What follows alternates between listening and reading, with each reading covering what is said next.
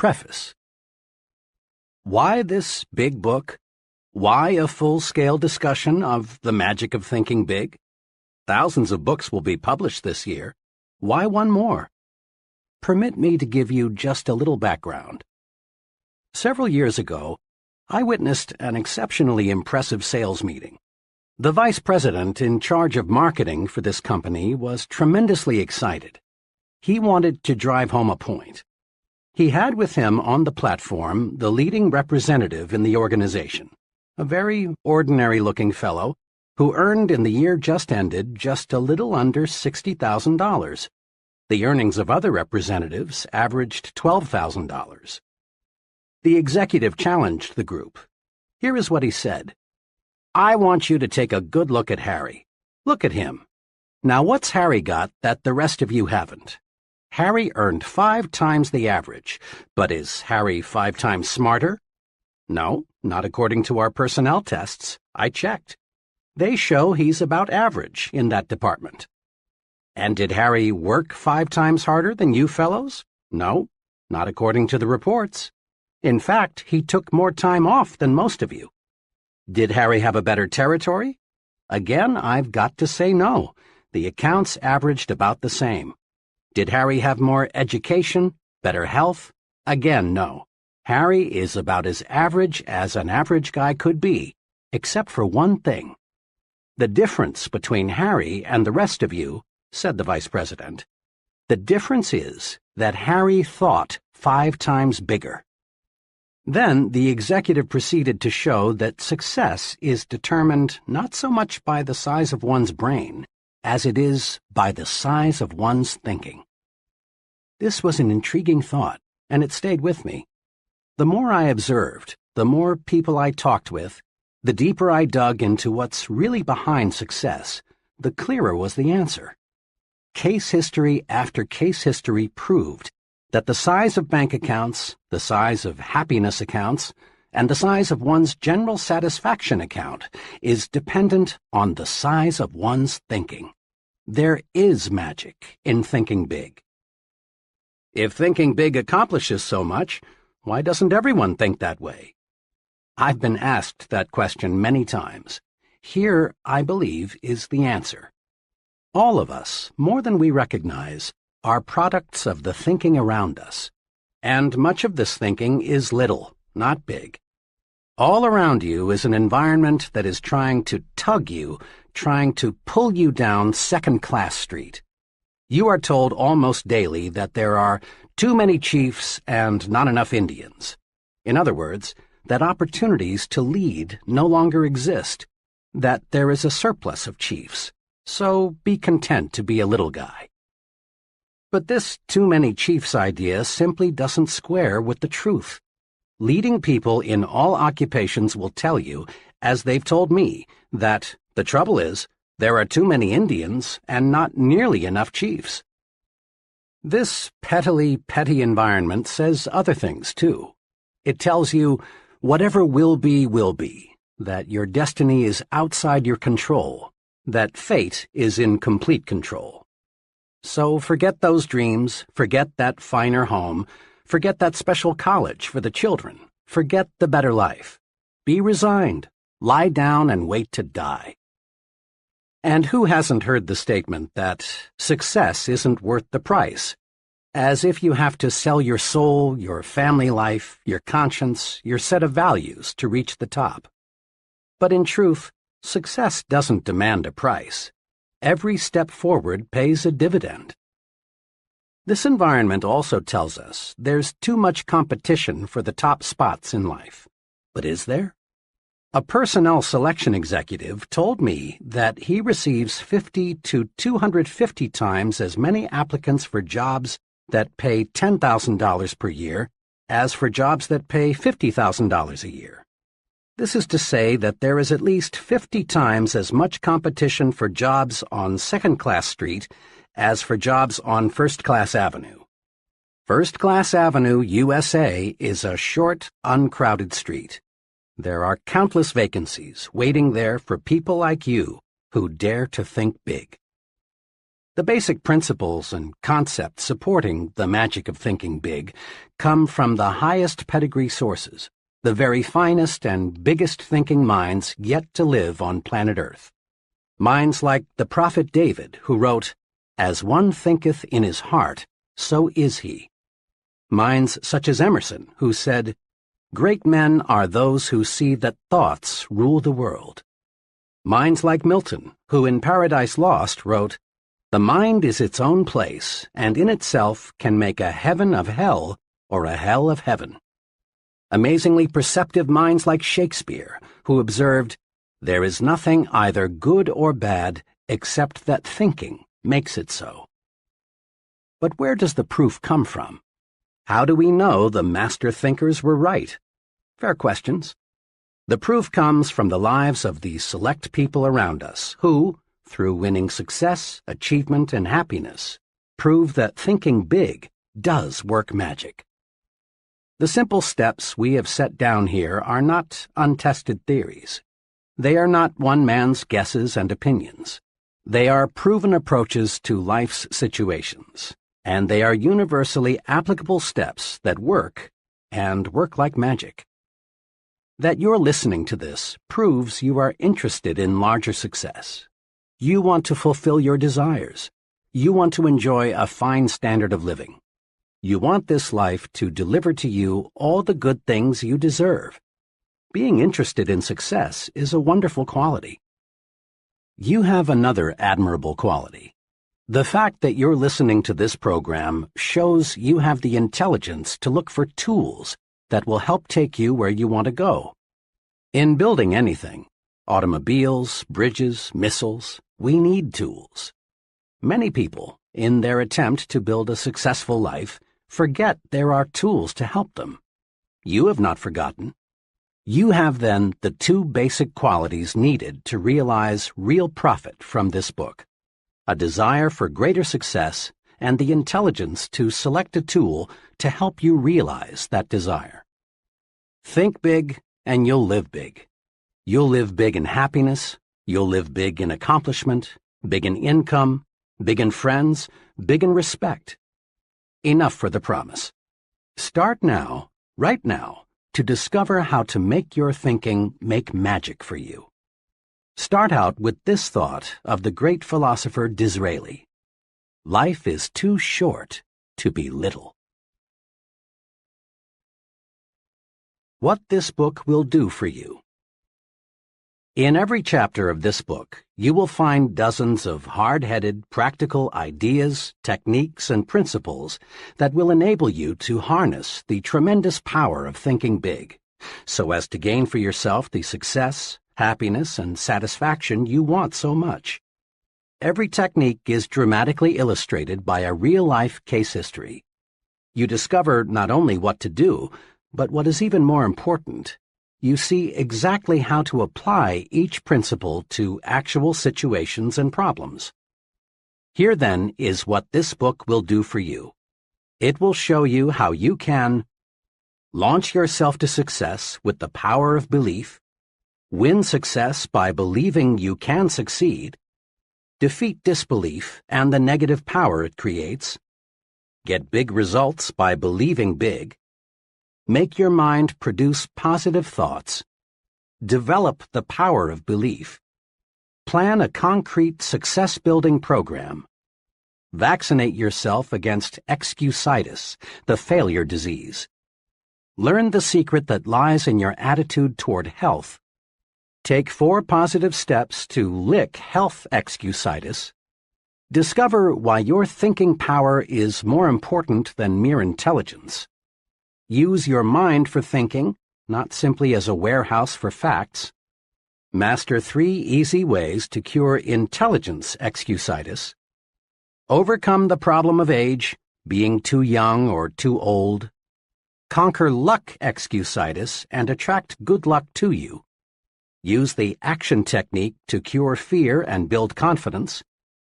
Manage your memory so as to increase your store of confidence. Overcome your fear of other people. Increase self-confidence by satisfying your own conscience. Think confidently by acting confidently. Learn the 5 positive steps to build confidence and destroy fear.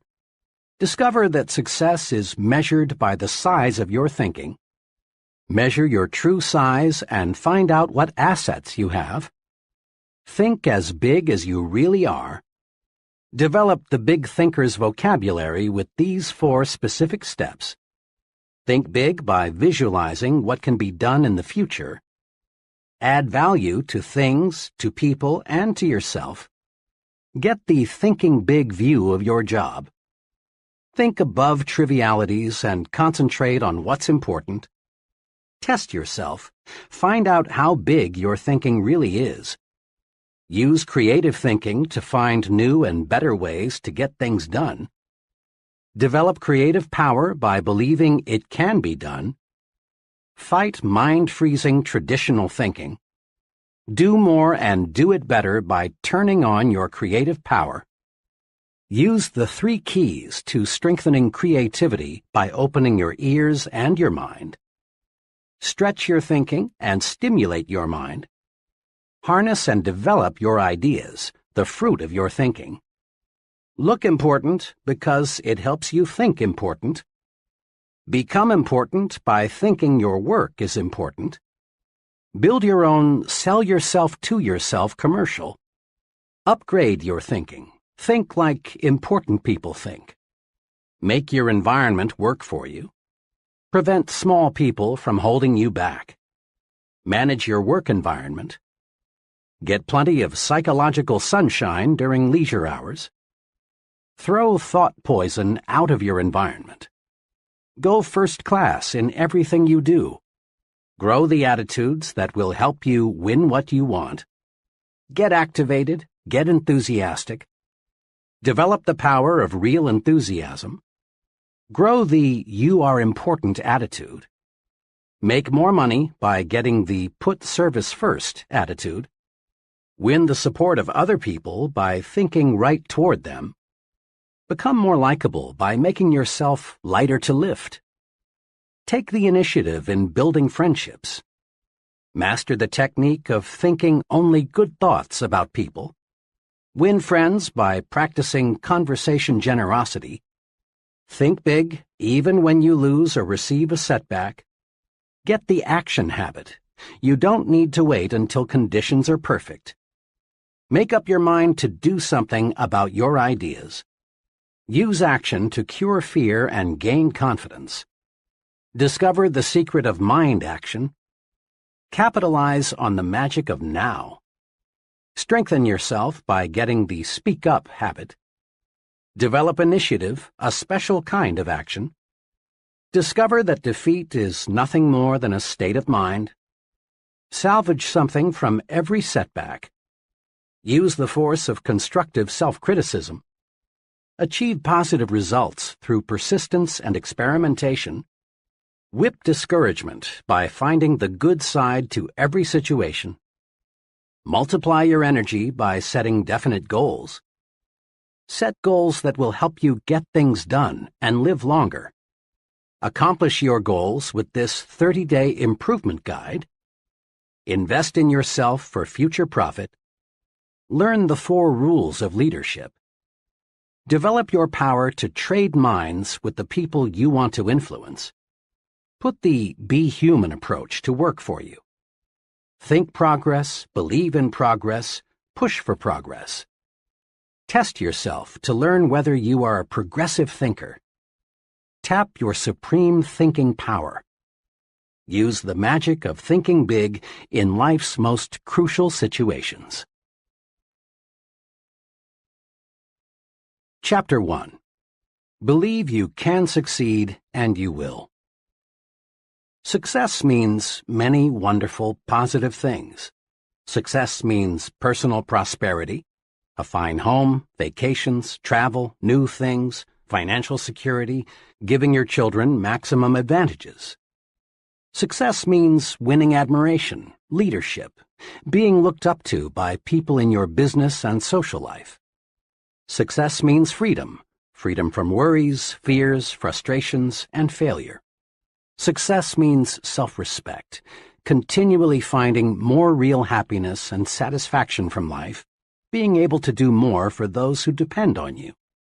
Success means winning. Success, achievement, is the goal of life. Every human being wants success. Everybody wants the best this life can deliver. Nobody enjoys crawling, living in mediocrity. No one likes feeling second class and feeling forced to go that way. Some of the most practical success-building wisdom is found in that biblical quotation stating that faith can move mountains. Believe, really believe you can move a mountain, and you can. Not many people believe that they can move mountains, so, as a result, not many people do. On some occasion, you've probably heard someone say something like, "It's nonsense to think you can make a mountain move away just by saying, 'Mountain, move away.' It's simply impossible." People who think this way have belief confused with wishful thinking. And true enough, you can't wish away a mountain. You can't wish yourself into an executive suite.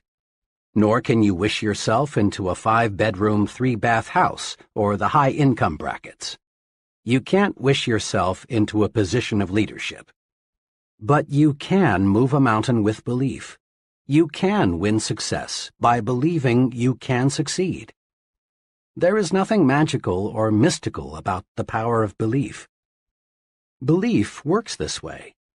Belief, the "I'm positive I can" attitude, generates the power, skill, and energy needed to do.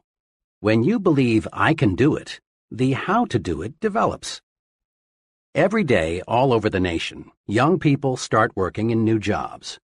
Each of them wishes that someday he could enjoy the success that goes with reaching the top. But the majority of these young people simply don't have the belief that it takes to reach the top rungs. And they don't reach the top. Believing it's impossible to climb high, they do not discover the steps that lead to great heights. Their behavior remains that of the average person. But a small number of these young people really believe they will succeed. They approach their work with the "I'm going to the top" attitude, and with substantial belief they reach the top.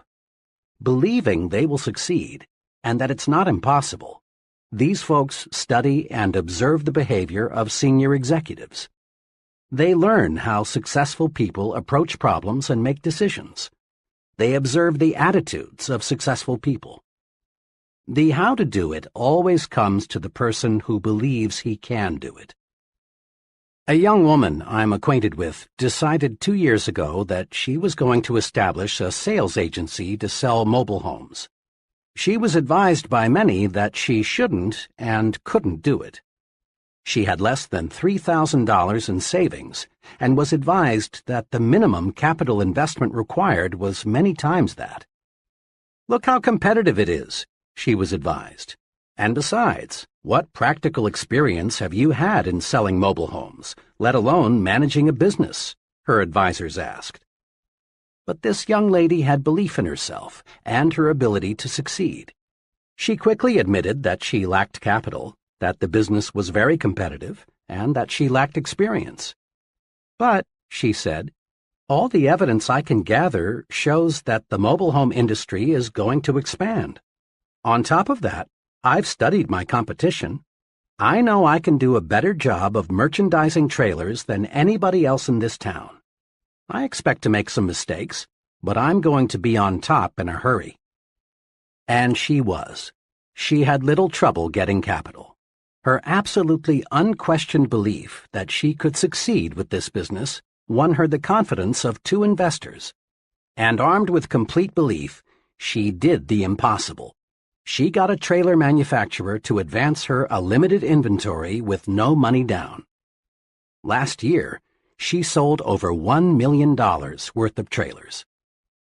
Next year, she says, I expect to gross over $2 million.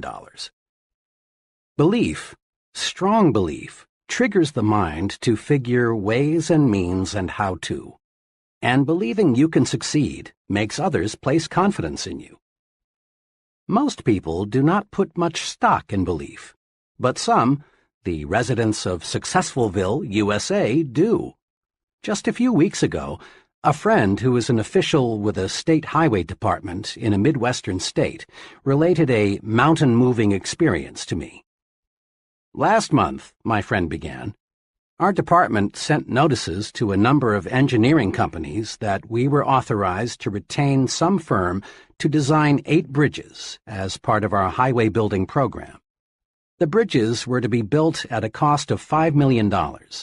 The engineering firm selected would get a 4% commission, or $200,000 for its design work.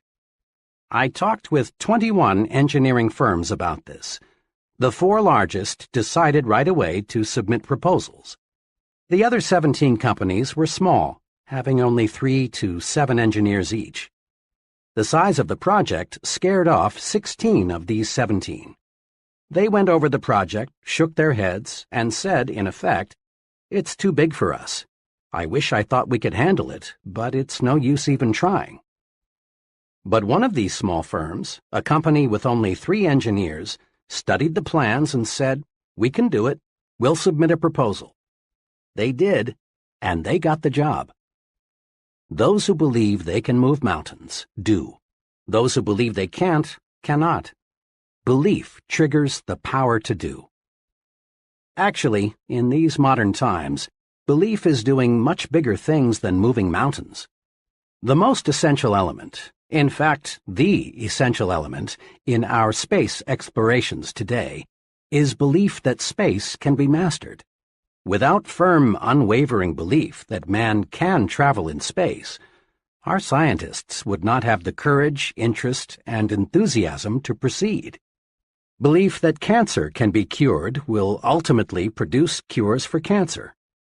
Currently, there is some talk of building a tunnel under the English Channel to connect England with the continent. Whether this tunnel is ever built depends on whether responsible people believe it can be built. Belief in great results is the driving force, the power behind all great books, plays, scientific discoveries. Belief in success is behind every successful business, church, and political organization. Belief in success is the one basic, absolutely essential ingredient of successful people. Believe, really believe you can succeed, and you will. Over the years, I've talked with many people who have failed in business ventures and in various careers. I've heard a lot of reasons and excuses for failure. Something especially significant unfolds as conversations with failures develop. In a casual sort of way, the failure drops a remark like, "To tell the truth, I didn't think it would work," or "I had my misgivings before I even started out," or "Actually, I wasn't too surprised that it didn't work out."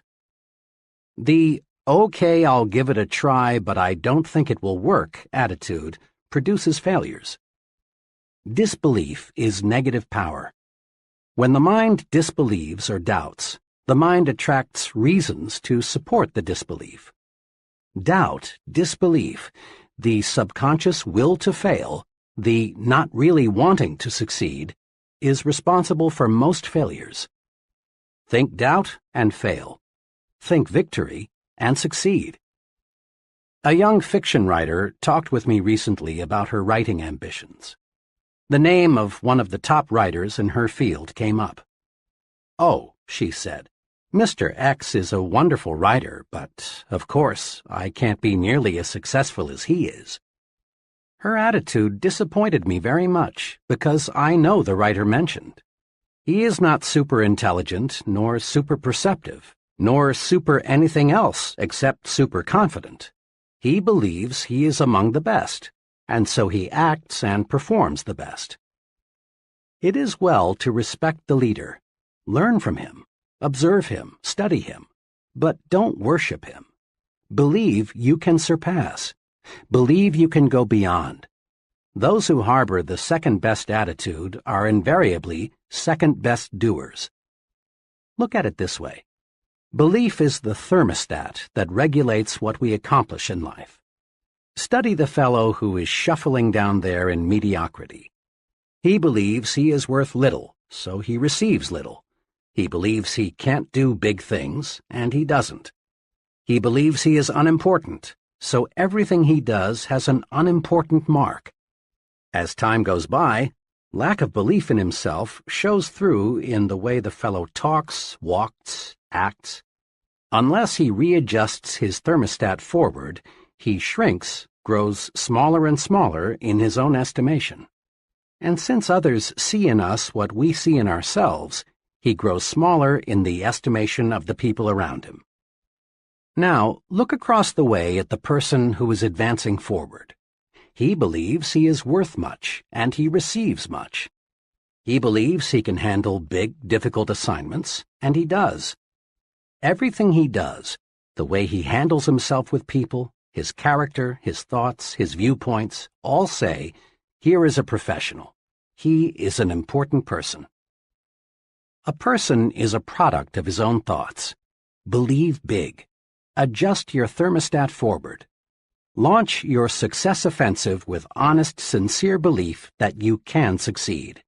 Believe big and grow big. Several years ago, after addressing a group of businessmen in Detroit, I talked with one of the gentlemen who approached me, introduced himself, and said, "I really enjoyed your talk. Can you spare a few minutes? I'd like very much to discuss a personal experience with you." In a few minutes, we were comfortably seated in a coffee shop, waiting for some refreshments. "I have a personal experience," he began, "that ties in perfectly with what you said this evening about making your mind work for you instead of letting it work against you. I've never explained to anyone how I lifted myself out of the world of mediocrity, but I'd like to tell you about it." "And I'd like to hear it," I said. "Well, just 5 years ago, I was plodding along, just another guy working in the tool and die trade. I made a decent living by average standards, but it was far from ideal. Our home was much too small, and there was no money for those many things we wanted. My wife, bless her, didn't complain much, but it was written all over her that she was more resigned to her fate than she was happy. Inside, I grew more and more dissatisfied. When I let myself see how I was failing my good wife and 2 children, I really hurt inside. But today things are really different," my friend continued. "Today we have a beautiful new home on a 2-acre lot and a year-round cabin a couple 100 miles north of here. There's no more worry about whether we can send the kids to a good college, and my wife no longer has to feel guilty every time she spends money for some new clothes. Next summer, the whole family is flying to Europe to spend a month's holiday. We're really living." "How did all this happen?" I asked. "It all happened," he continued, "when, to use the phrase you used tonight, I harnessed the power of belief. 5 years ago, I learned about a job with a tool and die company here in Detroit. We were living in Cleveland at the time. I decided to look into it, hoping I could make a little more money. I got here early on Sunday evening, but the interview was not until Monday. After dinner, I sat down in my hotel room, and for some reason, I got really disgusted with myself. Why, I asked myself, am I just a middle-class failure? Why am I trying to get a job that represents such a small step forward? I don't know to this day what prompted me to do it, but I took a sheet of hotel stationery and wrote down the names of 5 people I've known well for several years who had far surpassed me in earning power and job responsibility. 2 were former neighbors who had moved away to fine subdivisions. 2 others were fellows I had worked for, and the 3rd was a brother-in-law. Next, again, I don't know what made me do this. I asked myself, what do my 5 friends have that I don't have, besides better jobs? I compared myself with them on intelligence, but I honestly couldn't see that they excelled in the brains department. Nor could I truthfully say they had me beat on education, integrity, or personal habits. Finally, I got down to another success quality one hears a lot about: initiative. Here I hated to admit it, but I had to. On this point, my record showed I was far below that of my successful friends. It was now about 3 a.m., but my mind was astonishingly clear. I was seeing my weak point for the first time. I discovered that I had held back. I had always carried a little stick. I dug into myself deeper and deeper, and found the reason I lacked initiative was because I didn't believe inside that I was worth very much. I sat there the rest of the night, just reviewing how lack of faith in myself had dominated me ever since I could remember, how I had used my mind to work against myself. I found I had been preaching to myself why I couldn't get ahead instead of why I could. I had been selling myself short. I found this streak of self-depreciation showed through in everything I did. Then it dawned on me that no one else was going to believe in me until I believed in myself. Right then I decided, I'm through feeling second class. From here on in, I'm not going to sell myself short. Next morning, I still had that confidence. During the job interview, I gave my newfound confidence its first test.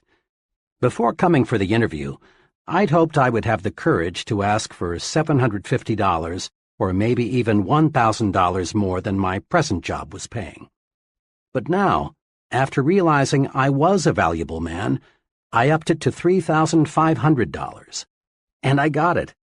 I sold myself because, after that one long night of self-analysis, I found things in myself that made me a lot more saleable.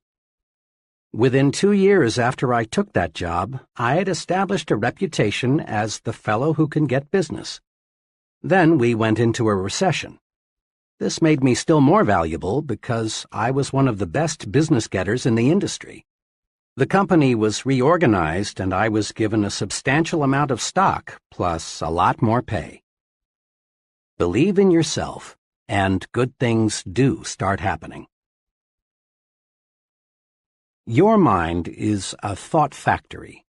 It's a busy factory, producing countless thoughts in one day. Production in your thought factory is under the charge of 2 foremen, one of whom we will call Mr. Triumph and the other Mr. Defeat. Mr. Triumph is in charge of manufacturing positive thoughts. He specializes in producing reasons why you can, why you're qualified, why you will.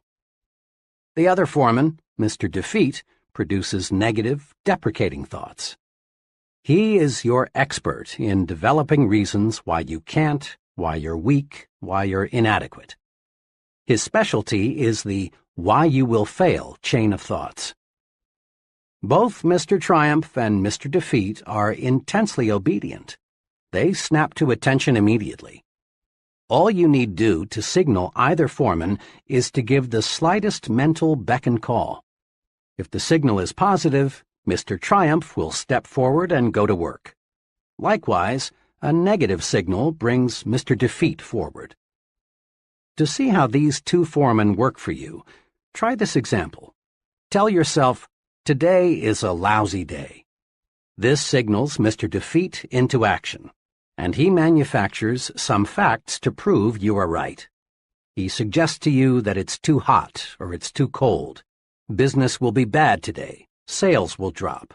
Other people will be on edge. You may get sick. Your wife will be in a fussy mood. Mr. Defeat is tremendously efficient. In just a few moments, he's got you sold. It is a bad day. Before you know it, it is a heck of a bad day. But tell yourself, today is a fine day, and Mr. Triumph is signaled forward to act. He tells you, this is a wonderful day. The weather is refreshing. It's good to be alive. Today you can catch up on some of your work. And then it is a good day. In like fashion, Mr. Defeat can show you why you can't sell Mr. Smith. Mr. Triumph will show you that you can. Mr. Defeat will convince you that you will fail, while Mr. Triumph will demonstrate why you will succeed. Mr. Defeat will prepare a brilliant case against Tom, while Mr. Triumph will show you more reasons why you like Tom. Now, the more work you give either of these 2 foremen, the stronger he becomes. If Mr. Defeat is given more work to do, he adds personnel and takes up more space in your mind. Eventually, He will take over the entire thought manufacturing division, and virtually all thought will be of a negative nature. The only wise thing to do is fire Mr. Defeat. You don't need him. You don't want him around telling you that you can't, you're not up to it, you'll fail, and so on. Mr. Defeat won't help you get where you want to go, so boot him out. Use Mr. Triumph 100% of the time. When any thought enters your mind, ask Mr. Triumph to go to work for you. He'll show you how you can succeed. Between now and tomorrow at this time, another 11,500 new consumers will have made their grand entry into the USA. Population is growing at a record rate. In the next 10 years, the increase is conservatively estimated at 35 million.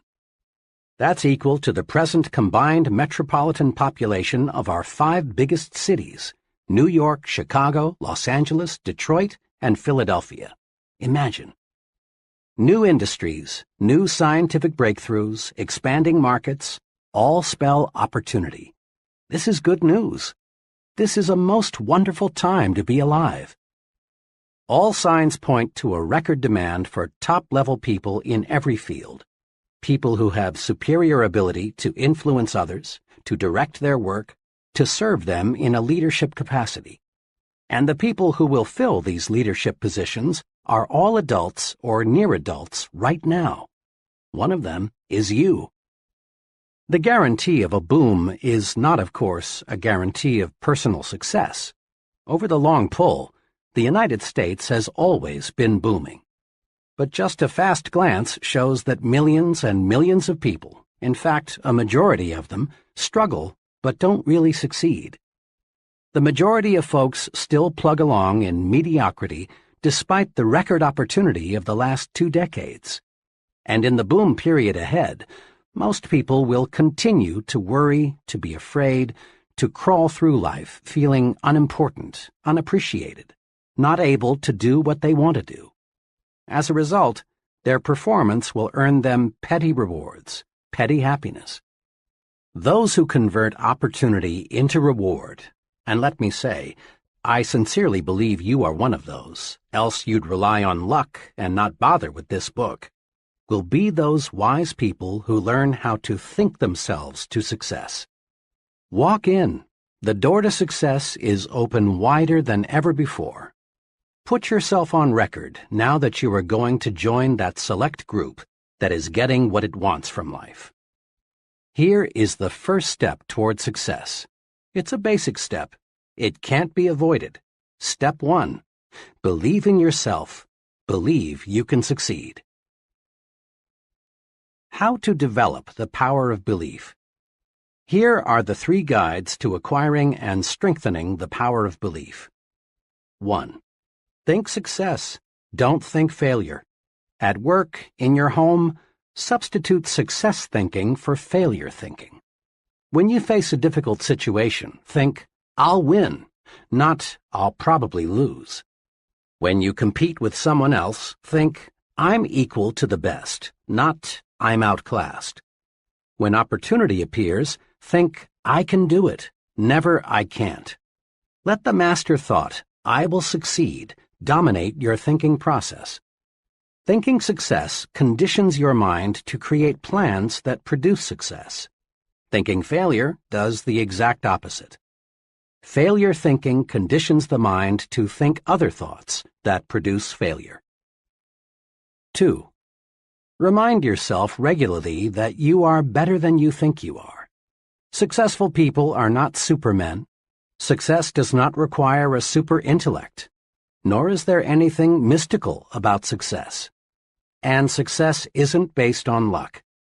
Successful people are just ordinary folks who have developed belief in themselves and what they do. Never, yes, never, sell yourself short. 3. Believe big. The size of your success is determined by the size of your belief. Think little goals and expect little achievements. Think big goals and win big success. Remember this, too. Big ideas and big plans are often easier, certainly no more difficult, then small ideas and small plans. Mr. Ralph J. Cordiner, chairman of the board of the General Electric Company, said this to a leadership conference: "We need from every man who aspires to leadership, for himself and his company, a determination to undertake a personal program of self-development. Nobody is going to order a man to develop. Whether a man lags behind or moves ahead in his specialty is a matter of his own personal application. This is something which takes time, work, and sacrifice. Nobody can do it for you." Mr. Cordiner's advice is sound and practical. Live it. Persons who reach the top rungs in business management, selling, engineering, religious work, writing, acting, and in every other pursuit get there by following conscientiously and continuously a plan for self-development and growth. Any training program, and that's exactly what this book is, must do three things. It must provide content, the what to do. Second, it must supply a method, the how to do it. And third, it must meet the acid test, that is, get results. The what of your personal training program for success is built on the attitudes and techniques of successful people. How do they manage themselves? How do they overcome obstacles? How do they earn the respect of others? What sets them apart from the ordinary? How do they think? The how of your plan for development and growth is a series of concrete guides for action. These are found in each chapter. These guides work. Apply them and see for yourself. What about the most important part of training? Results? Wrapped up briefly, conscientious application of the program presented here will bring you success, and on a scale that may now look impossible. Broken down into its components, your personal training program for success will bring you a series of rewards. The reward of deeper respect from your family, the reward of admiration from your friends and associates, the reward of feeling useful, of being someone, of having status, the reward of increased income and a higher standard of living. Your training is self-administered. There will be no one standing over your shoulder telling you what to do and how to do it. This book will be your guide, but only you can understand yourself. Only you can command yourself to apply this training. Only you can evaluate your progress. Only you can bring about corrective action should you slip a little. In short, you are going to train yourself to achieve bigger and bigger success. You already have a fully equipped laboratory in which you can work and study. Your laboratory is all around you. Your laboratory consists of human beings. This laboratory supplies you with every possible example of human action. And there is no limit to what you can learn once you see yourself as a scientist in your own lab. What's more, there is nothing to buy. There is no rent to pay. There are no fees of any kind. You can use this laboratory as much as you like for free. As director of your own laboratory, you will want to do what every scientist does: observe and experiment.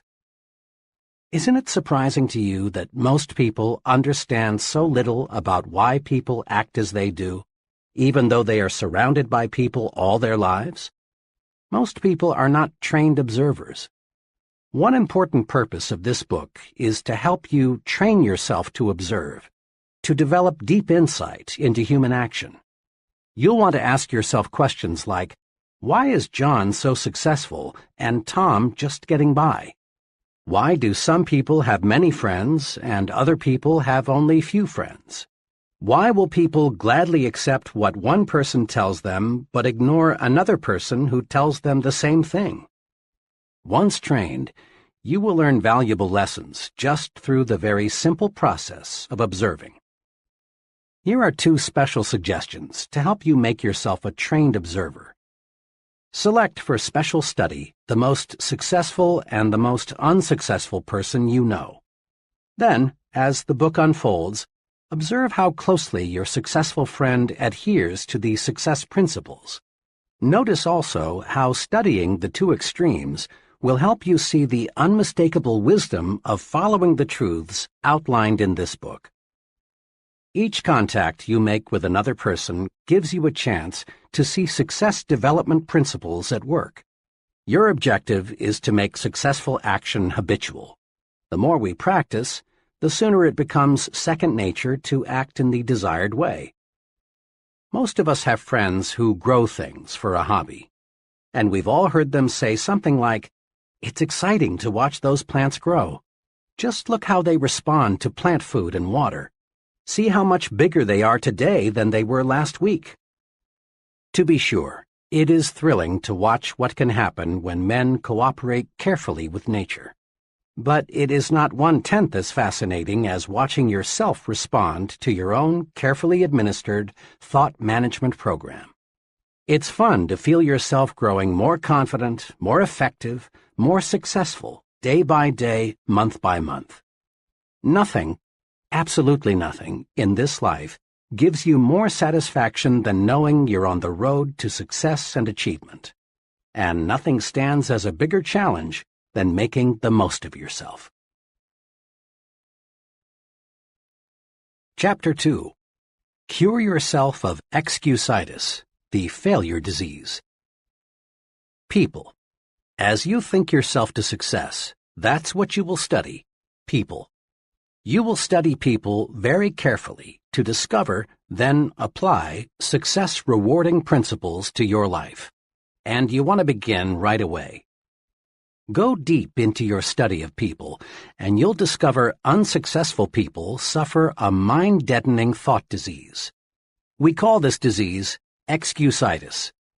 Every failure has this disease in its advanced form, and most average persons have at least a mild case of it. You will discover that excusitis explains the difference between the person who is going places and the fellow who is barely holding his own. You will find that the more successful the individual, the less inclined he is to make excuses.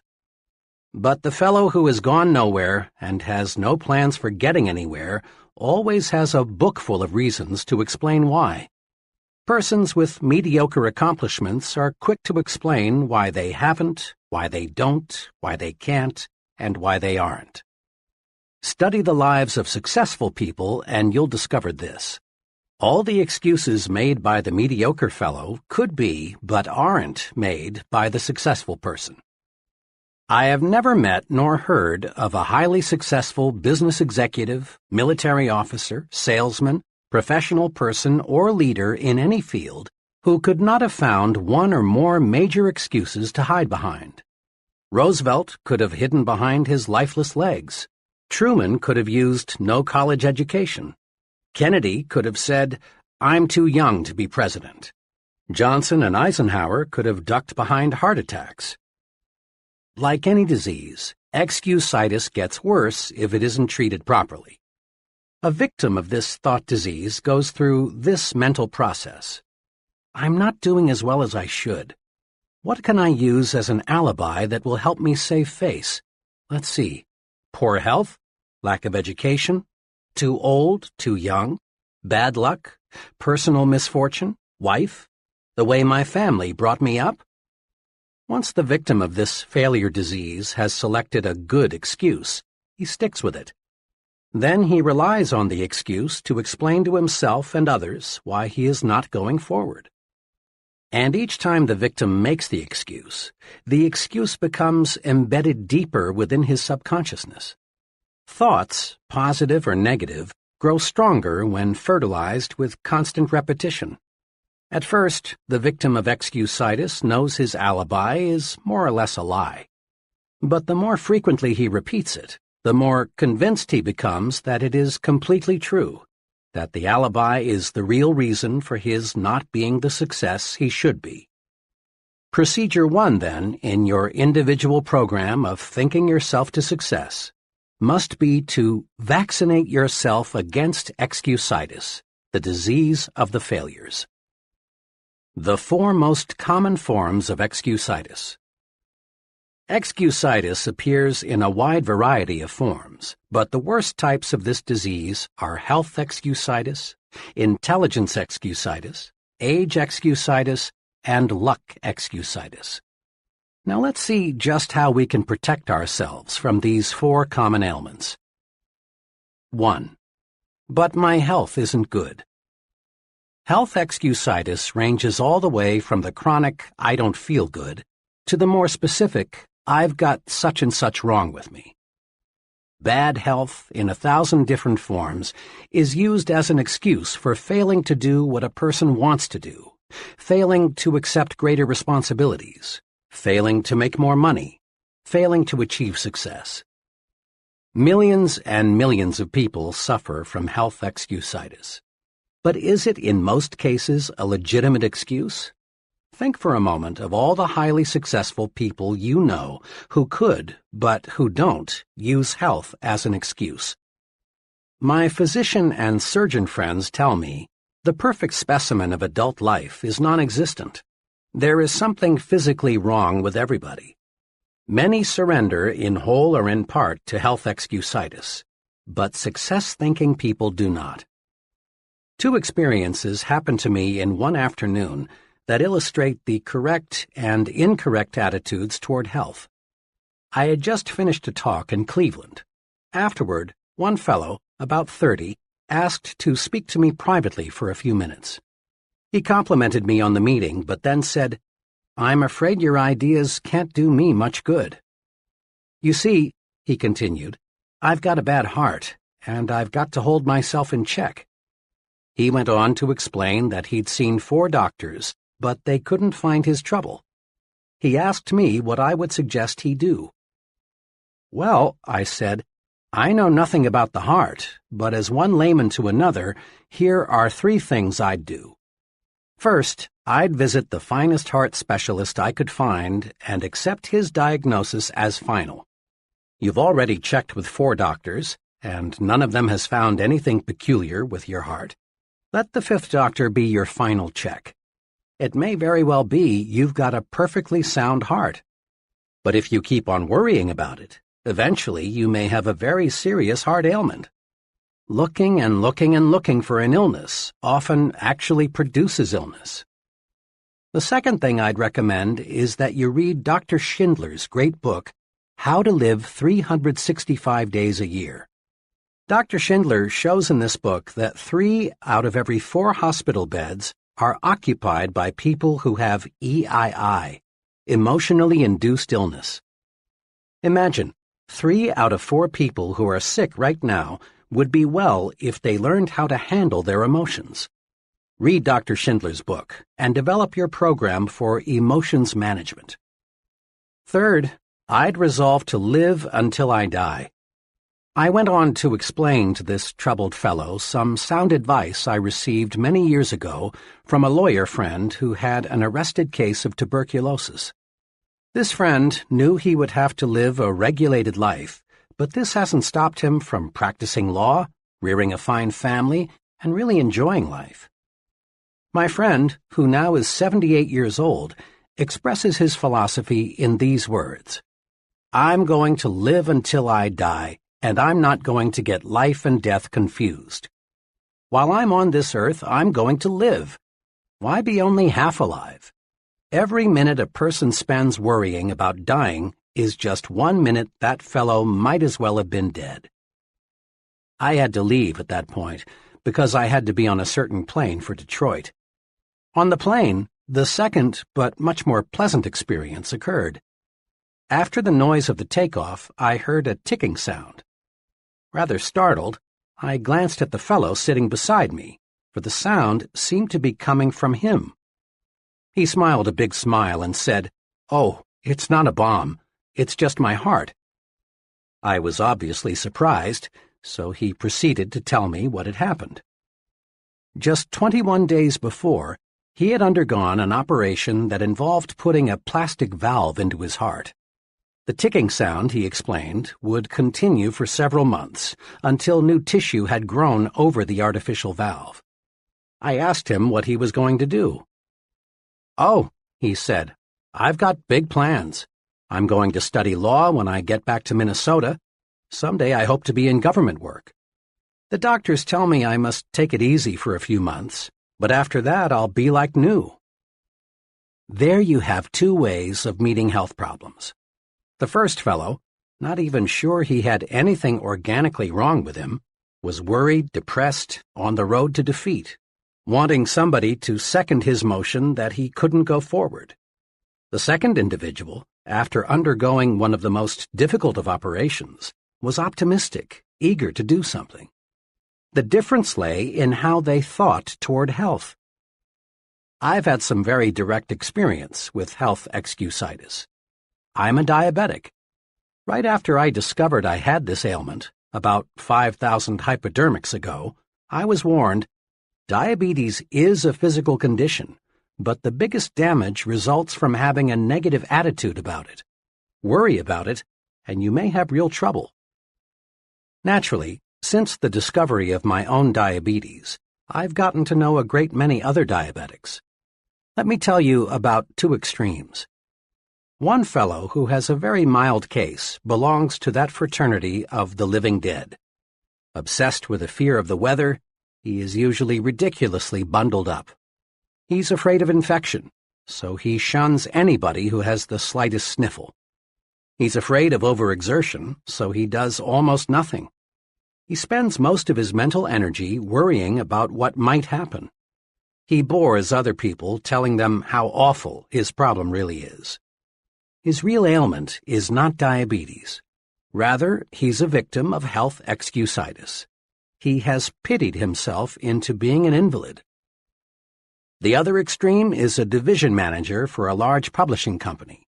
He has a severe case. He takes about 30 times as much insulin as the fellow just mentioned. But he is not living to be sick. He is living to enjoy his work and have fun. One day he said to me, "Sure, it is an inconvenience, but so is shaving. But I'm not going to think myself to bed. When I take those shots, I just praise the guys who discovered insulin."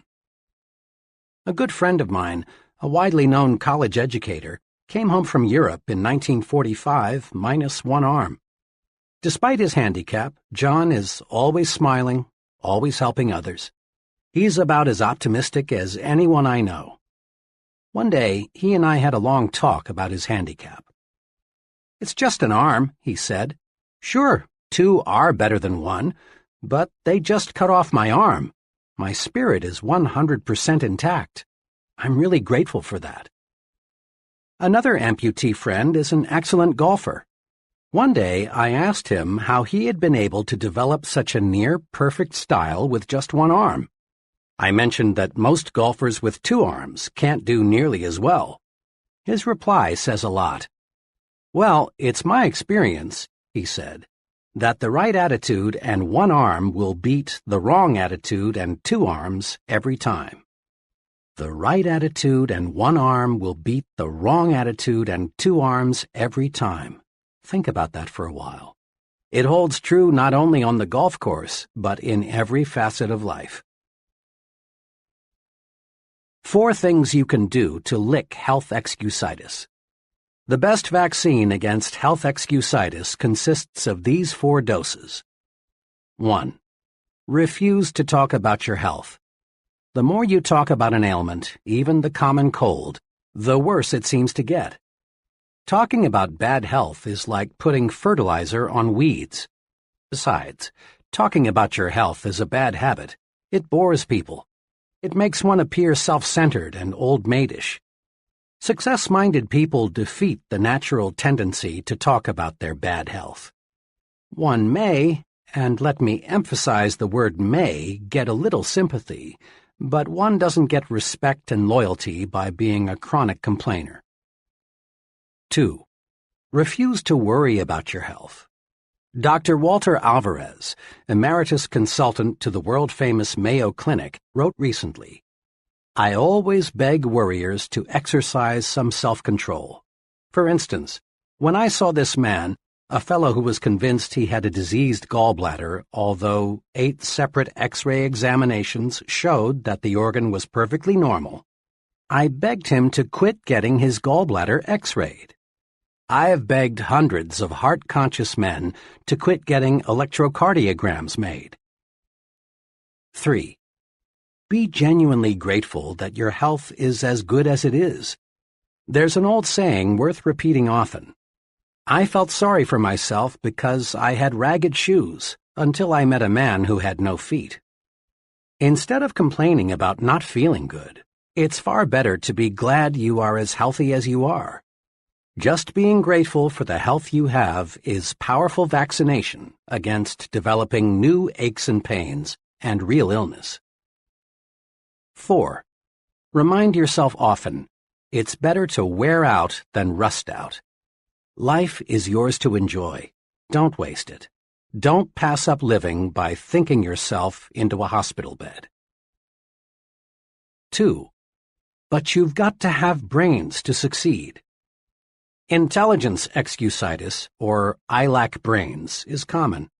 In fact, it's so common that perhaps as many as 95% of the people around us have it in varying degrees. Unlike most other types of excusitis, people suffering from this particular type of the malady suffer in silence. Not many people will admit openly that they think they lack adequate intelligence. Rather, they feel it deep down inside. Most of us make two basic errors with respect to intelligence. 1. We underestimate our own brain power. 2. We overestimate the other fellow's brain power. Because of these errors, many people sell themselves short. They fail to tackle challenging situations because it takes a brain. But along comes the fellow who isn't concerned about intelligence, and he gets the job. What really matters is not how much intelligence you have, but how you use what you do have.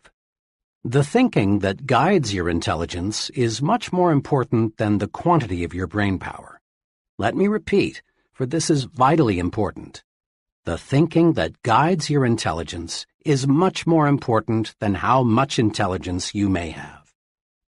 In answering the question, should your child be a scientist, Dr. Edward Teller, one of the nation's foremost physicists, said, "A child does not need a lightning-fast mind to be a scientist, nor does he need a miraculous memory, nor is it necessary that he get very high grades in school.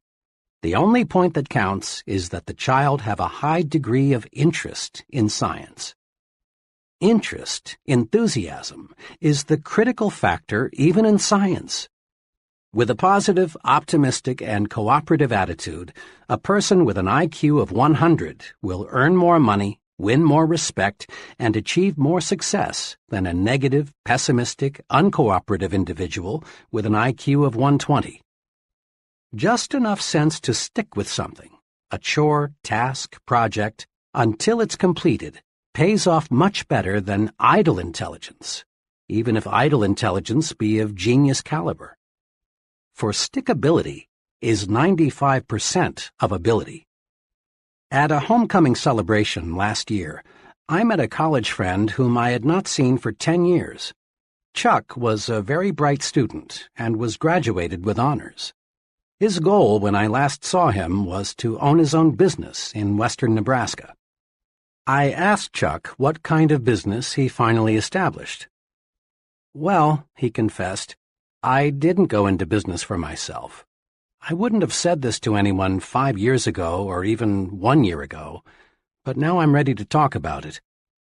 As I look back at my college education now, I see that I became an expert in why a business idea won't work out. I learned every conceivable pitfall, every reason why a small business will fail. You've got to have ample capital. Be sure the business cycle is right. Is there a big demand for what you will offer? Is local industry stabilized?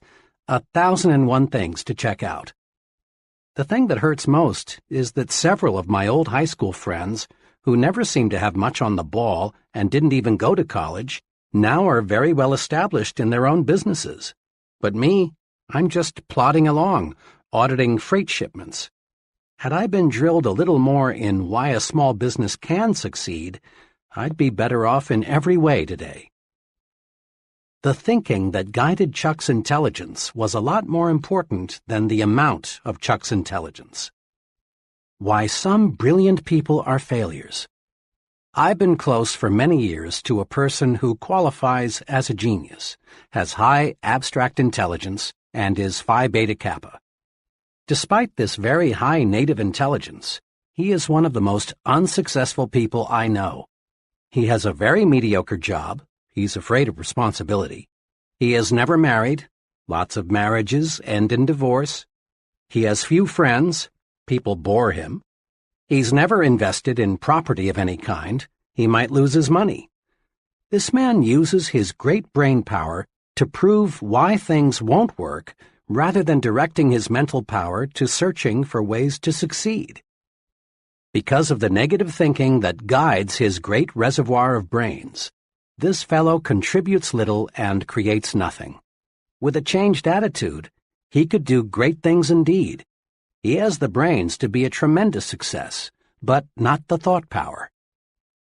Another person I know well was inducted into the Army shortly after earning a Ph.D. degree from a leading New York university. How did he spend his 3 years in the Army? Not as an officer, not as a staff specialist. Instead, for 3 years, he drove a truck. Why? Because he was filled with negative attitudes toward fellow soldiers, I'm superior to them. Toward Army methods and procedures, they are stupid. Toward discipline, it's for others, not me. Toward everything, including himself, I'm a fool for not figuring out a way to escape this rap. This fellow earned no respect from anyone. All his vast store of knowledge lay buried. His negative attitudes turned him into a flunky. Remember, the thinking that guides your intelligence is much more important than how much intelligence you have. Not even a Ph.D. degree can override this basic success principle. Several years ago, I became a close friend of Phil F., one of the senior officers of a major advertising agency. Phil was director of marketing research for the agency, and he was doing a bang-up job. Was Phil a brain? Far from it. Phil knew next to nothing about research technique. He knew next to nothing about statistics. He was not a college graduate, though all the people working for him were. And Phil did not pretend to know the technical side of research. What then enabled Phil to command $30,000 a year, while not one of his subordinates earned $10,000? This. Phil was a human engineer. Phil was 100% positive. Phil could inspire others when they felt low. Phil was enthusiastic. He generated enthusiasm. Phil understood people, and because he could really see what made them tick, he liked them. Not Phil's brains, but how he managed those brains made him 3 times more valuable to his company than men who rated higher on the IQ scale. Out of every 100 persons who enroll in college, fewer than 50 will graduate. I was curious about this, so I asked a director of admissions at a large university for his explanation. It's not insufficient intelligence, he said. We don't admit them if they don't have sufficient ability. And it's not money. Anyone who wants to support himself in college today can do so. The real reason is attitudes. You would be surprised, he said, how many young people leave because they don't like their professors, the subjects they must take, and their fellow students. The same reason, negative thinking, explains why the door to top-flight executive positions is closed to many young junior executives. Sour, negative, pessimistic, depreciating attitudes, rather than insufficient intelligence, hold back thousands of young executives. As one executive told me, it's a rare case when we pass up a young fellow because he lacks brains. Nearly always, it's attitude. Once, I was retained by an insurance company to learn why the top 25% of the agents were selling over 75% of the insurance, while the bottom 25% of the agents sold only 5% of total volume. Thousands of personnel files were carefully checked. The search proved beyond any question that no significant difference existed in native intelligence. What's more, differences in education did not explain the difference in selling success.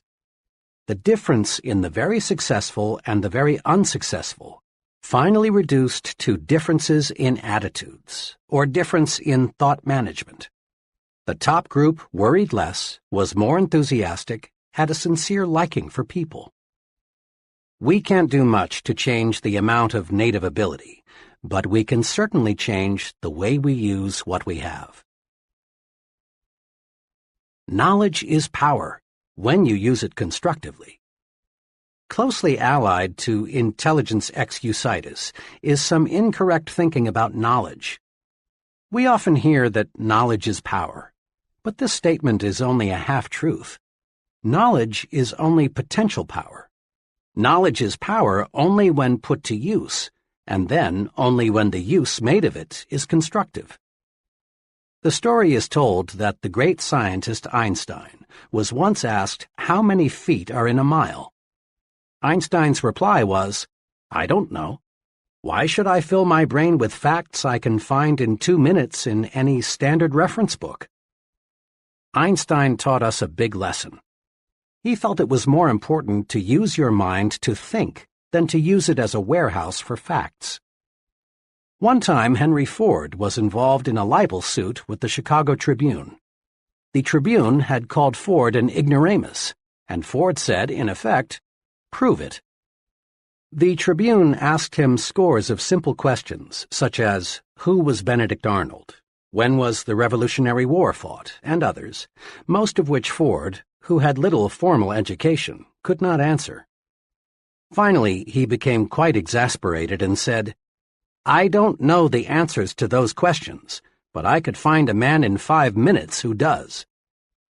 Henry Ford was never interested in miscellaneous information. He knew what every major executive knows, that the ability to know how to get information is more important than using the mind as a garage for facts. How much is a fact man worth? I spent a very interesting evening recently with a friend who is the president of a young but rapidly growing manufacturing concern. The TV set happened to be turned to one of the most popular quiz programs. The fellow being quizzed had been on the show for several weeks. He could answer questions on all sorts of subjects, many of which seemed nonsensical.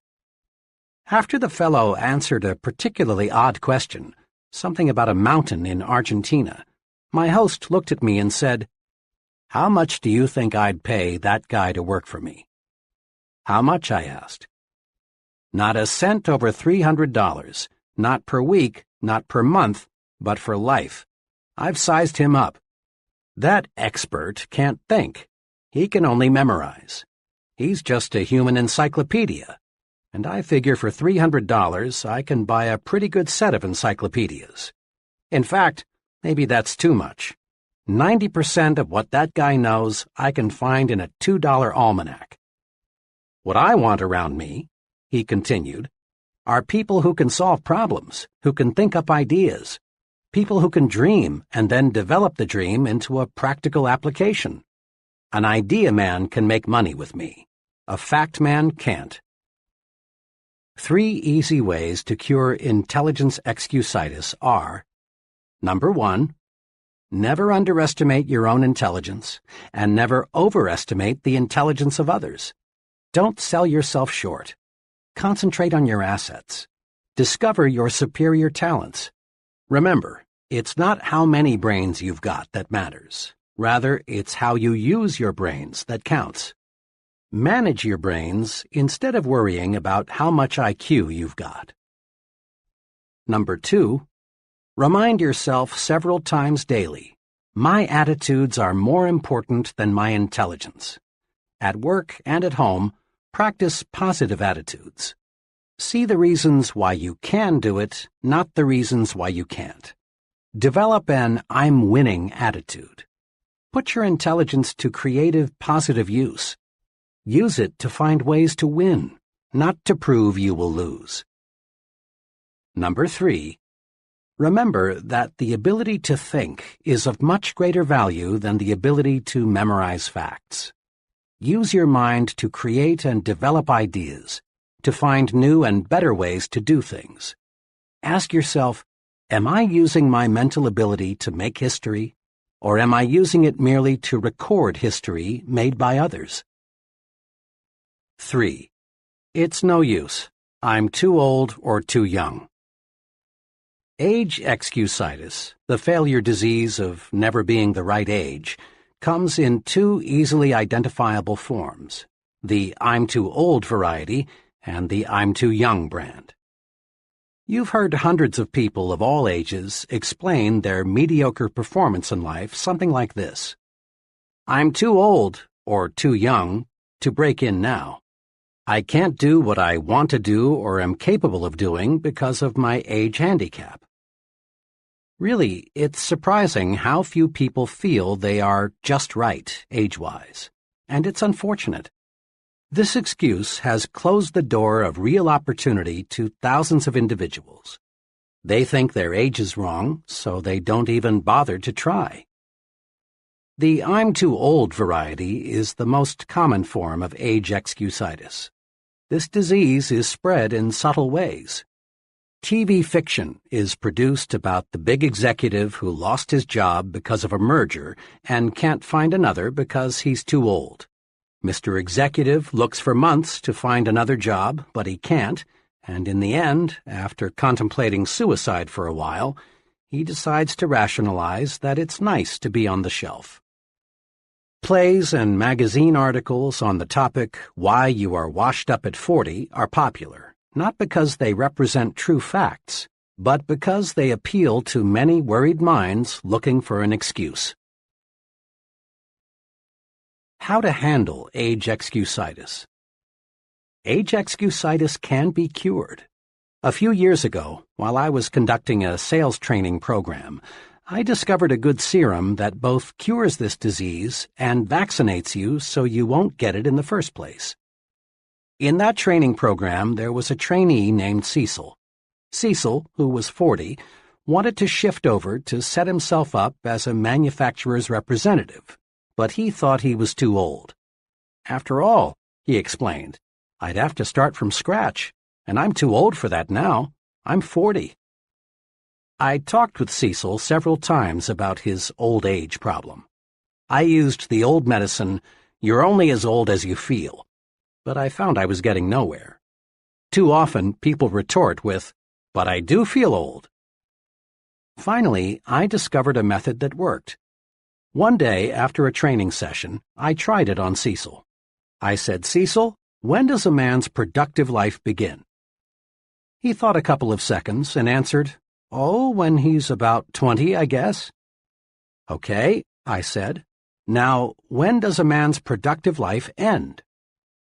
Cecil answered, "Well, if he stays in good shape and likes his work, I guess a man is still pretty useful when he's 70 or so." "All right," I said. "A lot of folks are highly productive after they reach 70, but let's agree with what you've just said. A man's productive years stretch from 20 to 70. That's 50 years in between, or half a century. Cecil," I said, "you're 40. How many years of productive life have you spent?" 20, he answered. "And how many have you left?" 30, he replied. "In other words, Cecil, you haven't even reached the halfway point. You've used up only 40% of your productive years." I looked at Cecil and realized he'd gotten the point. He was cured of age excusitis. Cecil saw he still had many opportunity-filled years left. He switched from thinking, "I'm already old," to "I'm still young." Cecil now realized that how old we are is not important. It's one's attitude toward age that makes it a blessing or a barricade. Curing yourself of age excusitis often opens doors to opportunities that you thought were locked tight. A relative of mine spent years doing many different things, selling, operating his own business, working in a bank, but he never quite found what he really wanted to do most. Finally, he concluded that the one thing he wanted more than anything else was to be a minister. But when he thought about it, he found he was too old. After all, he was 45, had 3 young children and little money. But fortunately, He mustered all of his strength and told himself, 45 or not, I'm going to be a minister. With tons of faith but little else, he enrolled in a 5-year ministerial training program in Wisconsin. 5 years later, he was ordained as a minister and settled down with a fine congregation in Illinois. Old? Of course not. He still has 20 years of productive life ahead of him. I talked with this man not long ago, and he said to me, "You know, if I had not made that great decision when I was 45, I would have spent the rest of my life growing old and bitter. Now I feel every bit as young as I did 25 years ago." And he almost looked it, too. When you lick age excusitis, the natural result is to gain the optimism of youth and feel of youth. When you beat down your fears of age limitations, you add years to your life as well as success. A former university colleague of mine provides an interesting angle on how age excusitis was defeated. Bill was graduated from Harvard in the 1920s. After 24 years in the stock brokerage business, during which time he made a modest fortune, Bill decided he wanted to become a college professor. Bill's friends warned him that he would overtax himself in the rugged learning program ahead. But Bill was determined to reach his goal and enrolled in the University of Illinois at the age of 51. At 55, he had earned his degree. Today, Bill is chairman of the Department of Economics at a fine liberal arts college. He's happy, too.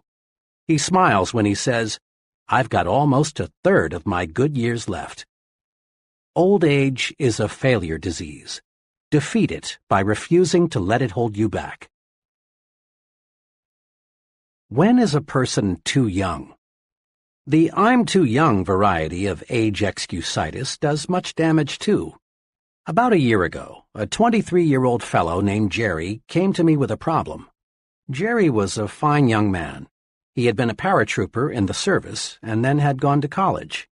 While going to college, Jerry supported his wife and son by selling for a large transfer and storage company.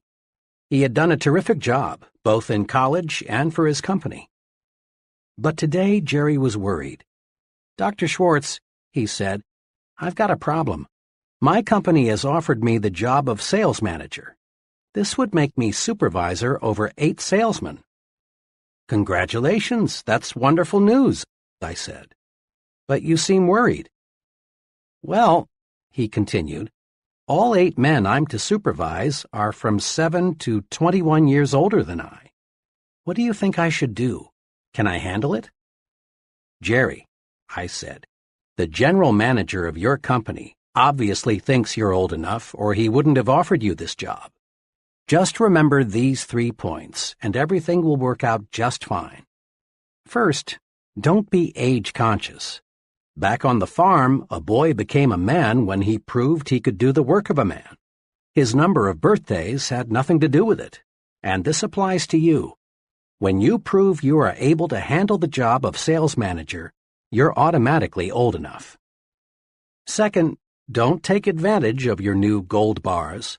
Show respect for the salesman. Ask them for their suggestions. Make them feel they are working for a team captain, not a dictator.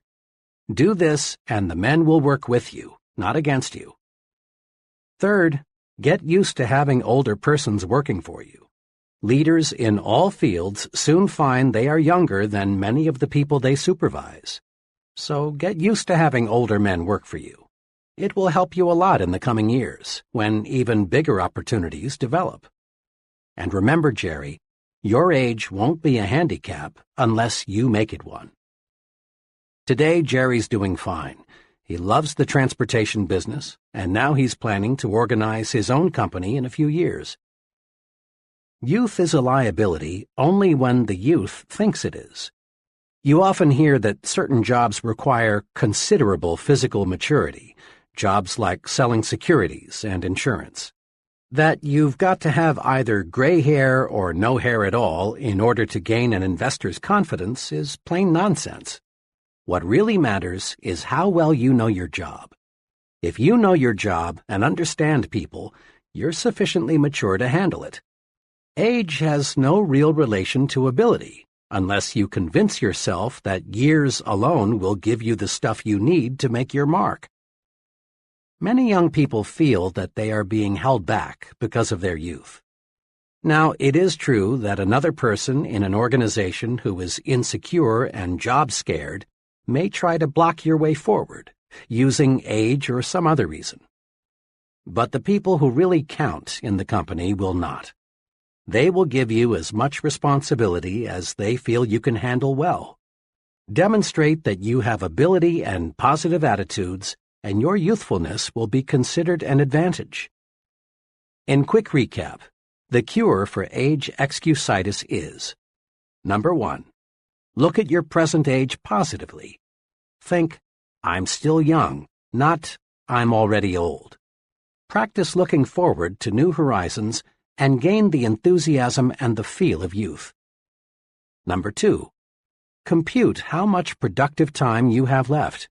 Remember, a person age 30 still has 80% of his productive life ahead of him. And the 50-year-old still has a big 40%, the best 40% of his opportunity years left. Life is actually longer than most people think. 3. Invest future time in doing what you really want to do. It's too late only when you let your mind go negative and think it's too late. Stop thinking, I should have started years ago. That's failure thinking. Instead think, I'm going to start now. My best years are ahead of me. That's the way successful people think. 4. But my case is different. I attract bad luck. Recently, I heard a traffic engineer discuss highway safety. He pointed out that upward of 40,000 persons are killed each year in so-called traffic accidents. The main point of his talk was that there is no such thing as a true accident. What we call an accident is the result of human or mechanical failure, or a combination of both. What this traffic expert was saying substantiates what wise men throughout the ages have said. There is a cause for everything. Nothing happens without a cause. There is nothing accidental about the weather outside today. It is the result of specific causes. And there is no reason to believe that human affairs are an exception. Yet hardly a day passes that you do not hear someone blame his problems on bad luck. And it's a rare day that you do not hear someone attribute another person's success to good luck. Let me illustrate how people succumb to luck excusitis. I lunched recently with 3 young junior executives. The topic of conversation that day was George C., who just yesterday had been picked from among their group for a major promotion. Why did George get the position? These 3 fellows dug up all sorts of reasons: luck, pull, bootlicking, George's wife and how she flattered the boss, everything but the truth. The facts were that George was simply better qualified. He had been doing a better job. He was working harder. He had a more effective personality. I also knew that the senior officers in the company had spent much time considering which one of the 4 would be promoted. My 3 disillusioned friends should have realized that top executives don't select major executives by drawing names from a hat. I was talking about the seriousness of luck excusitis not long ago with a sales executive of a machine tool manufacturing company. He became excited about the problem and began to talk about his own experience with it. I've never heard it called that before, he said, but it is one of the most difficult problems every sales executive has to wrestle with. Just yesterday, a perfect example of what you're talking about happened in my company. One of the salesmen walked in about 4 o'clock with a $112,000 order for machine tools. Another salesman, whose volume is so low he's a problem, was in the office at the time. Hearing John tell the good news, he rather enviously congratulated him and then said, "Well, John, you're lucky again." Now, what the weak salesman won't accept is that luck had nothing to do with John's big order. John had been working on that customer for months. He had talked repeatedly to a half-dozen people out there.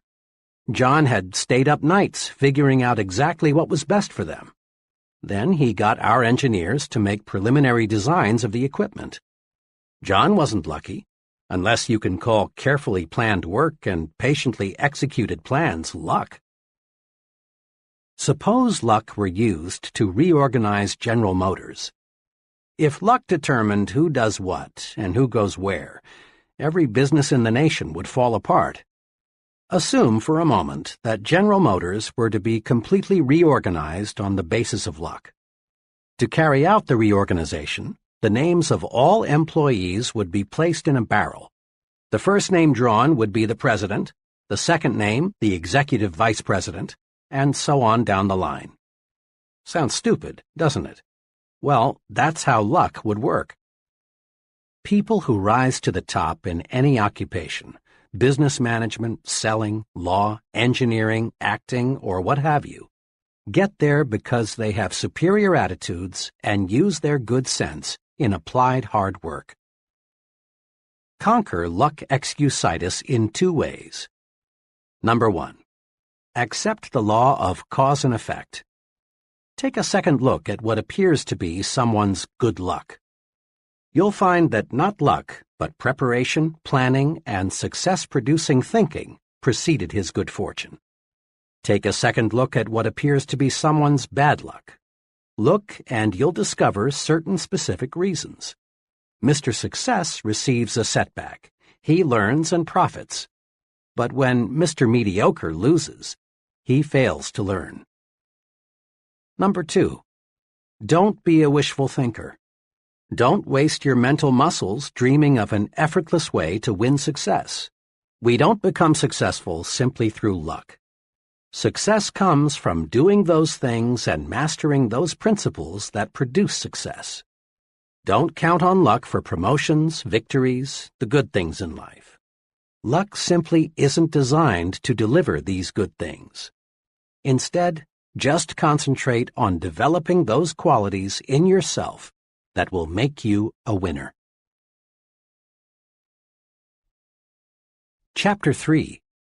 Build confidence and destroy fear. Friends mean well when they say, "It's only your imagination. Don't worry. There's nothing to be afraid of."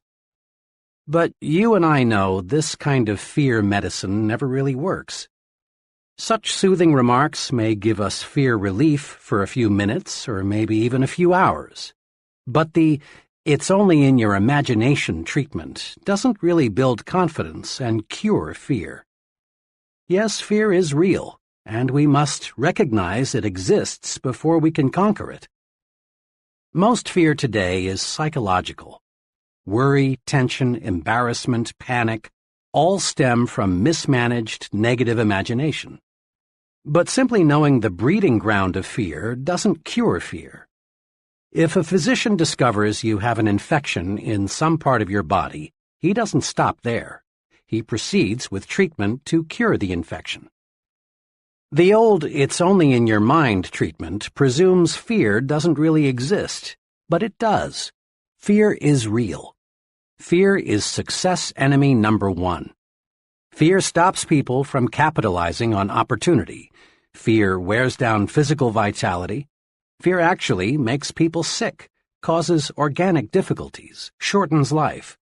Fear closes your mouth when you want to speak. Fear, uncertainty, lack of confidence, explains why we still have economic recessions. Fear explains why millions of people accomplish little and enjoy little. Truly, fear is a powerful force. In one way or another, fear prevents people from getting what they want from life. Fear of all kinds and sizes is a form of psychological infection. We can cure a mental infection the same way we cure a body infection, with specific proved treatments. First, though, as part of your pre-treatment preparation, condition yourself with this fact. All confidence is acquired, developed. No one is born with confidence. Those people you know who radiate confidence, who have conquered worry, who are at ease everywhere and all the time, acquired their confidence, every bit of it. You can too. This chapter shows how. During World War II, the Navy made sure that all of its new recruits either knew how to swim or learned how, the idea being, of course, that the ability to swim might someday save the sailor's life at sea. Non-swimming recruits were put into swimming classes. I watched a number of these training experiences. In a superficial sort of way, it was amusing to see young, healthy men terrified by a few feet of water.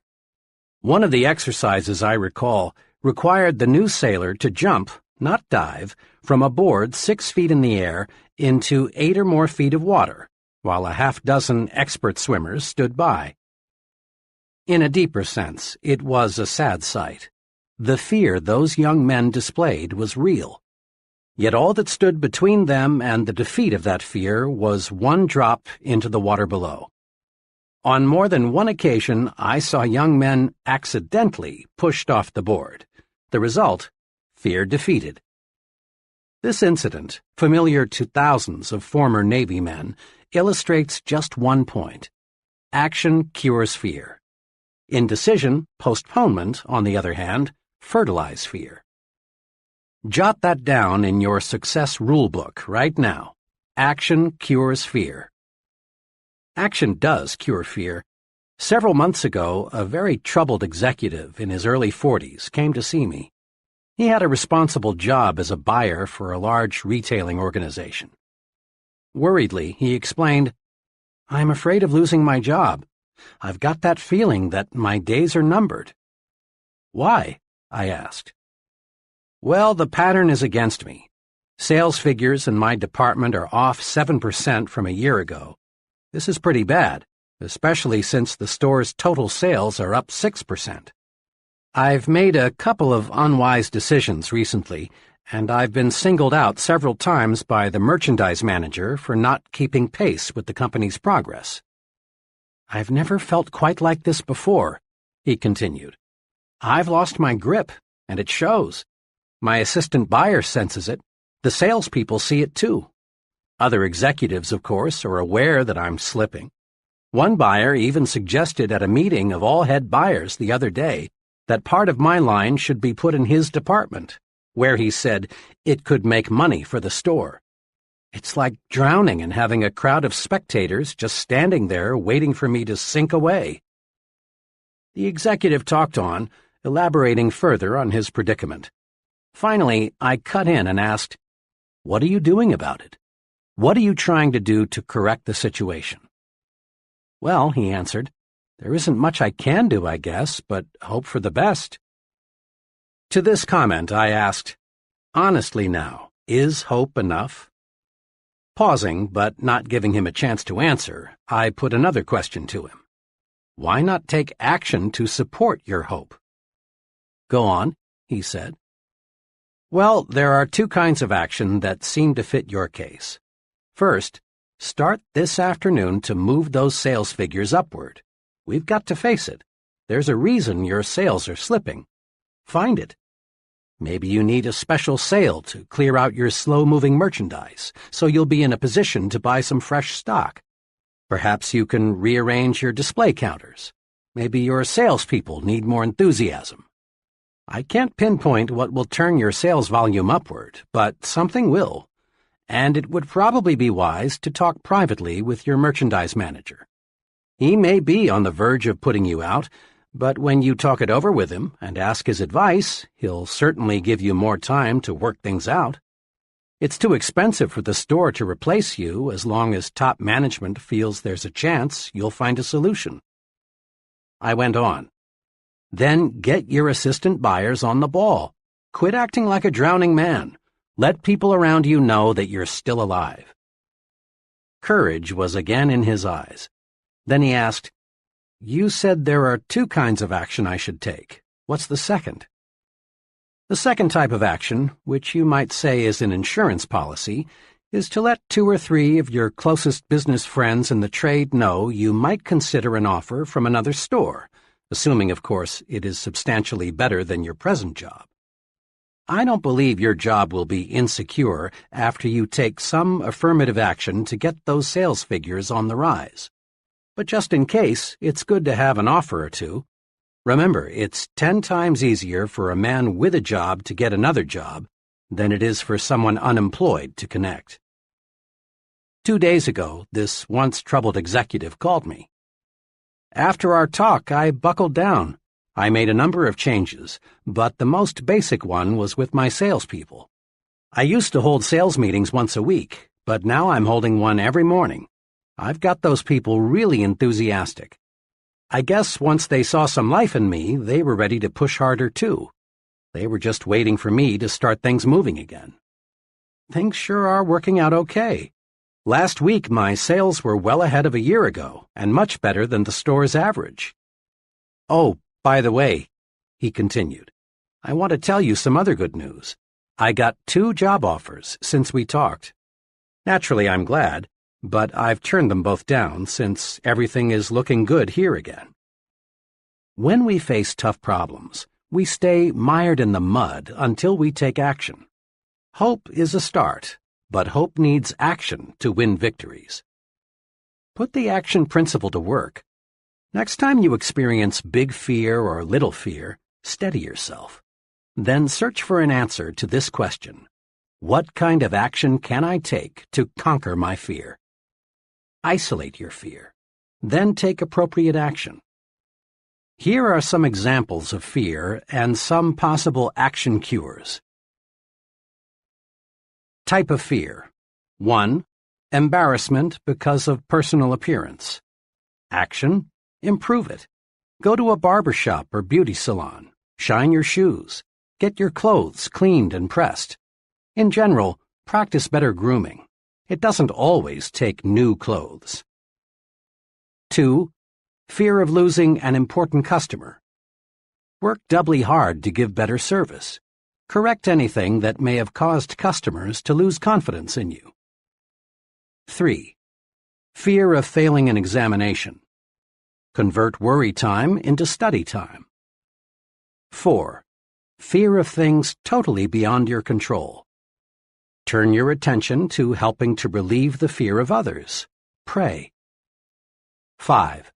Fear of being physically hurt by something you can't control, such as a tornado or an airplane out of control. Switch your attention to something totally different.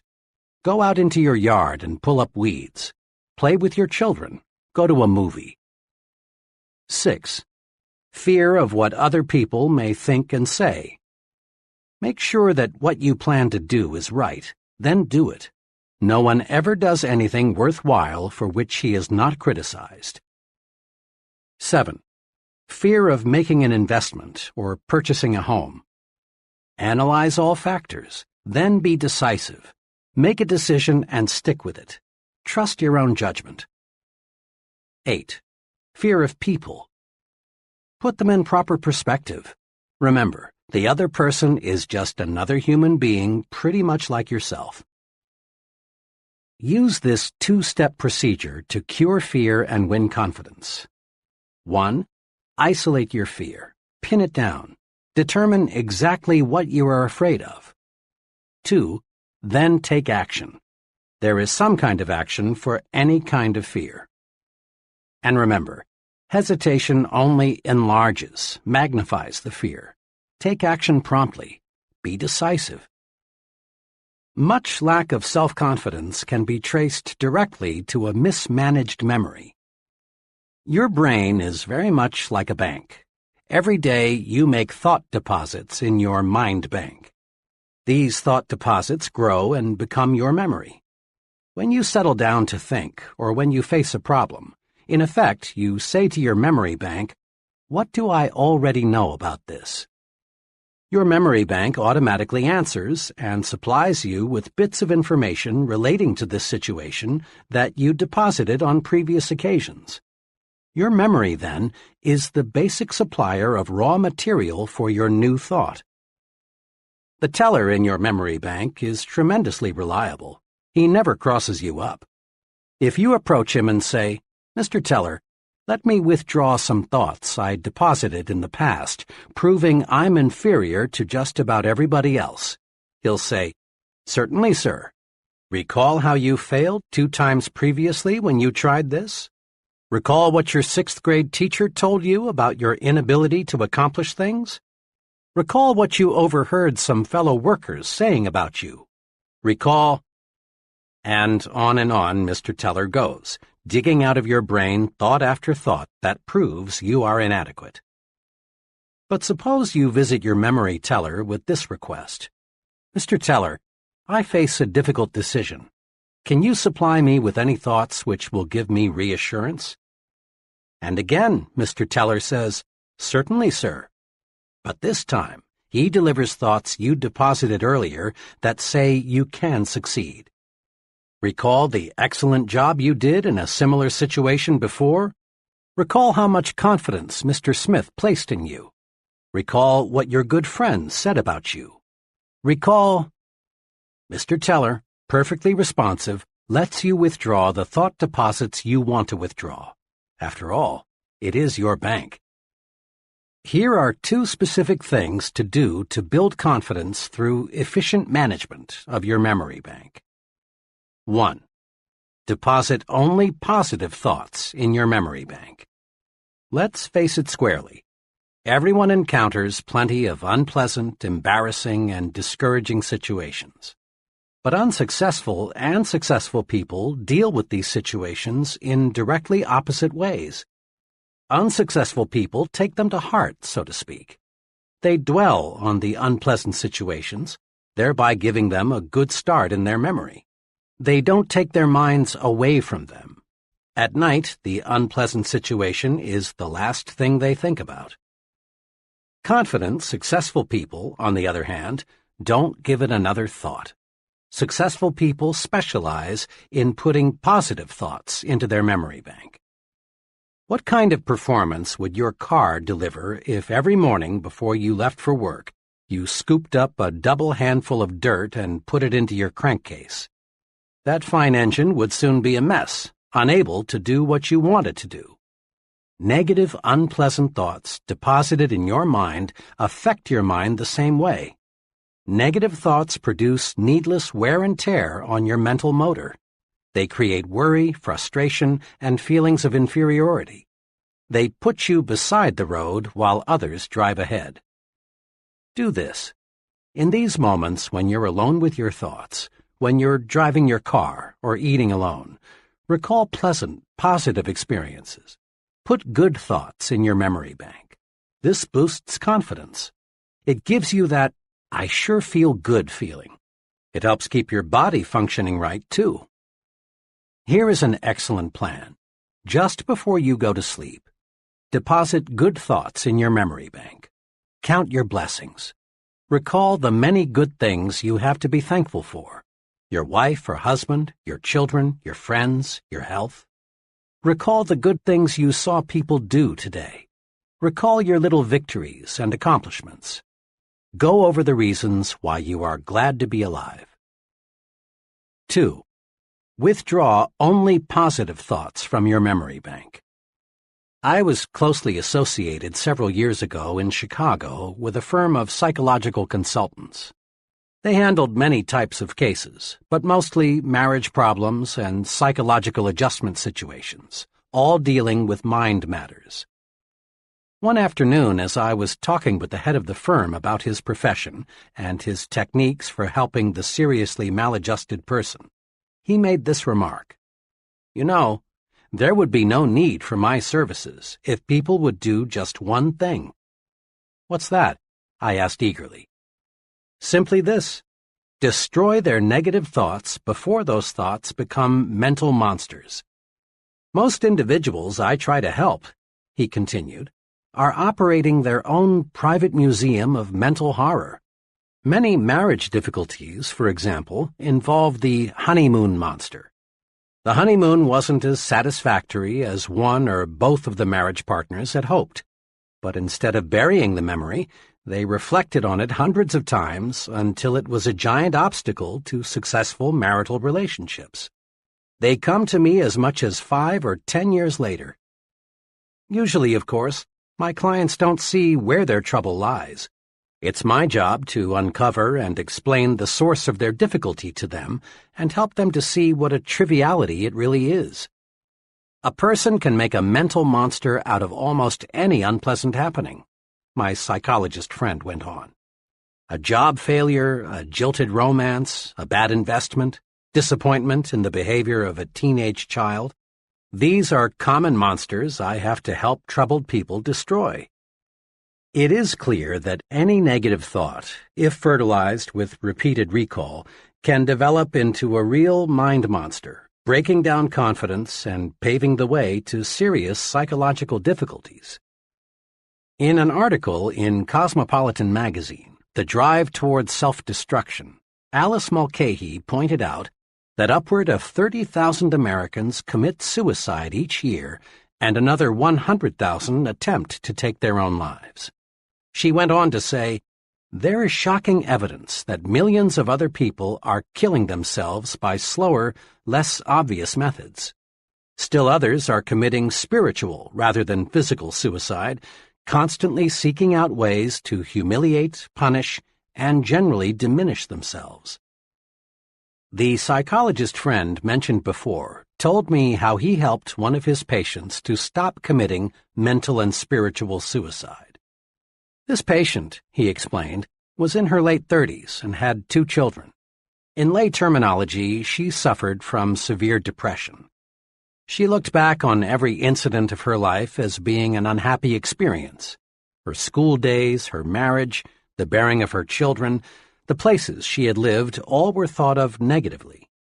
She volunteered that she couldn't remember ever having been truly happy.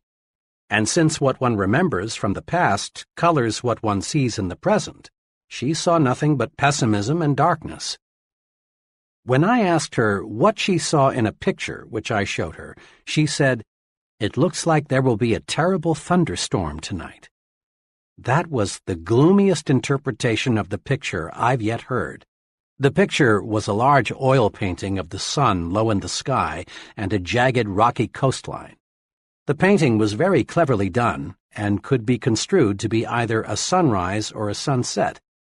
The psychologist commented to me that what a person sees in the picture is a clue to his personality.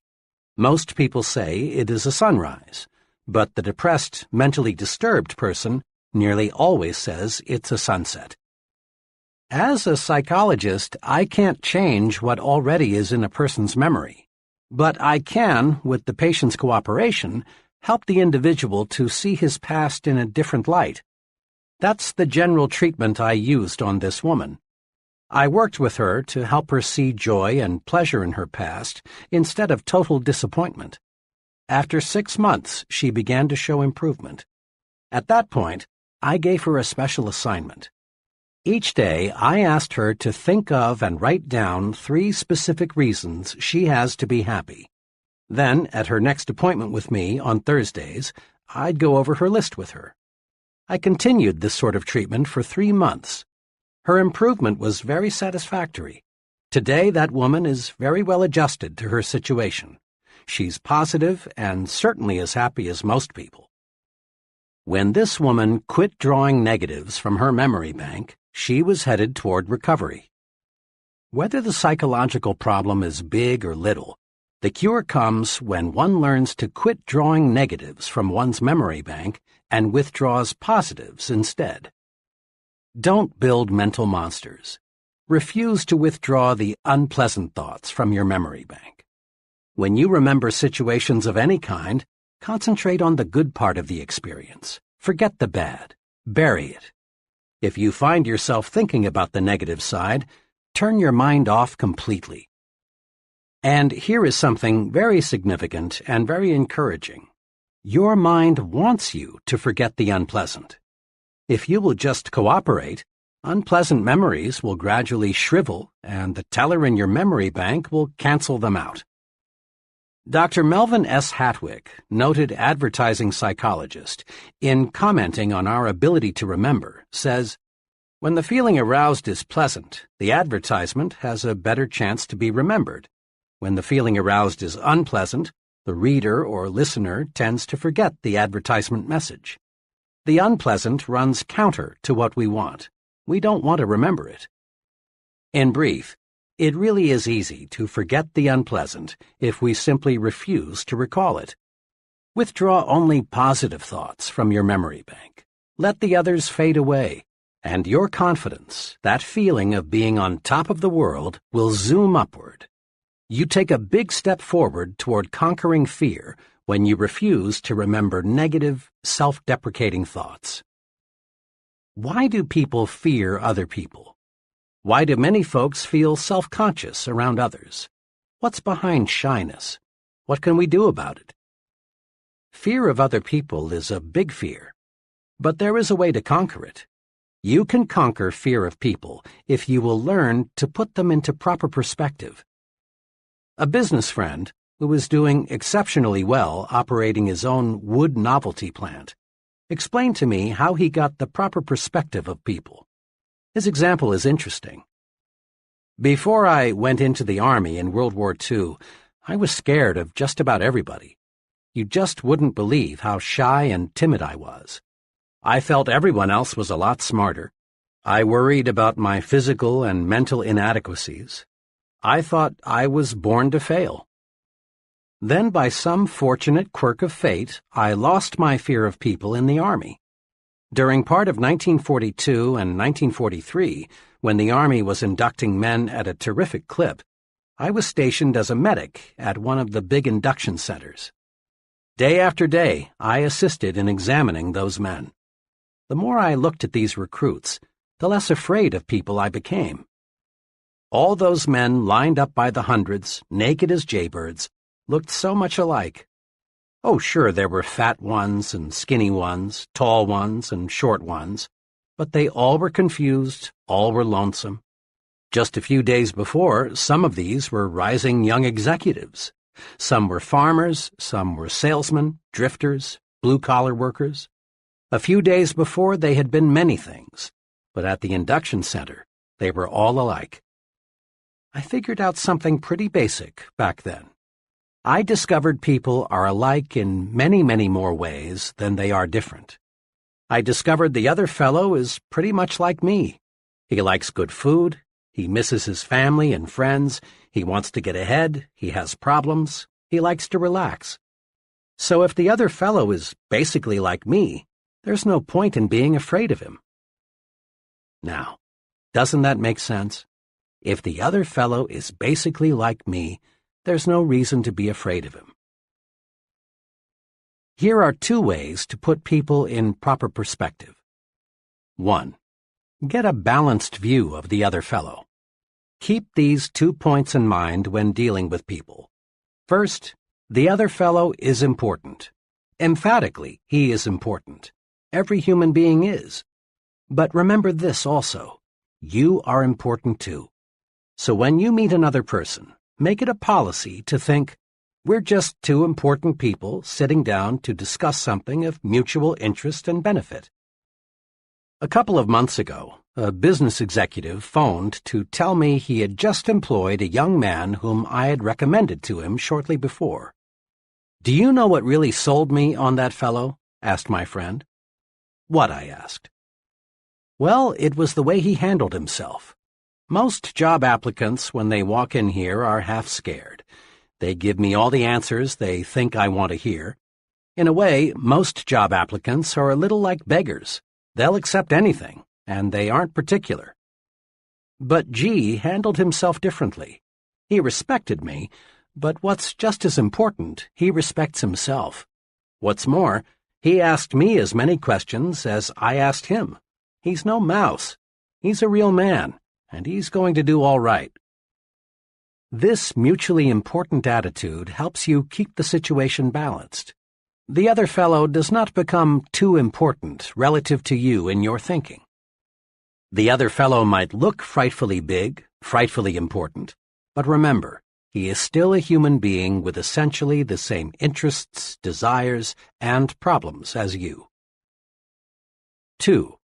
Develop an understanding attitude.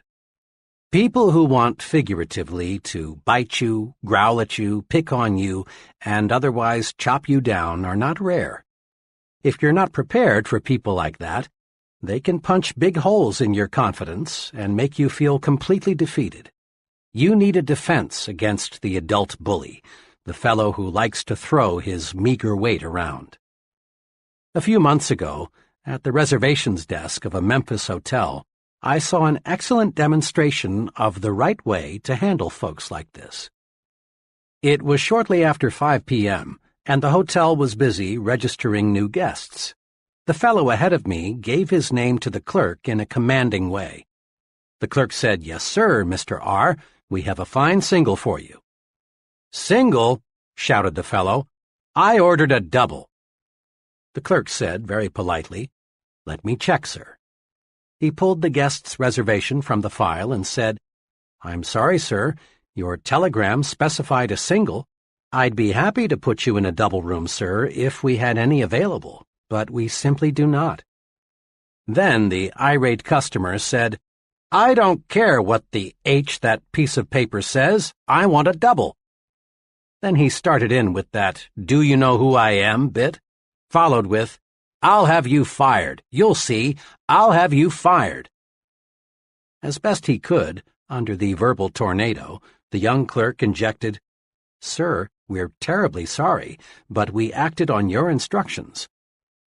Finally, the customer, really furious now, said, "I wouldn't stay in the best suite in this blank hotel now that I know how badly managed it is," and stormed out. I stepped up to the desk, thinking the clerk, who had taken one of the worst public tongue-lashings I'd seen in some time, would be upset. Instead, he greeted me with one of the finest "good evening, sirs" I'd ever heard. As he went through the routine of processing my room, I said to him, "I certainly admire the way you handled yourself just a moment ago. You have tremendous temper control." "Well, sir," he said, "I really can't get mad at a fellow like that. You see, he really isn't mad at me. I was just the scapegoat. The poor fellow may be in bad trouble with his wife, or his business may be off, or maybe he feels inferior and this was his golden chance to feel like a wheel. I'm just the guy who gave him a chance to get something out of his system." The clerk added, "Underneath, he's probably a very nice guy. Most folks are." Walking toward the elevators, I caught myself repeating aloud, "Underneath, he's probably a very nice guy. Most folks are." Remember those two short sentences next time someone declares war on you. Hold your fire. The way to win in situations like this is to let the other fellow blow his stack and then forget it.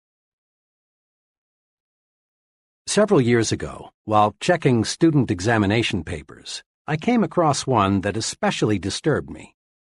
The student who wrote the examination had demonstrated in class discussions and previous tests that he was far better qualified than his paper indicated. He was, in fact, the fellow who I thought would finish at the top of the class. Instead, his paper put him at the bottom.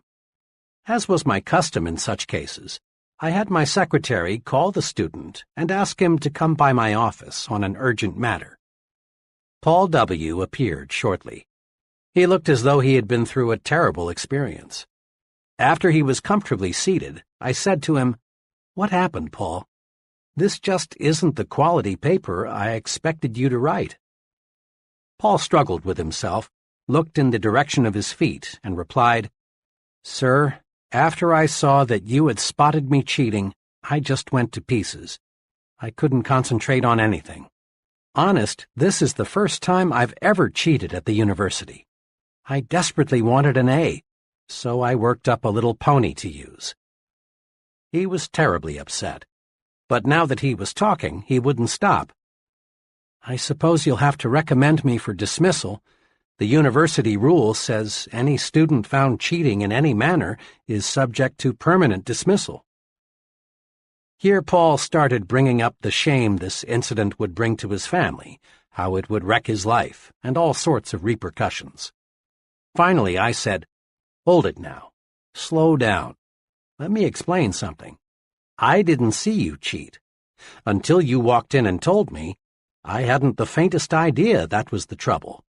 I am sorry, Paul, that you did." Then I continued, "Paul, tell me, just what do you want to gain from your university experience?" He was a little calmer now, and after a short pause he said, "Well, Doctor, I think my overall aim is to learn how to live, but I guess I'm failing pretty badly." "We learn in different ways," I said. "I think you can learn a real success lesson from this experience. When you used your pony in there, your conscience bothered you terribly. This gave you a guilt complex that in turn broke your confidence. As you expressed it, you went to pieces. Most of the time, Paul, this matter of right and wrong is approached from a moral or religious standpoint. Now understand, I'm not here to preach to you, give you a sermon about right and wrong. But let's look at the practical side. When you do anything that goes contrary to your conscience, you feel guilty, and this guilty feeling jams your thought processes. You can't think straight because your mind is asking, "Will I get caught? Will I get caught?" "Paul," I continued, "you wanted an A so badly you did something you knew was wrong. There are many times in life when you'll want to make an A so badly you'll be tempted to do something that is contrary to your conscience.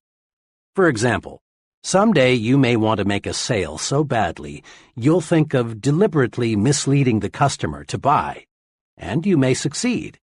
But here's what will happen. Your guilty feeling will grab hold of you, and the next time you see your customer, you'll be self-conscious, ill at ease. You'll be wondering, has he discovered that I put something over? Your presentation will be ineffective because you can't concentrate. Chances are you'll never make the second, third, fourth, and the many repeat sales. In the long run, making that sale using tactics that hurt your conscience will cost you a lot of income." I went on and pointed out to Paul how an occasional business or professional man loses his grip because of an intense fear that his wife will learn about a secret love affair he is having with another woman. Will she find out? Will she find out? Eats away the man's confidence until he can't do a good job at work or in the home. I reminded Paul that many criminals are captured not because any clues point to them, but because they act guilty and self-conscious. Their guilt feeling puts them on the suspect list. There is within each of us a desire to be right, think right, and act right. When we go against that desire, we put a cancer in our conscience. This cancer grows and grows by eating away at our confidence. Avoid doing anything that will cause you to ask yourself, "Will I get caught? Will they find out? Will I get away with it?" Don't try to make an A if it means violating your confidence. Paul, I'm pleased to say, got the point. He learned the practical value of doing what's right. I then proposed he sit down and retake the examination. In answer to his question, "But what about my dismissal?" I said, "I know what the regulations say about cheating, but you know, if we dismissed all students who have cheated in any way, half the professors would have to leave. And if we dismissed all students who thought about cheating, the university would have to shut down. So I'm forgetting this whole incident if you'll do me a favor." "Gladly," he said. I walked over to my bookshelf, took down my personal copy of 50 Years with the Golden Rule, and said, "Paul, read this book and return it. See how, in J.C. Penney's own words, just doing what's right made him one of America's richest men." Doing what's right keeps your conscience satisfied, and this builds self-confidence.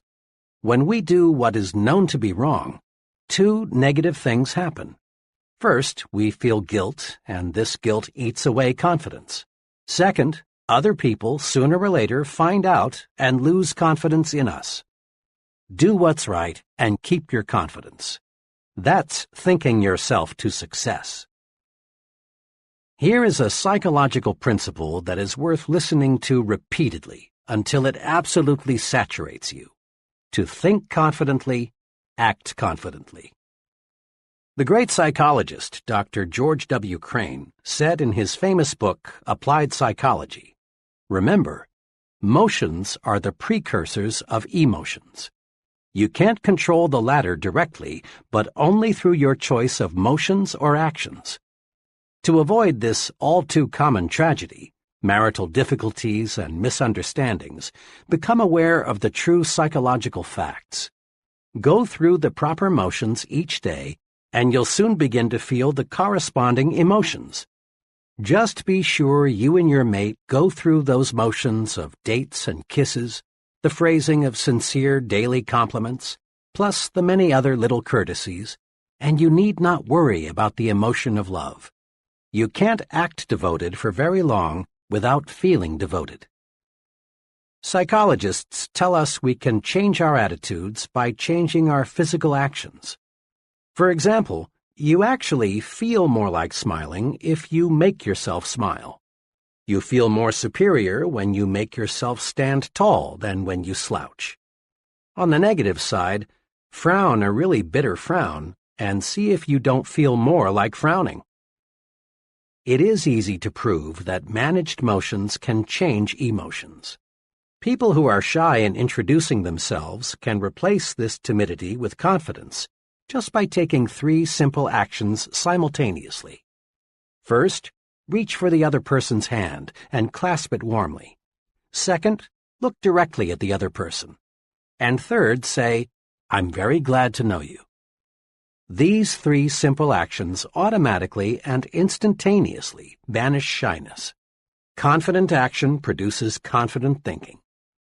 So, to think confidently, act confidently. Act the way you want to feel. Here are 5 confidence-building exercises. Listen to these guides carefully. Then make a conscious effort to practice them and build your confidence. 1. Be a front-seater. Ever notice in meetings, in church, classrooms, and other kinds of assemblies, how the back seats fill up first? Most folks scramble to sit in the back rows so they won't be too conspicuous. And the reason they are afraid to be conspicuous is that they lack confidence. Sitting up front builds confidence. Practice it. From now on, make it a rule to sit as close to the front as you can. Sure, you may be a little more conspicuous in the front, but remember, there is nothing inconspicuous about success. 2. Practice making eye contact. How a person uses his eyes tells us a lot about him. Instinctively, you ask yourself questions about the fellow who doesn't look you in the eye. What's he trying to hide? What's he afraid of? Is he trying to put something over on me? Is he holding something back? Usually, failure to make eye contact says one of 2 things. It may say, "I feel weak beside you. I feel inferior to you. I'm afraid of you." Or avoiding another person's eyes may say, "I feel guilty. I've done something or I've thought something that I don't want you to know. I'm afraid if I let my eyes connect with yours, you'll see through me." You say nothing good about yourself when you avoid making eye contact. You say, "I'm afraid. I lack confidence." Conquer this fear by making yourself look the other person in the eyes. Looking the other person in the eye tells him, "I'm honest and above board. I believe in what I'm telling you. I'm not afraid. I'm confident." Make your eyes work for you. Aim them right at the other person's eyes. It not only gives you confidence, it wins you confidence too. 3. Walk 25% faster. When I was a youngster, just going to the county seat was a big treat. After all the errands were accomplished and we were back in the car, my mother would often say, "Davy, let's just sit here a while and watch the people walk by."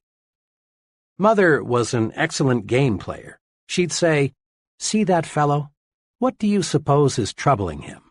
Or, "What do you think that lady there is going to do?" Or, "Look at that person. He just seems to be in a fog." Watching people walk and move about became real fun. It was a lot cheaper than the movies. which was one of the reasons I learned later that Mother developed the game, and it was a lot more instructive. I still am a walk watcher. In corridors, lobbies, on sidewalks, I still occasionally find myself studying human behavior simply by watching people move about. Psychologists link slovenly posture and sluggish walking to unpleasant attitudes toward oneself, work, and the people around us. But psychologists also tell us you can actually change your attitudes by changing your posture and speed of movement.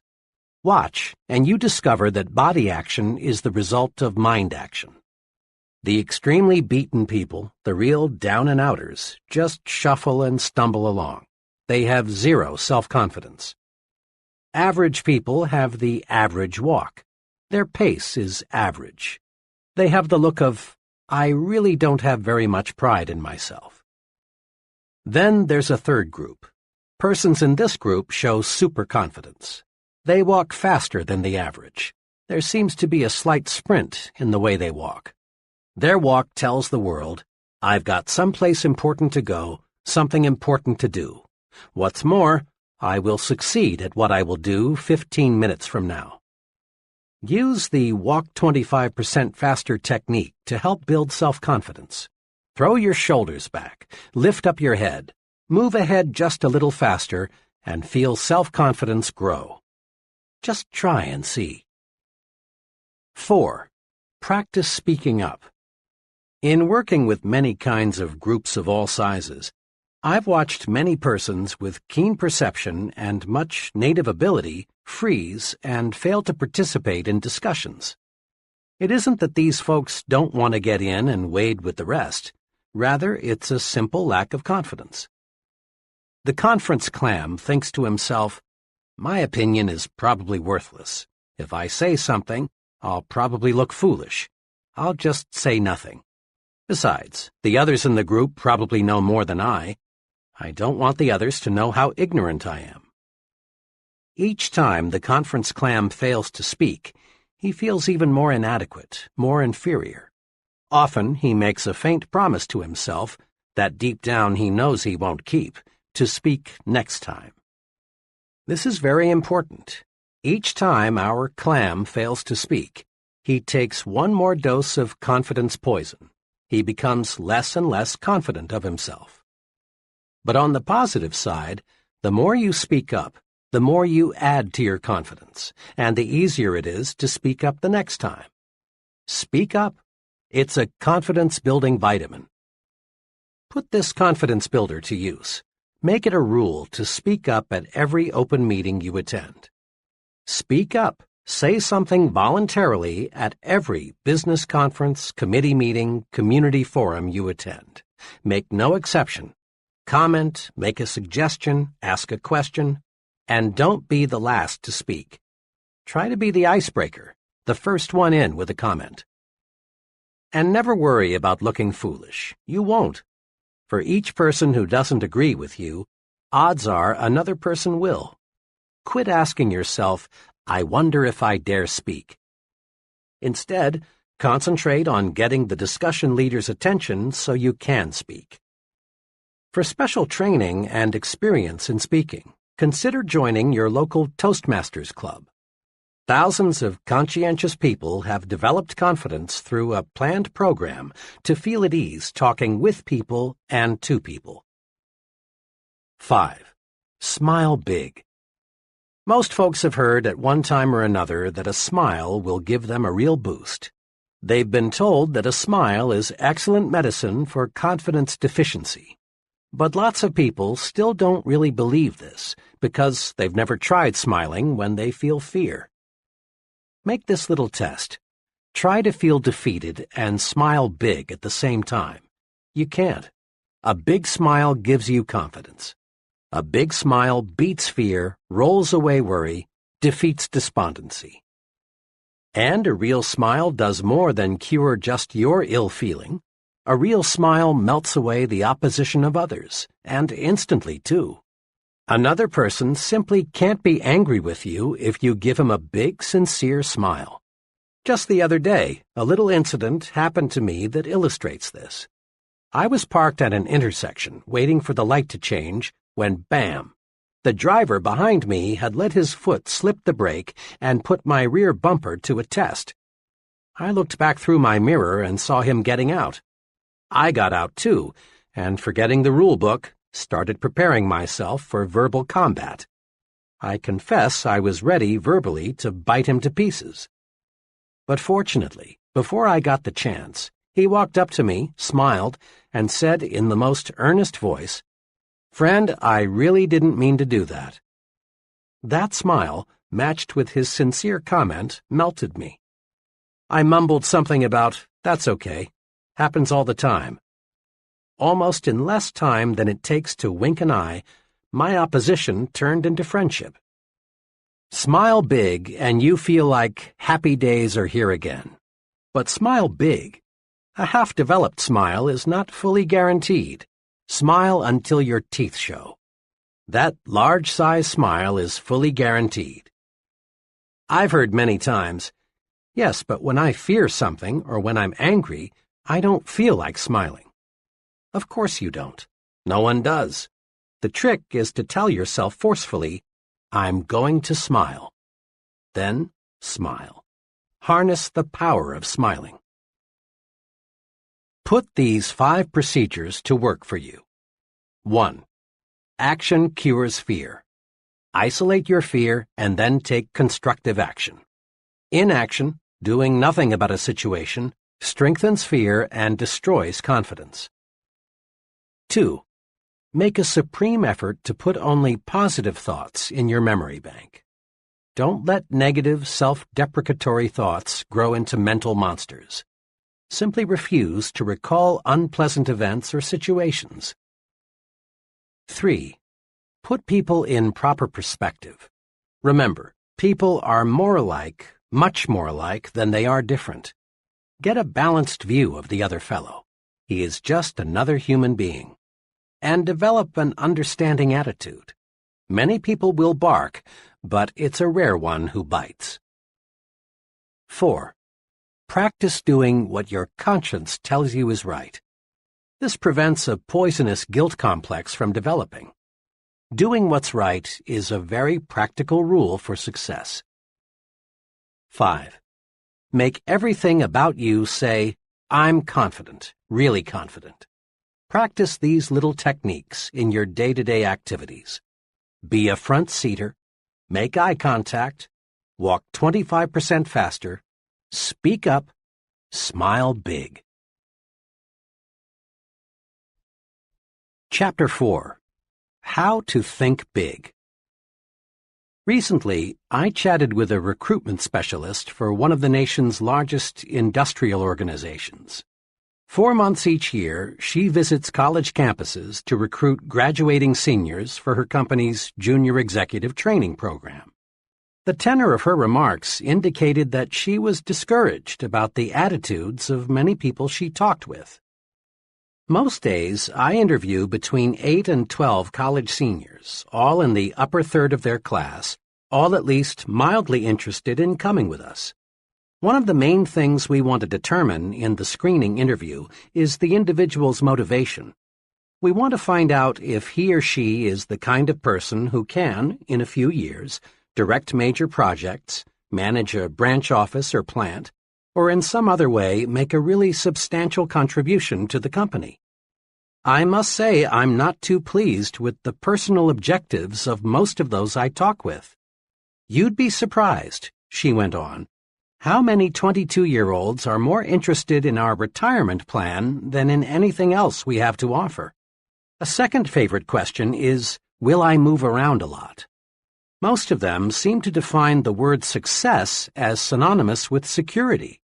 Can we risk turning our company over to people like that?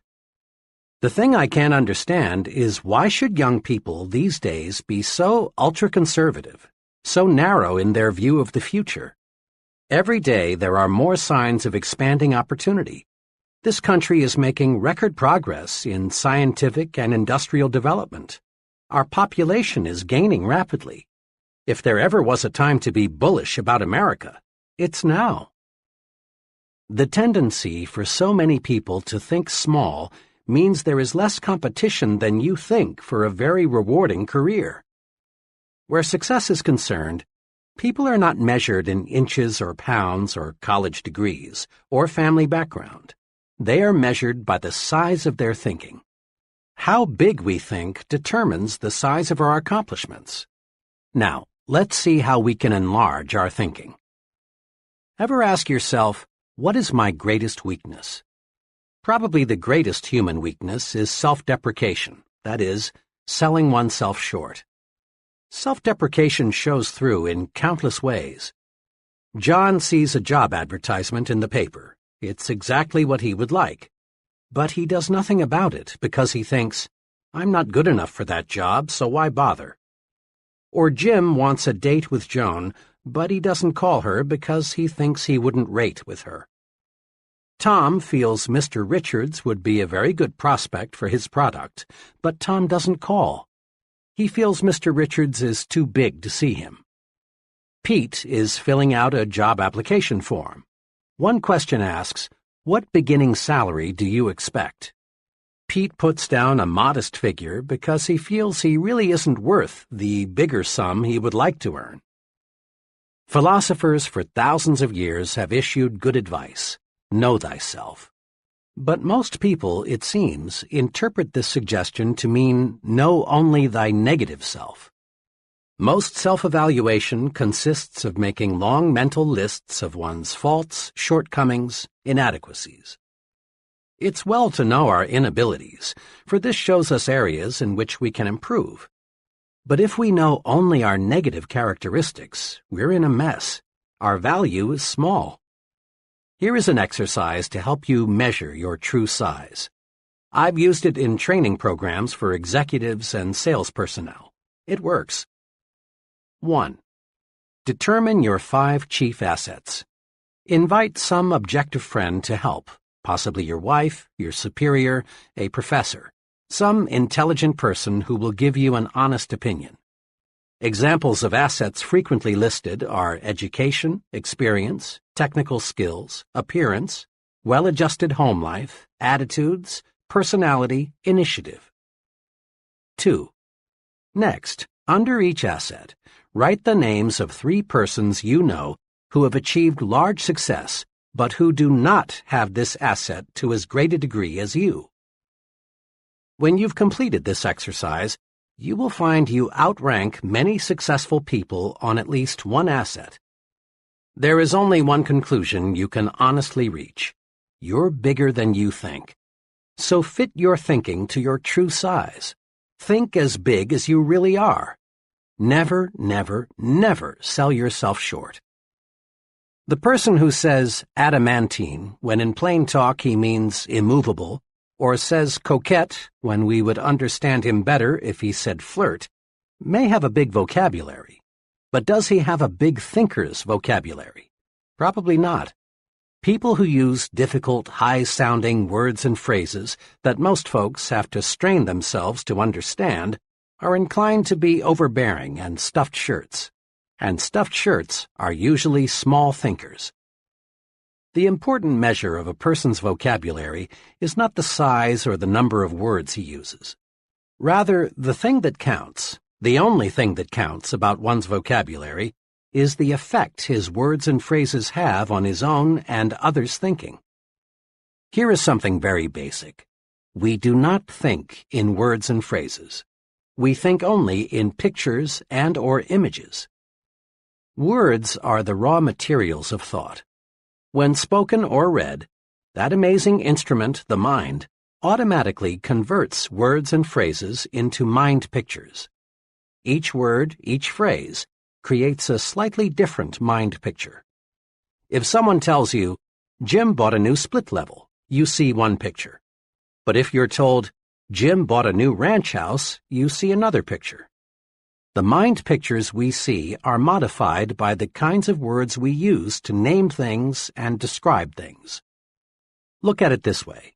When you speak or write, you are, in a sense, a projector showing movies in the minds of others, and the pictures you create determine how you and others react.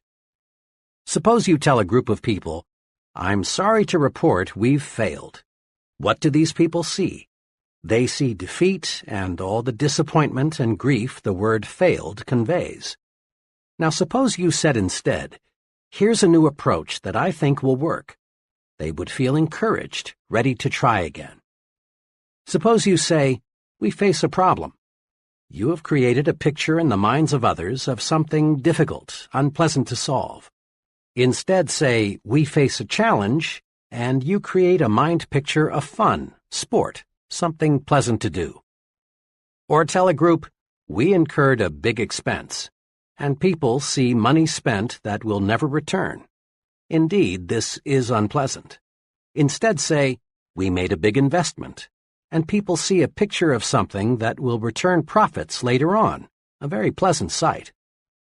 The point is this: big thinkers are specialists in creating positive, forward-looking, optimistic pictures in their own minds and in the minds of others. To think big, we must use words and phrases that produce big, positive mental images. Here are examples of phrases that create small, negative, depressing thoughts. And then, the same situation is discussed, but in a big, positive way.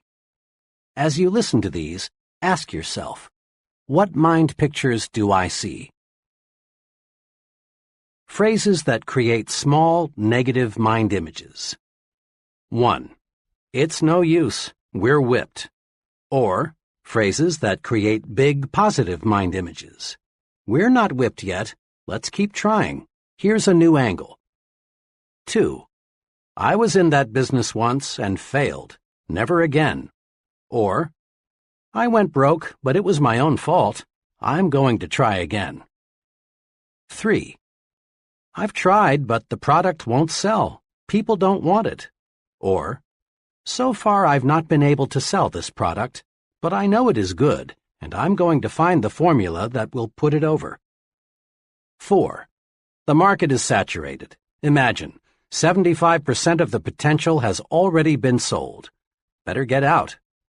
Or, imagine, 25% of the market is still not sold. Count me in. This looks big. 5. Their orders have been small. Cut them off. Or, their orders have been small. Let's map out a plan for selling them more of their needs. 6. 5 years is too long a time to spend before I'll get into the top ranks in your company. Count me out. Or, 5 years is not really a long time. Just think. That leaves me 30 years to serve at a high level. 7. The competition has all the advantage. How do you expect me to sell against them? Or, competition is strong, there's no denying that, but no one ever has all the advantages. Let's put our heads together and figure out a way to beat them at their own game. 8. Nobody will ever want that product. Or, in its present form, it may not be saleable, but let's consider some modifications. 9. Let's wait until a recession comes along, then buy stocks. Or, let's invest now. Bet on prosperity, not depression. 10. I'm too young, old, for the job. Or, being young, old, is a distinct advantage. 11. It won't work. Let me prove it. The image, dark, gloom, disappointment, grief, failure. Or, it will work. Let me prove it. The image, bright, hope, success, fun, victory. 4 ways to develop the big thinker's vocabulary. Here are 4 ways to help you develop a big thinker's vocabulary. 1. Use big, positive, cheerful words and phrases to describe how you feel. When someone asks, "How do you feel today?" and you respond with an, "I'm tired, I have a headache, I wish it were Saturday, I don't feel so good," you actually make yourself feel worse. Practice this.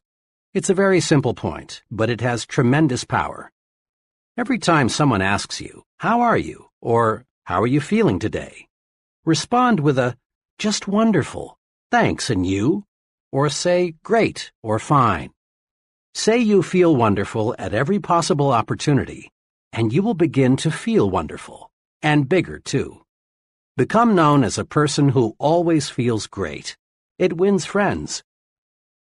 2. Use bright, cheerful, favorable words and phrases to describe other people. Make it a rule to have a big, positive word for all your friends and associates. When you and someone else are discussing an absent third party, be sure you compliment him with big words and phrases like, "He's really a fine fellow. They tell me he's working out wonderfully well." Be extremely careful to avoid the petty, cut-him-down language. Sooner or later, third parties hear what's been said, and then such talk only cuts you down. 3. Use positive language to encourage others. Compliment people personally, at every opportunity. Everyone you know craves praise. Have a special good word for your wife or husband every day. Notice and compliment the people who work with you. Praise, sincerely administered, is a success tool. Use it. Use it again and again and again. Compliment people on their appearance, their work, their achievements, their families. 4. Use positive words to outline plans to others. When people hear something like this, "Here is some good news, we face a genuine opportunity," their minds start to sparkle. But when they hear something like, "Whether we like it or not, we've got a job to do," the mind movie is dull and boring, and they react accordingly. Promise victory and watch eyes light up. Promise victory and win support. Build castles. Don't dig graves. See what can be, not just what is. Big thinkers train themselves to see not just what is, but what can be. Here are 4 examples to illustrate this point. 1. What gives real estate value? A highly successful realtor who specializes in rural property shows what can be done if we train ourselves to see something where little or nothing presently exists. "Most of the rural property around here," my friend began, "is run down and not very attractive. I'm successful because I don't try to sell my prospects a farm as it is. I develop my entire sales plan around what the farm can be. Simply telling the prospect, 'The farm has XX acres of bottomland and XX acres of woods and is XX miles from town,' doesn't stir him up and make him want to buy it. But when you show him a concrete plan for doing something with the farm, he's just about sold. Here, let me show you what I mean." He opened his briefcase and pulled out a file. "This farm," he said, "is a new listing with us. It's like a lot of them. It's 43 miles from the center of the metropolitan area. The house is run down, and the place hasn't been farmed in 5 years. Now here's what I've done. I spent 2 full days on the place last week, just studying it. I walked over the place several times. I looked at neighboring farms. I studied the location of the farm with respect to existing and planned highways. I asked myself, what's this farm good for? I came up with 3 possibilities. Here they are. He showed them to me. Each plan was neatly typed and looked quite comprehensive. One plan suggested converting the farm into a riding stable. The plan showed why the idea was sound: a growing city, more love for the outdoors, more money for recreation, good roads. The plan also showed how the farm could support a sizable number of horses so that the revenue from the rides would be largely clear. The whole riding stable idea was very thorough, very convincing. The plan was so clear and convincing, I could see a dozen couples riding horseback through the trees. In similar fashion, this enterprising salesman developed a second thorough plan for a tree farm and a third plan for a combination tree and poultry farm. Now, when I talk with my prospects, I won't have to convince them that the farm is a good buy as it is. I help them to see a picture of the farm changed into a money-making proposition. Besides selling more farms and selling them faster, my method of selling the property for what it can be pays off in another way. I can sell a farm at a higher price than my competitors. People naturally pay more for acreage and an idea than they do for just acreage. Because of this, more people want to list their farms with me, and my commission on each sale is larger. The moral is this: look at things not as they are, but as they can be. Visualization adds value to everything. A big thinker always visualizes what can be done in the future. He isn't stuck with the present. 2. How much is a customer worth? A department store executive was addressing a conference of merchandise managers. She was saying, "I may be a little old-fashioned, but I belong to the school that believes the best way to get customers to come back is to give them friendly, courteous service." One day I was walking through our store when I overheard a salesperson arguing with a customer. The customer left in quite a huff. Afterward, the salesperson said to another, "I'm not going to let a $1.98 customer take up all my time and make me take the store apart trying to find him what he wants. He's simply not worth it." I walked away, the executive continued, but I couldn't get that remark out of my mind. It is pretty serious, I thought, when our salespeople think of customers as being in the $1.98 category. I decided right then that this concept must be changed. When I got back to my office, I called our research director and asked him to find out how much the average customer spent in our store last year. The figure he came up with surprised even me. According to our research director's careful calculation, the typical customer spent $362 in our establishment. The next thing I did was call a meeting of all supervisory personnel and explain the incident to them. Then I showed them what a customer is really worth. Once I got these people to see that a customer is not to be valued on a single sale, but rather on an annual basis, customer service definitely improved. The point made by the retailing executive applies to any kind of business. It's repeat business that makes the profit. Often there's no profit at all on the first several sales. Look at the potential expenditures of the customers, not just what they buy today. Putting a big value on customers is what converts them into big regular patrons. Attaching little value to customers sends them elsewhere. A student related this pertinent incident to me, explaining why he'll never again eat in a certain cafeteria. For lunch one day, the student began, I decided to try a new cafeteria that had just opened a couple of weeks before. Nickels and dimes are pretty important to me right now, so I watch what I buy pretty closely. Walking past the meat section, I saw some turkey and dressing that looked pretty good, and it was plainly marked 39 cents. When I got to the cash register, the checker looked at my tray and said, $1.09. I politely asked her to check it again because my tally was 99 cents. After giving me a mean glare, she recounted. The difference turned out to be the turkey. She had charged me 49 cents instead of 39 cents. Then I called her attention to the sign which read 39 cents. This really set her off. I don't care what that sign says. It's supposed to be 49 cents. See? Here's my price list for today. Somebody back there made a mistake. You'll have to pay the 49 cents. Then I tried to explain to her the only reason I selected the turkey was because it was 39 cents. If it had been marked 49 cents, I'd have taken something else. To this, her answer was, "You'll just have to pay the 49 cents. I did because I didn't want to stand there and create a scene. But I decided on the spot that I'd never eat there again.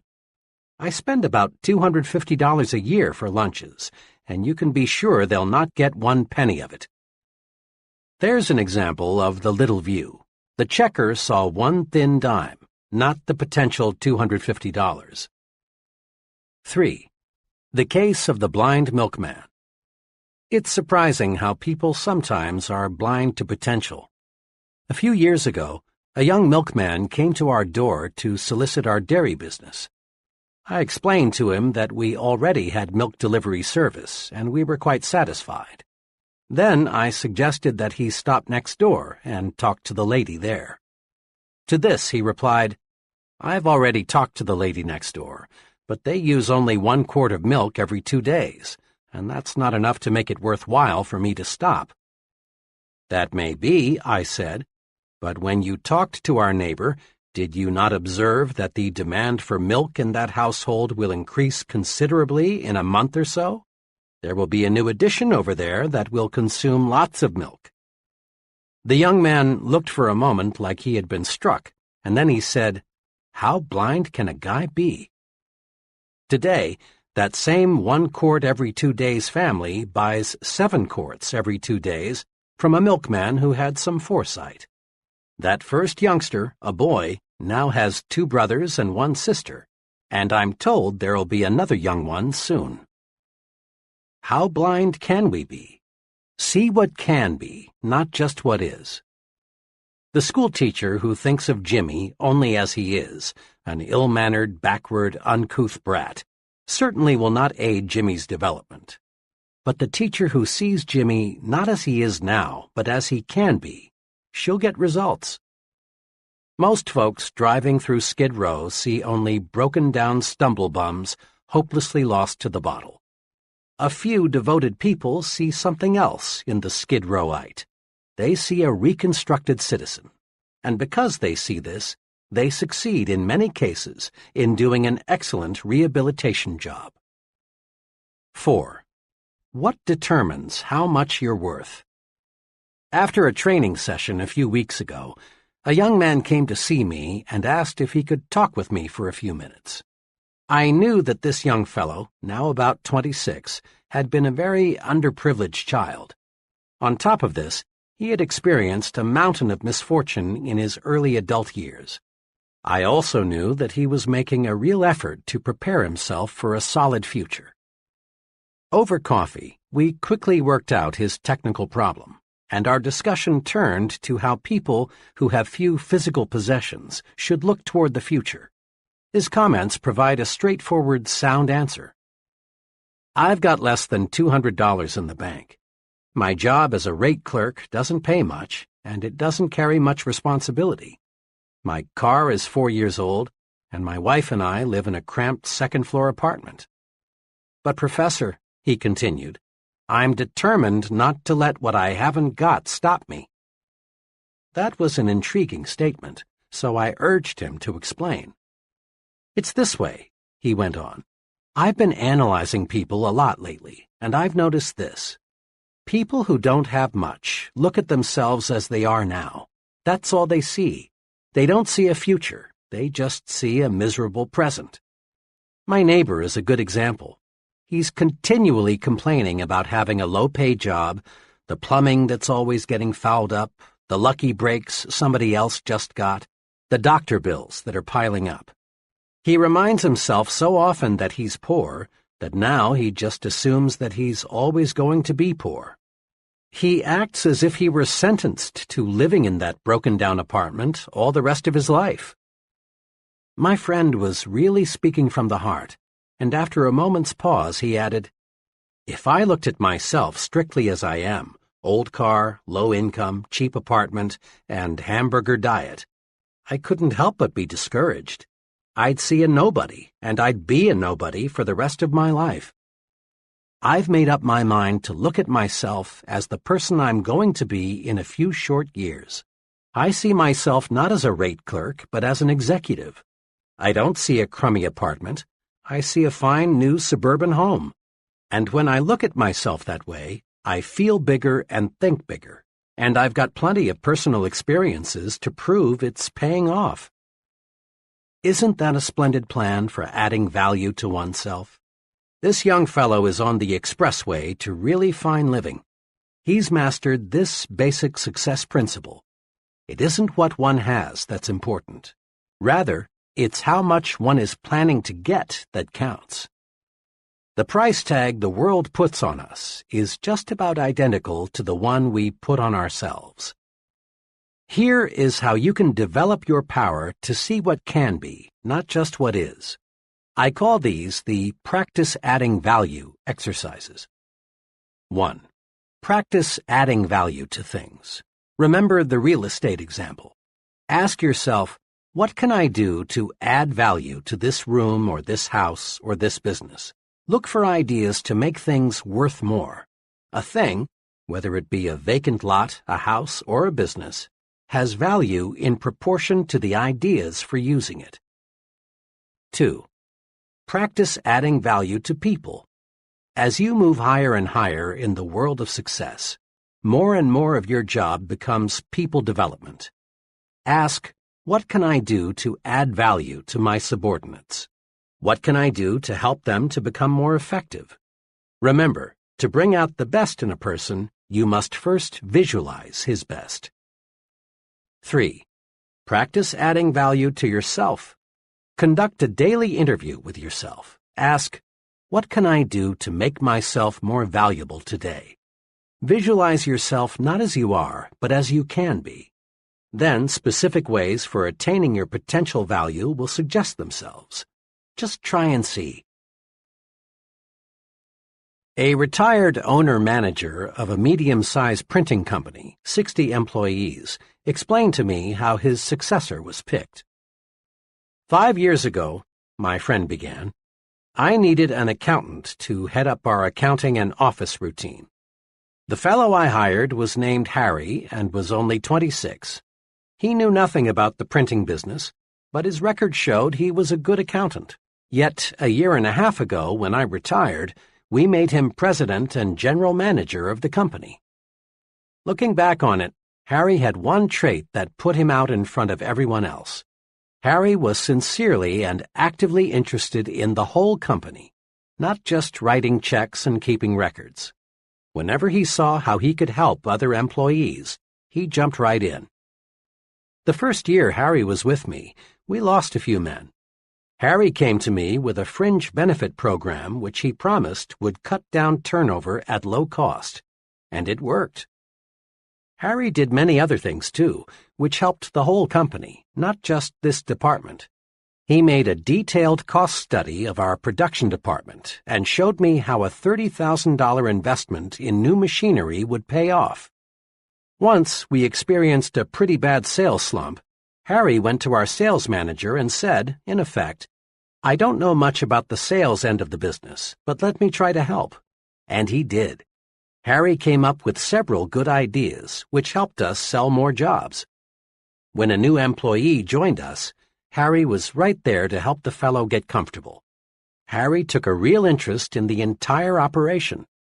When I retired, Harry was the only logical person to take over. But don't misunderstand, my friend continued. Harry didn't try to put himself over on me. He wasn't a mere meddler. He wasn't aggressive in a negative way. He didn't stab people in the back, and he didn't go around giving orders. He just went around helping.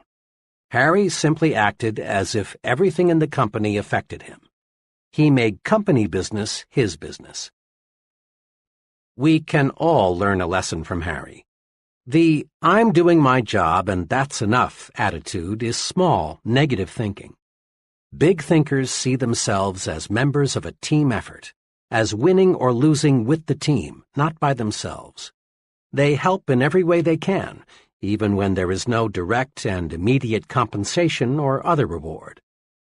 The fellow who shrugs off a problem outside his own department with the comment, well, that's no concern of mine, let them worry about it, hasn't got the attitude it takes for top leadership. Practice this. Practice being a big thinker. See the company's interest as identical with your own. Probably only a very few persons working in large companies have a sincere, unselfish interest in their company. But after all, only a relatively few persons qualify as big thinkers, and these few are the ones eventually rewarded with the most responsible, best-paying jobs. Many potentially powerful people let petty, small, insignificant things block their way to achievement. Let's look at 4 examples. 1. What does it take to make a good speech? Just about everyone wishes he had the ability to do a first-class job of speaking in public. But most people don't get their wish. Most folks are lousy public speakers. Why? The reason is simple. Most people concentrate on the small, trivial things of speaking at the expense of the big, important things. In preparing to give a talk, most people give themselves a host of mental instructions, like, I've got to remember to stand straight. Don't move around and don't use your hands. Don't let the audience see you use your notes. Remember, don't make mistakes in grammar, especially don't say, for he and I, say, for him and me. Be sure your tie is straight. Speak loud, but not too loud, and so on and so on. Now, what happens when the speaker gets up to speak? He's scared because he's given himself a terrific list of things not to do. He gets confused in his talk and finds himself silently asking, have I made a mistake? He is, in brief, a flop. He's a flop because he concentrated on the petty, trivial, relatively unimportant qualities of a good speaker and failed to concentrate on the big things that make a good speaker. Knowledge of what he's going to talk about and an intense desire to tell it to other people. The real test of a speaker is not did he stand straight or did he make any mistakes in grammar, but rather did the audience get the points he wanted to put across. Most of our top speakers have petty defects. Some of them even have unpleasant voices. Some of the most sought-after speakers in America would flunk a speech course taught by the old negative, don't do this and don't do that method. Yet all these successful public speakers have one thing in common. They have something to say, and they feel a burning desire for other people to hear it. Don't let concern with trivia keep you from speaking successfully in public. 2. What causes quarrels? Ever stop to ask yourself just what causes quarrels? At least 99% of the time, quarrels start over petty, unimportant matters like this. John comes home a little tired, a little on edge. Dinner doesn't exactly please him, so he turns up his nose and complains. Joan's day wasn't perfect either, so she rallies to her own defense with, well, what do you expect on my food budget? Or, maybe I could cook better if I had a new stove like everybody else. This insults John's pride, so he attacks with, now, Joan, it's not lack of money. It's simply that you don't know how to manage. And away they go. Before a truce is finally declared, all sorts of accusations are made by each party. In-laws, sex, money, premarital and postmarital promises, and other issues will be introduced. Both parties leave the battle nervous, tense. Nothing has been settled, and both parties have new ammunition to make the next quarrel more vicious. Little things, petty thinking, causes arguments. So, to eliminate quarrels, eliminate petty thinking. Here's a technique that works. Before complaining or accusing or reprimanding someone or launching a counterattack in self-defense, ask yourself, is it really important? In most cases, it isn't, and you avoid conflict. Ask yourself, is it really important if he or she is messy with cigarettes or forgets to put the cap on the toothpaste or is late coming home? Is it really important if he or she squandered a little money or invited some people in I don't like? When you feel like taking negative action, ask yourself, is it really important? That question works magic in building a finer home situation. It works at the office, too. It works in homegoing traffic when another driver cuts in ahead of you. It works in any situation in life that is apt to produce quarrels. 3. John got the smallest office and fizzled out. Several years ago, I observed small thinking about an office assignment destroy a young fellow's chances for a profitable career in advertising. 4 young executives, all on the same status level, were moved into new offices. 3 of the offices were identical in size and decoration. The 4th was smaller and less elaborate. J.M. was assigned the 4th office. This turned out to be a real blow to his pride. Immediately, he felt discriminated against. Negative thinking, resentment, bitterness, jealousy built up. JM began to feel inadequate.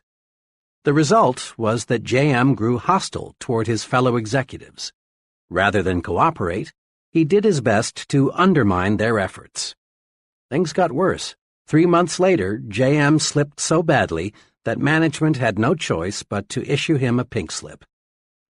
Small thinking over a very small matter stopped JM.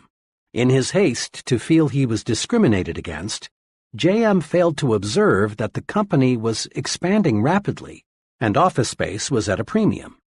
He didn't stop to consider the possibility that the executive who made the office assignments didn't even know which one was the smallest.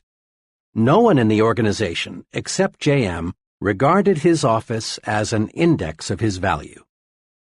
Small thinking about unimportant things, like seeing your name last on the department route sheet or getting the fourth carbon of an office memo, can hurt you. Think big, and none of these little things can hold you back. 4. Even stuttering is a detail. A sales executive told me how even stuttering is a mere detail in salesmanship, if the fellow has the really important qualities.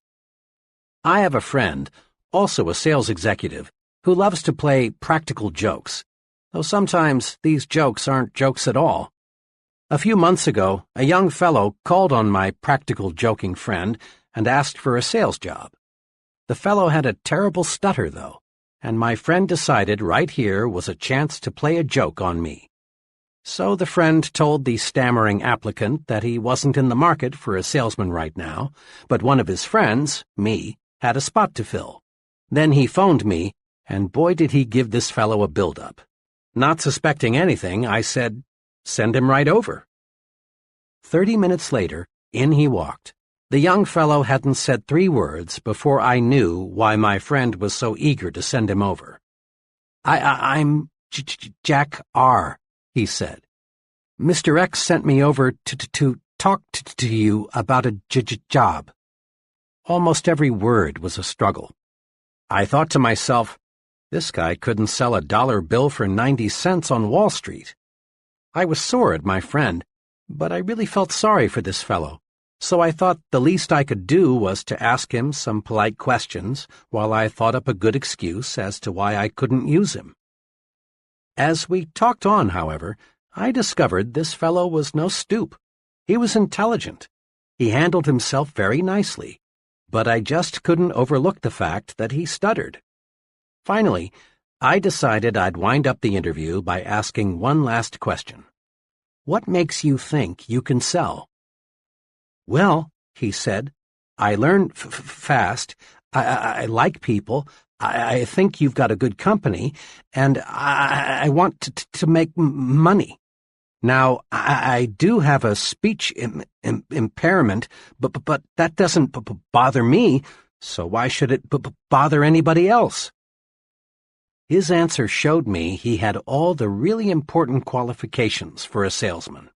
I decided right then to give him a chance, and you know, he's working out very well. Even a speech impairment in a talker's profession is a triviality if the person has the big qualities. Practice these 3 procedures to help yourself think about trivialities. 1. Keep your eyes focused on the big objective. Many times, we're like the salesman who, failing to make the sale, reports to his manager, "Yes, but I sure convinced the customer he was wrong." In selling, the big objective is winning sales, not arguments. In marriage, the big objective is peace, happiness, tranquility. Not winning quarrels or saying, "I could have told you so." In working with employees, the big objective is developing their full potential, not making issues out of their minor errors. In living with neighbors, the big objective is mutual respect and friendship, not seeing if you can have their dog impounded because once in a while it barks at night. Paraphrasing some military lingo, it is much better to lose a battle and win the war than to win a battle and lose the war. Resolve to keep your eyes on the big ball. 2. Ask, is it really important? Before becoming negatively excited, just ask yourself, is it important enough for me to get all worked up about? There is no better way to avoid frustration over petty matters than to use this medicine. At least 90% of quarrels and feuds would never take place if we just faced troublesome situations with, is this really important? 3. Don't fall into the triviality trap. In making speeches, solving problems, counseling employees, think of those things that really matter, things that make the difference. Don't become submerged under surface issues. Concentrate on important things. Take this test to measure the size of your thinking.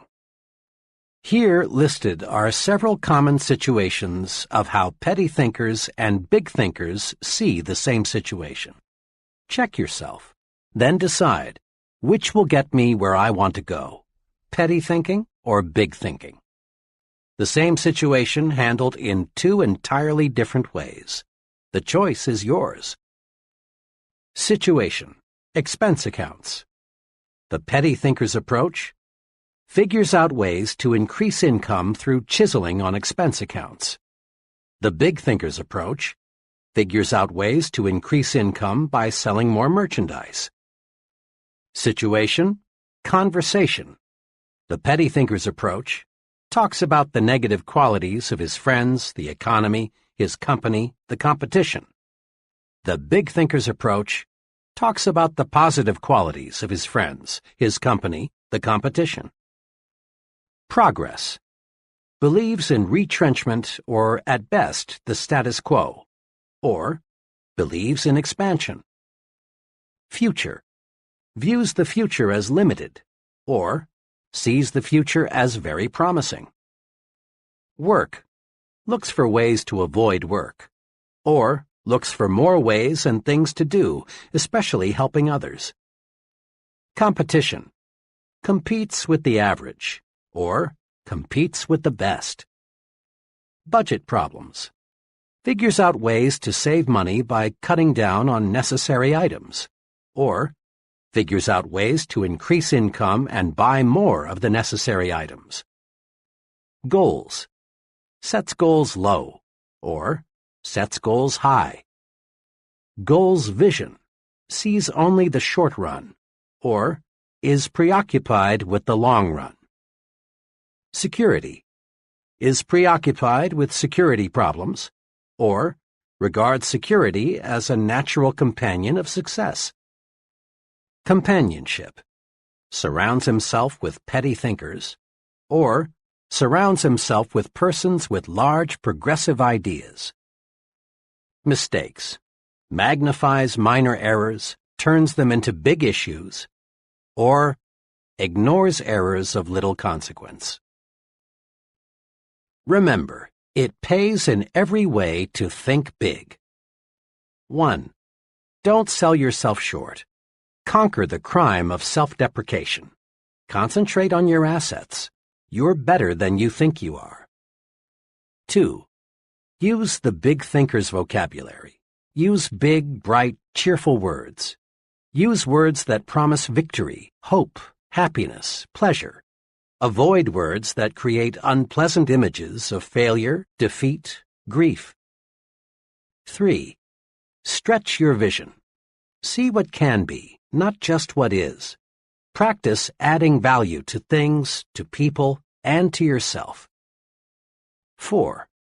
Get the big view of your job.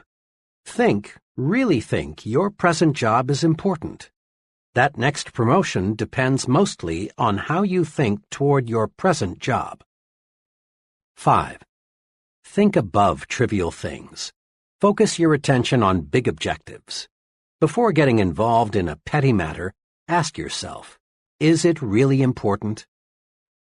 Grow big by thinking big. Chapter 5. How to Think and Dream Creatively. First, let's clear up a common fallacy about the meaning of creative thinking. For some illogical reason, Science, engineering, art, and writing got tabbed as about the only truly creative pursuits. Most people associate creative thinking with things like the discovery of electricity or a polio vaccine, or the writing of a novel, or the development of color television. Certainly, accomplishments like these are evidence of creative thinking. Each forward step made in the conquest of space is the result of creative thinking, lots of it. But creative thinking is not reserved for certain occupations, nor is it restricted to super-intelligent people. Well then, what is creative thinking? A low-income family devises a plan to send their son to a leading university. That's creative thinking. A family turns the street's most undesirable lot into the neighborhood beauty spot. That's creative thinking. A minister develops a plan that doubles his Sunday evening attendance. That's creative thinking. Figuring out ways to simplify record-keeping, selling the impossible customer, keeping the children occupied constructively, making employees really like their work, or preventing a certain quarrel. All of these are examples of practical, everyday creative thinking. Creative thinking is simply finding new improved ways to do anything. The rewards of all types of success in the home, at work, in the community, hinge on finding ways to do things better. Now, let's see what we can do to develop and strengthen our creative thinking ability. Step 1. Believe it can be done. Here is a basic truth. To do anything, we must first believe it can be done.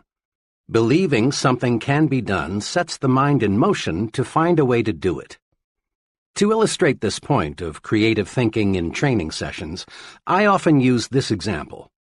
I ask the group, how many of you feel it is possible to eliminate jails within the next 30 years? Invariably, the group looks bewildered, not quite sure they heard right, and thinking they are listening to a real fuzzbrain.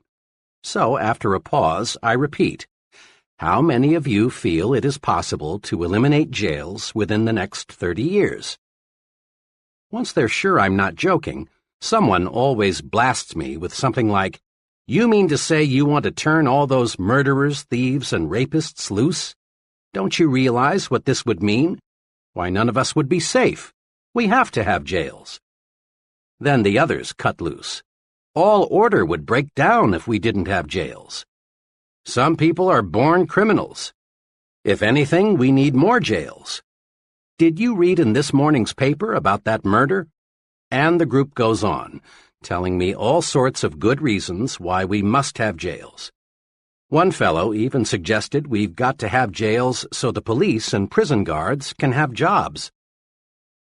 After about 10 minutes of letting the group prove why we can't eliminate the need for jails, I say to them, now, let me mention here that this question of eliminating jails is used to make a point. Each of you has come up with reasons why we can't eliminate the need for jails. Will you do me a favor?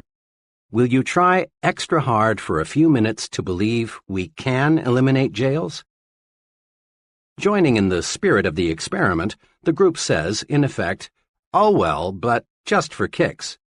Then I ask, now, assuming we can eliminate jails, how could we begin? Suggestions come slowly at first.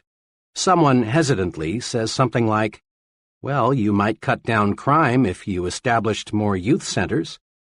Before long, the group, which 10 minutes ago was solidly against the idea, now begins to work up real enthusiasm. Work to eliminate poverty. Most crime stems from the low income levels. Conduct research to spot potential criminals before they commit a crime. Develop surgical procedures to cure some kinds of criminals. Educate law enforcement personnel in positive methods of reform. These are just samples of the 78 specific ideas I've tabulated that could help accomplish the goal of eliminating jails. When you believe, your mind finds ways to do. This experiment has just one point. When you believe something is impossible, your mind goes to work for you to prove why. But when you believe, really believe, something can be done, your mind goes to work for you and helps you find the ways to do it. Believing something can be done paves the way for creative solutions. Believing something can't be done is destructive thinking. This point applies to all situations, little and big.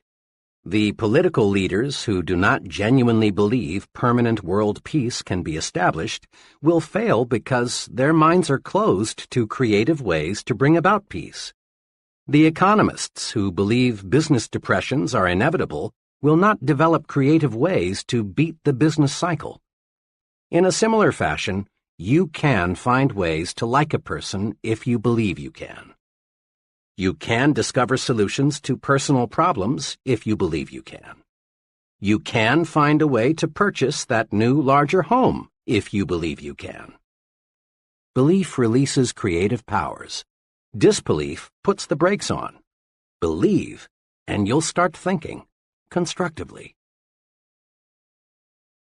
Your mind will create a way if you let it. A little over 2 years ago, a young man asked me to help him find a job with more future. He was employed as a clerk in the credit department of a mail-order company and felt that he was getting nowhere. We talked about his past record and what he wanted to do. After knowing something about him, I said, "I admire you very much for wanting to move up the ladder to a better job and more responsibility. But getting a start in the kind of job you want requires a college degree these days. I notice you finished 3 semesters. May I suggest you finish college? Going summers, you can do it in 2 years. Then I'm sure you can land the job you want, with the company you want to work for." "I realize," he answered, "that a college education would help, but it's impossible for me to go back to school." "Impossible? Why?" I asked. "Well, for one thing," he began, "I'm 24. On top of that, my wife and I are expecting our second child in a couple of months. We barely get by now on what I make. I wouldn't have time to study since I'd have to keep my job. It's just impossible, that's all." This young man really had himself convinced that finishing college was impossible. Then I said to him, "If you believe it is impossible to finish school, then it is. But by the same token, if you'll just believe it is possible to return to the university, a solution will come. Now here's what I would like you to do.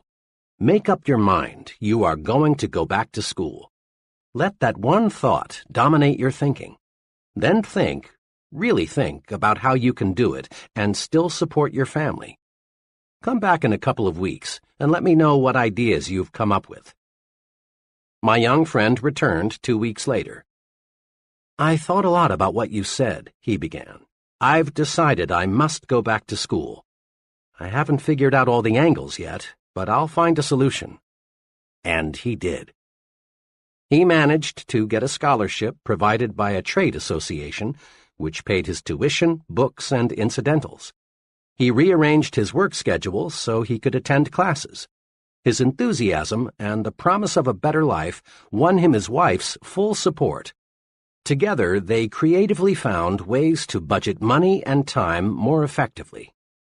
Last month, he received his degree one day and went to work the next as a management trainee for a large corporation. Where there's a will, there is a way. Believe it can be done. That's basic to creative thinking. Here are suggestions to help you develop creative power through belief. 1. Eliminate the word impossible from your thinking and speaking vocabularies. Impossible is a failure word. The thought, "it's impossible," sets off a chain reaction of other thoughts to prove you're right. 2. Think of something you've been wanting to do but felt you couldn't. Now, make a list of reasons why you can do it. Many of us whip and defeat our desires simply because we concentrate on why we can't, when the only thing worthy of our mental concentration is why we can. Recently, I read a newspaper item that said there are too many counties in most states. The article pointed out that most county boundaries were established decades before the first automobile was built, and while the horse and buggy was the chief mode of travel. But today, with fast automobiles and good roads, there is no reason why 3 or 4 counties could not be combined. This would cut down greatly on duplicated services so that taxpayers would actually get better service for less money. The writer of this article said he thought he had stumbled across a really live idea, so he interviewed 30 people at random to get their reactions. The result? Not one person thought the idea had merit, even though it would provide them with better local government at less cost. That's an example of traditional thinking. The traditional thinker's mind is paralyzed. He reasons, it's been this way for 100 years. Therefore, it must be good and must stay this way. Why risk a change? Average people have always resented progress. Many voiced a protest toward the automobile on the grounds that nature meant for us to walk or use horses. The airplane seemed drastic to many. Man had no right to enter the province reserved for birds. A lot of status quoers still insist that man has no business in space. One top missile expert recently gave an answer to this kind of thinking. Man belongs, says Dr. von Braun, where man wants to go. Around 1900, a sales executive discovered a scientific principle of sales management. It received a lot of publicity and even found its way into textbooks. The principle was this: there is one best way to sell a product. Find the best way, then never deviate from it. Fortunately for this man's company, new leadership came in time to save the organization from financial ruin. Contrast that experience with the philosophy of Crawford H. Greenwalt, president of one of the nation's largest business organizations, E.I. DuPont de Nemours. In a talk at Columbia University, Mr. Greenwalt said, "There are many ways in which a good job can be done, as many ways, in fact, as there are men to whom the task is given. In truth, there is no one best way to do anything. There is no one best way to decorate an apartment, landscape a lawn, make a sale, rear a child, or cook a steak. There are as many best ways as there are creative minds. Nothing grows in ice. If we let tradition freeze our minds, new ideas can't sprout. Make this test sometime soon. Propose one of these ideas to someone and then watch his behavior. 1. The postal system, long a government monopoly, should be turned over to private enterprise. 2.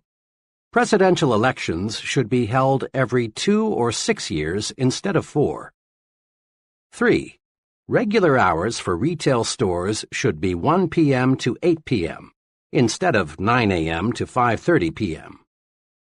4. The retirement age should be raised to 70. Whether these ideas are sound or practical is not the point. What is significant is how a person handles propositions like these. If he laughs at the idea and doesn't give it a second thought, and probably 95% will laugh at it, chances are he suffers from tradition paralysis. But the 1 in 20 who says, "That's an interesting idea, tell me more about it," has a mind that's turned to creativity.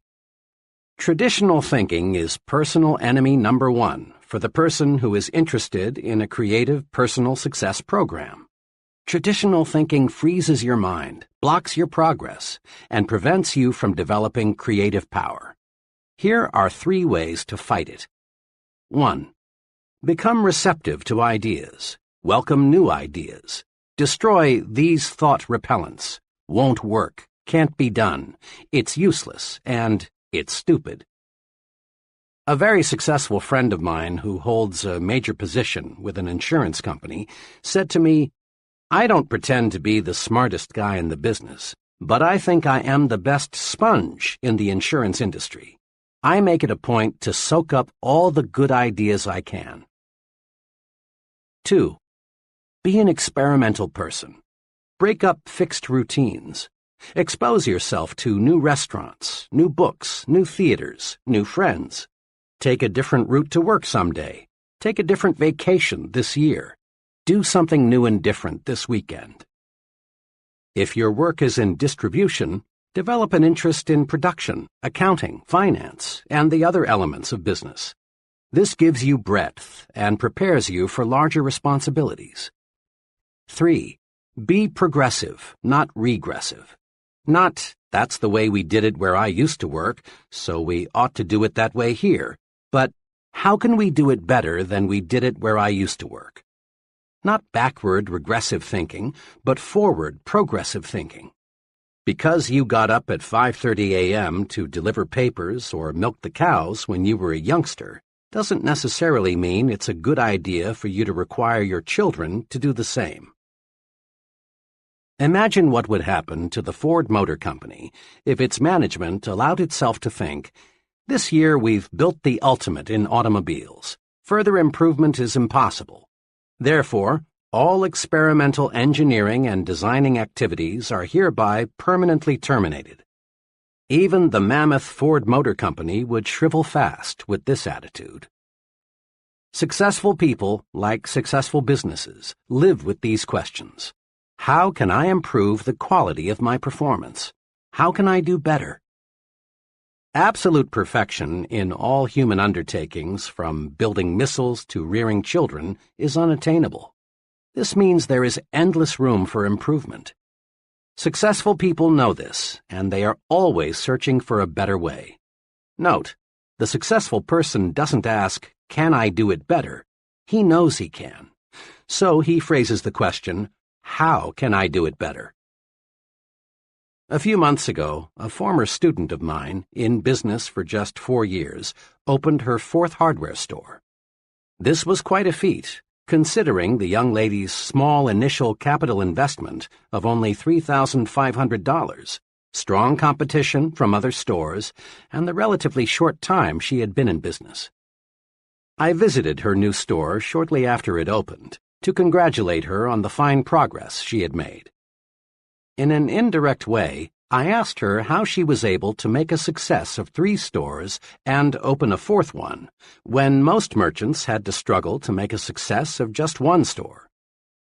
"Naturally," she answered, "I worked hard, but just getting up early and working late isn't responsible for the 4 stores. Most people in my business work hard. The main thing I attribute my success to is my self-styled weekly improvement program." "A weekly improvement program? Sounds impressive. How does it work?" I asked. "Well, it really isn't anything elaborate," she continued. "It's just a plan to help me do a better job as each week rolls around. To keep my forward thinking on the track, I've divided my job into 4 elements: customers, employees, merchandise, and promotion. All during the week, I make notes and jot down ideas as to how I can improve my business. Then, every Monday evening, I set aside 4 hours to review the ideas I've jotted down and figure out how to put the solid ones to use in the business. In this 4-hour period, I force myself to take a hard look at my operation. I don't simply wish more customers would shop in my store. Instead, I ask myself, what can I do to attract more customers? How can I develop regular, loyal customers? She went on describing numerous little innovations that made her first 3 stores so successful. Things like the way she arranged the merchandise within her stores, her suggestion selling technique that sold 2 out of 3 customers merchandise they had not planned to buy when they entered her stores, the credit plan she devised when many of her customers were out of work because of a strike, the contest she developed that boosted sales during a slack season. I ask myself, what can I do to improve my merchandise offerings? And I get ideas. Let me cite just one case. 4 weeks ago, it occurred to me that I should do something to get more youngsters into the store. I reasoned if I had something here to draw the kids to the store, I'd also draw more of the parents. I kept thinking about it, and then this idea came. Put in a line of small carded toys for children in the 4 to 8 age bracket. It's working. The toys take little space, and I make a nice profit on them. But most important, the toys have increased store traffic. Believe me, she went on, my weekly improvement plan works. Just by conscientiously asking myself, how can I do a better job, I find the answers. It's a rare Monday night that I don't come up with some plan or technique that makes that profit and loss statement look better. And I've learned something else, too, about successful merchandising. Something that I think every person going into business for himself should know. What's that? I asked. Just this. It isn't so much what you know when you start that matters. It's what you learn and put to use after you open your doors that counts most. Big success calls for persons who continually set higher standards for themselves and others. Persons who are searching for ways to increase efficiency, to get more output at lower cost, do more with less effort. Top success is reserved for the I can do it better kind of person. General Electric uses the slogan, progress is our most important product. Why not make progress your most important product? The I can do better philosophy works magic. When you ask yourself, how can I do better? Your creative power is switched on, and ways for doing things better suggest themselves. Here is a daily exercise that will help you discover and develop the power of the I can do better attitude. Each day before you begin work, devote 10 minutes to thinking, how can I do a better job today? Ask, what can I do today to encourage my employees? What special favor can I do for my customers? How can I increase my personal efficiency? This exercise is simple, but it works. Try it, and you'll find unlimited creative ways to win greater success. Just about every time my wife and I would get together with a certain couple, the conversation would turn to working wives. Mrs. S. had worked several years before her marriage, and she had genuinely liked it. But now, she'd say, I've got 2 youngsters in school, a home to manage, and meals to prepare. I simply haven't got time. Then, one Sunday evening, Mr. and Mrs. S. and their children were in an automobile accident. Mrs. S. and the youngsters escaped serious injury, but Mr. S. received a back injury that left him permanently disabled. Now, Mrs. S. had no choice but to go to work. When we saw her several months after the accident, we were amazed to find how well she had adjusted to her new responsibilities. You know, she said, 6 months ago I never dreamed I could possibly manage the house and work full-time. But after the accident, I just made up my mind that I had to find the time. Believe me, my efficiency has gone up 100%. I discovered a lot of things I was doing didn't need to be done at all. Then I discovered that the children could and wanted to help. I found dozens of ways to conserve time. Fewer trips to the store, less TV, less telephoning, less of those time killers. This experience teaches us a lesson. Capacity is a state of mind. How much we can do depends on how much we think we can do. When you really believe you can do more, your mind thinks creatively and shows you the way. A young bank executive related this personal experience about work capacity. One of the other executives in our bank left us with very short notice. This put our department on the spot. The fellow leaving had filled an important job, and his work couldn't be postponed or left undone. The day after he left, the vice president in charge of my department called me in. He explained to me that he had already talked individually to the 2 others in my group, asking them if they could divide the work of the man who had just left until a replacement could be found. Neither of them flatly refused, said the vice president, but each stated that he is up to his neck now with his own pressing work. I'm wondering if you could handle some of the overload temporarily? Throughout my working career, I've learned that it never pays to turn down what looks like an opportunity. So I agreed and promised to do my very best to handle all the vacated job as well as keep up with my own work. The vice president was pleased at this. I walked out of his office knowing I had taken on a big job. I was just as busy as the two others in my department who had wiggled out of this extra duty, but I was determined to find a way to handle both jobs. I finished up my work that afternoon, and when the offices were closed, I sat down to figure out how I could increase my personal efficiency. I got a pencil and started writing down every idea I could think of. And I came up with some good ones, like working out an arrangement with my secretary to channel all routine telephone calls to me during a certain hour each day, placing all outgoing calls during a certain hour, cutting my usual conference periods from 15 minutes to 10, giving all my dictation at one time each day. I also discovered my secretary could and was eager to take over a number of little time-consuming details for me. I had been handling my present job for over 2 years, and frankly, I was amazed to discover how much inefficiency I had let creep in. Within a week's time, I was dictating twice as many letters, handling 50% more phone calls, attending half again as many meetings, all with no strain. A couple more weeks passed. The vice president called me in. He complimented me on doing a fine job. He went on to say that he had looked over a number of people from both inside and outside the bank, but he had not yet found the right man. Then he confessed that he had already cleared with the bank's executive committee, and they had authorized him to combine the two jobs, put them both in my charge, and give me a substantial increase in salary. I proved to myself that how much I can do depends on how much I think I can do. Capacity is indeed a state of mind. Every day, it seems, this takes place in the fast-moving world of business. The boss calls in an employee and explains that a special task must be accomplished. Then he says, "I know you've got a lot of work to do, but can you handle this?"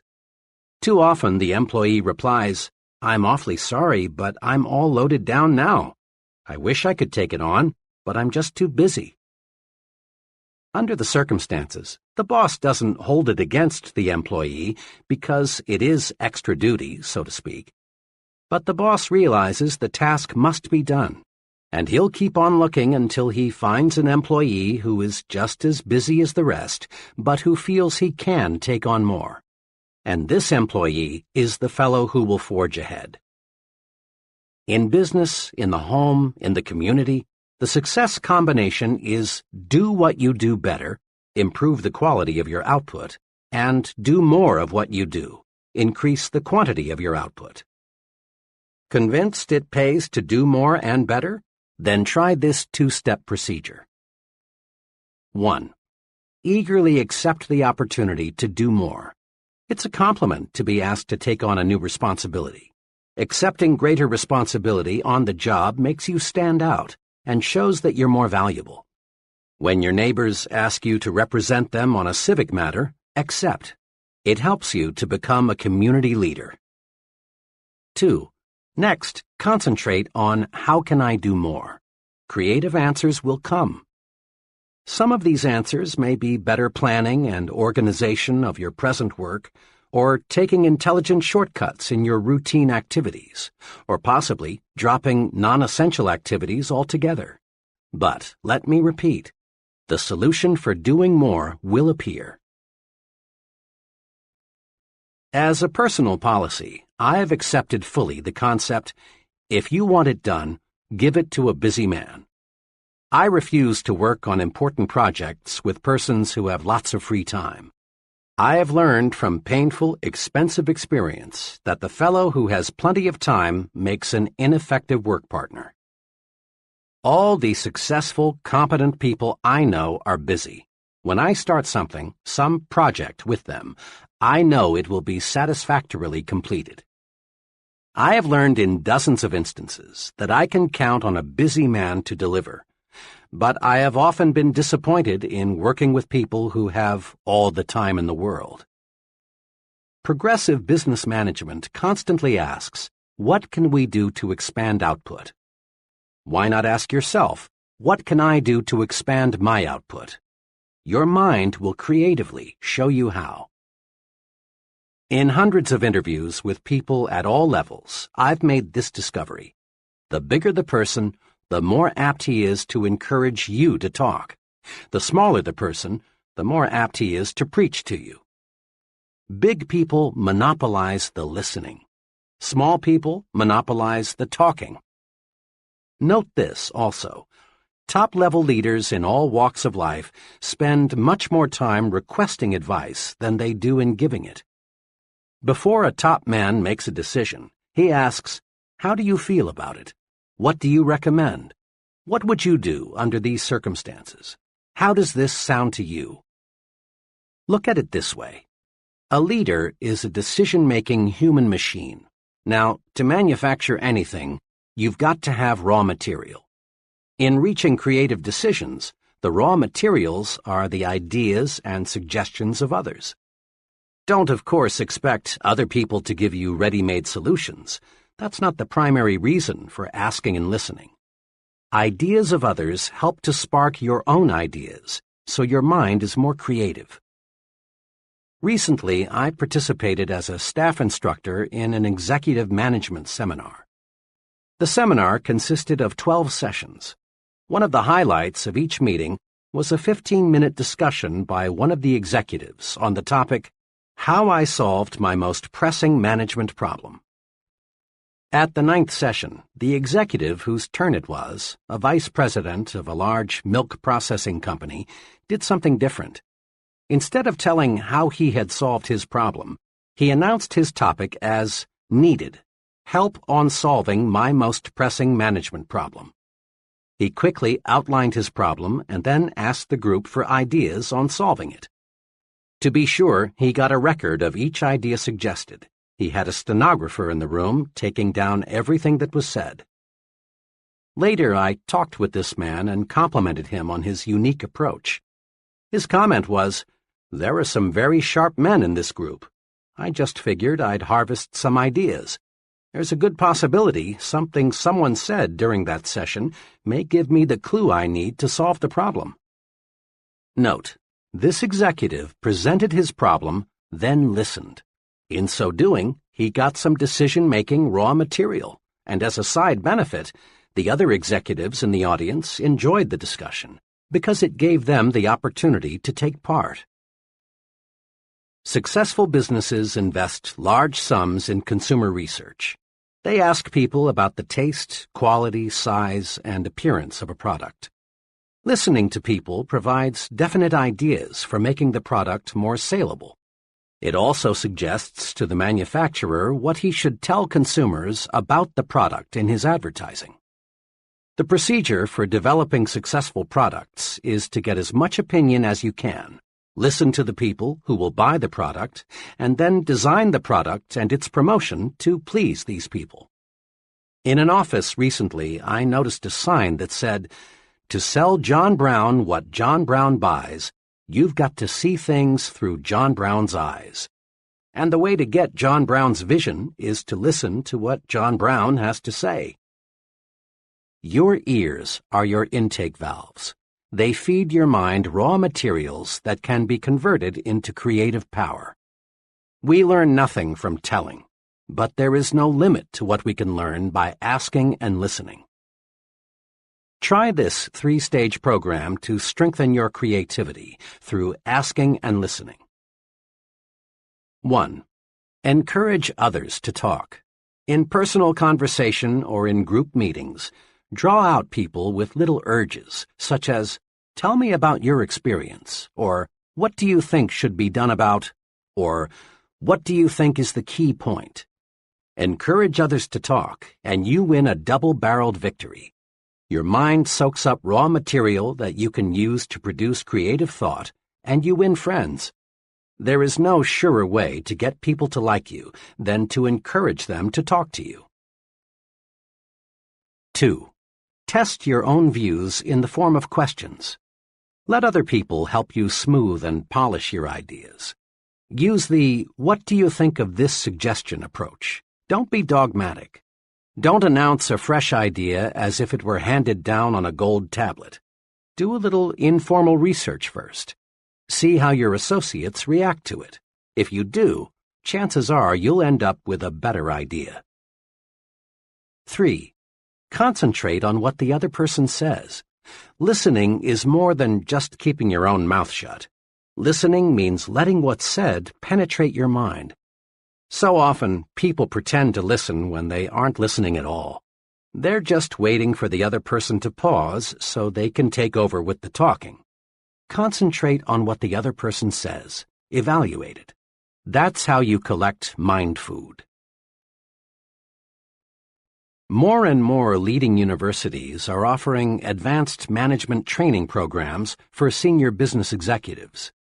According to the sponsors, the big benefit of these programs is not that the executives get ready-made formulae that they can use to operate their business more efficiently. Rather, they benefit most from the opportunity to exchange and discuss new ideas. Many of these programs require the executives to live together in college dormitories, thus encouraging bull sessions. Boiled down to one word, the executives benefit most from the stimulation received. A year ago, I directed 2 sessions in a 1-week sales management school in Atlanta, sponsored by the National Sales Executives Incorporated. A few weeks later, I met a salesman friend who worked for one of the sales executives who'd attended the school. "You people at the school sure gave my sales manager a lot of things to do to run our company better," my young friend said. Curious, I asked him specifically what changes he'd noticed. He reeled off a number of things: a revision in the compensation plan, sales meetings twice a month instead of once a month, new business cards and stationery, a revision in sales territories, not one of which was specifically recommended in the training program. The sales manager didn't get a bunch of canned techniques. Instead, he got something much more valuable: the stimulation to think of ideas directly beneficial to his own particular organization. A young accountant for a paint manufacturer told me about a very successful venture of his that was sparked by the ideas of others. "I never had more than a casual interest in real estate," he told me. "I've been a professional accountant for several years now, and I've stuck pretty close to my profession. One day, a realtor friend invited me to be his guest at a luncheon of one of the city's real estate groups. The speaker that day was an older man who had seen the city grow. His talk was about the next 20 years. He predicted that the metropolitan area would continue to grow far out into the surrounding farmland. He also predicted that there would be a record demand for what he called gentleman-size farms, 2 to 5 acres. Big enough so the businessman or professional person could have a pool, horses, a garden, and other hobbies that require space. This man's talk really stimulated me. What he described was exactly what I wanted. The next few days, I asked several friends what they thought about the idea of someday owning a 5-acre estate. Everyone I talked to said, in effect, "I'd love that." I continued to think about it and to figure how I could turn the idea into profit. Then one day, as I was driving to work, the answer came out of nowhere. Why not buy a farm and divide it into estates? I figured the land might be worth more in relatively small pieces than in one big piece.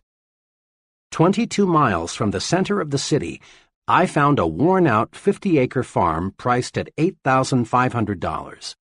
I bought it, paying only 1/3 down and working out a mortgage with the owner for the balance. Next, I planted pine seedlings where there were no trees. I did this because a real estate man, whom I feel knows his business, told me, "People want trees these days, lots of trees." I wanted my prospective buyers to see that in a few years their estate would be covered with beautiful pine trees. Then I got a surveyor to divide the 50 acres into 10 5-acre plots. Now I was ready to start selling. I got several mailing lists of young executives in the city and put on a small-scale direct mail campaign. I pointed out how for only $3,000, the price of a small city lot, they could buy an estate. I also described the potentials for recreation and wholesome living. In 6 weeks' time, working only evenings and on weekends, I sold all 10 plots. Total income, $30,000. Total costs, including the land, advertising, surveying, and legal expenses, $10,400. Profit, $19,600. I made a nice profit because I let myself be exposed to ideas of other intelligent people. Had I not accepted that invitation to attend a luncheon with a group completely foreign to my occupational interests, my brain would have never worked out this successful plan for making a profit. There are many ways to get mental stimulation, but here are 2 that you can incorporate into your pattern of life. First, join and meet regularly with at least one professional group that provides stimulation in your own occupational area. Rub shoulders and minds with other success-oriented people. So often I hear someone say, "I picked up a great idea this noon at the blank meeting," or, "During the meeting yesterday, I got to thinking." Remember, a mind that feeds only on itself soon is undernourished, becoming weak and incapable of creative, progressive thought. Stimulation from others is excellent mind food. Second, join and participate in at least one group outside your occupational interests. Association with people who have different job interests broadens your thinking and helps you to see the big picture. You'll be surprised how mixing regularly with people outside your occupational area will stimulate your on-the-job thinking. Ideas are fruits of your thinking, but they've got to be harnessed and put to work to have value. Each year, an oak tree produces enough acorns to populate a good-sized forest. Yet from these bushels of seeds, perhaps only 1 or 2 acorns will become a tree. The squirrels destroy most of them, and the hard ground beneath the tree doesn't give the few remaining seeds much chance for a start. So it is with ideas. Very few bear fruit. Ideas are highly perishable. If we're not on guard, the squirrels, negative-thinking people, will destroy most of them. Ideas require special handling from the time they are born until they're transformed into practical ways for doing things better. Use these 3 ways to harness and develop your ideas. 1. Don't let ideas escape. Write them down. Every day, lots of good ideas are born only to die quickly because they aren't nailed to paper. Memory is a weak slave when it comes to preserving and nurturing brand new ideas. Carry a notebook or some small cards with you. When you get an idea, write it down. A friend who travels a lot keeps a clipboard beside him so that he can write down an idea the instant it occurs to him. People with fertile creative minds know a good idea may sprout any time, any place. Don't let ideas escape, else you destroy the fruits of your thinking. Fence them in. 2. Next, review your ideas. File these ideas in an active file. The file can be an elaborate cabinet or it can be a desk drawer. A shoebox will do. But build a file and then examine your storehouse of ideas regularly. As you go over your ideas, some may, for very good reasons, have no value at all. Get rid of them. But so long as the idea has any promise, keep it. 3. Cultivate and fertilize your idea. Now make your idea grow. Think about it. Tie the idea to related ideas. Read anything you can find that is in any way akin to your idea. Investigate all angles. Then, when the time is ripe, put it to work for yourself, your job, your future. When an architect gets an idea for a new building, he makes a preliminary drawing. When a creative advertising person gets an idea for a new TV commercial, he puts it into storyboard form, a series of drawings that suggest what the idea will look like in finished form. Writers with idea prepare a first draft.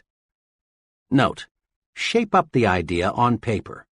There are 2 excellent reasons for this.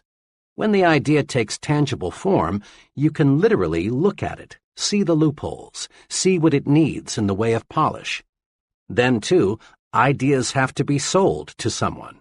Customers, employees, the boss, friends, fellow club members, investors.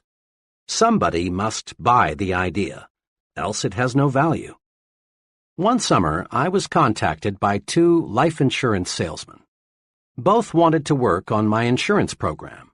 Both promised to return with a plan for making the needed changes. The first salesman gave me strictly an oral presentation. He told me in words what I needed, but I soon was confused. He brought in taxes, options, Social Security, all the technical details of insurance programming. Frankly, he lost me, and I had to say no. The second salesman used a different approach. He had charted his recommendations. All the details were shown in diagram form. I could grasp his proposal easily and quickly because I could literally see it. He sold me. Resolve to put your ideas in saleable form. An idea written or in some sort of picture or diagram form has many times more selling power than the idea presented only in oral form. Use these tools and think creatively. 1. Believe it can be done. When you believe something can be done, your mind will find the ways to do it. Believing a solution paves the way to solution. Eliminate impossible, won't work, can't do, no use trying from your thinking and speaking vocabularies. 2. Don't let tradition paralyze your mind. Be receptive to new ideas. Be experimental. Try new approaches. Be progressive in everything you do. 3. Ask yourself daily, how can I do better? There is no limit to self-improvement. When you ask yourself, how can I do better, sound answers will appear. Try it and see. 4. Ask yourself, how can I do more? Capacity is a state of mind. Asking yourself this question puts your mind to work to find intelligent shortcuts. The success combination in business is do what you do better, improve the quality of your output, and do more of what you do, increase the quantity of your output. 5. Practice asking and listening. Ask and listen, and you'll obtain raw material for reaching sound decisions. Remember, big people monopolize the listening. Small people monopolize the talking. 6. Stretch your mind. Get stimulated. Associate with people who can help you think of new ideas, new ways of doing things. Mix with people of different occupational and social interests. Chapter 6. You are what you think you are. It's obvious. Much human behavior is puzzling. Have you ever wondered why a salesperson will greet one customer with an alert, "Yes, sir, may I serve you?" but virtually ignore another? Or why a man will open a door for one woman but not for another? Or why an employee will consistently carry out the instructions of one superior but only grudgingly do what another superior requests? Or why we will pay close attention to what one person says but not to another? Look around you. You'll observe some people receiving the "Hey, Mac" or "Hey, buddy" treatment, while others receive the sincere and important "Yes, sir" treatment. Watch. You'll observe that some people command confidence, loyalty, and admiration, while others do not. Look closer still, and you'll also observe that those persons who command the most respect are also the most successful. What is the explanation? It can be distilled into one word: thinking. Thinking does make it so. Others see in us what we see in ourselves. We receive the kind of treatment we think we deserve. Thinking does make it so. The fellow who thinks he is inferior, regardless of what his real qualifications may be, is inferior. For thinking regulates actions. If a man feels inferior, he acts that way, and no veneer of cover-up or bluff will hide this basic feeling for long. The person who feels he isn't important isn't. On the other side, A fellow who really thinks he is equal to the task is. To be important, we must think we are important, really think so. Then others will think so too. Here again is the logic. How you think determines how you act. How you act, in turn, determines how others react to you. Like other phases of your personal program for success, winning respect is fundamentally simple. To gain the respect of others, you must first think you deserve respect. And the more respect you have for yourself, the more respect others will have for you. Test this principle. Do you have much respect for the fellow on Skid Row? Of course not. Why? Because the poor fellow doesn't respect himself. He's letting himself rot away from lack of self-respect. Self-respect shows through in everything we do. Let's focus our attention now on some of the specific ways we can increase self-respect and thereby earn more respect from others. Look important. It helps you think important. Rule. Remember, your appearance talks. Be sure it says positive things about you. Never leave home without feeling certain you look like the kind of person you want to be. The most honest advertisement ever appearing in print is the "Dress Right, You Can't Afford Not To" slogan, sponsored by the American Institute of Men's and Boys' Wear. This slogan deserves to be framed in every office, restroom, bedroom, and schoolroom in America. In one ad, a policeman speaks. He says, "You can usually spot a wrong kid just by the way he looks. Sure, it's unfair, but it's a fact. People today judge a youngster by appearance, and once they've tabbed a boy, it's tough to change their minds about him, their attitude toward him. Look at your boy. Look at him through his teacher's eyes, your neighbor's eyes. Could the way he looks, the clothes he wears, give them the wrong impression? Are you making sure he looks right, dresses right, everywhere he goes?" This advertisement, of course, refers primarily to children, but it can be applied to adults as well.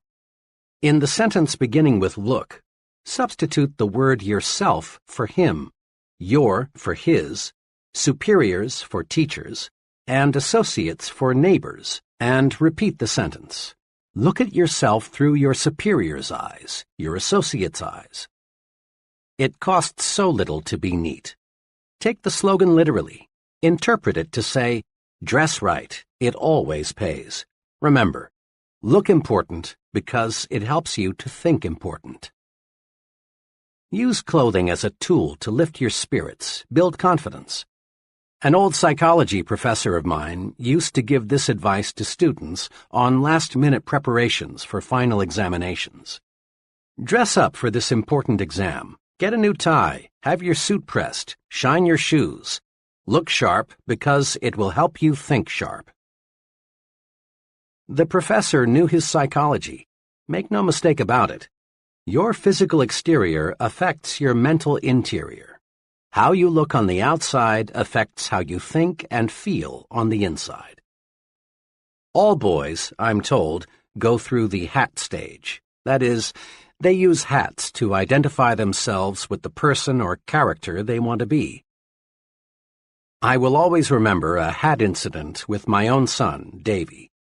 One day, he was dead set on being the Lone Ranger, but he had no Lone Ranger hat. I tried to persuade him to substitute another. His protest was, "But Dad, I can't think like the Lone Ranger without a Lone Ranger hat." I gave in finally and bought him the hat he needed. Sure enough, donning the hat, he was the Lone Ranger.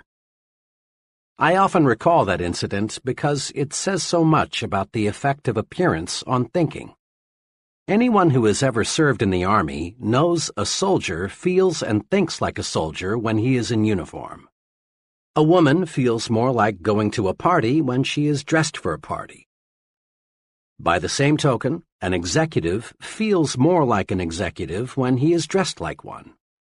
A salesman expressed it to me this way: "I can't feel prosperous, and I have to if I'm going to make big sales, unless I know I look that way."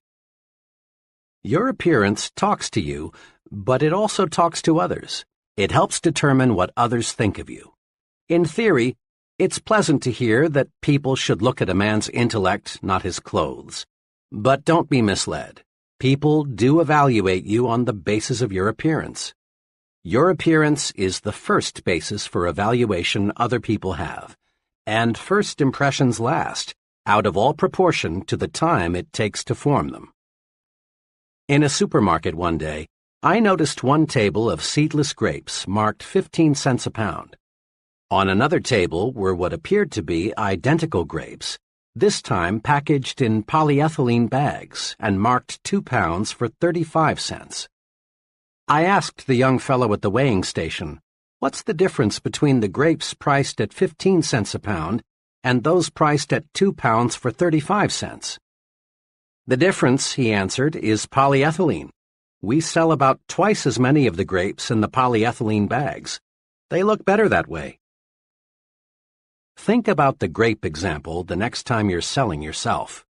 Properly packaged, you have a better chance to make the sale, and at a higher price. The point is, the better you are packaged, the more public acceptance you will receive.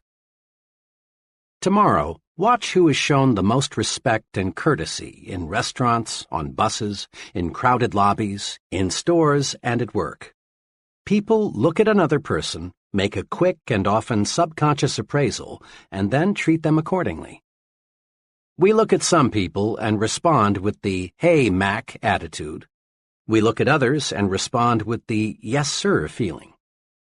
Yes, a person's appearance definitely talks. The well-dressed person's appearance says positive things. It tells people, here is an important person, intelligent, prosperous, and dependable. This man can be looked up to, admired, trusted. He respects himself, and I respect him. The shabby-looking fellow's appearance says negative things. It says, here is a person who isn't doing well. He's careless, inefficient, unimportant. He's just an average person. He deserves no special consideration.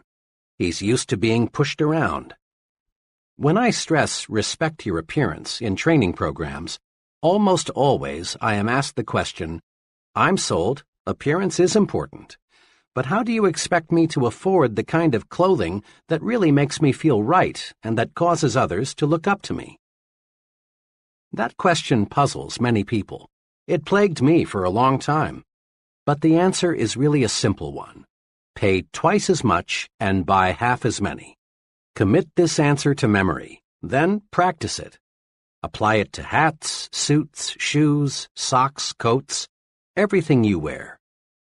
Insofar as appearance is concerned, quality is far more important than quantity.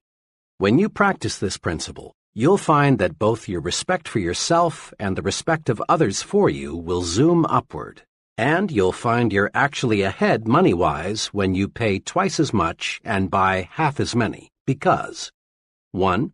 Your garments will last more than twice as long because they are more than twice as good, and as a rule they will show quality as long as they last. 2. What you buy will stay in style longer. Better clothing always does. 3. You'll get better advice. Merchants selling $200 suits are usually much more interested in helping you find the garment that is just right for you than are merchants selling $100 suits. Remember, your appearance talks to you and it talks to others. Make certain it says, here is a person who has self-respect. He's important. Treat him that way. You owe it to others, but more important, you owe it to yourself to look your best. You are what you think you are. If your appearance makes you think you're inferior, you are inferior. If it makes you think small, you are small. Look your best, and you will think and act your best. Think your work is important. There's a story often told about the job attitudes of 3 bricklayers. It's a classic, so let's go over it again. When asked, what are you doing? The first bricklayer replied, laying brick. The second answered, making $9.30 an hour. And the third said, me? Why, I'm building the world's greatest cathedral. Now, the story doesn't tell us what happened to these bricklayers in later years, but what do you think happened? Chances are that the first two bricklayers remained just that, bricklayers. They lacked vision. They lacked job respect. There was nothing behind them to propel them forward to greater success. But you can wager every cent you have the bricklayer who visualized himself as building a great cathedral did not remain a bricklayer. Perhaps he became a foreman, or perhaps a contractor, or possibly an architect. He moved forward and upward. Why? Because thinking does make it so. Bricklayer number 3 was tuned to thought channels that pointed the way to self-development in his work. Job thinking tells a lot about a person and his potential for larger responsibility. A friend who operates a personnel selection firm said this to me recently. One thing we always look for in appraising a job applicant for a client is how the applicant thinks about his present job. We are always favorably impressed when we find that an applicant thinks his present job is important, even though there may be something about it he doesn't like. Why? Simply this. If the applicant feels his present job is important, odds are that he will take pride in his next job too. We've found an amazingly close correlation between a person's job respect and his job performance. Like your appearance, the way you think toward your work says things about you to your superiors, associates, and subordinates. In fact, to everyone with whom you come in contact. A few months ago, I spent several hours with a friend who is personnel director for an appliance manufacturer. We talked about building men. He explained his personnel audit system and what he had learned from it. We have about 800 non-production people, he began. Under our personnel audit system, an assistant and I interview each employee every 6 months. Our purpose is simple. We want to learn how we can help him in his job. We think this is a good practice because each person working with us is important, else he wouldn't be on the payroll. We are careful not to ask the employees any point-blank questions. Instead, we encourage him to talk about whatever he wants to. We aim to get his honest impressions. After each interview, we fill out a rating form on the employee's attitudes toward specific aspects of his job. Now here's something I've learned, he went on. Our employees fit into one of 2 categories, Group A and Group B, on the basis of how they think toward their jobs. The persons in Group B talk mainly about security, company retirement plans, sick leave policy, extra time off, what we're doing to improve the insurance program, and if they will be asked to work overtime next March as they were last March.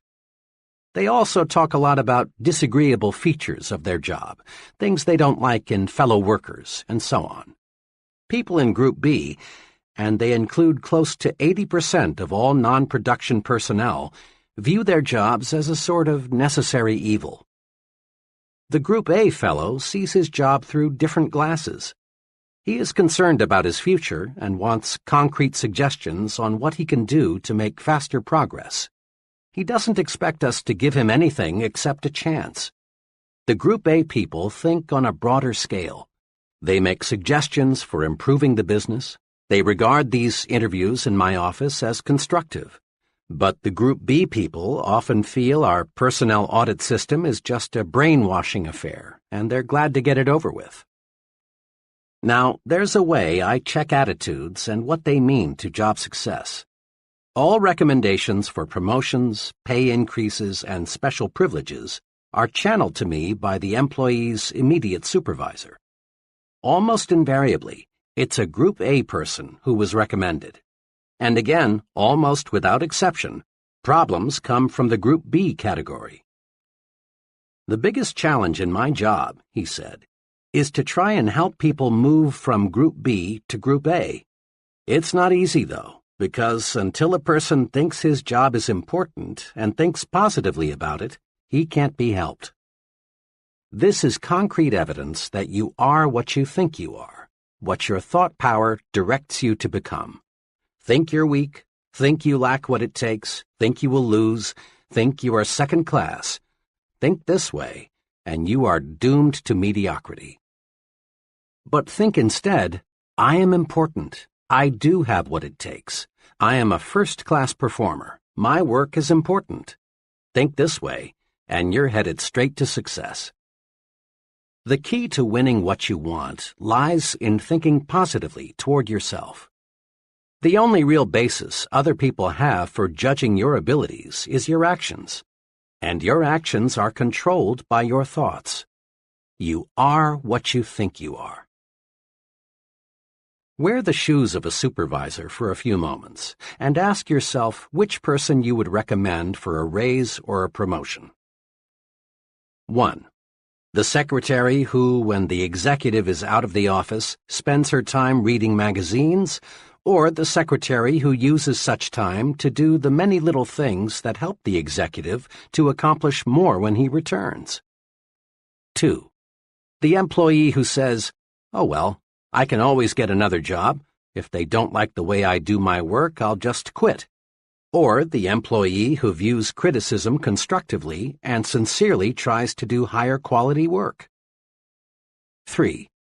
The salesman who tells a customer, "Oh, I just do what they tell me to do. They said come out and see if you need anything." Or the salesman who says, "Mr. Brown, I'm here to help you." 4.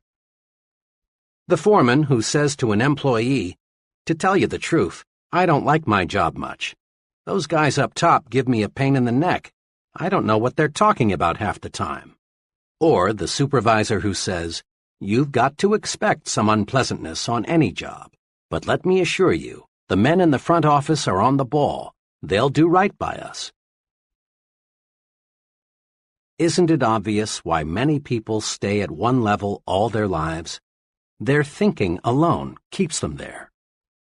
An advertising executive once told me about his agency's informal training to break in new, inexperienced men. "As company policy," he said, "we feel the best initial training is to start the young fellow, who incidentally is usually a college graduate, as a mailboy. We don't do this, of course, because we feel a fellow needs 4 years of college to take mail from one office to another. Our purpose is to give the new fellow maximum exposure to the many varied things which must be done in agency work. After he knows his way around, we give him an assignment. Now occasionally, even after we've carefully explained why we're starting him out in the mailroom, a young fellow feels that carrying the mail is belittling and unimportant. When this is the case, we know we've picked the wrong man. If he doesn't have the vision to see that being a mailboy is a necessary, practical step to important assignments, then he has no future in the agency business. Remember, executives answer the question, "What would he do on that specific level?" by first answering the question, "What kind of job is he doing where he is now?" Here is some logic, sound, straight, and easy. Listen to it a few times before you continue. A person who thinks his job is important receives mental signals on how to do his job better. And a better job means more promotions, more money, more prestige, more happiness. We've all noticed how children quickly pick up the attitudes, habits, fears, and preferences of their parents. Whether it be food preferences, mannerisms, religious and political views, or any other type of behavior, the child is a living reflection of how his parents or guardians think, for he learns through imitation. And so do adults. People continue to imitate others throughout life, and they imitate their leaders and supervisors. Their thoughts and actions are influenced by these people. You can check this easily. Study one of your friends and the person he works for, and note the similarities in thinking and action. Here are some of the ways your friend may imitate his boss or other associate: slang and word choice, the way he smokes cigarettes, some facial expressions and mannerisms, choice of clothing, and automobile preferences. There are many, many more, of course. Another way to note the power of imitation is to observe the attitudes of employees and compare them with those of the chief. When the chief is nervous, tense, worried, his close associates reflect similar attitudes. But when Mr. Chief is on top, feeling good, so are his employees. The point is this: the way we think toward our jobs determines how our subordinates think toward their jobs. The job attitudes of our subordinates are direct reflections of our own job attitudes. It's well to remember that our points of superiority and weakness show up in the behavior of those who report to us, just as a child reflects the attitudes of his parents. Consider just one characteristic of successful people: enthusiasm. Ever notice how an enthusiastic salesperson in a department store gets you, the customer, more excited about the merchandise? Or have you observed how an enthusiastic minister or other speaker has a wide-awake, alert, enthusiastic audience? If you have enthusiasm, those around you will have it too.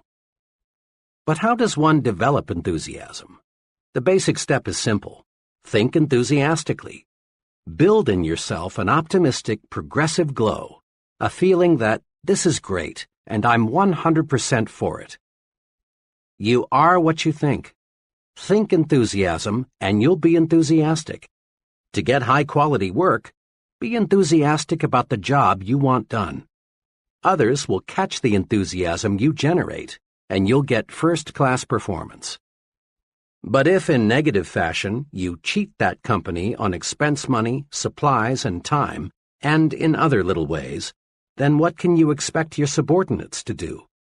Habitually arrive late and leave early, and what do you think the troops will do? And there is a major incentive for us to think right about our jobs so that our subordinates will think right about their jobs.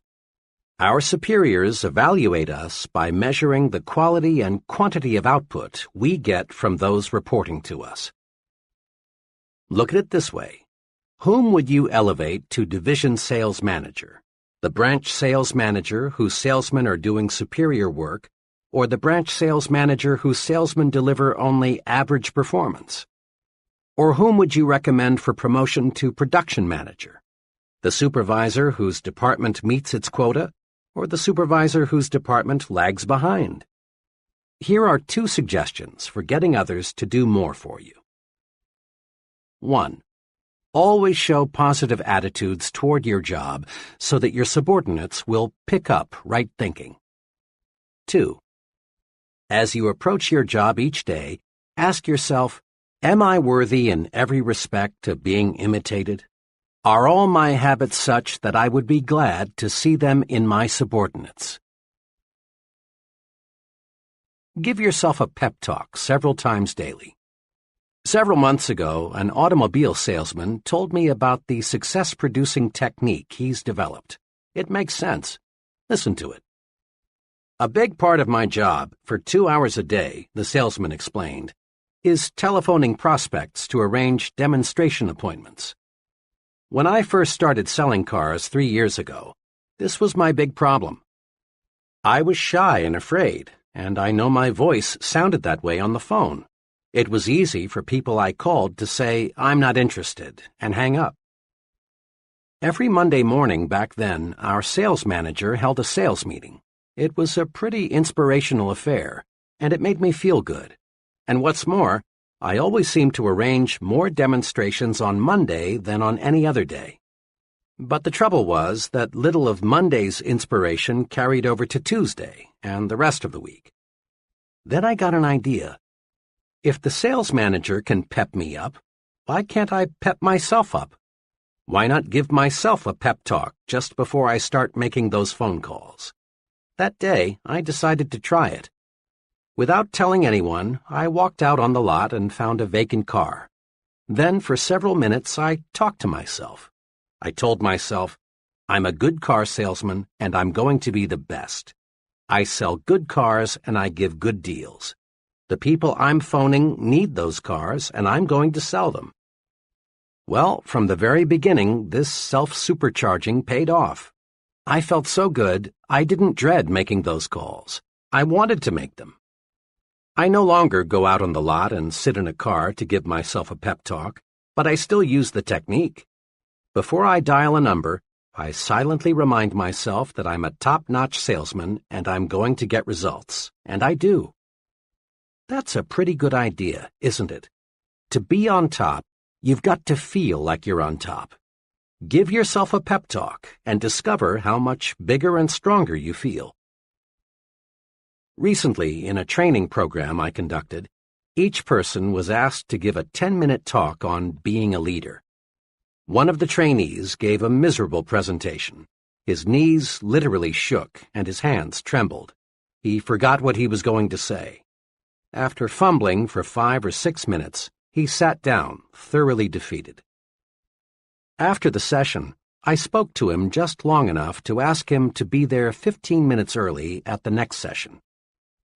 As promised, he was there 15 minutes ahead of time for the next session. The two of us sat down to discuss his talk of the night before. I asked him to remember as clearly as he could exactly what he had thought about the 5 minutes just before he gave his talk. Well, I guess all I thought about was how scared I was. I knew I was going to make a fool of myself. I knew I was going to be a flop. I kept thinking, who am I to be talking about being a leader? I tried to remember what I was going to say, but all I could think about was failing. Right there, I injected, is the answer to your problem. Before you got up to talk, you gave yourself a terrible mental beating. You convinced yourself that you would fail. Is it any wonder your talk didn't come off well? Instead of developing courage, you developed fear. Now this evening's session, I continued, starts in just 4 minutes. Here's what I'd like you to do.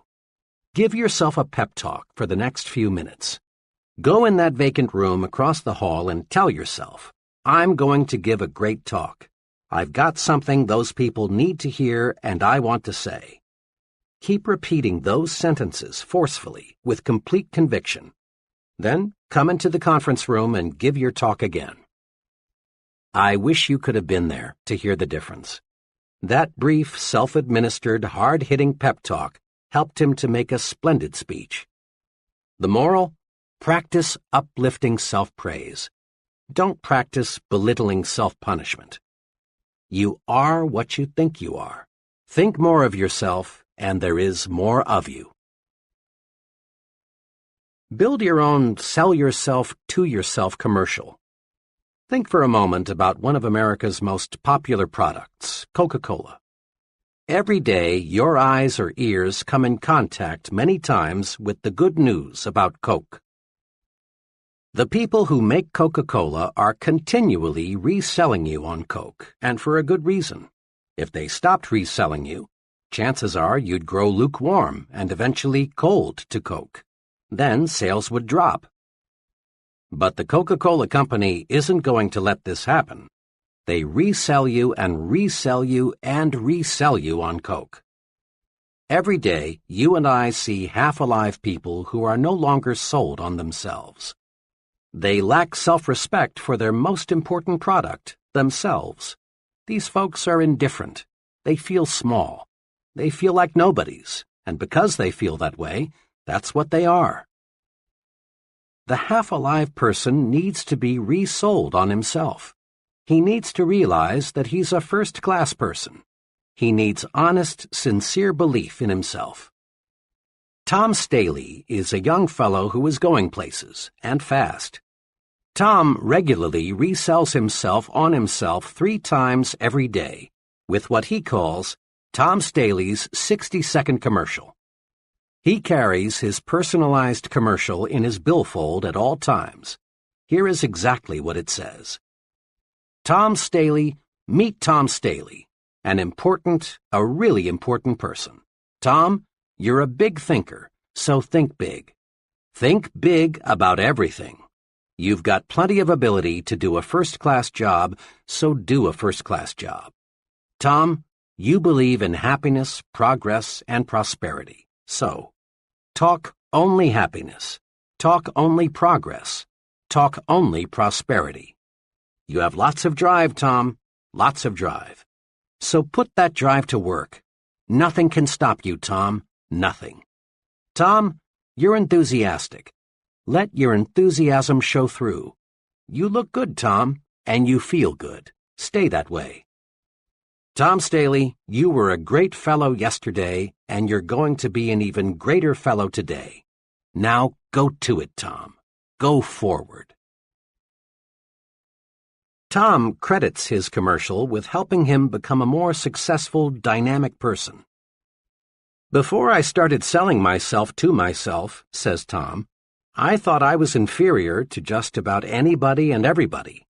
Now I realize that I've got what it takes to win, and I'm winning, and I'm always going to win.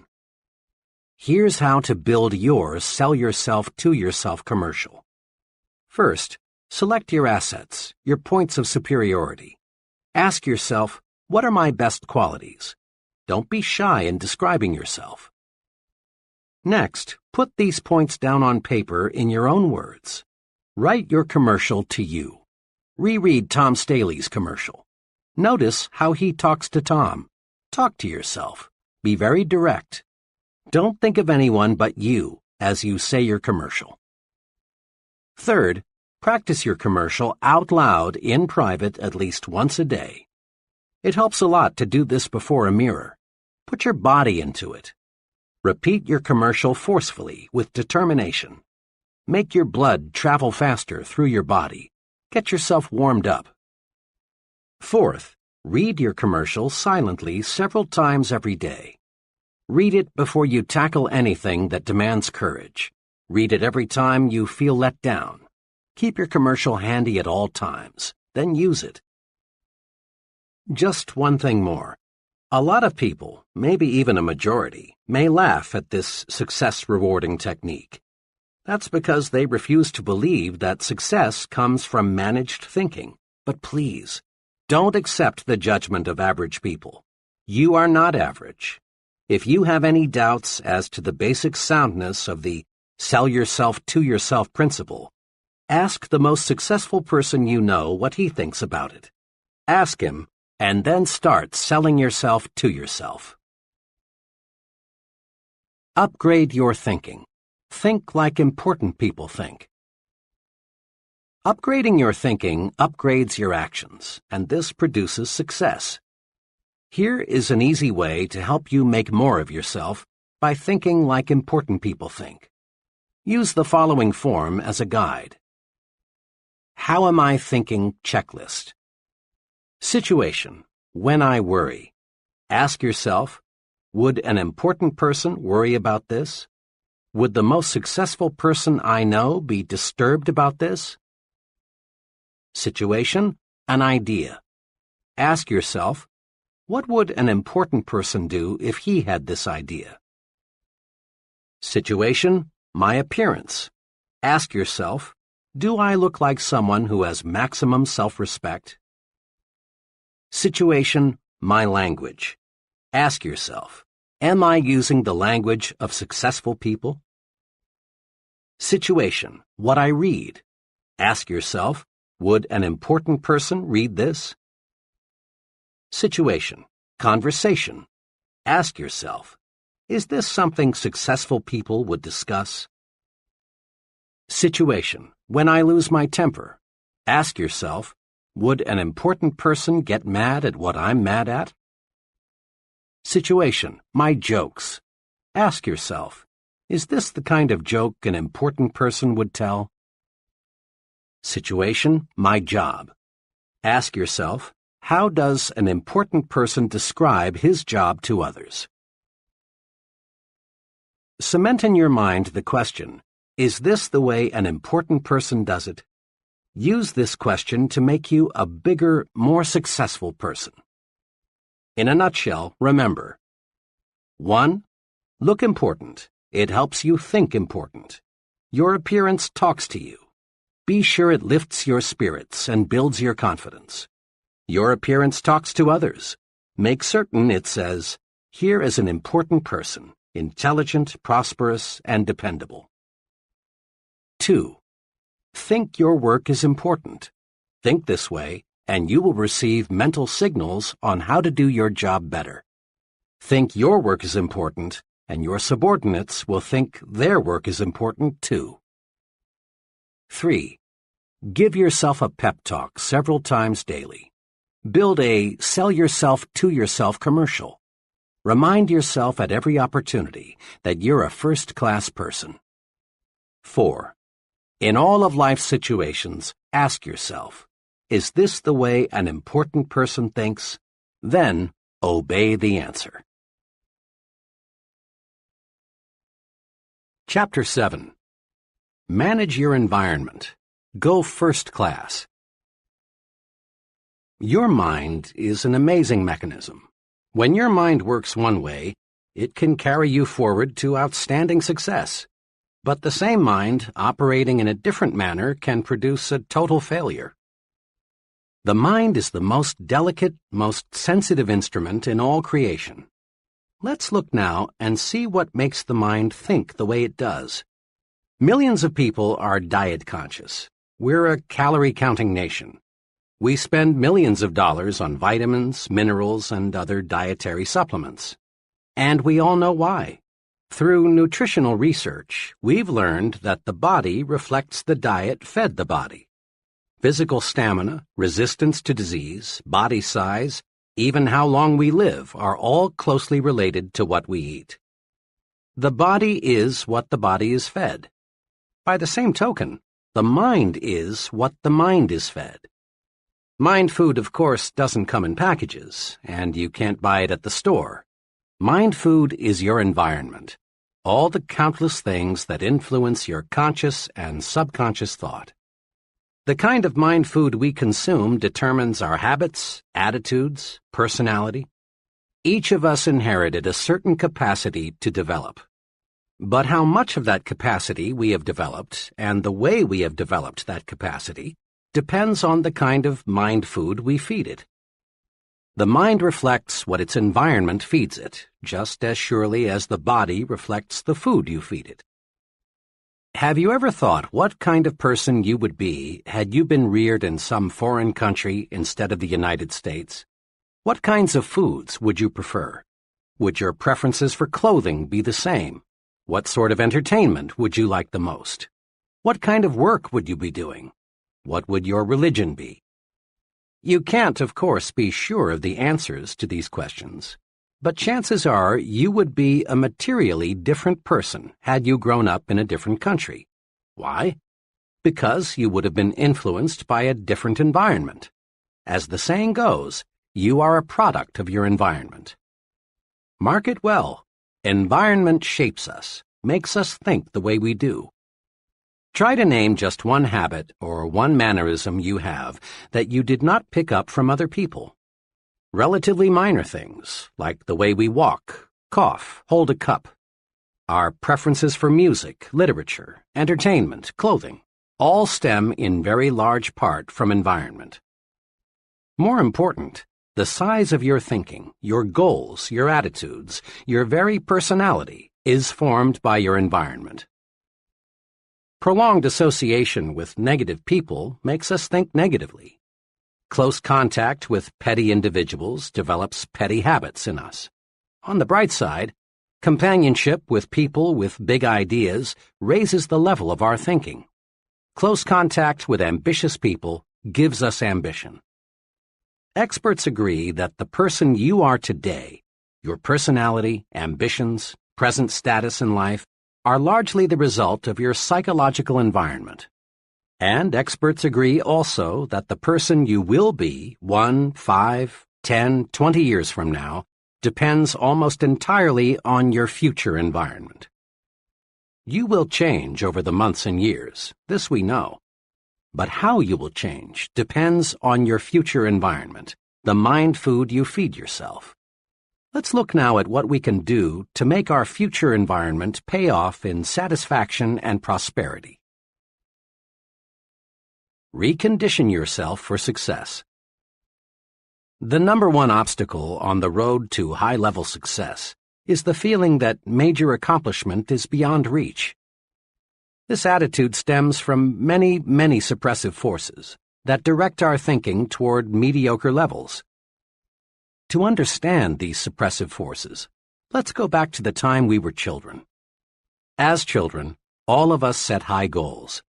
At a surprisingly young age, we made plans to conquer the unknown, to be leaders, to attain positions of high importance, to do exciting and stimulating things, to become wealthy and famous. In short, to be first, biggest, and best. And in our blessed ignorance, we saw our way clear to accomplish these goals. But what happened? Long before we reached the age when we could begin to work toward our great objectives, a multitude of suppressive influences went to work. From all sides we heard, it's foolish to be a dreamer, and that our ideas were impractical, stupid, naive, or foolish, that you have got to have money to go places, that luck determines who gets ahead, or you've got to have important friends, or you're too old or too young. As a result of being bombarded with the "you can't get ahead, so don't bother to try" propaganda, most people you know can be classified into three groups. First group, those who surrendered completely. The majority of people are convinced deep down inside that they haven't got what it takes, that real success, real accomplishment, is for others who are lucky or fortunate in some special respect. You can easily spot these people because they go to great lengths to rationalize their status and explain how happy they really are. A very intelligent man, age 32, who has dead-ended himself in a safe but mediocre position, recently spent hours telling me why he was so satisfied with his job. He did a good job of rationalizing, but he was only kidding himself, and he knew it. What he really wanted was to work in a challenging situation where he could grow and develop. But that multitude of suppressive influences had convinced him that he was inadequate for big things. This group is, in reality, just the other extreme of the discontented job switcher searching for opportunity. Rationalizing yourself into a rut, which, incidentally, has been described as a grave with both ends open, can be as bad as wandering aimlessly, hoping opportunity will somehow, someday, hit you in the face. Second group, those who surrendered partially. A second but much smaller group enters adult life with considerable hope for success. These people prepare themselves, they work, they plan. But after a decade or so, resistance begins to build up. Competition for top-level jobs looks rugged. This group then decides that greater success is not worth the effort. They rationalize, we're earning more than the average, and we live better than the average. Why should we knock ourselves out?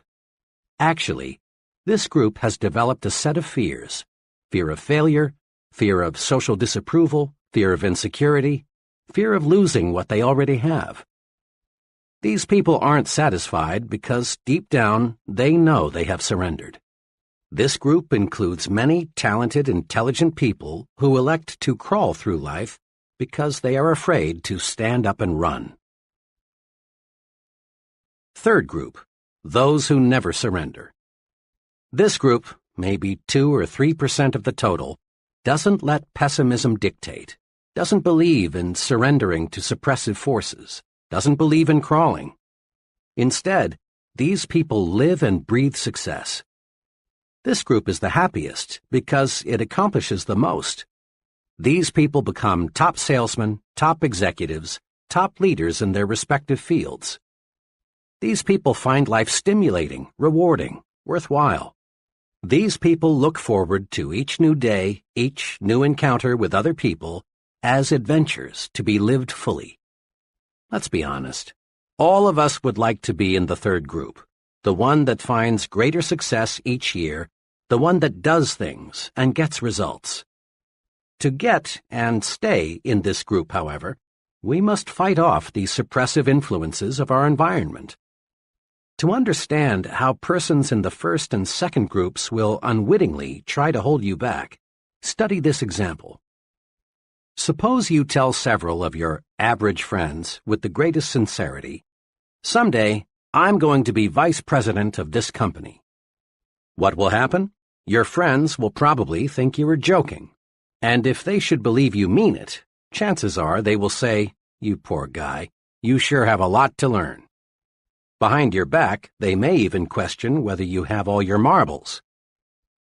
Now, assume you repeat the same statement with equal sincerity to the president of your company. How will he react? One thing is certain, he will not laugh. He will look at you intently and ask himself, "Does this fellow really mean this?" But he will not, we repeat, laugh. Because big men do not laugh at big ideas. Or suppose you tell some average people you plan to own an expensive home, and they may laugh at you because they think it's impossible. But tell your plan to a person already living in an expensive home, and he won't be surprised. He knows it isn't impossible because he's already done it. Remember, people who tell you it cannot be done almost always are unsuccessful people, are strictly average or mediocre at best in terms of accomplishment. The opinions of these people can be poison. Develop a defense against people who want to convince you that you can't do it. Accept negative advice only as a challenge to prove that you can do it. Be extra cautious about this. Don't let negative thinking people, negators, destroy your plan to think yourself to success. Negators are everywhere, and they seem to delight in sabotaging the positive progress of others. During college, I buddied for a couple of semesters with W.W. He was a fine friend, the kind of fellow who would loan you a little money when you were short, or help you in many little ways. Despite this fine loyalty, W.W. was just about 100% sour and bitter toward life, the future, opportunity. He was a real negator. During that period, I was an enthusiastic reader of a certain newspaper columnist who stressed hope, the positive approach, opportunity. When W.W. would find me reading this columnist, or when her column was mentioned, he'd swing verbally and say, "Oh, for Pete's sake, Dave, read the front page. That's where you learn about life. You ought to know that columnist is just making a quick buck, dishing out sweet sauce for the weak." When our discussions turned to getting ahead in life, W.W. was right there with his money-making formula. In his own words, it went like this. "Dave, there are just 3 ways to make money these days. 1, marry a rich woman. 2, steal in a nice, clean, legal way. Or 3, get to know the right people, somebody with plenty of pull." W.W. was always prepared to defend his formula with examples. Sticking to the front page, he was quick to cite that one labor leader in 1,000 who had siphoned off a pile of money from the union till and got away with it. He kept his eyes open for that rare marriage of the fruit picker to Miss Millionaire. And he knew a fellow who knew a fellow who knew a big man and got cut in on a big deal that made him rich.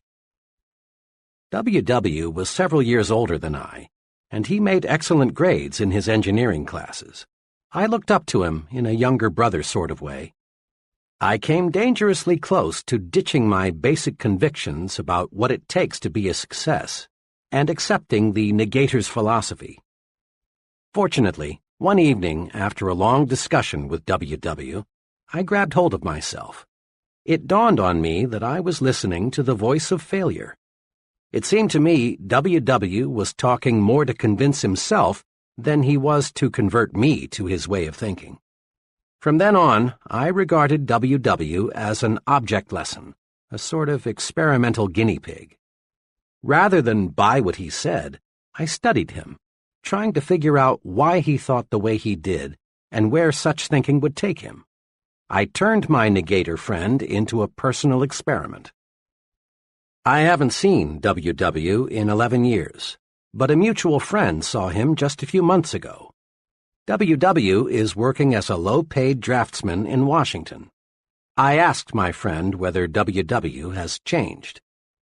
"No, except if anything, he's more negative than when we knew him. He's having a tough go of it. He has 4 children, and on his income it's rough. Old WW has the brains to be making 5 times what he is, if he just knew how to use those brains. Negators are everywhere. Some negators, like the one who almost tripped me, are well-meaning folks, but others are jealous people who, not moving ahead themselves, want you to stumble too. They feel inadequate themselves, so they want to make a mediocre person out of you. Be extra careful. Study negators. Don't let them destroy your plans for success. A young office worker recently explained to me why he had changed carpools. One fellow, he said, talked about nothing, trip in and trip out, except what an awful company we worked for. Regardless of what management did, he found fault. He was negative about everyone from his supervisor on up. The products we sold were no good. Every policy had something wrong with it. As he saw it, absolutely everything had something wrong with it. Each morning I arrived at work tense and wound up tight.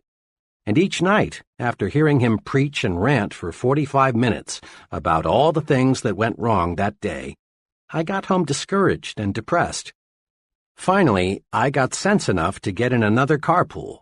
It's made a world of difference, for now I'm with a group of fellows who can see 2 sides to a question. That young fellow changed his environment. Smart, wasn't he? Make no mistake about it. You are judged by the company you keep. Birds of a feather do flock together. Fellow workers are not all alike. Some are negative, others positive. Some work because they have to. Others are ambitious and work for advancement. Some associates belittle everything the boss says or does. Others are much more objective and realize they must be good followers before they can be good leaders. How we think is directly affected by the group we're in. Be sure you're in the flock that thinks right. There are pitfalls to watch in your work environment. In every group, there are persons who, secretly aware of their own inadequacies, want to stand in your way and prevent you from making progress. Many ambitious fellows have been laughed at, even threatened, because they tried to be more efficient and produce more. Let's face it, some folks, being jealous, want to make you feel embarrassed because you want to move upward. This often happens in factories, where fellow workers sometimes resent the fellow who wants to speed up production. It happens in the military service when a clique of negative-minded individuals poke fun at and try to humiliate the young soldier who wants to go to officer's school. It happens in business, too, when a few individuals not qualified to advance try to block the way for someone else. You've seen it happen time and again in high schools when a group of lunkheads deride a classmate who has the good sense to make the most of his educational opportunities and come out with high grades. Sometimes, and all too sadly often, the bright student is jeered at until he reaches the conclusion that it isn't smart to be intelligent. Ignore such negative thinkers in your midst. For often, the remarks made in your direction aren't so personal as you might at first think. They are merely a projection of the speaker's own feeling of failure and discouragement. Don't let negative thinkers pull you down to their level. Let them slide by, like the water from the proverbial duck's back. Cling to people who think progressively. Move upward with them. You can do it simply by thinking right. A special word of caution. Be careful about your source of advice. In most organizations, you will encounter freelance advisors who know the ropes and are tremendously eager to clue you in. One time, I overheard a freelance advisor explaining the facts of office life to a bright young man just starting in. Said the advisor, "The best way to get along here is just stay out of everybody's way. If they ever get to know you, all they'll do is pile more work on you. Be especially careful to stay away from Mr. Z, the department manager. If he thinks you haven't got enough to do, he'll really load you down."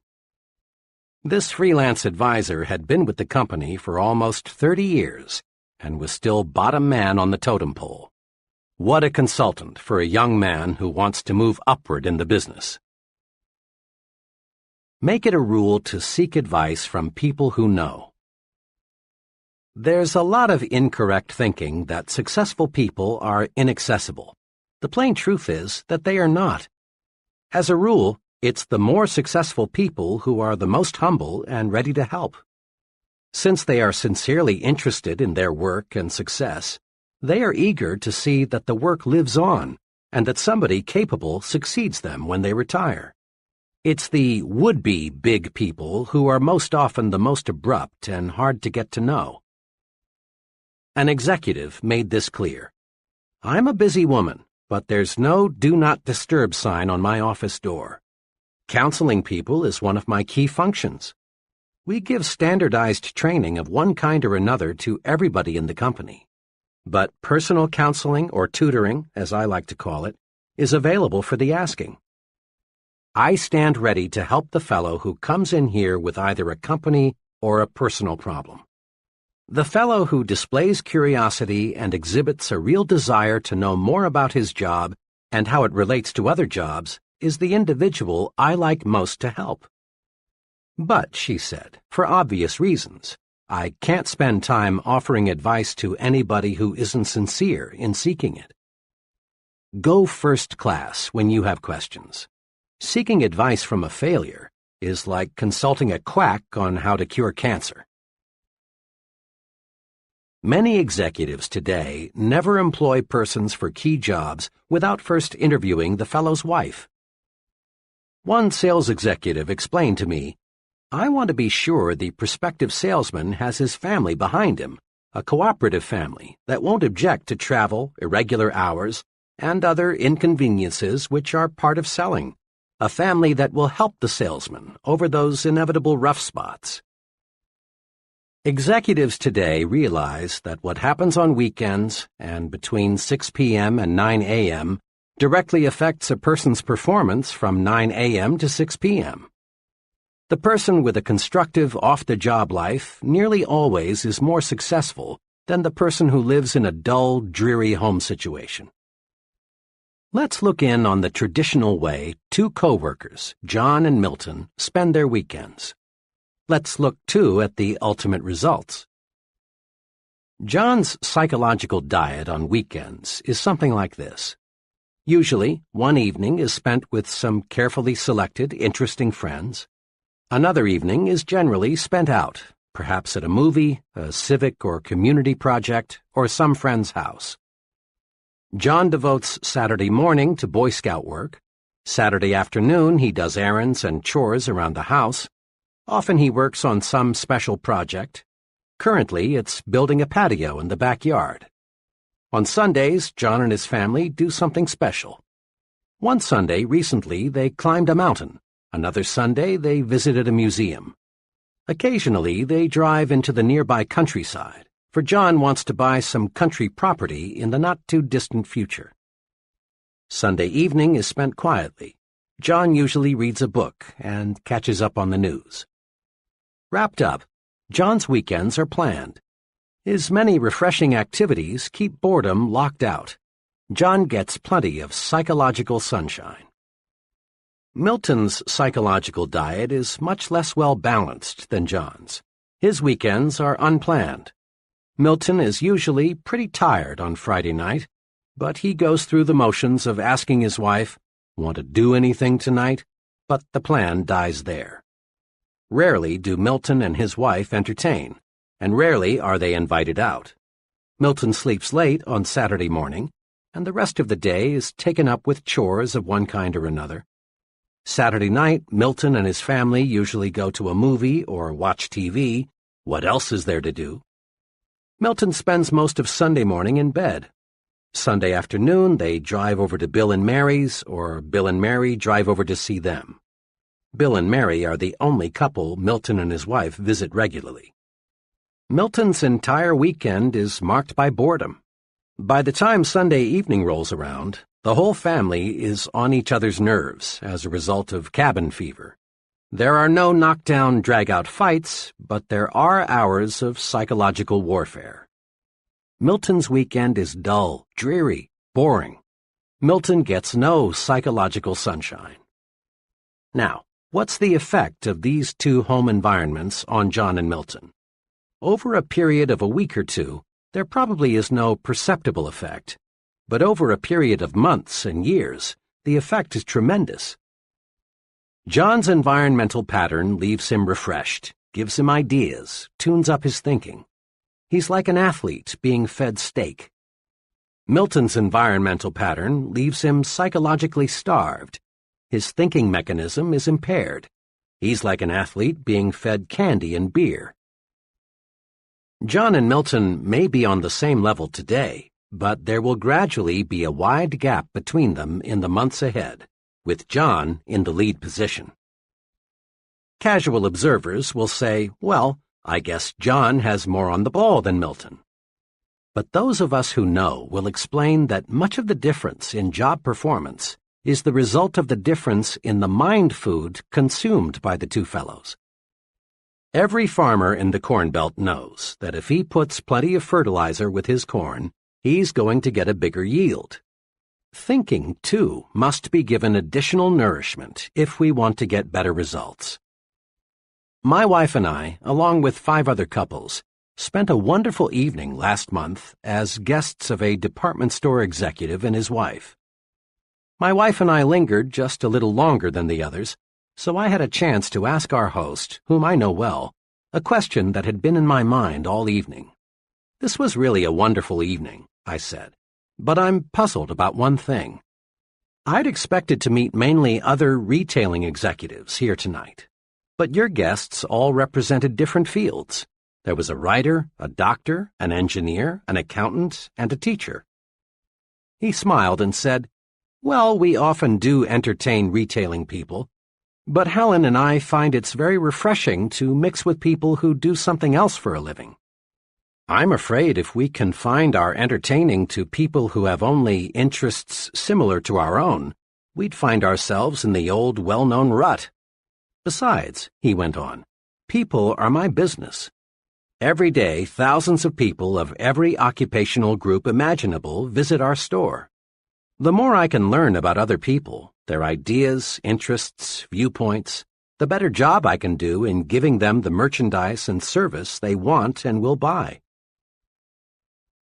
Here are a few simple do's to help make your social environment first class. 1. Do circulate in new groups. Restricting your social environment to the same small group produces boredom, dullness, dissatisfaction. Equally important, remember that your success-building program requires that you become an expert in understanding people. Trying to learn all there is to know about people by studying one small group is like trying to master mathematics by reading one short book. Make new friends, join new organizations, enlarge your social orbit. Then, too, variety in people, like variety in anything else, adds spice to life and gives it a broader dimension. It's good mind food. 2. Do select friends who have views different from your own. In this modern age, the narrow individual hasn't much future. Responsibility and positions of importance gravitate to the person who is able to see both sides. If you're a Republican, make sure you have some friends who are Democrats, and vice versa. Get to know people of different religious faiths. Associate with opposites, but just be sure they are persons with real potential. 3. Do select friends who stand above petty, unimportant things. Folks who are more concerned with the square footage of your home or the appliances you have or don't have than with your ideas and your conversation are inclined to be petty. Guard your psychological environment. Select friends who are interested in positive things, friends who really do want to see you succeed. Find friends who breathe encouragement into your plans and ideals. If you don't, if you select petty thinkers as your close friends, you'll gradually develop into a petty thinker yourself. We're a poison-conscious nation. Body poison, that is. Every restaurateur is on guard against food poisoning. Just a couple of cases of it, and his patrons won't come near his place. We've got tons of laws to protect the public against hundreds of body poisons. We put, or should put, poisons on the top shelves so the kids can't reach them. We go to any extreme to avoid body poison, and it's good that we do. But there's another type of poison, perhaps a little more insidious, thought poison, commonly called gossip. Thought poison differs from body poison in two ways. It affects the mind, not the body, and is more subtle. The person being poisoned usually doesn't know it. Thought poison is subtle, but it accomplishes big things. It reduces the size of our thinking by forcing us to concentrate on petty, unimportant things. It warps and twists our thinking about people because it is based on a distortion of facts, and it creates a guilt feeling in us that shows through when we meet the person we've gossiped about. Thought poison is 0% right thinking. It is 100% wrong thinking. And contrary to lots of opinion, women have no exclusive franchise on gossip. Every day, many men, too, live in a partially poisoned environment. Every day, thousands of gossip fests staged by men take place on such topics as the boss's marital or financial problems, Bill's politicking to get ahead in business, the probability of John being transferred, the reasons for special favors being awarded Tom, and why they brought in that new man. Gossiping goes something like this. Say, I just heard. No, why? Well, it doesn't surprise me. He had it coming to him. Of course, this is confidential. Conversation is a big part of our psychological environment. Some conversation is healthy. It encourages you. It makes you feel like you're taking a walk in the warm sunshine of a spring day. Some conversation makes you feel like a winner. But other conversation is more like walking through a poisonous, radioactive cloud. It chokes you. It makes you feel ill. It turns you into a loser. Gossip is just negative conversation about people, and the victim of thought poison begins to think he enjoys it. He seems to get a form of poisoned joy from talking negatively about others, not knowing that to successful people, he is becoming increasingly unlikable and unreliable. One of these thought poison addicts walked into a conversation some friends and I were having about Benjamin Franklin. As soon as Mr. Killjoy learned the topic of our chat, he came through with choice bits about Franklin's personal life in a negative way. Perhaps it's true that Franklin was a character in some ways, and he might have made the scandal magazines had they been around in the 18th century. But the point is, Benjamin Franklin's personal life had no bearing on the discussion at hand, and I couldn't help being glad that we weren't discussing somebody whom we knew intimately. Talk about people? Yes, but stay on the positive side. Let's make one point clear. Not all conversation is gossip. Bull sessions, shop talk, and just batting the breeze are necessary at times. They serve a good purpose when they are constructive. You can test your proneness to be a gossiper by taking this test. 1. Do I spread rumors about other people? 2. Do I always have good things to say about others? 3. Do I like to hear reports of a scandal? 4. Do I judge others only on the basis of facts? 5. Do I encourage others to bring their rumors to me? 6. Do I precede my conversations with, "Don't tell anybody"? 7. Do I keep confidential information confidential? 8. Do I feel guilty about what I say concerning other people? The right answers are obvious. Meditate on this thought for just a moment. Taking an axe and chopping your neighbor's furniture to pieces won't make your furniture look one bit better. And using verbal axes and grenades on another person doesn't do one thing to make you a better you or me a better me. Go first class. That is an excellent rule to follow in everything you do, including the goods and services you buy. Once, To prove the unconditional truth of the go first class thinking, I asked a group of trainees to give one example of how they had been penny wise and pound foolish. Here are some sample replies. I bought a low-priced suit from an offbeat retailer. Thought I got a bargain, but the suit was simply no good. My car needed a new automatic transmission. Took it to an alley garage that agreed to do the job for $25 less than an authorized dealer. The new transmission lasted 1,800 miles, and the garage wouldn't make it right. For months, I ate at a real greasy spoon trying to save money. The place wasn't clean, the food wasn't good, the service, well, you couldn't call it that, and the clientele was a bunch of down-at-heelers. One day, a friend persuaded me to join him for lunch at one of the best restaurants in town. He ordered the businessman's lunch, so I did too. I was amazed at what I got. Good food, good service, good atmosphere, and for just a little more than I had been paying at the Greasy Spoon. I learned a big lesson. There were many other replies. One fellow reported that he got in trouble with the Bureau of Internal Revenue because he used a bargain accountant. Another went to a cut-rate doctor and later learned he had received a completely wrong diagnosis. Others related the costs of going second class in home repairs, hotels, and other goods and services. Of course, I've heard the argument many times, but I can't afford to go first class. The simplest answer is, you cannot afford to go any other way.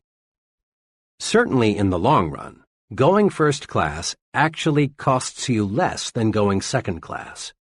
Then, too, it's better to have fewer things and have quality than to have many things and have junk. It's better, for example, to have one really good pair of shoes than to have 3 pairs of second-class shoes. People rate you for quality, often subconsciously, perhaps. Develop an instinct for quality. It pays, and it costs no more, often costs less, than second class. Make your environment make you successful. 1. Be environment conscious. Just as body diet makes the body, mind diet makes the mind. 2. Make your environment work for you, not against you. Don't let suppressive forces, the negative, you can't do it people, make you think defeat. 3. Don't let small-thinking people hold you back. Jealous people want to see you stumble. Don't give them that satisfaction. 4. Get your advice from successful people. Your future is important. Never risk it with freelance advisors who are living failures. 5. Get plenty of psychological sunshine. Circulate in new groups. Discover new and stimulating things to do. 6. Throw thought poison out of your environment. Avoid gossip. Talk about people, but stay on the positive side. 7. Go first class in everything you do. You can't afford to go any other way. Chapter 8. Make your attitudes your allies. Can you read minds? Reading minds is easier than you think. Perhaps you've never thought of it, but you read the minds of other people, and they read your mind every day. How do we do it? We do it automatically, through attitude appraisals. Remember the song, "You Don't Need to Know the Language to Say You're in Love"? Bing Crosby made it famous some years ago. There's a whole book full of applied psychology packed into those simple lyrics. You don't need to know the language to say you're in love. Anyone who's ever been in love knows that. And you don't need to know any language to say, I like you, or I despise you, or I think you're important, or unimportant, or I envy you. You don't need to know words or to use words to say, I like my job, or I'm bored, or I'm hungry. People speak without a sound. How we think shows through in how we act. Attitudes are mirrors of the mind. They reflect thinking. You can read the mind of the fellow sitting at a desk. You sense, by observing his expressions and mannerisms, how he feels toward his job. You can read the minds of salesmen, students, husbands, and wives. You not only can, you do. The expert actors, those in demand in movies and television year after year, in a sense are not actors at all. They don't play their roles. Instead, they lose their own identity and actually think and feel like the character they are playing. They've got to. Else they'd look like phonies, and their ratings would plunge. Attitudes do more than show through. They sound through, too. A secretary does more than identify an office when she says, "Good morning, Mr. Shoemaker's office." In just 5 words, one secretary says, "I like you. I'm glad you're calling. I think you are important. I like my job." But another secretary, saying exactly the same words, tells you, "You bothered me. I wish you hadn't called. I'm bored with my job, and I don't like people who bother me." We read attitudes through expressions and voice tones and inflections. Here's why. In the long, long history of humankind, a speaking language, even remotely resembling what we use today, is a very recent invention. So recent, you might say, in terms of the great clock of time, that we developed a language only this morning. For millions and millions of years, people got by with little more than moans and groans and grunts and growls. So for millions of years, people communicated with other people by body and facial expressions and sounds, not words. And we still communicate our attitudes, our feelings toward people and things, the same way. Aside from direct body contact, body movements, facial expressions, and sound are the only ways we have to communicate with infants. And those young ones show an uncanny ability to spot the phony. Professor Irwin H. Shell, one of America's most respected authorities on leadership, says, "Obviously, there is something more than facilities and competence that makes for accomplishment. I have come to believe that this linkage factor, this catalyst, if you will, can be defined in a single word: attitude. When our attitude is right, our abilities reach a maximum of effectiveness, and good results inevitably follow." Attitudes do make the difference. Salesmen with the right attitude beat their quotas. Students with the right attitude make A's. Right attitudes pave the way to really happy married life. Right attitudes make you effective in dealing with people, enable you to develop as a leader. Right attitudes win for you in every situation. Grow these 3 attitudes. Make them your allies in everything you do. 1. Grow the attitude of, "I'm activated." 2. Grow the attitude of, "You are important." 3. Grow the attitude of, "Service first." Now, let's see how. Years ago, when I was a college sophomore, I enrolled in an American history class. I remember the class vividly, not because I learned much about American history, but because, in an unusual way, I learned this basic principle of successful living. To activate others, you must first activate yourself. The history class was very large, and it was held in a fan-shaped auditorium. The professor, who was a middle-aged fellow and apparently well-educated, was nevertheless pathetically dull. Rather than interpret history as an alive, fascinating subject, the professor merely cited one dead fact after another. It was a frightful wonder how he could possibly make such an interesting subject so terribly dull, but he did. You can imagine the effect the professor's boredom had on the students. Talking and sleeping got so out of hand that the professor had 2 assistants patrol the aisles to break up student conversations and wake up those who had dozed off. Occasionally, the professor would stop and, shaking his finger at the class, would say, "I'm warning you, you've got to pay attention to what I say. You've got to stop this talking, and that's all there is to it." This, of course, made little impression on his students, many of whom, as veterans, had gambled their lives only months before, had made history on islands and in bombers. As I sat there watching this potentially great, wonderful experience turn into a disgusting farce, I found myself wrestling with the question, why are the students ignoring what the professor has to say? The answer came. The students had no interest in what the professor was saying because the professor himself had no interest. He was bored with history, and it showed through. To activate others, to get them to be enthusiastic, you must first be enthusiastic yourself. Over the years, I've tested this principle in hundreds of different situations. It always holds true. A man who lacks enthusiasm never develops it in another. But a person who is enthusiastic soon has enthusiastic followers.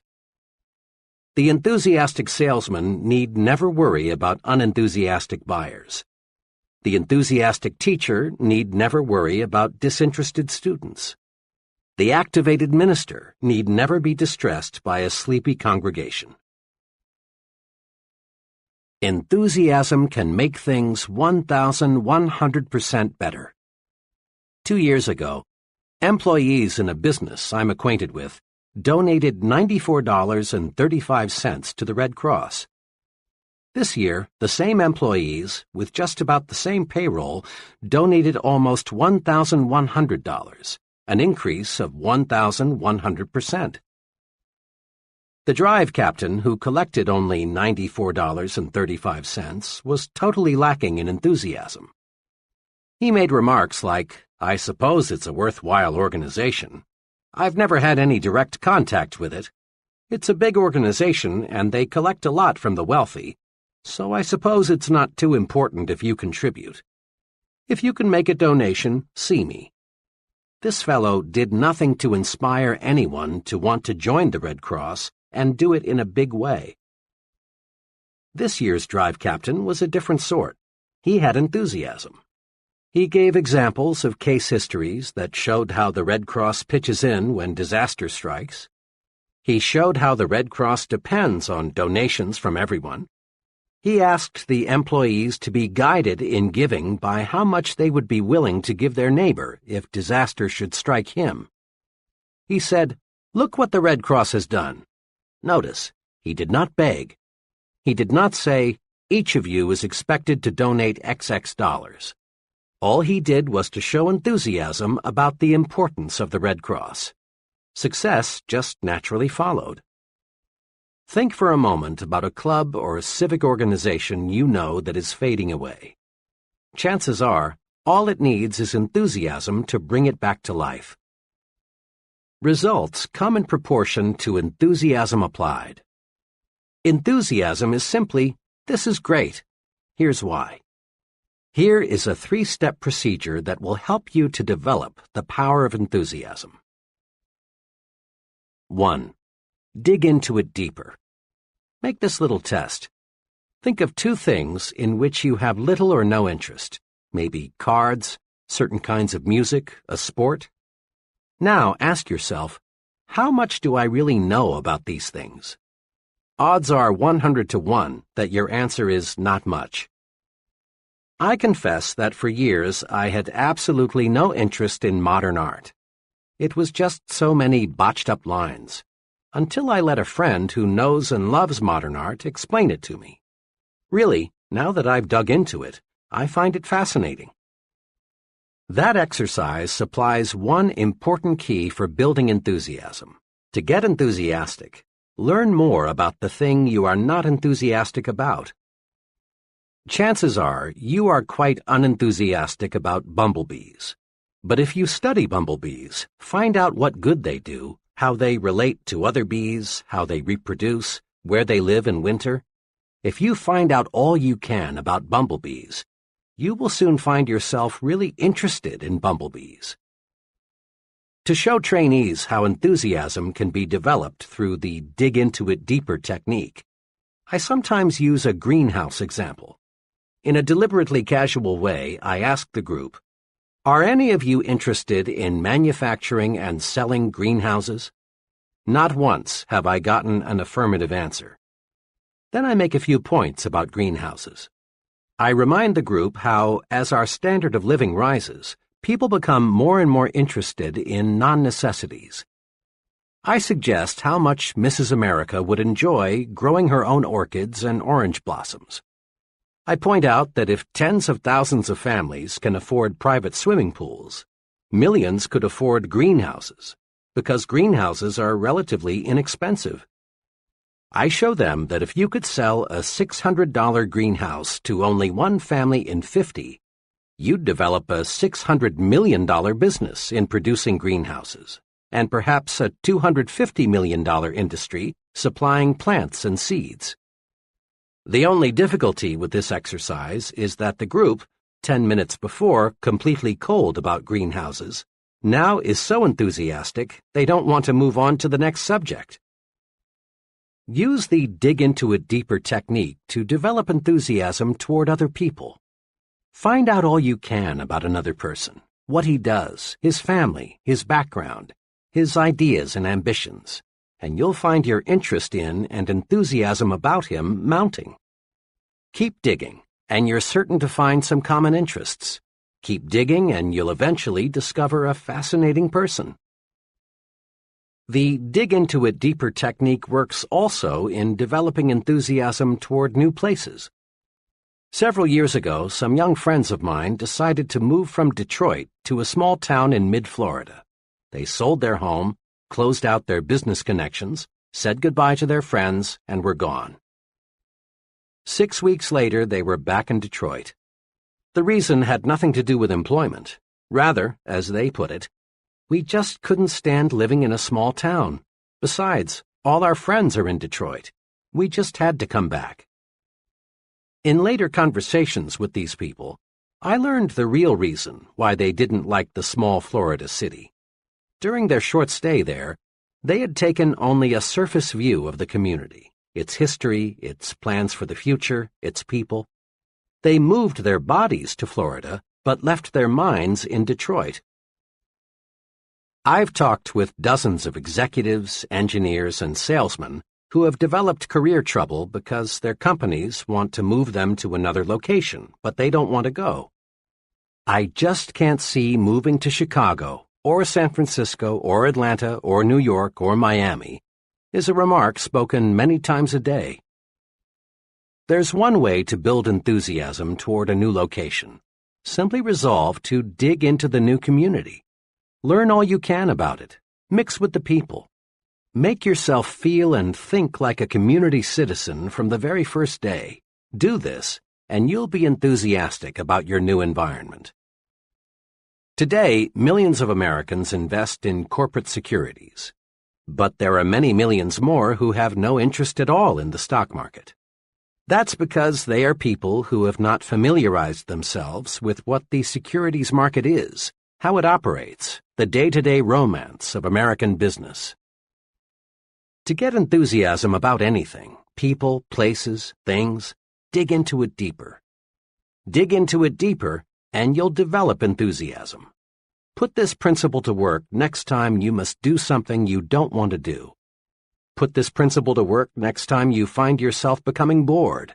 Just dig in deeper, and you dig up interest. 2. In everything you do, life it up. Enthusiasm, or lack of it, shows through in everything you do and say. Life up your handshaking. When you shake hands, shake. Make your hand clasp say, "I'm glad to know you. I am glad to see you again." A conservative, mouse-like handshake is worse than no handshake at all. It makes people think, this guy is more dead than alive. Try to find a highly successful person with a conservative handshake. You'll have to look a long, long time. Life up your smiles. Smile with your eyes. Nobody likes an artificial, pasted-on, rubbery smile. When you smile, smile. Show a few teeth. Maybe your teeth aren't attractive, but that's really unimportant. For when you smile, people don't see your teeth. They see a warm, enthusiastic personality, someone they like. Life up your thank yous. A routine, automatic thank you is almost like saying gleep gleep. It's just an expression. It says nothing. It doesn't accomplish results. Make your thank you mean thank you very much. Life up your talk.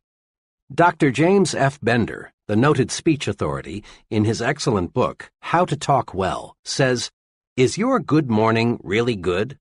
Are your congratulations enthusiastic? Does your how are you sound interested? When you make a habit of coloring your words with sincere feelings, you'll notice a great uptake in your ability to hold attention." People go along with the fellow who believes what he says. Say it with life. Put vitality into your speaking. Whether you are talking to a garden club, a prospect, or your children, put enthusiasm behind what you say. A sermon delivered enthusiastically may be remembered for months, even years. But a sermon delivered without enthusiasm will be mostly forgotten 167 hours before next Sunday rolls around. And when you put life in your talk, you automatically put more life in you. Just try this right now. Say out loud with force and vigor, "I feel great today." Now, don't you actually feel better than you did before you said it? Make yourself alive all over. Life it up. Be sure everything you do and say tells people, "That fellow is alive. He means it. He's going places." 3. Broadcast good news. You and I have been in many situations when someone burst in and said, "I've got good news." Immediately, this person gets 100% attention from everyone present. Good news does more than get attention. Good news pleases people. Good news develops enthusiasm. Good news even promotes good digestion. Just because there are more broadcasters of bad news than there are broadcasters of good news, don't be misled.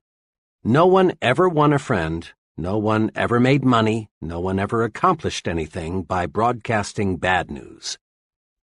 Transmit good news to your family. Tell them the good that happened today. Recall the amusing, pleasant things you experienced, and let the unpleasant things stay buried.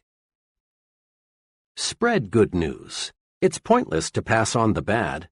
It only makes your family worry, makes them nervous. Bring home some sunlight every day. Ever notice how seldom children complain about the weather? They take hot weather in stride until the negative news corps educate them to be conscious of unpleasant temperatures. Make it a habit always to speak favorably about the weather, regardless of what the weather actually is. Complaining about the weather makes you more miserable, and it spreads misery to others.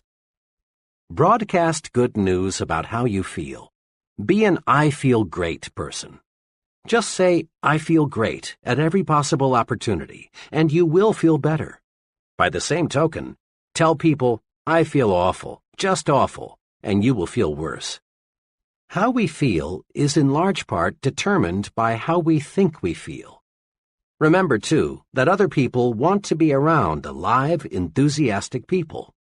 Being around complainers and half-dead people is uncomfortable. Transmit good news to the people you work with.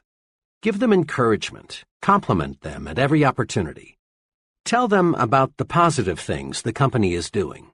Listen to their problems. Be helpful. Encourage people and win their support. Pat them on the back for the job they're doing. Give them hope. Let them know you believe they can succeed, that you have faith in them. Practice relieving worriers. Make this little test regularly to keep you on the right track. Whenever you leave a person, ask yourself, does that person honestly feel better because he has talked with me? This self-training device works. Apply it when talking with employees, associates, your family, customers, even with casual acquaintances. A salesman friend is a real good news broadcaster. He calls on his customers every month and always makes it a rule to have some good news to pass along. Examples. "I met one of your good friends last week. He said to tell you hello. Since I was here last, big things have happened. Over 350,000 new babies were born last month. And more babies means more business for both of us." Usually, we think of bank presidents as overly reserved, unemotional people who never really warm up.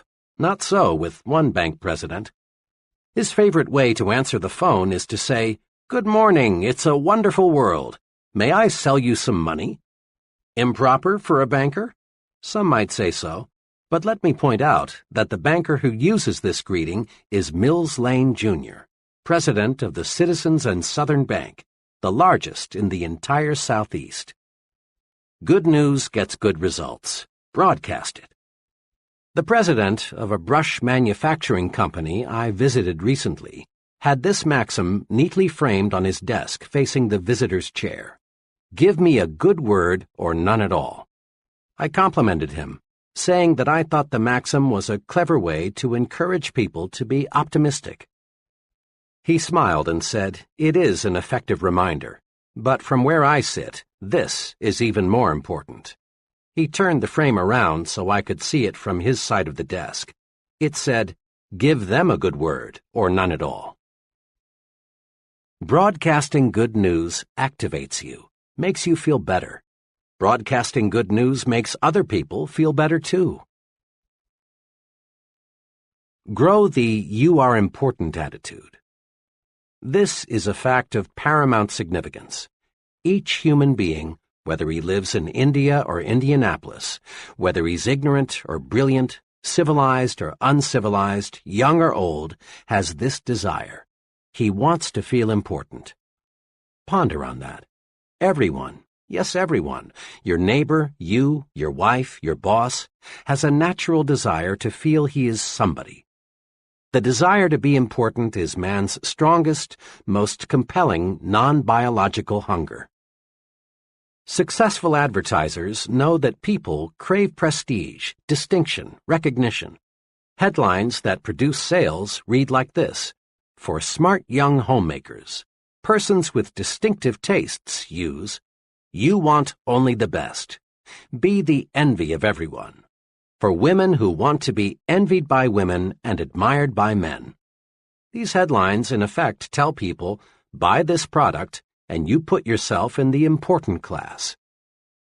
Satisfying the craving, the hunger, to be important, carries you forward to success. It is basic equipment in your success tool chest. Yet, even though displaying the attitude "you are important" gets results, and even though it costs nothing, few persons use it. A little fill-in is needed here to show why. On the philosophical side, our religions, our laws, our entire culture are based on the belief of the importance of the individual. Suppose, for example, you were flying your own plane and were forced down in an isolated mountain region. As soon as your accident was known, a large-scale search for you would begin. No one would ask, "Is that fellow important?" Without knowing anything about you except that you are a human being, helicopters, other aircraft, and searching parties on foot would begin looking for you. And they would keep on looking for you, spending thousands of dollars in the process, until they found you, or until not one trace of hope remained. When a little child wanders off into a woods, falls into a well, or gets into some other dangerous predicament, no one is concerned with whether or not the child comes from an important family. Every effort is made to rescue the child because every child is important. It's not too wild a guess that of all living creatures, probably not more than 1 in 10 million is a human being. A person is a biological rarity. He is important in God's scheme of things. Now, let's look at the practical side. When most people shift their thinking from philosophical discussions to everyday situations, they tend to forget, unfortunately, their ivory tower concepts of the importance of individuals. Tomorrow, take a good look at how most people exhibit an attitude that seems to say, "You are a nobody, you count for nothing, you mean nothing, absolutely nothing to me." There is a reason why the "you are unimportant" attitude prevails. Most folks look at another person and think, "He can't do anything for me, therefore he's not important." But right there is where people make a basic blunder. The other person, regardless of his status or his income, is important to you, and for two giant dollars and cents reasons. First, people do more for you when you make them feel important. Years ago, in Detroit, I rode a certain bus to work each morning. The driver was an old grump. Dozens, maybe hundreds of times, I saw this driver pull away from the curb when a wildly waving, shouting, and running passenger was just a second or two from the door. Over a period of several months, I saw this driver show special courtesy to only one passenger, and this passenger was shown special courtesy many times. The driver would wait for this passenger. And why? Because this passenger went out of his way to make the driver feel important. Every morning he greeted the driver with a personalized, sincere, "Good morning, sir." Sometimes this passenger would sit near the driver and make little comments like, "You sure have a lot of responsibility. It must take nerves of steel to drive through traffic like this every day. You sure keep this thing on schedule." That passenger made the driver feel as important as if he were piloting a 180-passenger jet airliner. And the driver, in return, showed special courtesy to the passenger. It pays to make little people feel like big people. Today, in thousands of offices all over America, secretaries are helping salesmen make sales or lose sales, depending on how the salesman has treated them. Make someone feel important, and he cares about you. And when he cares about you, he does more for you. Customers will buy more from you, employees will work harder for you, associates will go out of their way to cooperate with you, your boss will do more to help you if you will only make these people feel important. It pays to make big people feel even bigger. The big thinker always adds value to people by visualizing them at their best. Because he thinks big about people, he gets their best out of them. Here's the second giant reason for making others feel important. When you help others feel important, you help yourself feel important too. One of the elevator operators who carried me up and down for several months had the look of complete unimportance written all over. She was 50-ish, unattractive, and certainly uninspired in her work. It was obvious that her longing to be important was completely unfulfilled. She was one of the millions of people who live for months at a time without ever being given a reason to believe that someone notices them or cares about them. One morning, shortly after I became one of her regular uppers and downers, I noticed that she had had her hair redone. It was nothing fancy. It was obviously a homemade job. But it had been cut, and it did look better. So I said, "Miss S." Note, I had learned her name. "I do like what you've done to your hair. It really looks fine." She blushed, said, "Thank you, sir," and nearly missed her next stop. She appreciated the compliment. Next morning, lo and behold, when I stepped into the elevator, I heard, "Good morning, Dr. Schwartz." Not one time before had I heard this operator address anyone by name. And in the remaining months that I had an office in the building, I never heard anyone called by name except me. I had made the operator feel important. I had sincerely complimented her and called her by name. I had made her feel important. Now she was repaying me by making me feel important. Let's not kid ourselves. People who do not have a deep-down feeling of self-importance are slated for mediocrity. Again and again, this point must be driven home. You must feel important to succeed. Helping others to feel important rewards you because it makes you feel more important. Try it and see. Here's how to do it. 1. Practice appreciation. Make it a rule to let others know you appreciate what they do for you. Never, never let anyone feel he is taken for granted. Practice appreciation with a warm, sincere smile. A smile lets others know you notice them and feel kindly toward them. Practice appreciation by letting others know how you depend on them. An earnest, "Jim, "I don't know what we'd do without you" type of remark makes people feel necessary, and when they feel necessary, they do increasingly better work. Practice appreciation with honest, personalized compliments. People thrive on compliments, whether 2 or 20, 9 or 90. A person craves praise. He wants to be assured that he's doing a good job, that he is important. Don't feel that you should hand out praise only for big accomplishments. Compliment people on little things: their appearance, the way they do their routine work, their ideas, their loyal efforts. Praise by writing personal notes, complimenting people you know on their achievements. Make a special phone call or a special trip to see them. Don't waste time or mental energy trying to classify people as very important persons, or unimportant persons. Make no exceptions.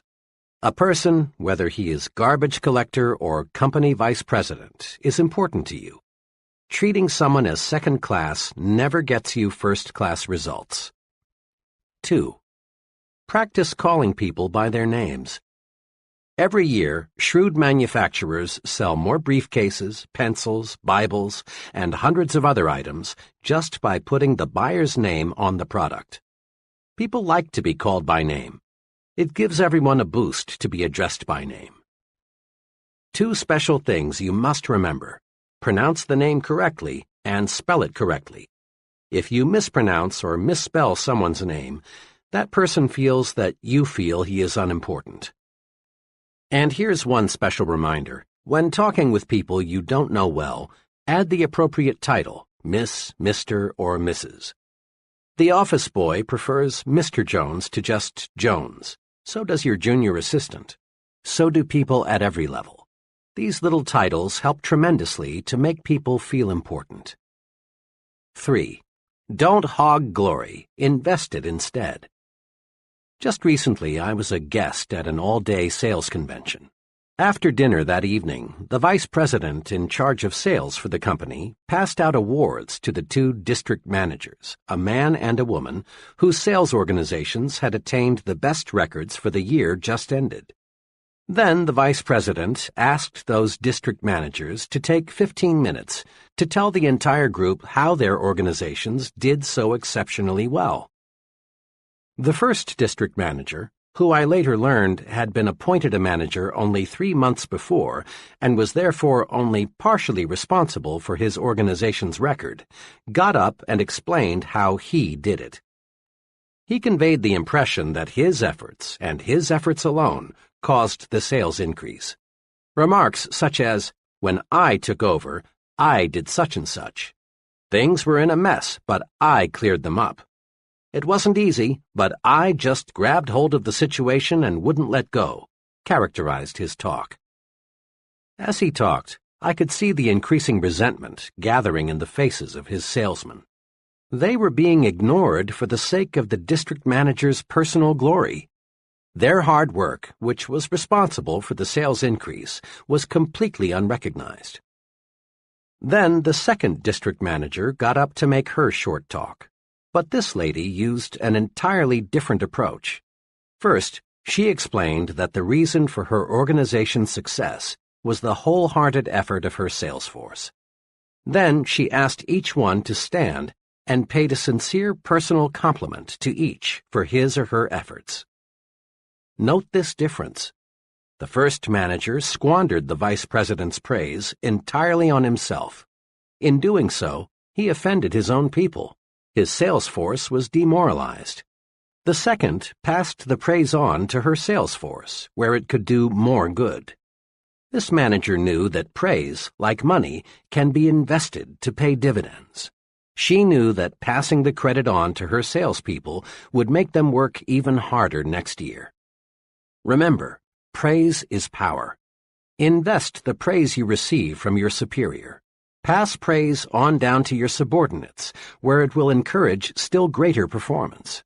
When you share praise, your subordinates know you sincerely appreciate their value. Here's a daily exercise that pays off surprisingly well. Ask yourself every day, what can I do today to make my wife and family happy? This may seem almost too simple, but it is amazingly effective. One evening, as part of a sales training program, I was discussing building the home environment for selling success. To illustrate a point, I asked the salesmen, who were all married, when was the last time, aside from Christmas, your wedding anniversary, or her birthday, that you surprised your wife with a special gift? Even I was shocked at the answers. Of the 35 salesmen, only one had surprised his wife in the past month. Many of the group answered between 3 and 6 months, and over a third said, "I can't remember." Imagine. And some men wonder why their wives no longer treat them like Mr. King with a crown. I wanted to impress these salesmen with the power of the thoughtful gift. The next evening, I arranged to have a florist appear just before the close of the session. I introduced him and leveled with them. I want each of you to discover what a little unexpected remembrance will do to build a better home environment. I've arranged with the florist for each of you to get a fine, long-stemmed red rose for just 50 cents. Now, if you don't have 50 cents, or if you think your wife isn't worth that, they laughed, I'll buy the flower for her myself. All I ask is that you take the rose to your wife, and then tomorrow evening tell us what happened. Don't, of course, tell her how you came to purchase this rose for her. They understood. Without exception, every fellow testified the next evening that the mere investment of 50 cents had made his wife happy. Do something special for your family often. It doesn't have to be something expensive. It's thoughtfulness that counts. Anything that shows that you put your family's interests first will do the trick. Get the family on your team. Give them planned attention. In this busy age, a lot of people never seem able to find time for their families. But if we plan, we can find it. One company vice president told me of this method, which he says works well for him. My job carries a lot of responsibility, and I have no choice but to bring quite a lot of work home every night. But I will not neglect my family, because it's the most important thing in my life. It's the main reason I work as hard as I do. I've worked out a schedule that enables me to give attention to my family as well as to my work. From 7:30 to 8:30 every evening, I devote my time to my 2 young children. I play games with them, read them stories, draw, answer questions, anything they want me to do. After an hour with those kids of mine, they're not only satisfied, but I'm 100% fresher. At 8:30, they trot off to bed, and I settle down to work for 2 hours. At 10:30, I quit working and spend the next hour with my wife. We talk about the kids, her various activities, our plans for the future. This hour, undisturbed by anything, is a wonderful way to cap off the day. I also reserve Sundays for my family. The whole day is theirs. I find my organized program for giving my family the attention it deserves is good not only for them, but also good for me. It gives me new energy. Want to make money? Then get the put service first attitude. It's perfectly natural, in fact, it's highly desirable, to want to make money and accumulate wealth. Money is power to give your family and yourself the standard of living they deserve. Money is power to help the unfortunate. Money is one of the means to living life fully. Once criticized for urging people to make money, the great minister Russell H. Conwell, author of Acres of Diamonds, said, "Money printed your Bible, money builds your churches, money sends your missionaries, and money pays your preachers, and you would not have many of them either if you did not pay them." The person who says he wants to be poor usually suffers from a guilt complex or a feeling of inadequacy. He's like the youngster who feels he can't make A's in school or make the football team, so he pretends he doesn't want to make A's or play football. Money, then, is a desirable objective. What's puzzling about money is the backward approach so many people use in trying to make it. Everywhere you see people with a money-first attitude. Yet these same people always have little money. Why? Simply this. People with a money-first attitude become so money-conscious that they forget money can't be harvested unless they plant the seeds that grow the money. And the seed of money is service. That's why put service first is an attitude that creates wealth. Put service first, and money takes care of itself. One summer evening, I was traveling by car through Cincinnati. It was time for a gas-up. I stopped at an ordinary-looking but surprisingly busy service station. 4 minutes later, I knew why this particular service station was so popular. After filling my car with gasoline, checking under the hood, and cleaning the outside of my windshield, the attendant walked around to my side of the car and said, "Pardon me, sir, it's been a dusty day. Let me clean the inside of your windshield." Quickly and efficiently, he did a thorough job of cleaning the inside of my windshield, something not one service station attendant in 100 ever does. This little special service did more than improve my night visibility, and it improved a lot. It made me remember this station. It so happened that I made 8 trips through Cincinnati during the next 3 months. Each time, of course, I stopped at this station, and each time I got more service than I expected to get. Interesting, too, was the fact that each time I stopped, once it was 4 a.m., there were other automobiles filling up also. In all, I probably purchased about 100 gallons of gasoline from this station. The first time I stopped, the attendant could have thought to himself, "This guy is from out of state. Odds are 20 to 1 that he'll never be back. Why do more than give him the routine treatment? He's only a one-time customer." But the attendants in that station didn't think that way. They put service first, and that's why they were busy pumping gasoline while other stations looked almost deserted. If the gasoline was any better than a dozen other brands, I didn't notice it, and the price was competitive. The difference was service, and it was obvious that service was paying off in profits. When the attendant on my first visit cleaned the inside of my windshield, he planted a money seed. Put service first, and money takes care of itself, always. The put service first attitude pays off in all situations. In one of my first jobs, I worked closely with another young fellow, whom I'll call F.H. F.H. was like many persons you know. He was preoccupied with why he needed more money instead of being preoccupied with ways to make money. Each week, F.H. spent hours of company time working on his personal budget problems. His favorite topic of conversation was, "I'm the most underpaid man here. Let me tell you why." F.H. had the not uncommon attitude of, "This is a big company, it's netting millions, it's paying a lot of people big salaries, so it ought to pay me more too." F.H. had been passed over several times for pay increases. Finally, one day he decided that it was high time he went in there and demanded more money. About 30 minutes later, F.H. was back, all heated up. His expression made it obvious that next month's check would look exactly like this month's check. Immediately, F.H. began to let go. Boy, am I mad. What do you suppose the old man said when I told him I wanted more money? He had the gall to ask me, "Why do you believe you are justified in asking for an increase?" I gave him plenty of reasons, F.H. went on. I told him I'd been passed over when others around here were getting pay raises. I told him my bills are getting larger and my paycheck isn't. And I told him that I do everything around here they ask me to do. Can you beat that? I need a raise, but instead of paying me more, they give out raises to other guys around here who don't need it half as much as I do.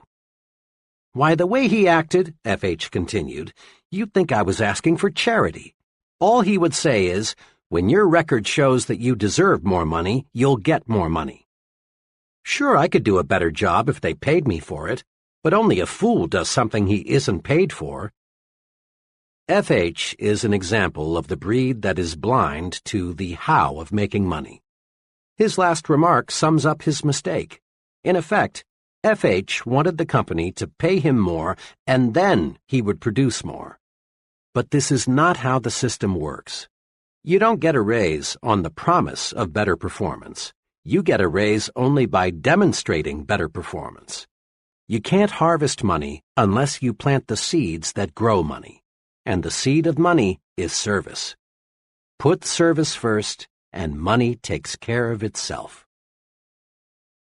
Consider which producers make the money from movies. The get-rich-quick producer proceeds to make a picture. Putting money ahead of entertainment, service, he cuts corners everywhere. He buys a poorly written script and employs second-rate writers to adapt it. In employing actors, arranging sets, even recording sound, he puts money first. This producer thinks the moviegoer is a sucker, someone who can't tell good from bad. But the get-rich-quick producer seldom does get rich quick. There never is a bandwagon movement to buy anything second class, especially when it is given a first-class price. The producer who enjoys the largest profits from pictures puts entertainment ahead of money. Rather than chisel the moviegoer, he does everything possible to give people more and better entertainment than they expect to get. The result? People like the movie. It gets talked about, it gets good reviews, and it makes money. Again, put service first, and money takes care of itself. The waitress who concentrates on giving the best possible service needn't worry about tips. They'll be there. But her counterpart who overlooks the empty coffee cups, why refill them? They don't look like tippers, won't find any gratuities. The secretary who resolves to make those letters look better than the boss expects will do all right on future paychecks. But the secretary who thinks, why worry about a few smudges? What do they expect for $65 a week? She is stuck at $65 a week. The salesman who gives full service to an account need harbor no fears he'll lose the account. Here is a simple but powerful rule that will help you to develop the put service first attitude. Always give people more than they expect to get. Each little extra something you do for others is a money seed. Volunteering to work late and get the department out of a tight spot is a money seed. Giving customers extra service is a money seed because it brings customers back. Advancing a new idea that will increase efficiency is a money seed. Money seeds, of course, grow money. Plant service and harvest money. Spend some time each day answering this question. How can I give more than is expected of me? Then apply the answers. Put service first, and money takes care of itself. In quick recap, grow attitudes that will carry you forward to success. 1. Grow the I'm activated attitude. Results come in proportion to the enthusiasm invested. 3 things to do to activate yourself are: dig into it deeper. When you find yourself uninterested in something, dig in and learn more about it. This sets off enthusiasm. Life up everything about you. Your smile, your handshake, your talk, even your walk. Act alive. Broadcast good news. No one ever accomplished anything positive telling bad news. 2. Grow the you are important attitude. People do more for you when you make them feel important. Remember to do these things. Show appreciation at every opportunity. Make people feel important. Call people by name. 3. Grow the service-first attitude and watch money take care of itself. Make it a rule in everything you do. Give people more than they expect to get. Chapter 9. Think right toward people. Here is a basic rule for winning success. Let's mark it and remember it. The rule is, success depends on the support of other people. The only hurdle between you and what you want to be is the support of others. Look at it this way. An executive depends on people to carry out his instructions. If they don't, the company president will fire the executive, not the employees. A salesman depends on people to buy his product. If they don't, the salesman fails. Likewise, a college dean depends on professors to carry forward his educational program. A politician depends on voters to elect him. A writer depends on people to read what he writes. A chain store magnate got to be a chain store magnate because employees accepted his leadership and consumers accepted his merchandising program. There were times in history when a person could gain a position of authority through force and hold it with force and/or threats of force. In those days, a man either cooperated with the leader or risked literally losing his head. But today, remember, a person either supports you willingly or he doesn't support you at all. Now it's time to ask, granted, I depend on others in order to achieve the success I want. But what must I do to get these people to support me and accept my leadership? The answer, wrapped up in one phrase, is think right toward people. Think right toward people, and they will like and support you. This chapter shows how. Thousands of times daily, a scene like this takes place. A committee or group is in session. The purpose, to consider names for a promotion, a new job, a club membership, an honor, someone to be the new company president, the new supervisor, the new sales manager. A name is placed before the group. The chairman asks, "What is your feeling about so-and-so?" Comments come forth. For some names, there are positive remarks, such as, "He's a good fellow. People there speak highly of him. He has a good technical background, too." Mr. F. "Oh, he's a personable sort of man, very human. I believe he would fit in well with our group."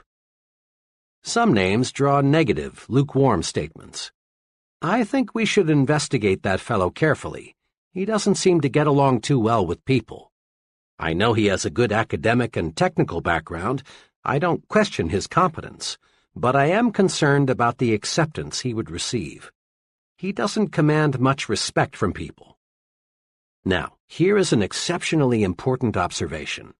In at least 9 cases out of 10, the likability factor is the first thing mentioned.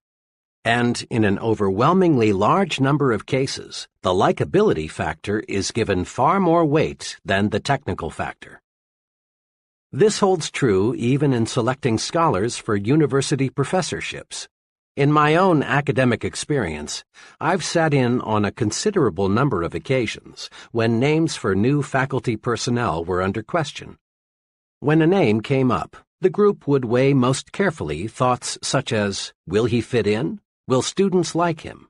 Will he cooperate with others on the staff? Unfair? Unacademic? No. If the fellow isn't likable, he can't be expected to get through to his students with maximum effectiveness.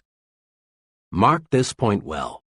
A person is not pulled up to a higher level job, rather he is lifted up. In this day and age, nobody has time or patience to pull another up the job ladder, degree by painful degree. The individual is chosen whose record makes him stand higher than the rest. We are lifted to higher levels by those who know us as likable, personable individuals. Every friend you make lifts you just one notch higher, and being likable makes you lighter to lift. Successful people follow a plan for liking people. Do you? People who reach the top don't discuss much their techniques for thinking right toward people. But you would be surprised how many really big people have a clear, definite, even written plan for liking people. Consider the case of President Lyndon Johnson.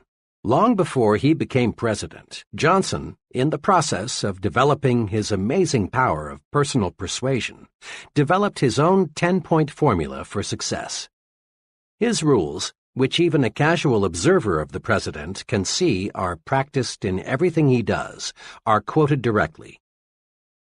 1. Learn to remember names. Inefficiency at this point may indicate that your interest is not sufficiently outgoing. 2.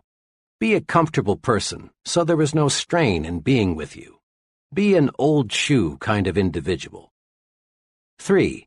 Acquire the quality of relaxed easygoing so that things do not ruffle you. 4. Don't be egotistical. Guard against the impression that you know it all. 5. Cultivate the quality of being interesting so people will get something of value from their association with you. 6. Study to get the scratchy elements out of your personality, even those of which you may be unconscious. 7. Sincerely attempt to heal on an honest basis every misunderstanding you have had or now have. Drain off your grievances. 8. Practice liking people until you learn to do so genuinely.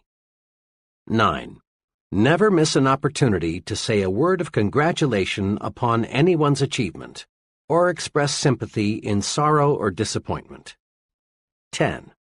Give spiritual strength to people, and they will give genuine affection to you. Living these 10 simple but tremendously powerful like people rules makes President Johnson easier to vote for, easier to support in Congress. Living these 10 rules makes President Johnson easier to lift. Listen to these rules again. Notice that there's no get-even philosophy here. There's no let the other fellow come to me to patch up differences. There's no I know it all, other people are stupid. Big people, those on top in industry, the arts, sciences, and politics, are human, warm. They specialize in being likable. But don't try to buy friendship. It's not for sale. Giving gifts is a wonderful practice if the gift is backed up with genuine sincerity, a liking to give, and liking for the person to whom it is given. But without real sincerity, the gift is often regarded as nothing more than a payoff or a bribe. Last year, just a few days before Christmas, I was in the office of the president of a medium-sized trucking firm. Just as I was about to leave, in marched a delivery man with a gift of liquid refreshment from a local tire recapping firm. My friend was obviously provoked, and with a certain amount of chill in his voice, asked the delivery man to return the gift to its sender.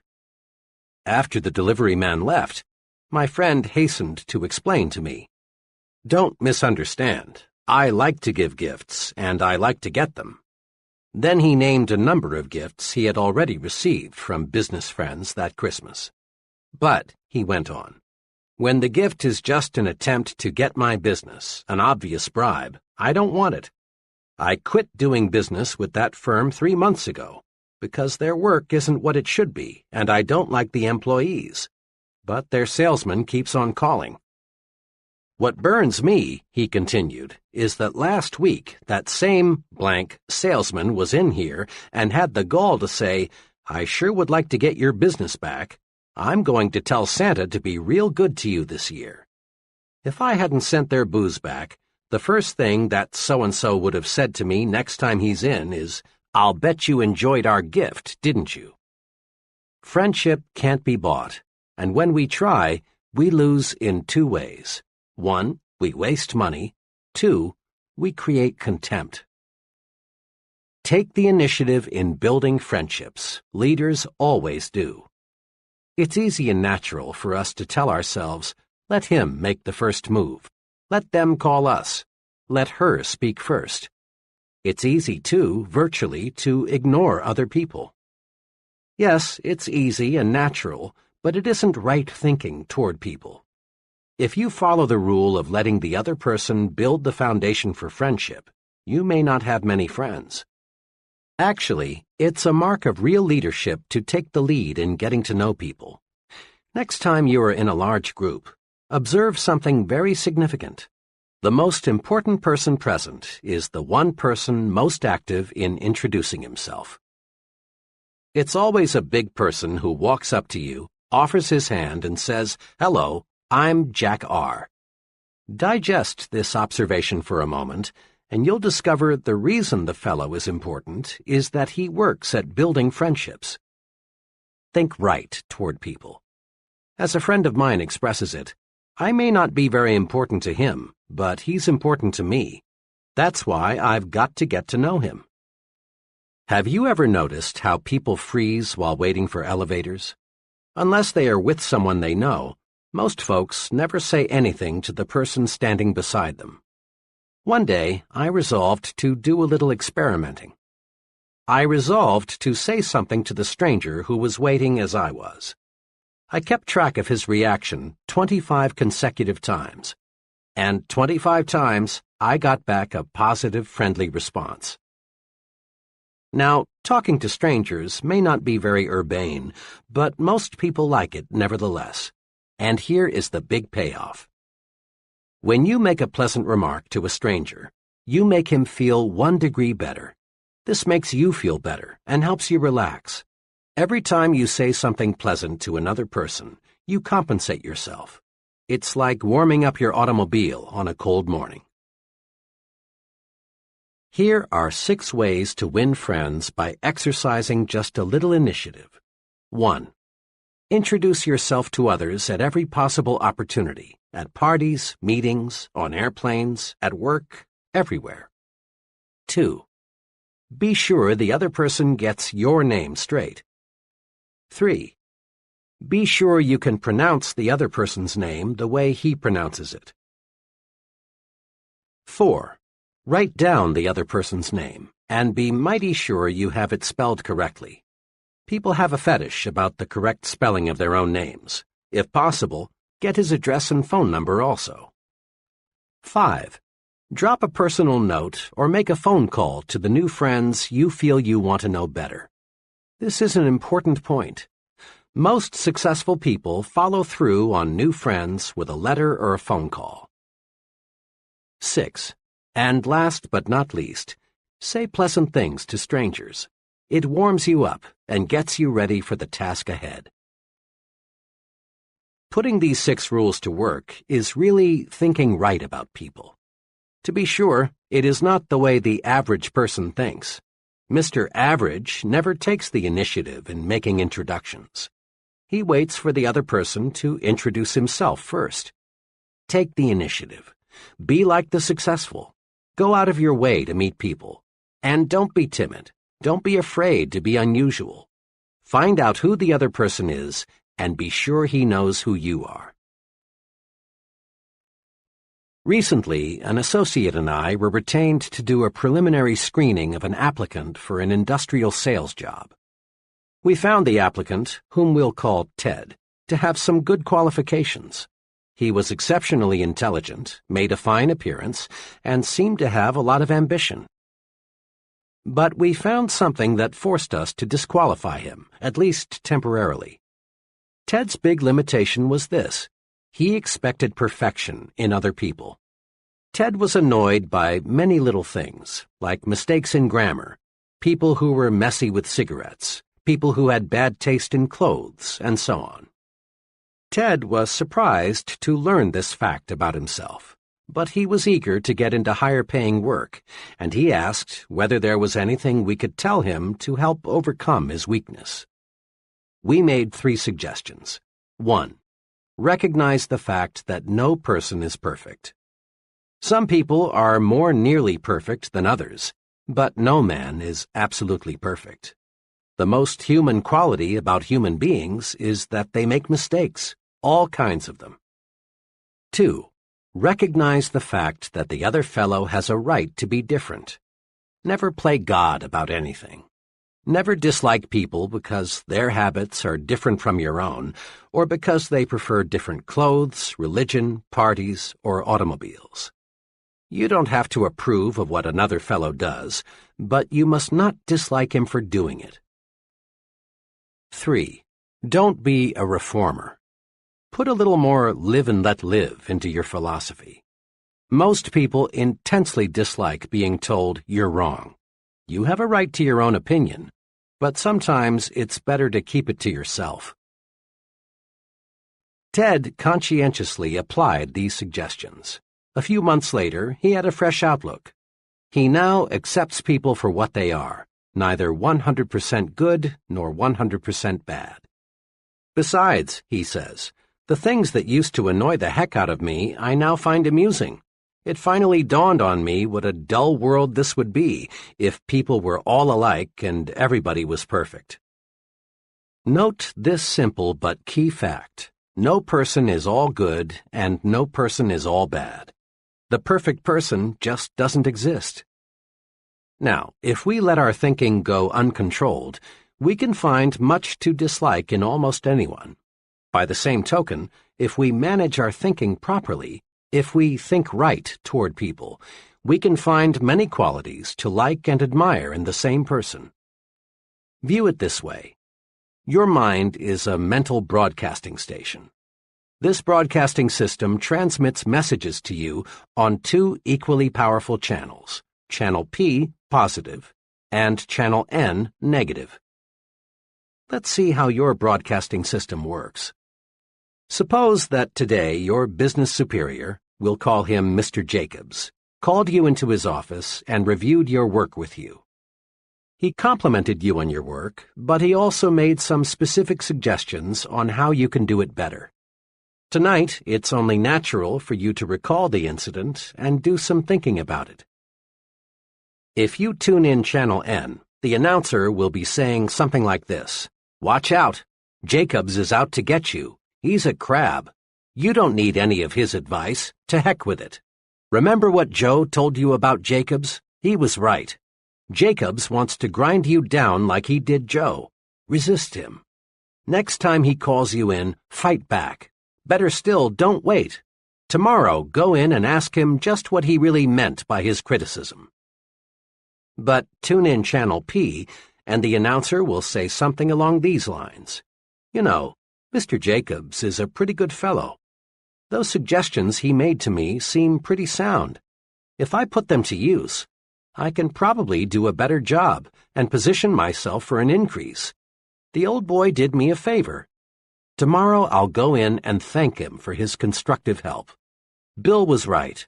Jacobs is a good man to work with. In this specific case, if you listen to Channel N, you're almost certain to make some bad, perhaps fatal mistake in your relations with your superior.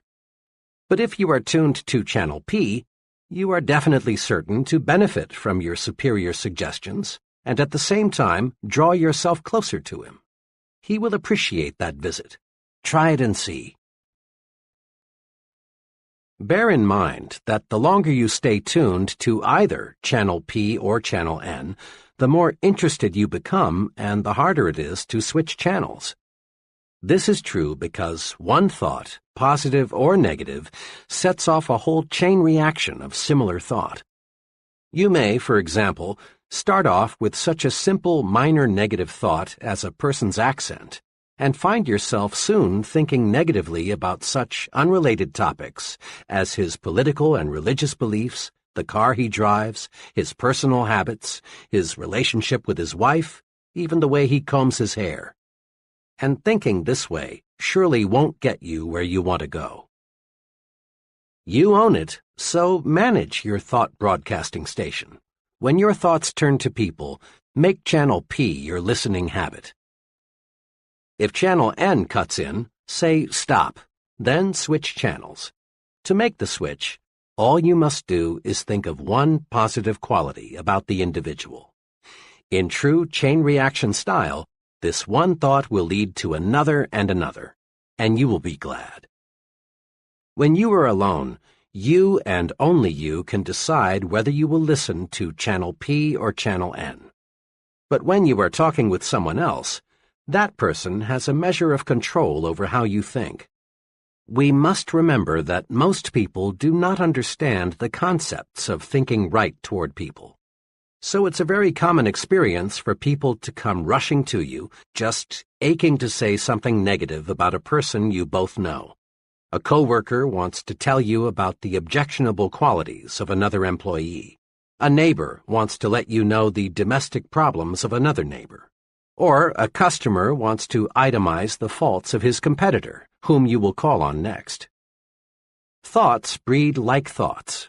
There is real danger that if you listen to negative comments about another person, you too will go negative toward that person. In fact, if you are not on guard, you may actually find yourself adding fuel to the fire with, "Yes, and that's not all. Did you hear?" type of comment.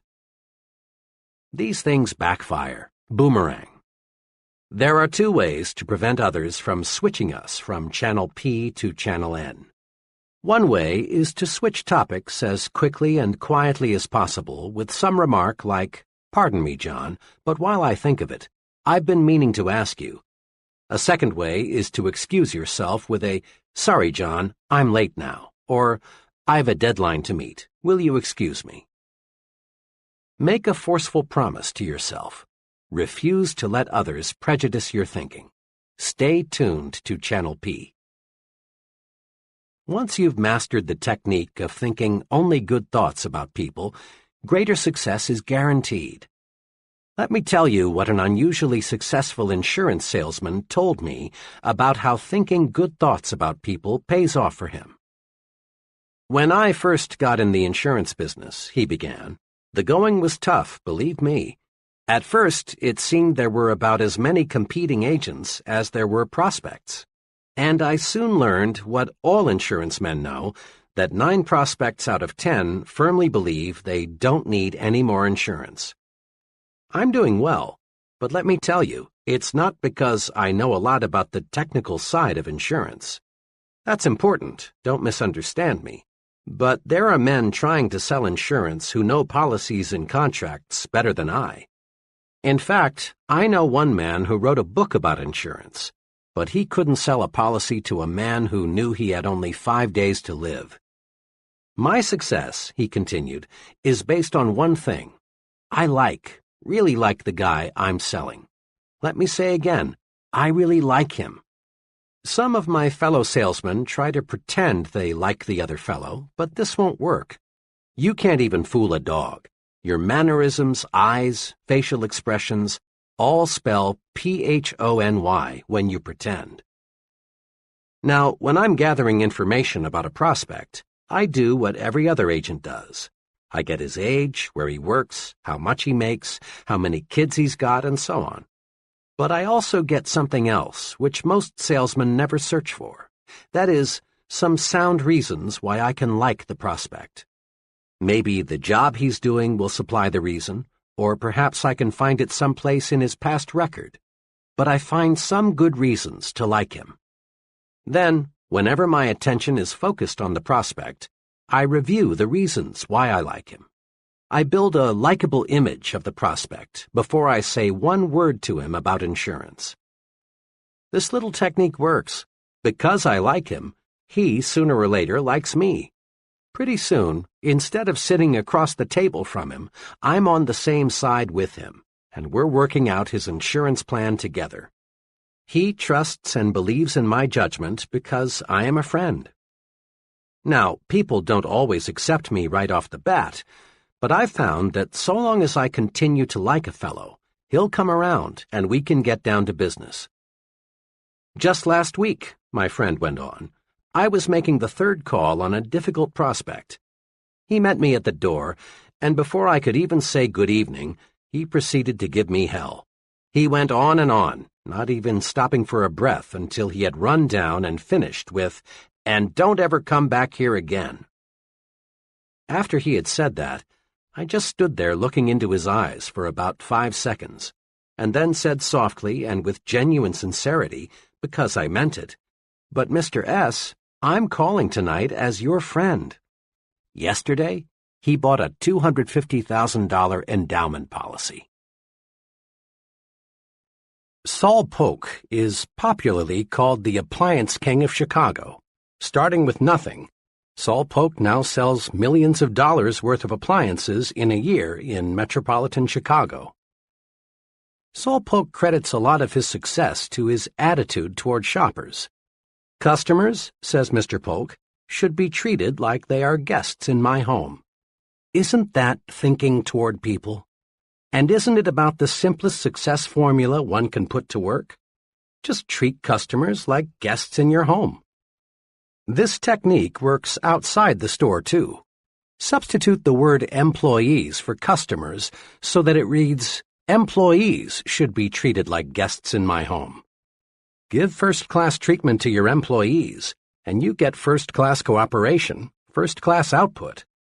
Think first class about everyone around you, and you'll receive first-class results in return. One of the reviewers of an early version of this book is a close personal friend who owns his own business management consulting firm. When he read the above illustration, he commented, "That's the positive result of liking and respecting people."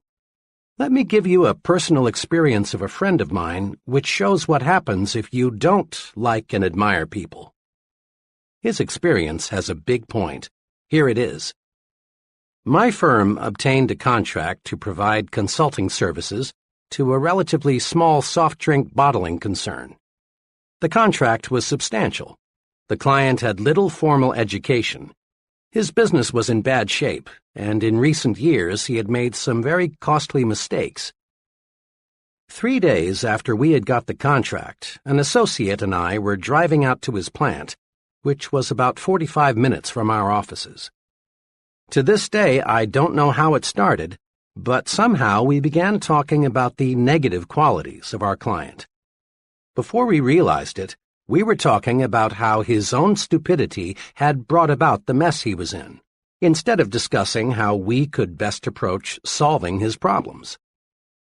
I remember one remark I made which I thought particularly clever. "The only thing holding up Mr. F is fat."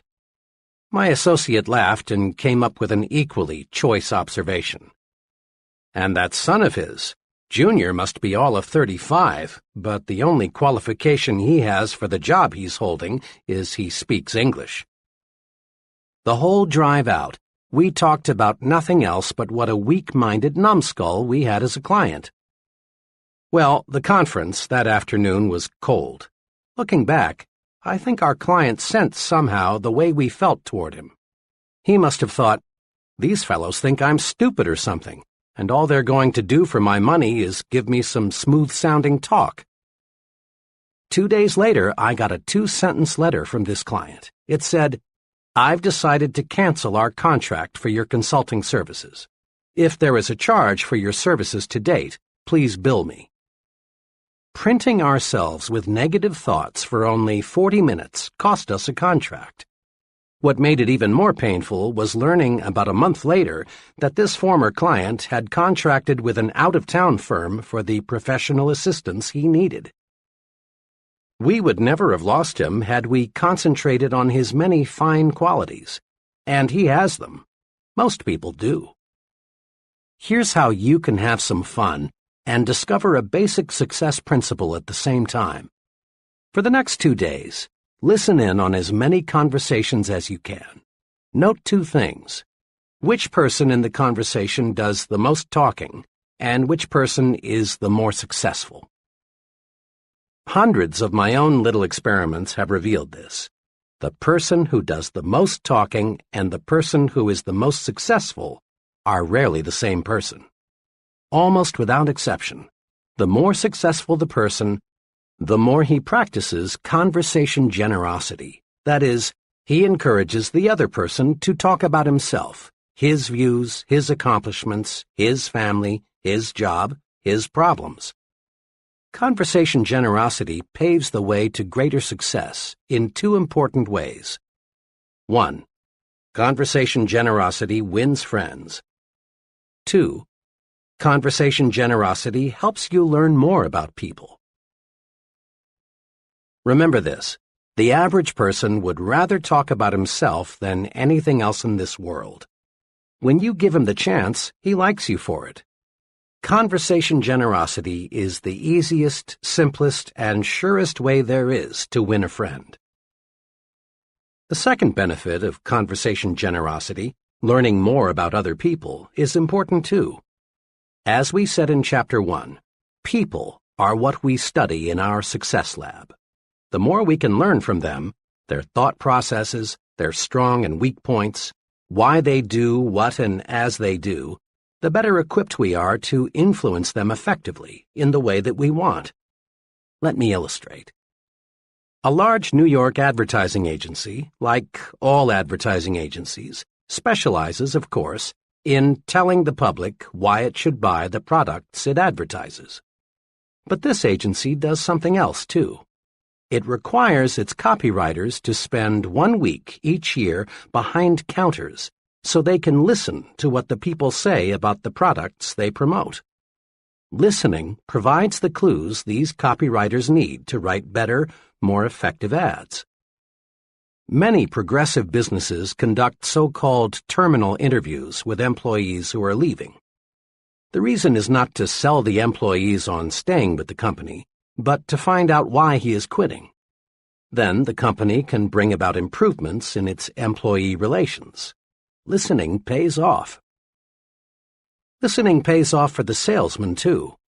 Often people think of a good salesman as a good talker or a fast talker. Sales managers, however, are not as impressed by a good talker as they are by a good listener, a fellow who can ask questions and get desired answers. Don't be a conversation hog. Listen, win friends, and learn. Courtesy, practiced in every relationship with another person, is the finest tranquilizer you can use. No commercial preparation is 1/10 as effective in relaxing you as doing little things for other people. Thinking right toward people removes frustrations and stress. When you boil it all down, the big cause of stress is negative feelings toward other people. So think positive toward people and discover how wonderful, really wonderful this world is.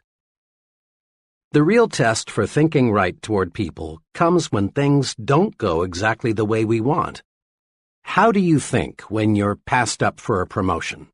Or when you fail to win an office in a club you belong to? Or when you're criticized for the job you've done? Remember this: how you think when you lose determines how long it will be until you win. The answer for thinking right toward people when things don't go exactly our way comes from Benjamin Fairless, one of the century's most outstanding persons. Mr. Fairless, who rose from very modest circumstances to become chief executive of the United States Steel Corporation, said this, quoted in Life magazine, October 15, 1956. "It depends on how you look at things. For example, I never had a teacher I hated. Naturally, I was disciplined just like every other pupil, but I always figured it was my fault that the discipline was necessary. I have also liked every boss I ever had. I always tried to please him and do more than he expected if I possibly could, never less. I have had some disappointments, times when I greatly wanted a promotion and somebody else got it. But I never figured that I was the victim of office politics or prejudice or bad judgment on the boss's part. Instead of sulking or quitting in a huff, I reasoned things out. Obviously, the other fellow deserved the promotion more than I did. What could I do to make myself deserving of the next opportunity? At the same time, I never got angry with myself for losing, and never wasted any time berating myself. Remember Benjamin Fairless when things go wrong. Just do 2 things. 1. Ask yourself, what can I do to make myself more deserving of the next opportunity? 2. Don't waste time and energy being discouraged. Don't berate yourself. Plan to win next time. In a capsule, put these principles to work. 1. Make yourself lighter to lift. Be likable. Practice being the kind of person people like. This wins their support and puts fuel in your success-building program. 2. Take the initiative in building friendships. Introduce yourself to others at every opportunity. Make sure you get the other person's name straight, and make certain he gets your name straight, too. Drop a personal note to your new friends you want to get to know better. 3. Accept human differences and limitations. Don't expect anyone to be perfect. Remember, the other person has a right to be different. And don't be a reformer. 4. Tune in to Channel P, the Good Thoughts Station. Find qualities to like and admire in a person, not things to dislike. And don't let others prejudice your thinking about a third person. Think positive thoughts toward people and get positive results. 5. Practice conversation generosity. Be like successful people. Encourage others to talk. Let the other person talk to you about his views, his opinions, his accomplishments. 6. Practice courtesy all the time. It makes other people feel better. It makes you feel better, too. 7. Don't blame others when you receive a setback. Remember, how you think when you lose determines how long it will be until you win. Chapter 10. Get the action habit. Here's something leaders in every field agree on. There is a shortage of top-flight, expertly qualified persons to fill key positions. There really is, as the saying goes, plenty of room at the top. As one executive explained, there are many almost qualified people, but there is one success ingredient often missing. That is, the ability to get things done, to get results. Every big job, whether it be operating a business, high-level selling, in science, the military, or the government, requires a man who thinks action. Principal executives, looking for a key person, demand answers to questions like, will he do the job? Will he follow through? Is he a self-starter? Can he get results, or is he just a talker? All these questions have one aim: to find out if the fellow is a man of action. Excellent ideas are not enough. An only fair idea acted upon and developed is 100% better than a terrific idea that dies because it isn't followed up. The great self-made merchant John Wanamaker often said, "Nothing comes merely by thinking about it." Think of it. Everything we have in this world, from satellites to skyscrapers to baby food, is just an idea acted upon. As you study people, both the successful and the just average, you find they fall into two classes. The successful are active. We'll call them activationists. The just average, the mediocre, the unsuccessful, are passive. We'll call them passivationists. We can discover a success principle by studying both groups. Mr. Activationist is a doer. He takes action, gets things done, follows through on ideas and plans. Mr. Passivationist is a don'ter. He postpones doing things until he has proved he shouldn't or can't do them, or until it's too late. The difference between Mr. Activationist and Mr. Passivationist shows through in countless little ways. Mr. Activationist plans a vacation. He takes it.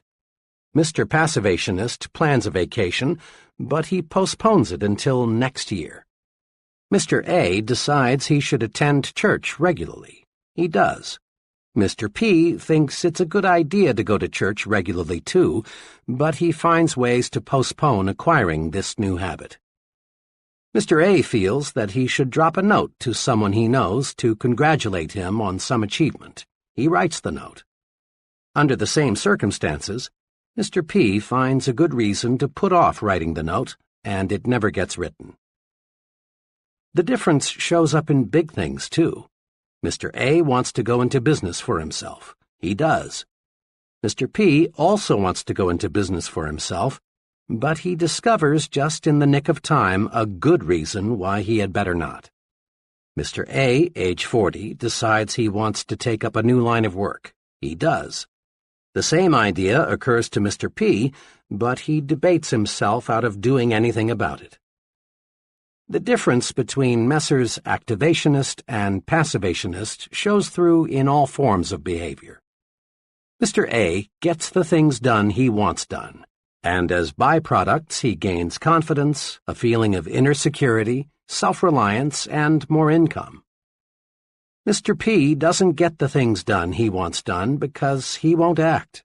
As byproducts, he loses confidence in himself, destroys his self-reliance, lives in mediocrity. Mr. Activationist does.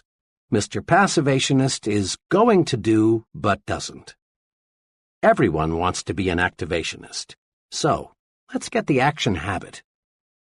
A lot of passivationists got that way because they insisted on waiting until everything was 100% favorable before they took action. Perfection is highly desirable, but nothing man-made or man-designed is or can be absolutely perfect. So to wait for the perfect set of conditions is to wait forever. Here are 3 case histories that show how 3 persons reacted to conditions. Case number 1. Why G.N. hasn't married. Mr. G.N. is now in his late 30s, is well-educated, works as an accountant, and lives alone in Chicago. G.N.'s big desire is to get married.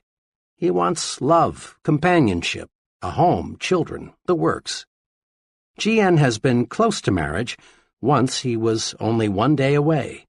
But each time he has been near marriage, he discovers something wrong with the girl he's about to marry. Just in time before I made an awful mistake. One instance stands out. 2 years ago, G.N. thought he finally had met just the right girl. She was attractive, pleasant, intelligent. But G.N. had to be absolutely sure that marriage was the right thing. As they were discussing marriage plans one evening, the future Mrs. G.N. made a few remarks that bothered G.N. So, to make certain he was marrying the right girl, G.N. drew up a 4-page document of stipulations she was to agree to before they got married. The document, neatly typed and looking very legal, covered every segment of living G.N. could think of. There was one section on religion, what church they would go to, how often they would attend, how much they would donate. Another section covered children, how many and when. In detail, G.N. outlined the kind of friends they would have, his future wife's employment status, where they would live, how their income would be spent. To finish the document, G.N. devoted half a page to listing specific habits the girl must break or must acquire. This covered such habits as smoking, drinking, makeup, entertainment, and so on. When G.N.'s prospective bride reviewed his ultimatum, she did what you would expect. She sent it back with a note saying, "The usual marriage clause, for better or for worse, is good enough for everyone else, and it's good enough for me. The whole thing is off." As G.N. was relating his experience to me, he said worriedly, "Now what was so wrong in writing out this agreement? After all, marriage is a big step. You can't be too careful." But G.N. was wrong. You can be too careful, too cautious, not only in planning a marriage, but in planning anything in the world where things get done. The standards can be too high. G.N.'s approach to marriage was very much like his approach to his work, his savings, his friendships, everything else. The test of a successful person is not an ability to eliminate all problems before they arise, but to meet and work out difficulties when they do arise. We must be willing to make an intelligent compromise with perfection, lest we wait forever before taking action. It's still good advice to cross bridges as we come to them. Case number 2. Why J.M. lives in a new home. In every big decision, the mind battles with itself, to act or not to act, to do or not to do. Here's how one young fellow elected to act and reaped big rewards. J.M.'s situation is similar to that of a million other young men. He is in his 20s, has a wife and child, and still has only a modest income. Mr. and Mrs. J.M. lived in a small apartment. Both wanted a new home. They wanted the advantage of more space, cleaner surroundings, a place for the youngster to play, and a chance to build up equity in their own property. But there was a hitch to buying a new home, the down payment. One day, as J.M. was writing next month's rent check, he became very disgusted with himself. He observed that the rent payment was as much as monthly payments on a new home. J.M. called his wife and said, How would you like to buy a new home next week?" "What's got into you?" she asked. "Why make jokes? You know we can't. We haven't even got the money for the down payment." But JM was determined. There are hundreds of thousands of couples like us who are going to buy a new home someday, but only about half of them ever do. Something always comes up to stop them. We're going to buy a home. I don't know yet how we'll raise the down payment, but we will. Well, the next week they found a house they both liked, quite unpretentious but nice, for $1,200 down. Now, the obstacle was to find a way to raise $1,200. JM knew he couldn't borrow it through the usual channels, for this would encumber his credit so that he couldn't get a mortgage for the sale price. Where there's a will, there's always a way. Suddenly, JM got a brainstorm. Why not contact the builder and work out a private loan arrangement for $1,200? This JM did. At first, the builder was cold to the idea, but JM persisted. Finally, it was agreed. The builder would, in effect, advance JM the $1,200 to be repaid at $100 a month plus interest. Now, all JM had to do was to find $100 a month. Mr. and Mrs. JM sharpened their pencils and figured out a way to cut expenditures $25 a month. But that still left $75, which JM would have to raise each month. Then JM got another idea. The next morning he went in to see his boss. He explained to his employer what he was doing. His boss was glad to learn that JM was going to buy a new home. Then JM said, "Look, Mr. T, to work this deal out, I've got to earn at least $75 more each month. Now, I know," JM continued, "you'll give me a raise when you feel that I deserve it. What I want now is just a chance to earn more money. There are some things around here that could best be done on weekends. Will you make it possible for me to work then?" The employer was impressed with JM's sincerity and ambition. He proposed a way for JM to work 10 extra hours each weekend, and Mr. and Mrs. JM moved into their new home. 1. The resolution to take action ignited JM's mind to think of ways to accomplish his goal. 2. JM gained tremendously in new confidence. It will be much easier for him to take action in other major situations. 3. JM provided his wife and child the living standard they deserved. Had he waited, postponed buying the house until conditions were perfect, there is a real possibility they never would have owned a home of their own. Case number 3.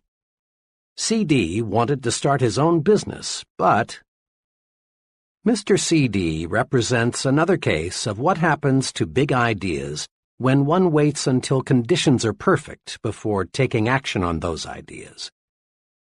Shortly after World War II, CD got a job with the Customs Division of the U.S. Post Office Department. He liked his work, but after 5 years he became dissatisfied with the confinement, regular hours, low pay, and the seniority system with its relatively narrow chances for advancement. Then he got an idea. He had learned a great deal about what it takes to be a successful importer. Why not set himself up in the business of importing low-cost gift items and toys? CD knew many successful importers who didn't have his knowledge of the ins and outs of this business. It's been 10 years now since CD decided he wanted to go into business for himself. But today, he's still working for the customs office. Why? Well, every time CD was just about ready to cut loose on his own, something happened that stopped him from taking action. Lack of money, economic recession, new baby, need for temporary security, trade restrictions, and more excuses all served as reasons for waiting, for postponing. The real truth is that CD let himself develop into a passivationist. He wanted conditions to be perfect before he took action. Since conditions were never perfect, CD never took action. Here are 2 things to do to help you avoid the costly mistake of waiting until conditions are perfect before you act. 1. Expect future obstacles and difficulties. Every venture presents risks, problems, and uncertainties. Let's suppose you wanted to drive your car from Chicago to Los Angeles, but you insisted on waiting until you had absolute assurance that there would be no detours, no motor trouble, no bad weather, no drunken drivers, no risk of any kind. When would you start? Never. In planning your trip to Los Angeles, it makes sense to map your route, check your car, in other ways to eliminate as much risk as possible before you start. But you can't eliminate all risks. 2. Meet problems and obstacles as they arise. The test of a successful person is not the ability to eliminate all problems before he takes action, but rather the ability to find solutions to difficulties when he encounters them. In business, marriage, or in any activity, cross bridges when you come to them. We can't buy an insurance policy against all problems. Make up your mind to do something about your ideas. 5 or 6 years ago, a very capable professor told me of his plans for writing a book, a biography of a controversial personality of a few decades ago. His ideas were more than interesting. They were alive, fascinating. The professor knew what he wanted to say, and he had the skill and energy to say it. The project was destined to reward him with much inner satisfaction, prestige, and money. Last spring I saw my friend again, and I innocently asked him whether the book was about finished. This was a blunder. It opened up an old wound. No, he hadn't written the book. He struggled with himself for a moment, as if he were debating with himself whether to explain why. Finally, he explained that he had been too busy. He had more responsibilities and just couldn't get to it.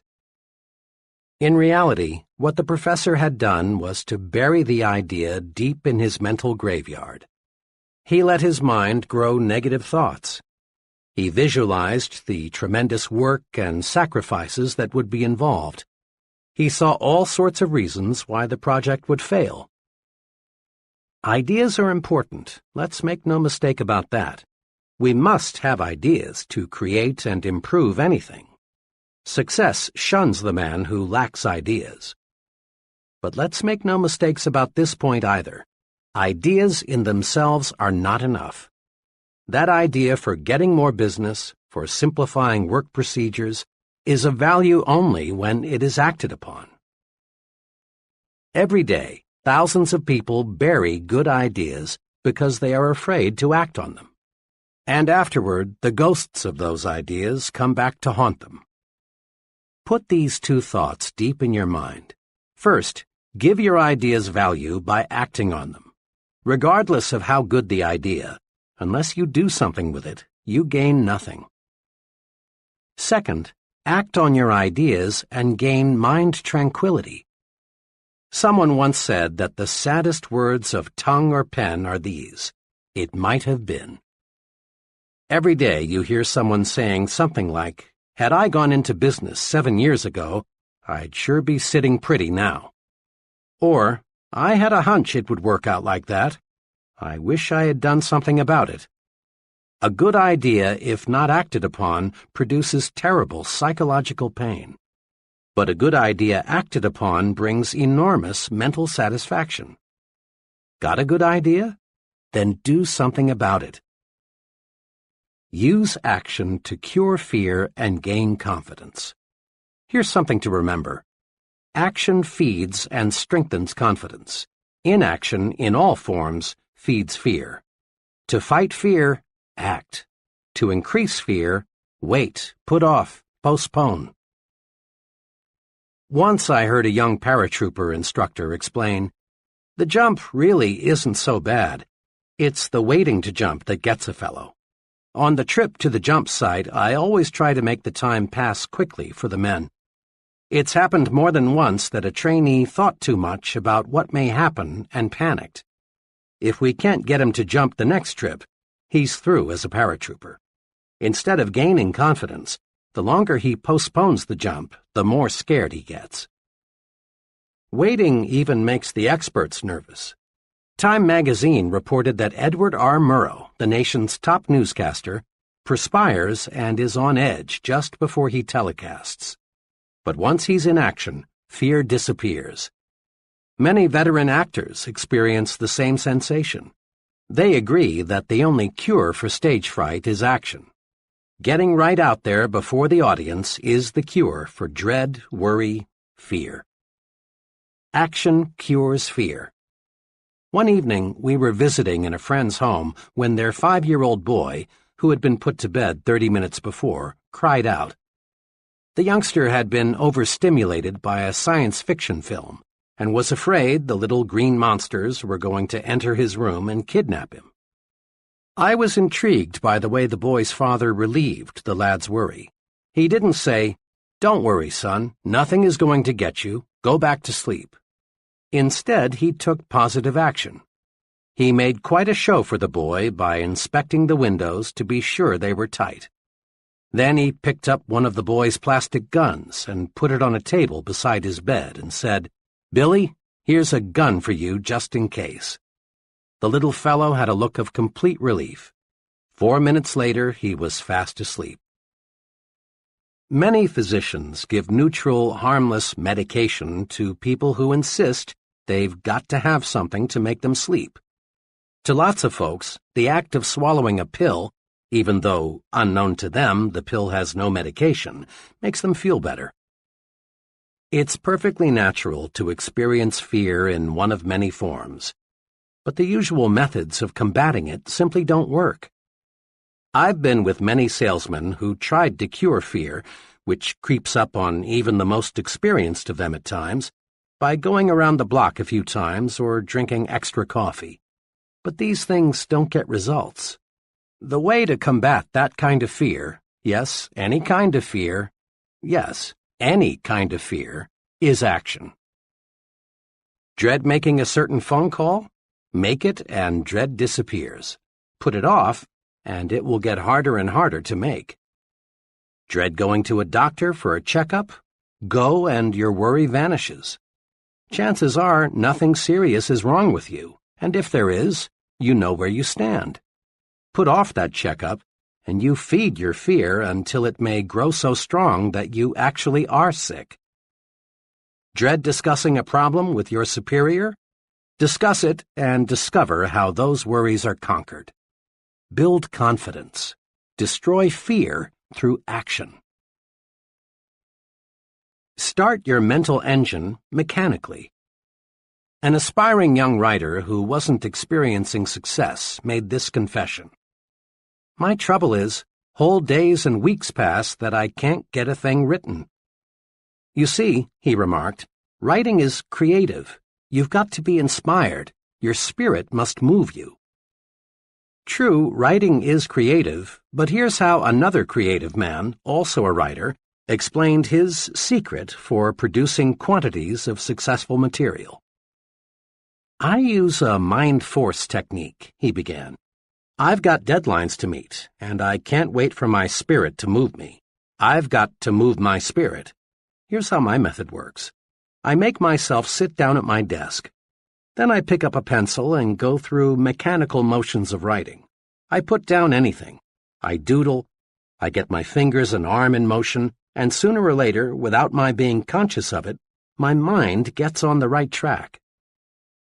Sometimes, of course, I get ideas out of the blue when I'm not trying to write, he went on, but these are just bonuses. Most of the good ideas come from just getting to work. Action must precede action. That's a law of nature. Nothing starts itself, not even the dozens of mechanical gadgets we use daily. Your home is heated automatically, but you must select, take action, the temperature you want. Your car shifts gears automatically only after you have set the right lever. The same principle applies to mind action. You get your mind in gear to make it produce for you. A young branch sales manager for a door-to-door sales organization explained how he trained his sales force the mechanical way to start each day earlier and more successfully. There's a tremendous resistance to the door-to-door salesman, as anyone who has ever sold house-to-house knows, he commented. And it's hard, even for the veteran salesman, to make that first call in the morning. He knows the odds are pretty good that he'll get some pretty rough treatment before the day is over. So it's natural for him to put off getting started in the morning. He'll drink a couple of extra cups of coffee, maybe cruise around the neighborhood a while, or do a dozen little things to postpone that first call. I train each new man this way. I explain to him that the only way to start is to start. Don't deliberate. Don't postpone getting started. Do this. Just park your car, get your sample case, walk to the door, ring the bell, smile, say good morning, and make your presentation, all mechanically, without a lot of conscious thought. Start making calls this way and you break the ice. By the second or third call, your mind is sharp and your presentations become effective. A humorist once said the most difficult problem in life was getting out of a warm bed into a cold room, and he had a point. The longer you lie there and think how unpleasant it will be to get up, the more difficult it becomes. Even in such a simple operation as this, mechanical action, just throwing off the covers and putting your feet on the floor, defeats dread. The point is clear. People who get things done in this world don't wait for the spirit to move them. They move the spirit. Try these two exercises. 1. Use the mechanical way to accomplish simple but sometimes unpleasant business and household chores. Rather than think about the unpleasant features of the task, jump right in and get going without a lot of deliberation. Perhaps the most unpleasant household task to most women is washing dishes. My mother is no exception. But she has mastered a mechanical approach to dispensing with this task quickly, so she can return to things she likes to do. As she leaves the table, she always mechanically picks up several dishes, and without thinking about the task ahead, just gets started. In just a few minutes, she is through. Doesn't this beat stacking dishes and dreading the unpleasant inevitable? Do this today. Pick the one thing you like to do least. Then, without letting yourself deliberate on or dread the task, do it. That's the most efficient way to handle chores. 2. Next, use the mechanical way to create ideas, map out plans, solve problems, and do other work that requires top mental performance. Rather than wait for the spirit to move you, sit down and move your spirit. Here's a special technique guaranteed to help you. Use a pencil and paper. A simple pencil is the greatest concentration tool money can buy. If I had to choose between an ultra-fancy, deeply carpeted, beautifully decorated soundproof office and a pencil and paper, I'd choose the pencil and paper every time. With a pencil and paper, you can tie your mind to a problem. When you write a thought on paper, your full attention is automatically focused on that thought. That's because the mind is not designed to think one thought and write another at the same time. When you write on paper, you write on your mind, too. Tests prove conclusively that you remember something much longer and much more exactly if you write the thought on paper. And once you master the pencil and paper technique for concentration, you can think in noisy or other distracting situations. When you want to think, start writing or doodling or diagramming. It's an excellent way to move your spirit. Now is the magic word of success. Tomorrow, next week, later, sometime, someday, often as not are synonyms for the failure word, never. Lots of good dreams never come true because we say, I'll start someday, when we should say, I'll start now, right now. Take one example, saving money. Just about everybody agrees that saving money is a good idea.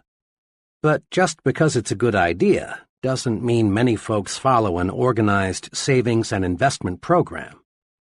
Many people have intentions to save, but only relatively few act on these intentions. Here's how one young couple got into gear with a regular wealth accumulation program. Bill's take-home income was $1,000 a month, but he and his wife Janet spent $1,000 each month too. Both wanted to save, but there were always reasons why they felt they couldn't begin. For years, they had promised themselves, "We'll start when we get a raise, when we've caught up with our installments, when we're over the hump, next month, next year." Finally, Janet got disgusted with their failure to save. She said to Bill, "Look, do we want to save or don't we?" He replied, "Of course we do, but you know as well as I we can't put aside anything now." But for once, Janet was in a do-or-die mood. "We've been telling ourselves for years we're going to start a savings program. We don't save because we think we can't. Now let's start thinking we can. I saw an ad today that shows if we'd save just $100 a month, in 15 years we'd have $18,000 plus $6,600 accumulated interest." The ad also said it's easier to spend what's left over after savings than it is to save what's left over after spending. If you're game, let's start with 10% of your pay and let's save off the top. We may eat crackers and milk before the month's up, but if we have to, we will. Bill and Janet were cramped for a few months, but soon they were adjusted to their new budget. Now they feel it's just as much fun to spend money on savings as it is to spend it on something else. Want to write a note to a friend? Do it now. Got an idea you think would help your business? Present it now. Live the advice of Benjamin Franklin. Don't put off until tomorrow what you can do today. Remember, thinking in terms of now gets things accomplished, but thinking in terms of someday or sometime usually means failure. One day, I stopped in to see an old business friend. She had just returned from a conference with several of her executives. The moment I looked at her, I could tell there was something she wanted to get off her chest. She had the look of a woman who had suffered real disappointment. "You know," she said, "I called that conference this morning because I wanted some help on a proposed policy change. But what kind of help did I get? I had 6 men in there, and only one of them had anything to contribute. 2 others talked, but what they said was just an echo of what I had said. It was like talking with a bunch of vegetables. I confess it's hard for me to find out what those fellows think." "Really," she went on, "you'd think those fellows would speak up and let me know what they think. After all, it directly affects each of them." My friend didn't get help in the conference, but had you roamed the hall after the meeting broke up, you'd have heard her junior associates making remarks like, "I felt like saying, why didn't someone suggest, I don't think, we ought to go ahead." So, often the vegetables, those who have nothing to say in the conference room, are full of talk after the meeting, when what they've got to say won't make any difference. They're suddenly full of life when it's too late. Business executives want comment. The fellow who hides his light under a bushel hurts himself. Get the speak-up habit. Each time you speak up, you strengthen yourself. Come forward with your constructive ideas. We all know how many college students prepare their assignments. With fine intentions, Joe College sets aside a whole evening for some concentrated study. Here is a general pattern of how, too often, the evening is spent. Joe's ready to begin studying at 7 p.m., but his dinner seems just a bit heavy, so he decides to get in a little TV. A little turns out to be an hour's worth, since the program was pretty good. At 8 p.m., he sits down at his desk, but gets right back up because he just remembered he promised to call his girl. This shoots another 40 minutes. He hadn't talked to her all day. An incoming call takes another 20 minutes. On his way back to his desk, Joe is drawn into a ping-pong game. Another hour gone. The ping-pong makes him feel sweaty, so he takes a shower. Next, he needs a snack. The combined effect of the ping pong and the shower have made him hungry. And so the evening planned with good intentions drifts away. Finally, at 1 a.m., he opens the book, but he's too sleepy to absorb the subject. Finally, he surrenders completely. Next morning, he tells the professor, "I hope you give me a break. I studied till 2 a.m. for this exam." Joe College didn't get into action because he spent too much time getting ready to get into action. And Joe College isn't alone in being a victim of overpreparedness. Joe Salesman, Joe Executive, Joe Professional Worker, Josephine Housewife. They all often try to build strength and get ready with office chats, coffee breaks, sharpening pencils, reading, personal business, getting the desk cleared off, TV, and dozens of other little escape devices. But there's a way to break this habit. Tell yourself, "I'm in condition right now to begin. I can't gain a thing by putting it off.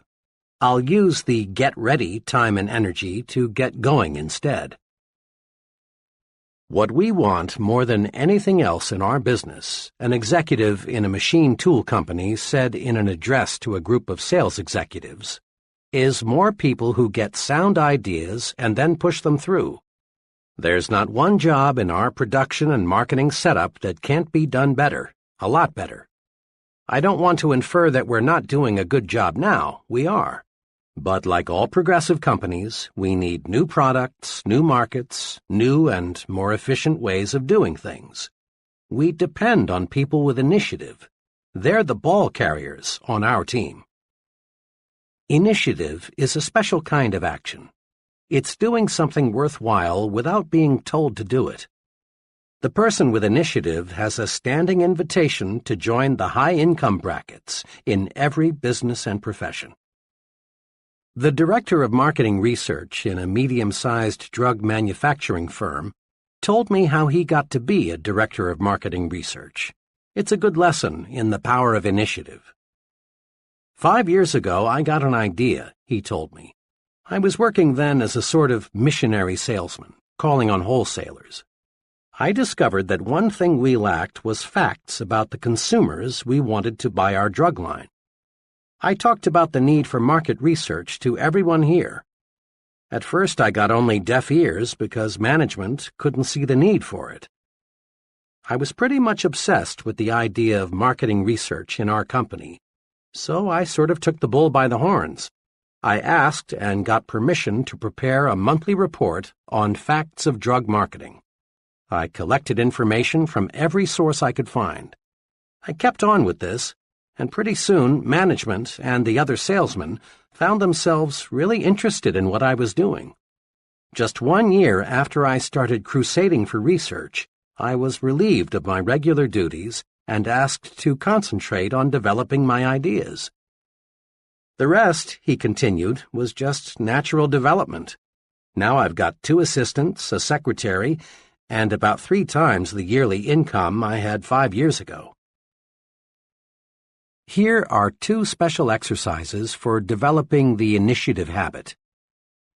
1. Be a crusader. When you see something that you believe ought to be done, pick up the ball and run. A new subdivision not far from where I live was about 2/3 built when expansion came almost to a standstill. A few families with a don't-care attitude had moved in. This prompted several of the finest families in the area to sell their homes at a loss and move on. As so often happens, the do-care families caught the don't-care attitude from their don't-care neighbors. Everyone, that is, except Harry L. Harry, did care, and he decided to crusade for a fine neighborhood. Harry began by calling together some friends. He pointed out that this subdivision had tremendous potential, but that something must be done now or the area would soon be a strictly second-class neighborhood. Harry's enthusiasm and initiative quickly won support. Soon there were clean-up-the-vacant lots projects. Garden clubs were organized. A massive tree-planting project was started. A playground was built for the youngsters. A community swimming pool was constructed. The don't-care families became eager supporters. The whole subdivision took on new life and new sparkle. It's really a pleasure now to drive through that community. It shows what a crusader can do. Do you feel your business should develop a new department, make a new product, or in some other way expand? Well then, crusade for it. Feel your church needs a new building? Crusade for it. Would you like your children's school to have better equipment? Crusade and get it for them. And you can bank on this. While crusades may start out as one-man crusades, if the idea behind the enterprise is good, soon you'll have lots of support. Be an activationist and crusade. 2. Be a volunteer. Each of us has been in situations in which we wanted to volunteer for some activity but didn't. Why? Because of fear. Not fear that we couldn't accomplish the task, but rather fear of what our associates would say. The fear of being laughed at, of being called an eager beaver, of being accused of bucking for a raise holds many people back. It's natural to want to belong, to be accepted, to have group approval. But ask yourself, which group do I want to have accept me? The group that laughs because it is secretly jealous, or the group that is making progress by doing things? The right choice is obvious. The volunteer stands out. He receives special attention. Most important of all, he gives himself an opportunity to show he has special ability and ambition by volunteering. By all means, volunteer for those special assignments. Think about the leaders you know in business, the military, your community. Do they fit the description of activationist, or would you say they are passivationists? 10 times out of 10, they're activationists, people who do things. The fellow who stands on the sidelines, who holds off, who is passive, does not lead. But the doer, the fellow who thinks action, finds others want to follow him. People place confidence in the fellow who acts. They naturally assume he knows what he is doing. I've never heard anyone complimented and praised because he doesn't disturb anyone, he doesn't take action, or he waits until he's told what to do. Have you? Grow the action habit. Practice these key points. 1. Be an activationist. Be someone who does things. Be a doer, not a don'ter. 2. Don't wait until conditions are perfect. They never will be. Expect future obstacles and difficulties and solve them as they arise. 3. Remember, ideas alone won't bring success. Ideas have value only when you act upon them. 4. Use action to cure fear and gain confidence. Do what you fear, and fear disappears. Just try it and see. 5. Start your mental engine mechanically. Don't wait for the spirit to move you. Take action, dig in, and you move the spirit. 6. Think in terms of now. Tomorrow, next week, later, and similar words often are synonymous with the failure word never. Be an I'm starting right now kind of person. 7. Get down to business, pronto. Don't waste time getting ready to act. Start acting instead. 8. Seize the initiative. Be a crusader. Pick up the ball and run. Be a volunteer. Show that you have ability and ambition to do. Get in gear and go. Chapter 11. How to turn defeat into victory. Social workers and others who work on Skid Row find many differences in age, religious faith, education, and background among the tragic souls who have dropped into America's gutters. Some of these citizens are surprisingly young. Others are old. A sprinkling are college graduates. A few have essentially no formal education. Some are married, others are not. But the people on Skid Row do have something in common. Each one is defeated, whipped, beaten. Each one has encountered situations that conquered him. Each is eager, even anxious, to tell you about the situation that wrecked him, about his own private Waterloo. These situations cover the waterfront of human experience, from "my wife ran out on me," to "I lost everything I had and had no place else to go," to "I did a couple of things that made me a social outcast, so I came down here." When we move up from Skid Row into the dominion of Mr. and Mrs. Average American, we see obvious differences in living habits. But again, we discover that Mr. Mediocre gives essentially the same reasons to explain his mediocrity as Mr. Skid Row gave to explain his complete collapse. Inside, Mr. Mediocre feels defeated. He has unhealed wounds suffered in situations that beat him. Now he is super cautious. He plods along, ducking the thrill of living victoriously, discontented with himself. He feels beaten, but tries hard to endure the sentence of mediocrity that fate has handed him.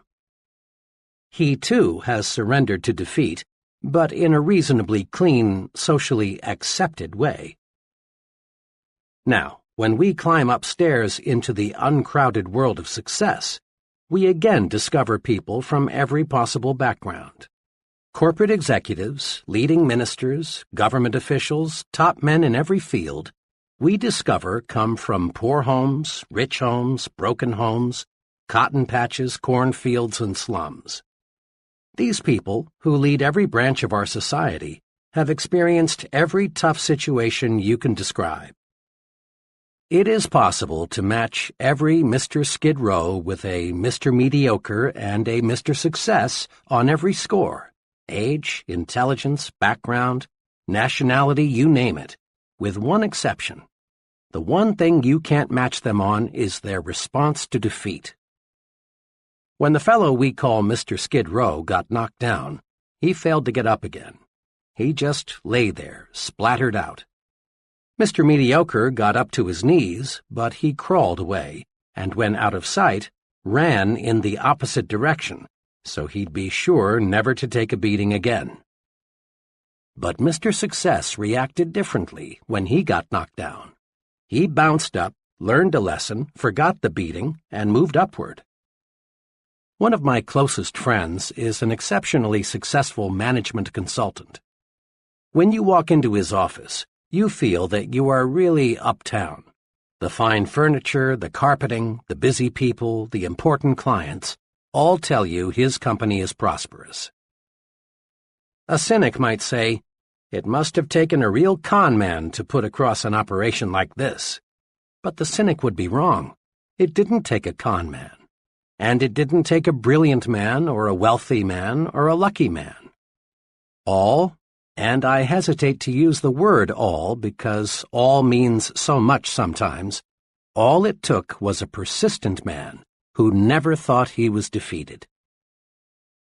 Behind this prosperous and respected company is the story of a man fighting, battling his way upward, losing 10 years' savings in his first 6 months in business, living in his office several months because he lacked money to pay rent on an apartment, turning down numerous good jobs because he wanted more to stay with his idea and make it work, hearing prospects for his service say no 100 times as often as they said yes.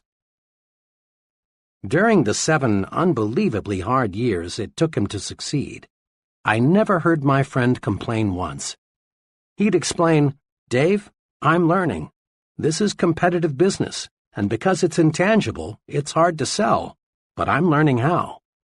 And he did. Once I told my friend that this experience must be taking a lot out of him, but he replied, "No, it's not taking something out of me. It's putting something into me instead." Check the lives of the people in Who's Who in America, and you'll find that those who have succeeded in a major way have been pounded by losing situations. Each person in this elite core of successful men has encountered opposition, discouragement, setbacks, personal misfortune. Read the biographies and autobiographies of great people, and again you discover that each of these people could have surrendered to setbacks many times. Or do this. Learn the background of the president of your company or the mayor of your city, or select any person you consider a real success. When you probe, you'll discover the individual has overcome big, real obstacles.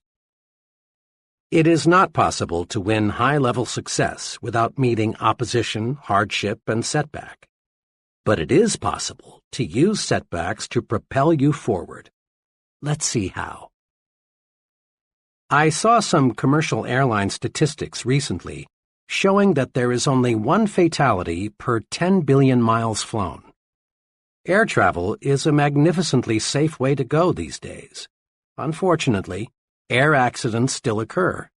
But when they do, the Civil Aviation Administration is on the scene quickly to find out what caused the crash. Fragments of metal are picked up from miles around and pieced together. A variety of experts reconstruct what probably happened. Witnesses and survivors are interviewed. The investigation goes on for weeks, months, until the question, what caused this crash, is answered. Once the CAA has the answer, immediate steps are taken to prevent a similar accident from happening again. If the crash was caused by a structural defect, other planes of that type must have that defect corrected. Or if certain instruments are found faulty, corrections must be made. Literally hundreds of safety devices on modern aircraft have resulted from CAA investigations. The CAA studies setbacks to pave the way to safer air travel, and it's obvious that their efforts pay off. Doctors use setbacks to pave the way to better health and longer life. Often, when a patient dies for an uncertain reason, doctors perform a post-mortem to find out why. In this way, they learn more about the functioning of the human body, and lives of other people are saved. A sales executive friend of mine devotes one entire sales meeting a month to helping his salesmen discover why they lost important sales. The lost sale is reconstructed and carefully examined. In this way, the salesman learns how to avoid losing similar sales in the future. The football coach who wins more games than he loses goes over the details of each game with his team to point out their mistakes. Some coaches have movies made of each game so the team can literally see its bad moves. The purpose? To play the next game better. CAA officials, successful sales executives, physicians, football coaches, and professionals in every field follow this success principle. Salvage something from every setback. When a setback hits us personally, our first impulse is often to become so emotionally upset that we fail to learn the lesson. Professors know that a student's reaction to a failing grade provides a clue to his success potential. When I was a professor at Wayne State University in Detroit some years ago, I had no choice but to turn in a failing grade for a graduating senior. This was a real blow to the student. He had already made graduation plans, and canceling was embarrassing. He was left with two alternatives: retake and pass the course and receive his degree at a later graduation, or quit school without earning a degree. I expected that the student would be disappointed, perhaps even somewhat belligerent, when he learned of his setback. I was right. After I explained that his work was far below passing standards, the student admitted that he hadn't put forth a serious effort in the course. But, he continued, my past record is at least average. Can't you consider that? I pointed out that I could not, because we measure performance one course at a time. I added that rigid academic codes prohibited changing grades for any reason other than an honest mistake on the part of the professor. Then the student, realizing that all avenues toward a grade change were closed, became quite angry. Professor, he said, I could name 50 people in this city who've succeeded in a big way without taking this course or even knowing about it. What's so blasted important about this course? Why should a few bad marks in one course keep me from getting my degree? Thank God, he added, they don't look at things on the outside like you professors do. After that remark, I paused for about 45 seconds. I've learned that when you've been sniped at, one fine way to prevent a war of words is to take a long pause before answering. Then I said to my student friend, "Much of what you say is true. There are many, many highly successful people who know absolutely nothing about the subject matter in this course. And it is possible for you to win success without this knowledge. In the total scheme of life, this course content won't make or break you. But your attitude toward this course may." "What do you mean by that?" he asked. "Just this," I answered. "Outside, they grade you just as we grade you. What counts there, just as what counts here, is doing the job. Outside, they won't promote you or pay you more for doing second-class work." I paused again to make certain the point got through. Then I said, "May I make a suggestion? You're highly disappointed now. I can appreciate how you feel. And I don't think any less of you if you're a little sore at me. But look at this experience positively. There's a tremendously important lesson here. If you don't produce, you don't get where you want to go. Learn this lesson, and 5 years from now you'll regard it as one of the most profitable lessons you learned in all the time you invested here." I was glad when I learned a few days later that this student had re-enrolled for the course. This time he passed with flying colors. Afterward, he made a special call to see me to let me know how much he had appreciated our earlier discussion. "I learned something from flunking your course the first time," he said. "It may sound odd, but you know, Professor, now I'm glad I did not pass the first time." We can turn setbacks into victories, find the lesson, apply it, and then look back on defeat and smile. Moviegoers will never forget the great Lionel Barrymore. In 1936, Mr. Barrymore broke his hip.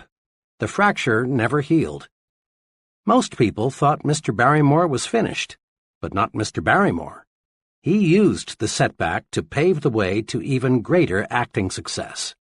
For the next 18 years, despite pain that never abated, he played dozens of successful roles in a wheelchair. On March 15, 1945, W. Colvin Williams was walking behind a tank in France. The tank hit a mine, exploded, and permanently blinded Mr. Williams. But this didn't stop Mr. Williams from pursuing his goal to be a minister and counselor. When he was graduated from college, and with honors too, Mr. Williams said he thought his blindness will actually be an asset in my career. I can never judge by appearances. Therefore, I can always give a person a second chance. My blindness keeps me from cutting myself off from a person because of the way he looks. I want to be the kind of person to whom anyone can come and feel secure to express himself. Isn't that a magnificent living example of cruel, bitter defeat being turned into victory? Defeat is only a state of mind, and nothing more. One of my friends, who is a substantial and successful investor in the stock market, carefully appraises each investment decision in the light of his past experiences.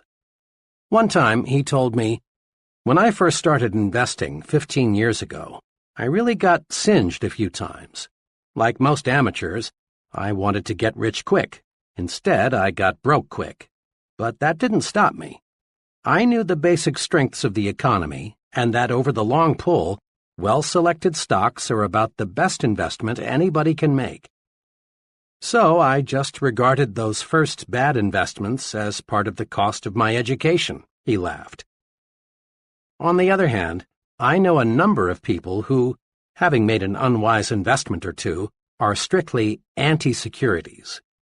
Rather than analyze their mistakes and join in a good thing, they reach the completely false conclusion that investing in common stocks is just a form of gambling, and sooner or later everybody loses.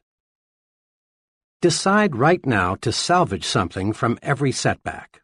Next time things seem to go wrong on the job or at home, calm down and find out what caused the trouble. This is the way to avoid making the same error twice.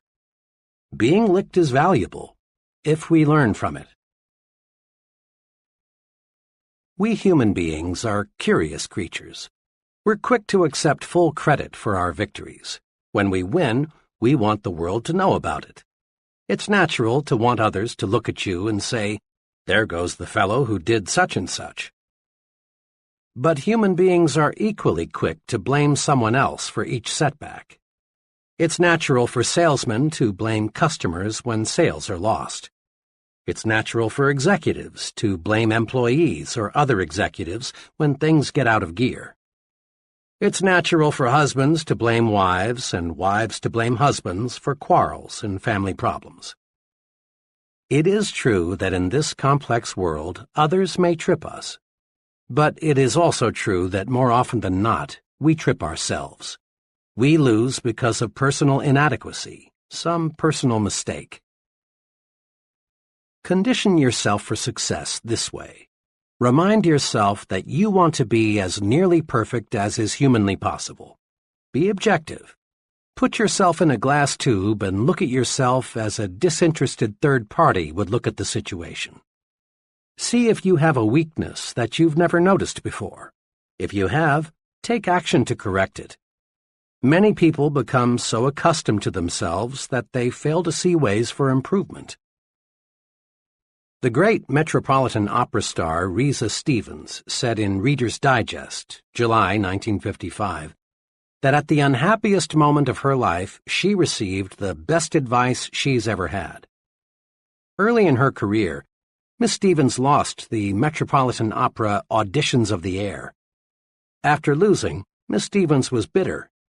"I longed to hear," she said, "that my voice was really better than the other girls', that the verdict was grossly unfair, that I had just lacked the right connections to win." But Miss Stevens's teacher didn't coddle her. Instead, she said to Miss Stevens, "My dear, have the courage to face your faults."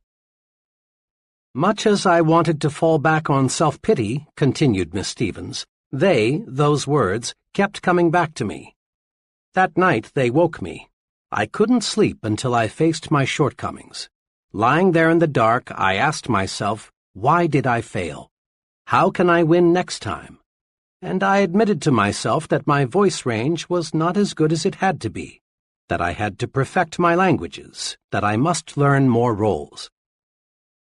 Miss Stevens went on to say how facing her faults not only helped her to succeed on stage, but also helped her win more friends and develop a more pleasing personality.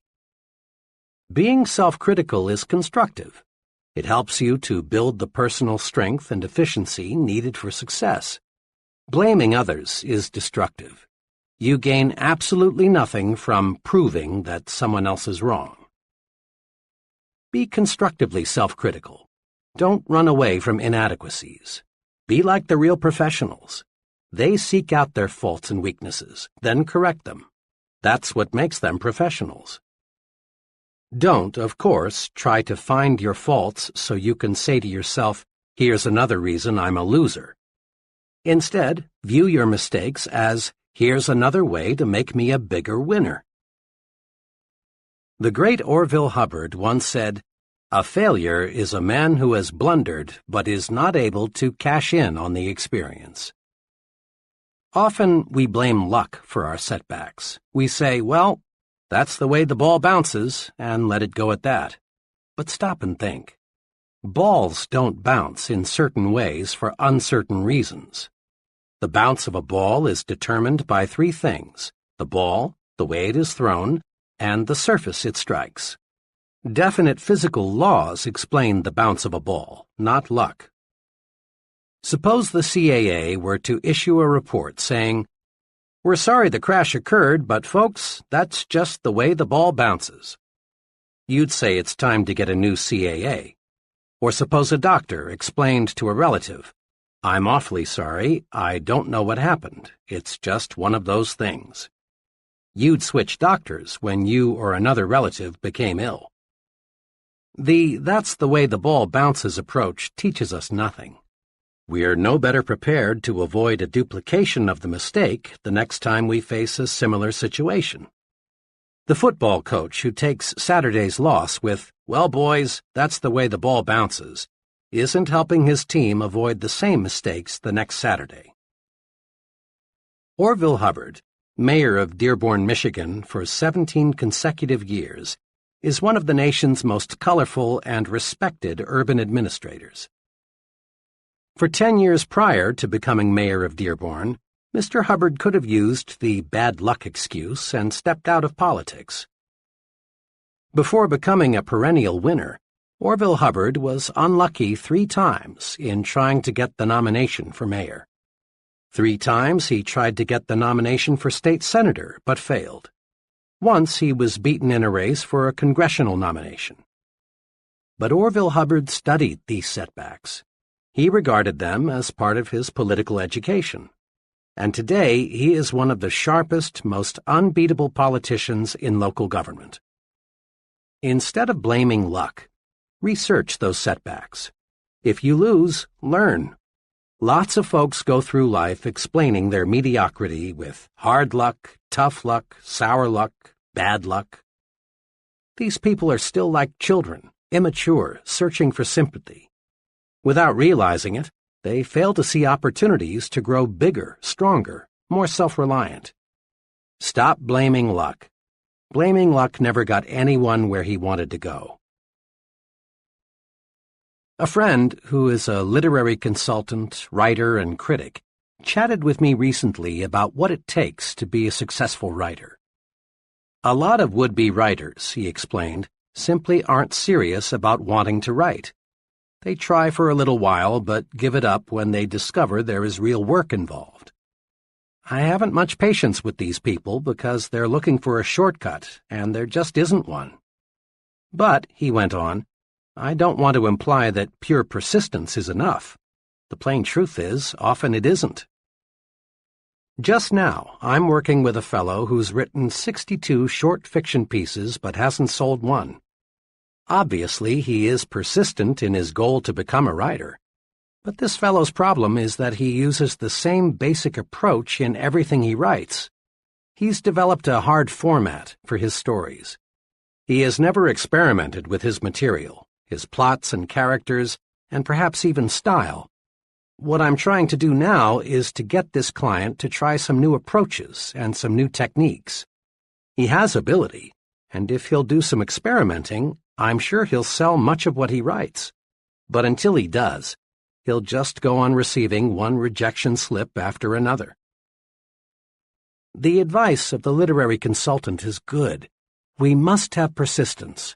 But persistence is only one of the ingredients of victory. We can try and try and try and try and try again and still fail, unless we combine persistence with experimentation. Edison is credited with being one of America's most persistent scientists. It's reported that he conducted thousands of experiments before he invented the electric light bulb. But note, Edison conducted experiments. He persisted in his goal to develop a light bulb. But he made that persistence pay off by blending it with experimentation. Persisting in one way is not a guarantee of victory. But persistence blended with experimentation does guarantee success. Recently, I noticed an article about the continuous search for oil. It said that oil companies study the rock formations carefully before they drill a well. Yet, despite their scientific analysis, 7 out of 8 wells drilled turn out to be dry holes. Oil companies are persistent in their search for oil, not by digging one hole to ridiculous depths, but rather by experimenting with a new well when good judgment says the first well won't produce. Many ambitious people go through life with admirable persistence and show of ambition, but they fail to succeed because they don't experiment with new approaches. Stay with your goal. Don't waver an inch from it. But don't beat your head against a wall. If you aren't getting results, try a new approach. People who have bulldog persistence, who can grab something and not let go, have an essential success quality. Here are 2 suggestions for developing greater power to experiment, the ingredient that, when blended with persistence, gets results. 1. Tell yourself there is a way. All thoughts are magnetic. As soon as you tell yourself, I'm beaten, there's no way to conquer this problem, negative thoughts are attracted, and each of these helps convince you that you are right, that you are whipped. Believe instead, there is a way to solve this problem, and positive thoughts rush into your mind to help you find a solution. It's believing there is a way that is important. Marriage counselors report no success in saving marriages until one, and preferably both partners, see that it is possible to win back happiness. Psychologists and social workers say an alcoholic is doomed to alcoholism until he believes he can beat his thirst. This year, thousands of new businesses are being formed. 5 years from now, only a small portion will be still in operation. Most of those who fail will say, "Competition was just too much. We had no choice but to quit." The real problem is that when most people hit the tar, things are rough barrier, they think only defeat, and so they are defeated. When you believe there is a way, you automatically convert negative energy, let's quit, let's go back, into positive energy, let's keep going, let's move ahead. A problem, a difficulty, becomes unsolvable only when you think it is unsolvable. Attract solutions by believing solutions are possible. Refuse, simply refuse to even let yourself say or think that it's impossible. 2. Back off and start afresh. Often we stay so close to a problem for so long that we can't see new solutions or new approaches. An engineer friend was retained a few weeks ago to design a distinctly new aluminum structure. In fact, nothing even resembling it had even been developed or designed before. I saw him just a few days ago, and I asked him how his new building was coming along. "Not too well," he replied. "I guess I haven't spent enough time with my garden this summer. When I live with tough design problems for a long stretch, I've got to get away and let some new ideas soak in." "You'd be surprised," he continued, "to know how many engineering ideas come to me when I'm just sitting beside a tree holding a water hose on the grass." President Eisenhower once was asked at a news conference why he took so many weekend vacations. His answer is good advice for everybody who wants to maximize his creative ability.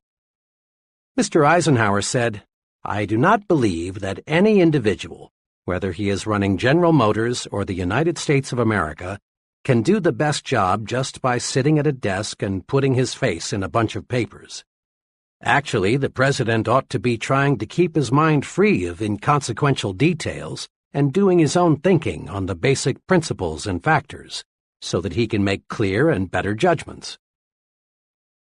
A former business associate of mine takes a 72-hour out-of-town vacation with his wife once each month. He found this backing off and starting afresh increased his mental efficiency, thereby making him more valuable to his clients. When you hit a snag, don't throw up the whole project. Instead, back off, get mentally refreshed. Try something as simple as playing some music or taking a walk or a short nap. Then, when you tackle it again, the solution often comes almost before you know it. Seeing the good side pays off in big situations, too.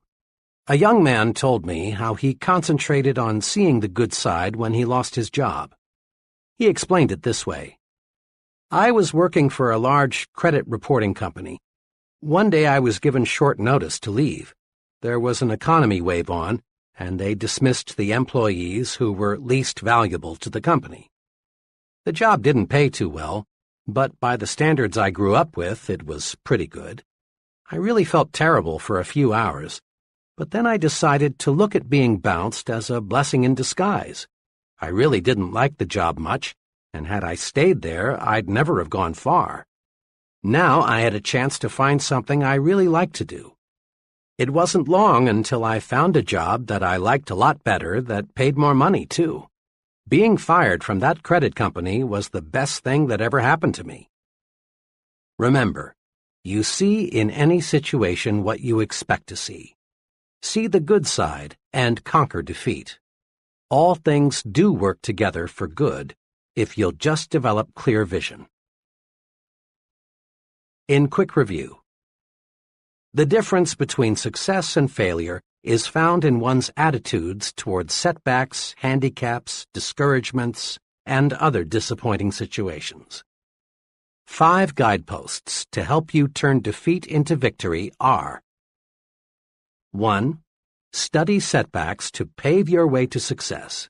When you lose, learn, and then go on to win next time. 2. Have the courage to be your own constructive critic. Seek out your faults and weaknesses, and then correct them. This makes you a professional. 3. Stop blaming luck. Research every setback. Find out what went wrong. Remember, blaming luck never got anyone where he wanted to go. 4. Blend persistence with experimentation. Stay with your goal, but don't beat your head against a stone wall. Try new approaches. Experiment. 5. Remember, there is a good side in every situation. Find it. See the good side and whip discouragement. Chapter 12. Use goals to help you grow. Every bit of human progress, our inventions, big and little, our medical discoveries, our engineering triumphs, our business successes, were first visualized before they became realities. Baby moons circle the Earth not because of accidental discoveries, but because scientists set conquer space as a goal. A goal is an objective, a purpose. A goal is more than a dream. It's a dream being acted upon. A goal is more than a hazy, "Oh, I wish I could." A goal is a clear, "This is what I'm working toward." Nothing happens, no forward steps are taken until a goal is established. Without goals, individuals just wander through life. They stumble along, never knowing where they are going, so they never get anywhere. Goals are as essential to success as air is to life. No one ever stumbles into success without a goal. No one ever lives without air. Get a clear fix on where you want to go. Dave Mahoney rose from a low-paying job in the mailroom of an advertising agency to an agency vice president at 27 and president of the Good Humor Company at 33. This is what he says about goals. The important thing is not where you were or where you are, but where you want to get. The Progressive Corporation plans company goals 10 to 15 years ahead. Executives who manage leading businesses must ask, where do we want our company to be 10 years from now? Then they gauge their efforts accordingly. New plant capacity is built not for today's needs, but rather for needs 5 to 10 years in the future. Research is undertaken to develop products that won't appear for a decade or longer. The modern corporation does not leave its future to chance, should you? Each of us can learn a precious lesson from the forward-looking business. We can and should plan at least 10 years ahead. You must form an image now of the person you want to be 10 years from now, if you are to become that image. This is a critical thought. Just as the business that neglects to plan ahead will be just another business, if it even survives, the individual who fails to set long-range goals will most certainly be just another person lost in life's shuffle. Without goals, we cannot grow. Let me share with you an example of why we must have long-run goals to achieve real success. Just last week, a young man, let me call him FB, came to me with a career problem. FB looked well-mannered and intelligent. He was single and had finished college 4 years ago. We talked for a while about what he was doing now, his education, his aptitudes, and general background. Then I said to him, "You came to see me for help on making a job change. What kind of job are you looking for?" "Well," he said, "that's what I came to see you about. I don't know what I want to do." His problem, of course, was a very common one. But I realized that just to arrange for the young man to have interviews with several possible employers would not help him. Trial and error is a pretty poor way to select a career. With dozens of career possibilities, the odds of stumbling into the right choice are several dozen to 1. I knew I had to help FB see that before he starts going someplace career-wise, he's got to know where that someplace is. So I said, "Let's look at your career plan from this angle. Will you describe for me your image of yourself 10 years from now?" FB, obviously studying the question, finally said, "Well, I guess I want what just about everyone else wants, a good job that pays well and a nice home. Really, though," he continued, "I haven't given it too much thought." This, I assured him, was quite natural. I went on to explain that his approach to selecting a career was like going to an airline ticket counter and saying, "Give me a ticket." The people selling the tickets just can't help you unless you give them a destination. So I said, "And I can't help you find a job until I know what your destination is, and only you can tell me that." This jarred FB into thinking. We spent the next 2 hours not talking about the merits of different kinds of jobs, but rather discussing how to set goals. FB learned, I believe, the most important lesson in career planning. Before you start out, know where you want to go. Like the Progressive Corporation, plan ahead. You are, in a sense, a business unit. Your talent, skills, and abilities are your products. You want to develop your products so they command the highest possible price. Forward planning will do it. Here are 2 steps that will help. First, visualize your future in terms of 3 departments: work, home, and social. Dividing your life this way keeps you from becoming confused, prevents conflicts, helps you look at the whole picture. Second, demand of yourself clear, precise answers to these questions. What do I want to accomplish with my life? What do I want to be? And what does it take to satisfy me? Using this planning guide will help. An image of me 10 years from now. 10 years planning guide. A. Work department. 10 years from now. 1. What income level do I want to attain? 2. What level of responsibility do I seek? 3. How much authority do I want to command? 4. What prestige do I expect to gain from my work? B. Home department, 10 years from now. 1. What kind of standard of living do I want to provide for my family and myself? 2. What kind of house do I want to live in? 3. What kind of vacations do I want to take? 4. What financial support do I want to give my children in their early adult years? C. Social department, 10 years from now. 1. What kinds of friends do I want to have? 2. What social groups do I want to join? 3. What community leadership positions would I like to hold? 4. What worthwhile causes do I want to champion? A few years ago, my young son insisted the 2 of us build a doghouse for Peanut, an intelligent pup of dubious pedigree and my son's pride and joy. His persistence and enthusiasm won, so we proceeded to build a home Peanut could call her own. Our combined carpentry talent equaled 0, and the end product clearly reflected that fact. Shortly afterward, a good friend stopped by, and upon seeing what we had done, asked, "What's that you've stuck up there among the trees? That's not a doghouse, is it?" I replied that it was.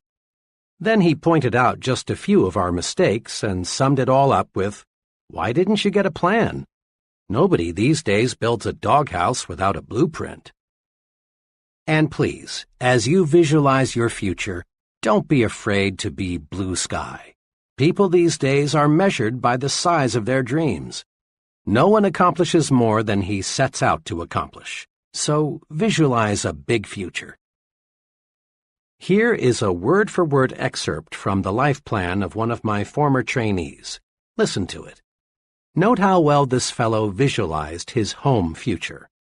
As he wrote this, it is obvious he really saw himself in the future. My home goal is to own a country estate. The house will be of the typical Southern manor type, 2 stories, white columns and all. We will have the grounds fenced in, and probably we'll have a fish pond or 2 on the place, as my wife and I both enjoy fishing.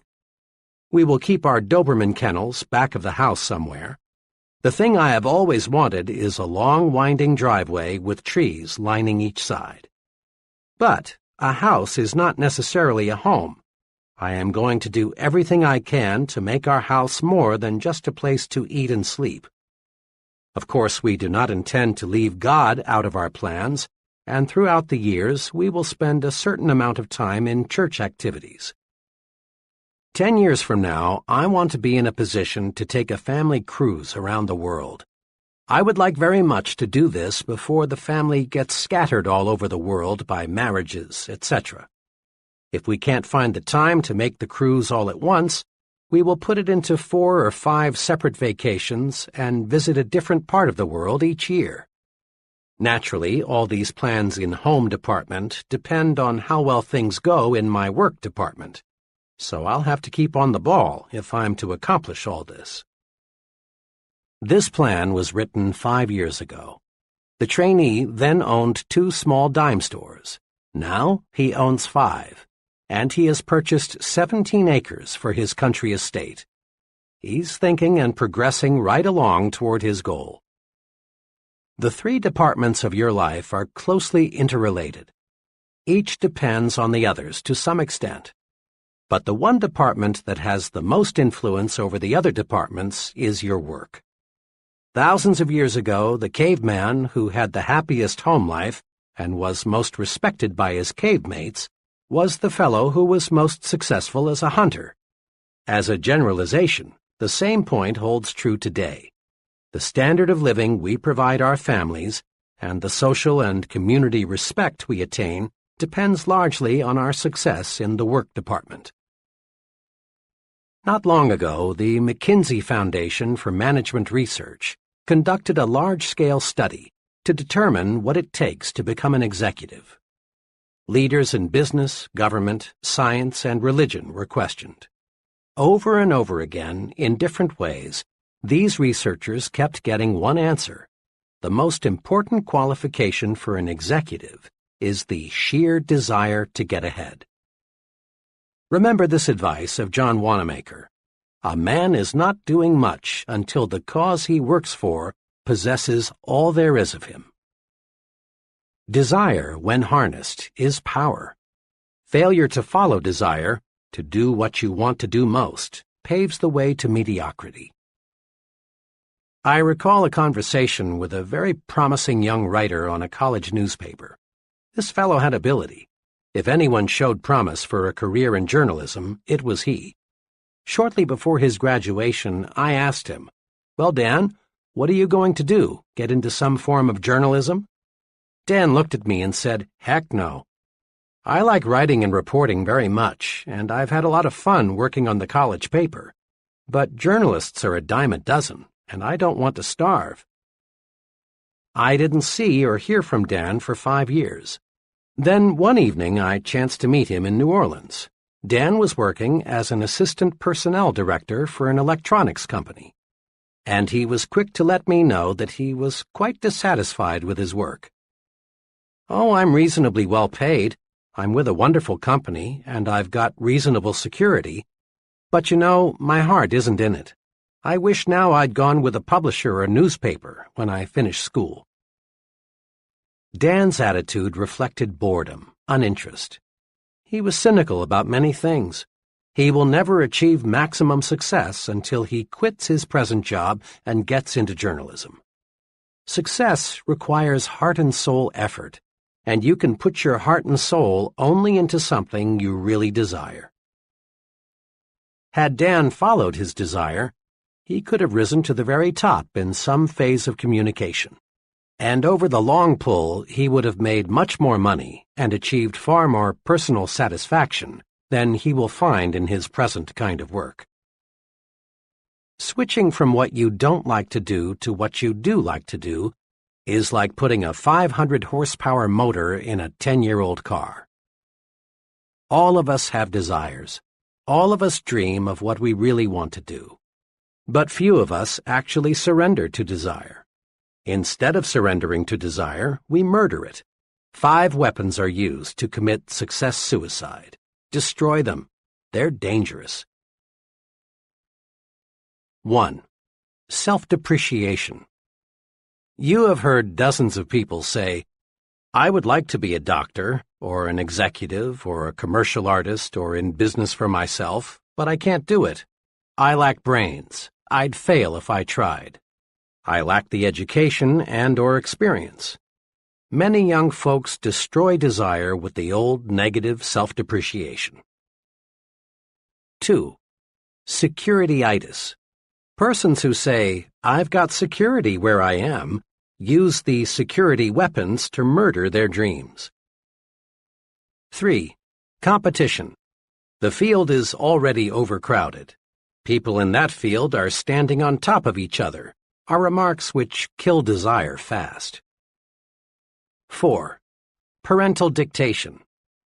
I've heard hundreds of young people explain their career choice with, "I'd really like to prepare for something else, but my parents want me to do this, so I must." Most parents, I believe, do not intentionally dictate to their children what they must do. What all intelligent parents want is to see their children live successfully. If the young person will patiently explain why he or she prefers a different career, and if the parent will listen, there will be no friction. The objectives of both the parent and the young person for the young person's career are identical: success. 5. Family responsibility. The attitude of, "It would have been wise for me to change over 5 years ago, but now I've got a family and I can't change," illustrates this kind of desire murder weapon. Throw away those murder weapons. Remember, the only way to get full power, to develop full go force, is to do what you want to do. Surrender to desire and gain energy, enthusiasm, mental zip, and even better health. And it's never too late to let desire take over. The overwhelming majority of really successful people work much longer than 40 hours a week, and you don't hear them complain of overwork. Successful people have their eyes focused on a goal, and this provides energy. The point is this: energy increases, multiplies, when you set a desired goal and resolve to work toward that goal. Many people, millions of them, can find new energy by selecting a goal and giving all they've got to accomplish that goal. Goals cure boredom. Goals even cure many chronic ailments. Let's probe a little deeper into the power of goals. When you surrender yourself to your desires, when you let yourself become obsessed with a goal, you receive the physical power, energy, and enthusiasm needed to accomplish your goal. But you receive something else, something equally valuable. You receive the automatic instrumentation needed to keep you going straight to your objective. The most amazing thing about a deeply entrenched goal is that it keeps you on course to reach your target. This isn't double talk. What happens is this: when you surrender to your goal, the goal works itself into your subconscious mind. Your subconscious mind is always in balance. Your conscious mind is not, unless it is in tune with what your subconscious mind is thinking. Without full cooperation from the subconscious mind, a person is hesitant, confused, indecisive. Now, with your goal absorbed into your subconscious mind, you react the right way automatically. The conscious mind is free for clear, straight thinking. Let's illustrate this with two hypothetical persons. As you listen, you'll recognize these characters among the real people you know. We'll call them Tom and Jack. These fellows are comparable in all respects except one. Tom has a firmly entrenched goal. Jack does not. Tom has a crystal-clear image of what he wants to be. He pictures himself as a corporation vice president 10 years hence. Because Tom has surrendered to his goal through his subconscious mind signals to him saying, "Do this," or "Don't do that. It won't help get you where you want to go." The goal constantly speaks, "I am the image you want to make real. Here is what you must do to make me real." Tom's goal does not pilot him in vague generalities. It gives him specific directions in all his activities. When Tom buys a suit, the goal speaks and shows Tom the wise choice.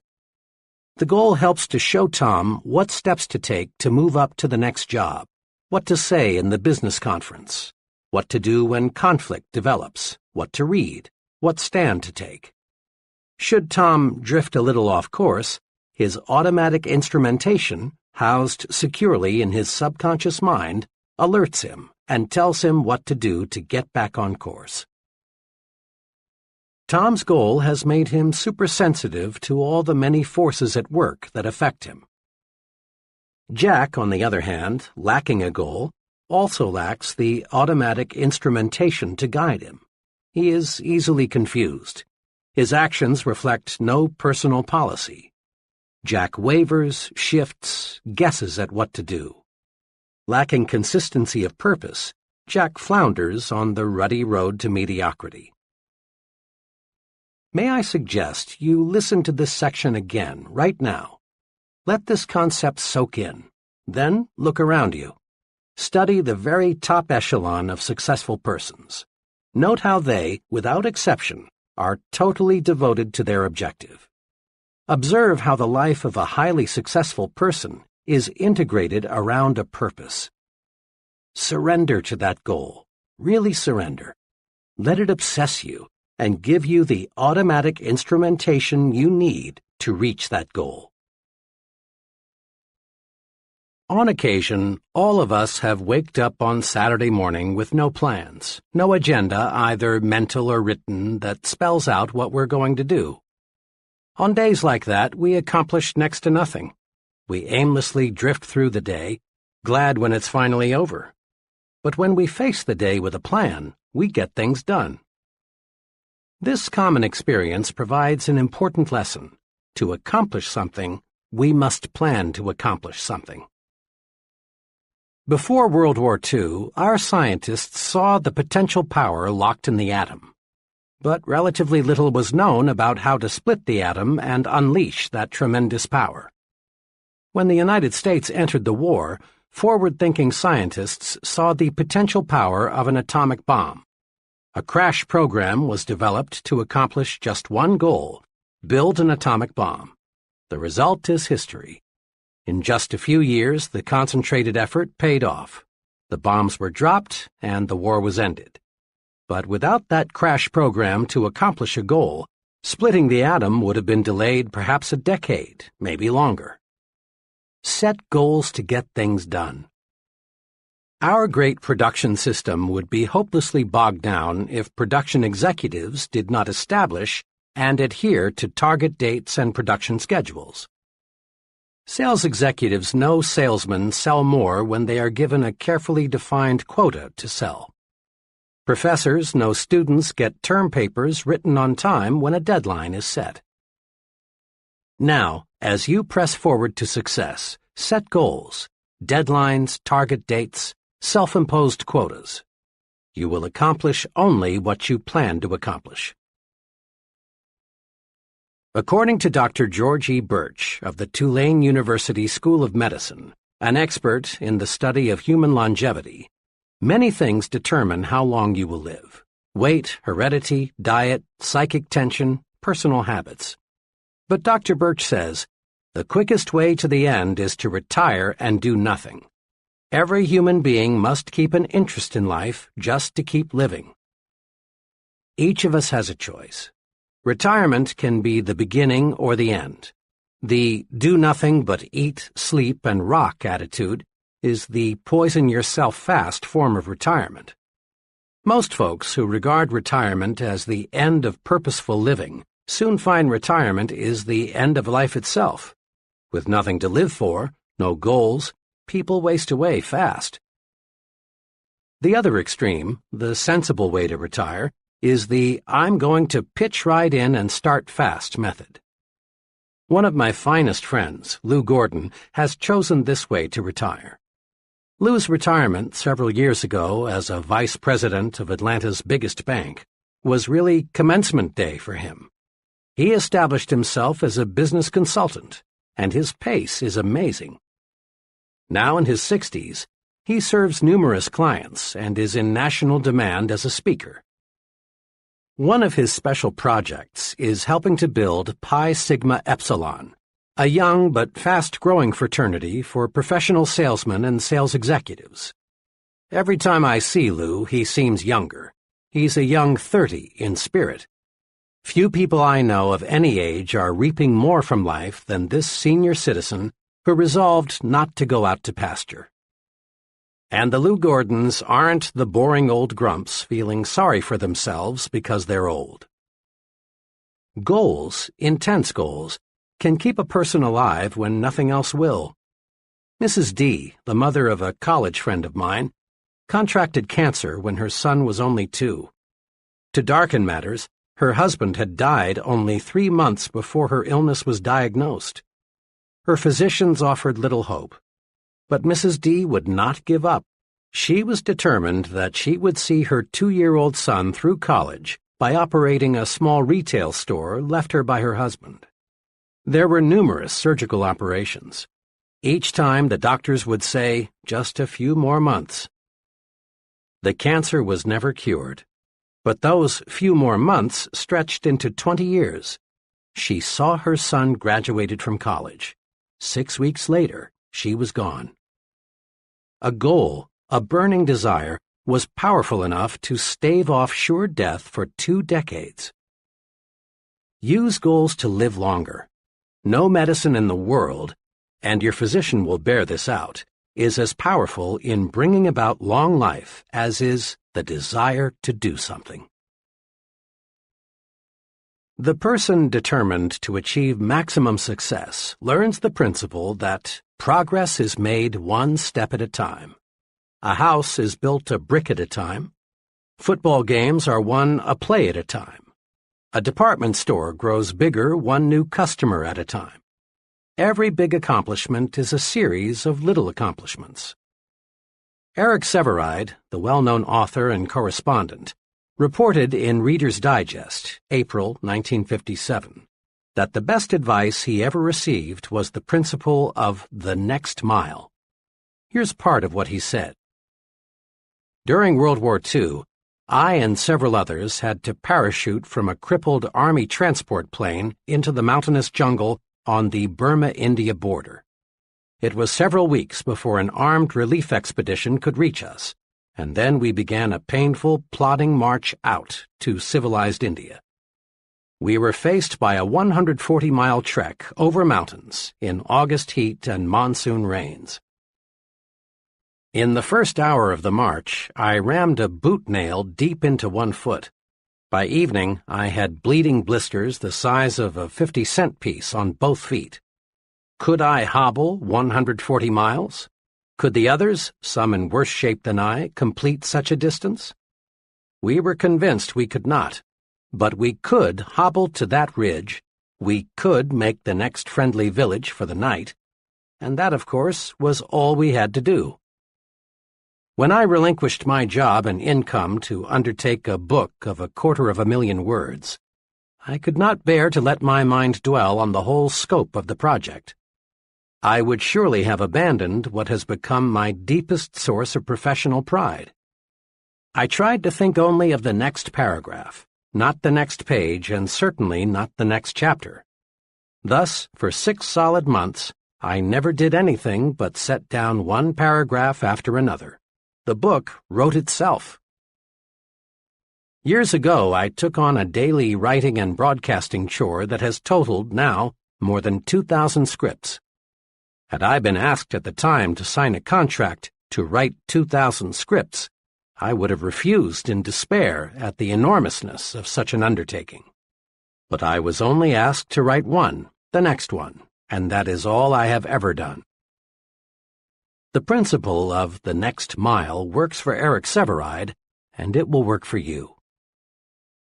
The step-by-step method is the only intelligent way to attain any objective. The best formula I have heard for quitting smoking, the one that has worked for more of my friends than any other, I call the hour-by-hour method. Instead of trying to reach the ultimate goal, freedom from the habit, just by resolving never to smoke again, the person resolves not to smoke for another hour. When the hour is up, the smoker simply renews his resolution not to smoke for another hour. Later, as desire diminishes, the period is extended to 2 hours, later to a day. Eventually, the goal is won. The person who wants freedom from the habit all at once fails because the psychological pain is more than he can stand. An hour is easy. Forever is difficult. Winning any objective requires a step-by-step method. To the junior executive, each assignment, however insignificant it may appear, should be viewed as an opportunity to take one step forward. A salesman qualifies for management responsibilities one sale at a time. To the minister, each sermon; to the professor, each lecture; to the scientist, each experiment; to the business executive, each conference is an opportunity to take one step forward toward the large goal. Sometimes it appears that someone achieves success all at once. But if you check the past histories of people who seemed to arrive at the top suddenly, you'll discover a lot of solid groundwork was previously laid.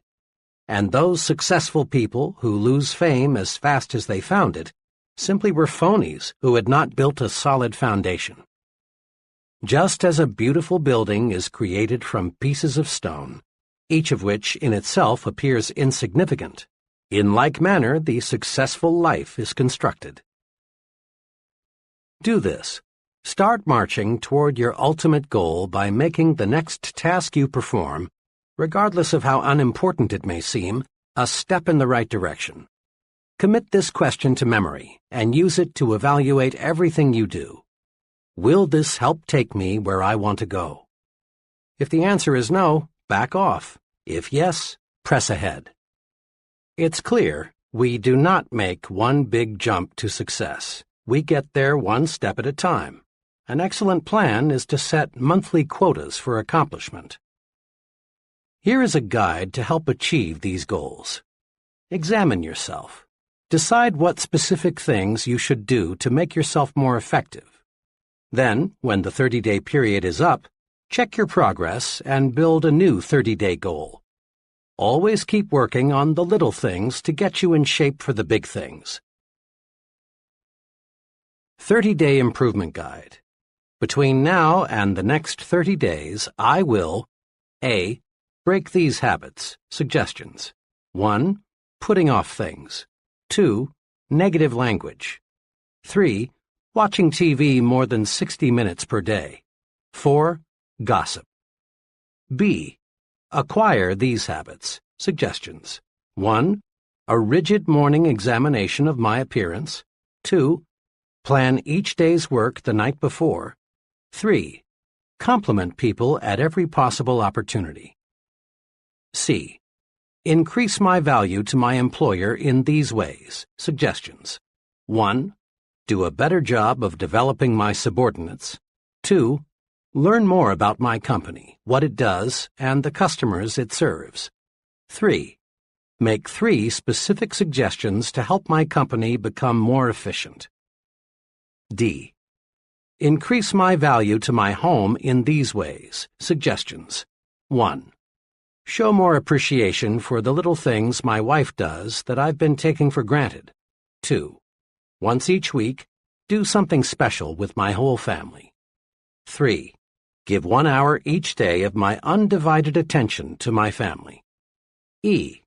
Sharpen my mind in these ways. Suggestions. 1. Invest 2 hours each week in reading professional magazines in my field. 2. Read 1 self-help book. 3. Make 4 new friends. 4. Spend 30 minutes daily in quiet, undisturbed thinking.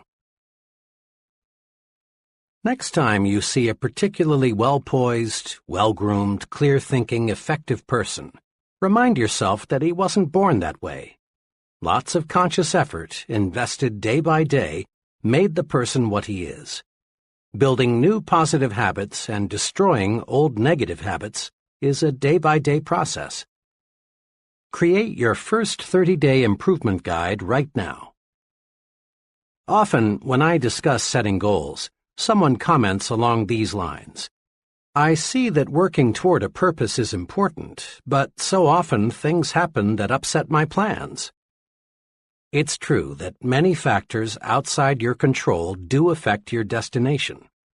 There may be serious illness or death in your family, the job you're gunning for may be dissolved, you may meet with an accident. So here is a point we must fix firmly in mind. Prepare to take detours in stride. If you are driving down a road and you come to a road closed situation, you wouldn't camp there, nor would you go back home. The road closed simply means you can't go where you want to go on this road. You'd simply find another road to take you where you want to go. Observe what military leaders do. When they develop a master plan to take an objective, they also map out alternative plans. If something unforeseen happens that rules out Plan A, they switch to Plan B. You rest easy in an airplane even though the airport where you plan to land is closed in because you know the fellow up there driving the plane has alternative landing fields and a reserve fuel supply. It's a rare person who has achieved high-level success who has not had to take detours, many of them. When we detour, we don't have to change our goals, we just travel a different route. You've probably heard many persons say something like, "Oh, how I wish I had bought XX stock back in 19 blank. I'd have a pile of money today." Normally, people think of investing in terms of stocks or bonds, real estate, or some other type of property. But the biggest and most rewarding kind of investment is self-investment, purchasing things that build mental power and proficiency. The progressive business knows that how strong it will be 5 years from now depends not on what it does 5 years in the future, but rather on what it does, invests, this year. Profit comes from only one source, investment. There's a lesson for each of us. To profit, to get the extra reward above a normal income in the years ahead, we must invest in ourselves. We must invest to achieve our goals. Here are 2 sound self-investments that will pay handsome profits in the years ahead. 1. Invest in education. True education is the soundest investment you can make in yourself. But let's be sure we understand what education really is. Some folks measure education by the number of years spent in school or the number of diplomas, certificates, and degrees earned. But this quantitative approach to education doesn't necessarily produce a successful person. Ralph J. Cordiner, chairman of General Electric, expressed the attitude of top business management toward education this way. 2 of our most outstanding presidents, Mr. Wilson and Mr. Coffin, never had an opportunity to attend college. Although some of our present officers have doctor's degrees, 12 out of 41 have no college degrees. We are interested in competency, not diplomas. A diploma or degree may help you get a job, but it will not guarantee your progress on the job. Business is interested in competency, not diplomas. To others, education means the quantity of information a person has stashed away in his brain. But the soak-up facts method of education won't get you where you want to go. More and more we depend on books, files, and machines to warehouse information. If we can do only what a machine can do, we're in a real fix. Real education, the kind worth investing in, is that which develops and cultivates your mind. How well educated a person is measured by how well his mind is developed, in brief, by how well he thinks. Anything that improves thinking ability is education, and you can obtain education in many ways. But the most efficient sources of education for most people are nearby colleges and universities. Education is their business. If you haven't been to college lately, you're in for some wonderful surprises. You'll be pleased at the wide course offerings available. You'll be even more pleased to discover who goes to school after work. Not the phonies, but rather really promising persons, many of whom already hold very responsible positions. In one evening class of 25 persons I conducted recently, there were an owner of a retail chain of 12 stores, 2 buyers for a national food chain, 4 graduate engineers, an Air Force colonel, and several others of similar status.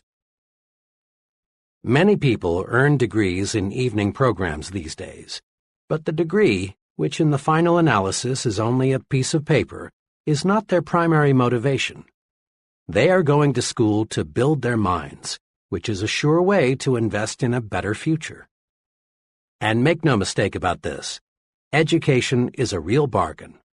A moderate investment will keep you in school one night each week for a full year.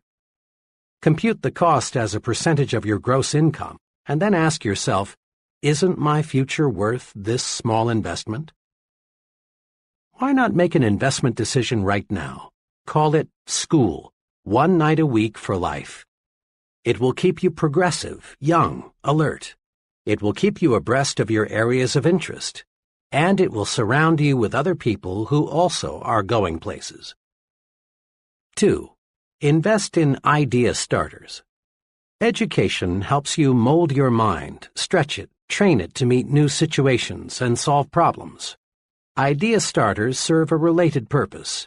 They feed your mind, give you constructive material to think about. Where are the best sources of idea starters? There are many, but to get a steady supply of high-quality idea material, why not do this? Resolve to purchase at least one stimulating book each month and subscribe to 2 magazines or journals that stress ideas. For only a minor sum and a minimum of time, you can be tuned in to some of the best thinkers available anywhere. At a luncheon one day, I overheard one fellow say, "But it costs too much. I can't afford to take the Wall Street Journal." His companion, obviously a much more success-minded person, replied, "Well, I've found that I can't afford not to take it." Again, take your cue from the successful people. Invest in yourself. Let's take action. Now, in a quick recap, put these success-building principles to work. 1. Get a clear fix on where you want to go. Create an image of yourself 10 years from now. 2. Write out your 10-year plan. Your life is too important to be left to chance.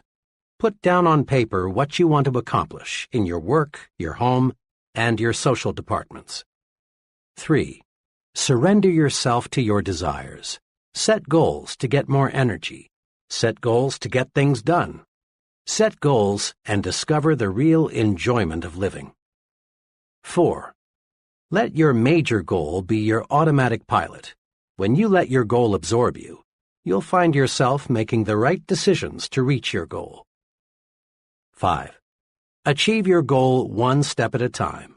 Regard each task you perform, regardless of how small it may seem, as a step toward your goal. 6. Build 30-day goals. Day-by-day effort pays off. 7. Take detours in stride. A detour simply means another route. It should never mean surrendering the goal. 8. Invest in yourself. Purchase those things that build mental power and efficiency. Invest in education. Invest in idea starters. Chapter 13. How to Think Like a Leader. Remind yourself once again that you are not pulled to high levels of success. Rather, you are lifted there by those working beside and below you. Achieving high-level success requires the support and the cooperation of others. And gaining this support and cooperation of others requires leadership ability.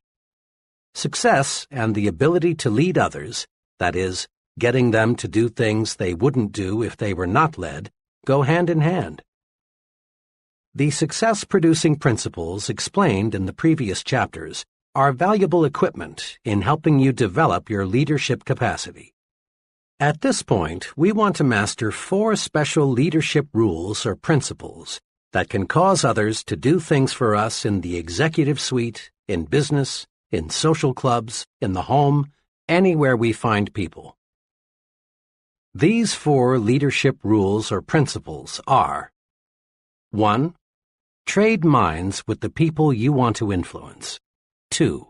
Think. What is the human way to handle this? 3. Think progress, believe in progress, push for progress. 4. Take time out to confer with yourself and develop your supreme thinking power. Practicing these rules produces results. Putting them to use in everyday situations takes the mystery out of that gold-plated word, leadership. Let's see how. Leadership rule number 1. Trade minds with the people you want to influence. Trading minds with the people you want to influence is a magic way to get others, friends, associates, customers, employees, to act the way you want them to act. Study these 2 case histories and see why. Ted B. worked as a television copywriter and director for a large advertising agency. When the agency obtained a new account, a children's shoe manufacturer, Ted was assigned responsibility for developing several TV commercials. A month or so after the campaign had been launched, it became clear that the advertising was doing little or nothing to increase product movement in retail outlets. Attention was focused on the TV commercials because in most cities only television advertising was used. Through research of television viewers, they found that about 4% of the people thought it was simply a great commercial, one of the best, these 4% said. The remaining 96% were either indifferent to the commercials or, in plain language, thought they smelled. Hundreds of comments like these were volunteered. It's wacky. The rhythm sounds like a New Orleans band at 3 a.m. My kids like to watch most TV commercials, but when that shoe thing comes on, they go to the bathroom or refrigerator. I think it's too uppity up. Seems to me someone's trying to be too clever. Something especially interesting turned up when all the interviews were put together and analyzed. The 4% who liked the commercial were people pretty much like Ted in terms of income, education, sophistication, and interests. The remaining 96% were definitely in a different socioeconomic class. Ted's commercials, which cost a lot of money, flopped because Ted thought only of his own interests. He had prepared the commercials thinking of the way he buys shoes, not the way the great majority buys shoes. He developed commercials that pleased him personally, not commercials that pleased the great bulk of the people. The results would have been much different had Ted projected himself into the minds of the masses of ordinary people and asked himself 2 questions. If I were a parent, what kind of a commercial would make me want to buy those shoes? If I were a child, what kind of a commercial would make me go tell my mom or dad that I want those shoes? Why Joan failed in retailing. Joan is an intelligent, well-educated, attractive girl of 24. Fresh from college, Joan got a job as an assistant buyer in ready-to-wear goods at a low to medium-priced department store. She came highly recommended. Joan has ambition, talent, and enthusiasm, one letter read. She is certain to succeed in a big way. But Joan did not succeed in a big way. Joan lasted only 8 months and then quit retailing for other work. I knew her buyer well, and one day I asked him what happened. "Joan is a fine girl, and she has many fine qualities," he said. "But she had one major limitation." "What was that?" I asked. "Well, Joan was forever buying merchandise that she liked, but most of our customers didn't. She selected styles, colors, materials, and prices she liked without putting herself in the shoes of the people who shop here. When I'd suggest to her that maybe a certain line wasn't right for us, she'd say, 'Oh, they'll love this. I do. I think this will move fast.'" Joan had been brought up in a well-to-do home. She had been educated to want quality. Price was not important to her. Joan just couldn't see clothing through the eyes of low to middle-income people. So the merchandise she bought just wasn't suitable. The point is this: to get others to do what you want them to do, you must see things through their eyes. When you trade minds, the secret of how to influence other people effectively shows up. A very successful salesman friend told me he spends a lot of time anticipating how prospects will react to his presentation before he gives it. Trading minds with the audience helps the speaker design a more interesting, harder-hitting talk. Trading minds with employees helps the supervisor provide more effective, better-received instructions. A young credit executive explained to me how this technique worked for him. "When I was brought into this store, a medium-sized clothing store, as assistant credit manager, I was assigned the job of handling all collection correspondence. The collection letters the store had been using greatly disappointed me. They were strong, insulting, and threatening. I read them and thought, 'Brother, I'd be mad as hell if somebody sent me letters like these. I never would pay.' So I just got to work and started writing the kind of letter that would move me to pay an overdue bill if I received it. It worked. By putting myself in the shoes of the overdue customer, so to speak, collections climbed to a record high." Numerous political candidates lose elections because they fail to look at themselves through the minds of the typical voters. One political candidate for a national office, apparently fully as qualified as his opponent, lost by a tremendous margin for one single reason. He used a vocabulary that only a small percentage of the voters could understand. His opponent, on the other hand, thought in terms of the voters' interests. When he talked to farmers, he used their language. When he spoke to factory workers, he used words they were easily familiar with. When he spoke on TV, he addressed himself to Mr. Typical Voter, not to Dr. College Professor. Keep this question in mind. What would I think of this if I exchanged places with the other person? It paves the way to more successful action. Thinking of the interests of the people we want to influence is an excellent thought rule in every situation. A few years ago, a small electronics manufacturer developed a fuse that would never blow out. The manufacturer priced the product to sell for $1.25 and then retained an advertising agency to promote it. The account executive placed in charge of the advertising immediately became intensely enthusiastic. His plan was to blanket the country with mass advertising on TV, radio, and newspapers. "This is it," he said. "We'll sell 10 million the first year." His advisors tried to caution him, explaining that fuses are not a popular item, they have no romantic appeal, and people want to get by as cheaply as possible when they buy fuses. "Why not," the advisors said, "use selected magazines and sell it to the high income levels?" They were overruled, and the mass campaign was underway, only to be called off in 6 weeks because of disappointing results. The trouble was this: the advertising executive looked at the high-priced fuses with his eyes, the eyes of a high-income person. He failed to see the product through the eyes of the mass market income levels. Had he put himself in their position, he would have seen the wisdom of directing the promotion toward the upper income groups, and the account would have been saved. Develop your power to trade minds with the people you want to influence. The following exercises will help. Practice trading minds exercises. Situation: giving someone work instructions. For best results, ask yourself, looking at this from the viewpoint of someone who is new to this, have I made myself clear? Situation: writing an advertisement. For best results, ask yourself, if I were a typical prospective buyer, how would I react to this ad? Situation: telephone manners. For best results, ask yourself, if I were the other person, what would I think of my telephone voice and manners?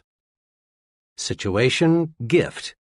For best results, ask yourself, is this gift something I would like, or is it something he will like? Often there is an enormous difference. Situation: the way I give orders. For best results, ask yourself, would I like to carry out orders if they were given to me the way I give them to others? Situation: child discipline.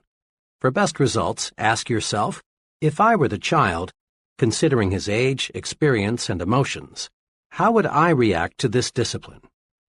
Situation: my appearance. For best results, ask yourself, what would I think of my superior if he were dressed like me? Situation: preparing a speech. For best results, ask yourself, considering the background and interests of the audience, what would I think of this remark? Situation: entertainment.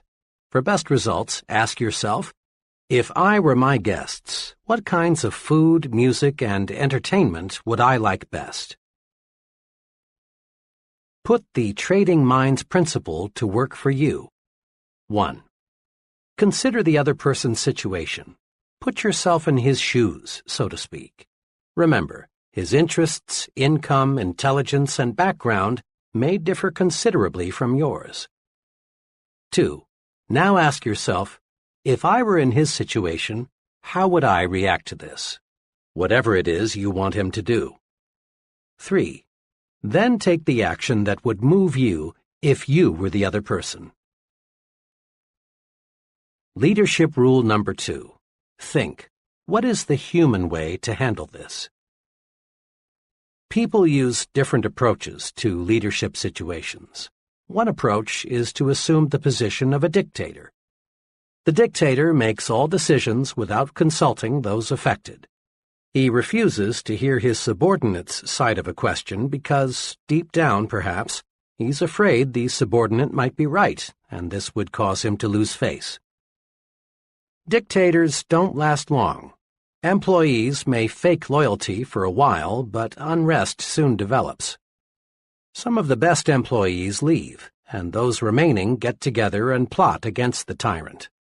The result is that the organization ceases to function smoothly. This puts the dictator in a bad light with his superior. A second leadership technique is the cold, mechanical, I'm a rule-book operator approach. The fellow using this approach handles everything exactly according to the book. He doesn't recognize that every rule or policy or plan is only a guide for the usual cases. This would-be leader treats human beings as machines, and of all things people don't like, perhaps the most disliked is being treated like a machine. The cold, impersonal efficiency expert is not an ideal. The machines that work for him develop only part of their energy. Persons who rise to tremendous leadership heights use a third approach that we call being human. Several years ago, I worked closely with John S., who is an executive in the engineering development section of a large aluminum manufacturer. John had mastered the Be Human approach and was enjoying its rewards. In dozens of little ways, John made his actions say, "You are a human being. I respect you. I'm here to help you in every way I can."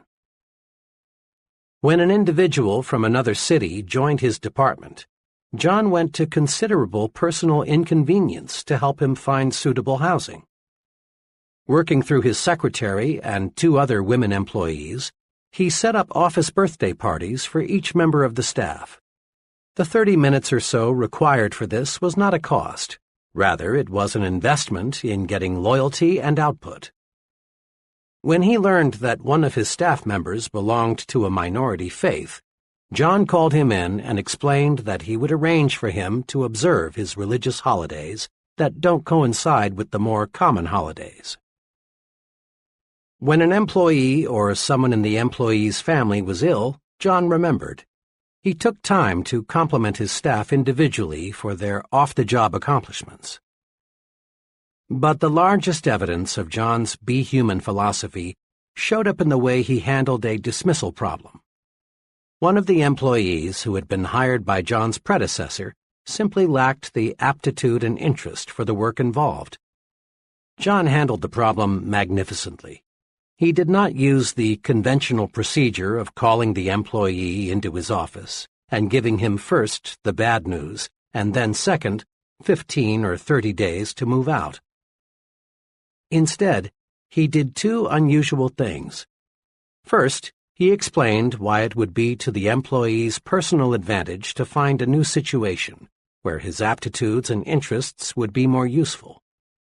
He worked with the employee and put him in touch with a reputable vocational guidance consultant. Next, he did something else above and beyond the call of duty. He helped the employee find a new job by setting up interviews with executives in other companies where the employee's skills were needed. In just 18 days after the dismissal conference, the employee was relocated in a very promising situation. This dismissal procedure intrigued me, so I asked John to explain his thinking behind it. He explained it this way. "There's an old maxim I've formed and held in my mind," he began. "Whoever is under a man's power is under his protection, too. We never should have hired this man in the first place, because he's not cut out for this kind of work. But since we did, the least I could do was help him to relocate." Anybody, John continued, can hire a man, but the test of leadership is how one handles the dismissal. By helping that employee relocate before he left us, built up a feeling of job security in everyone in my department. I let them know by example that no one gets dumped on the street as long as I'm here. Make no mistake, John's Be Human brand of leadership paid off. There were no secret gossip sessions about John. He received unquestioned loyalty and support. He had maximum job security because he gave maximum job security to his subordinates. For about 15 years, I've been close to a fellow I'll call Bob W. Bob is in his late 50s. He came up the hard way.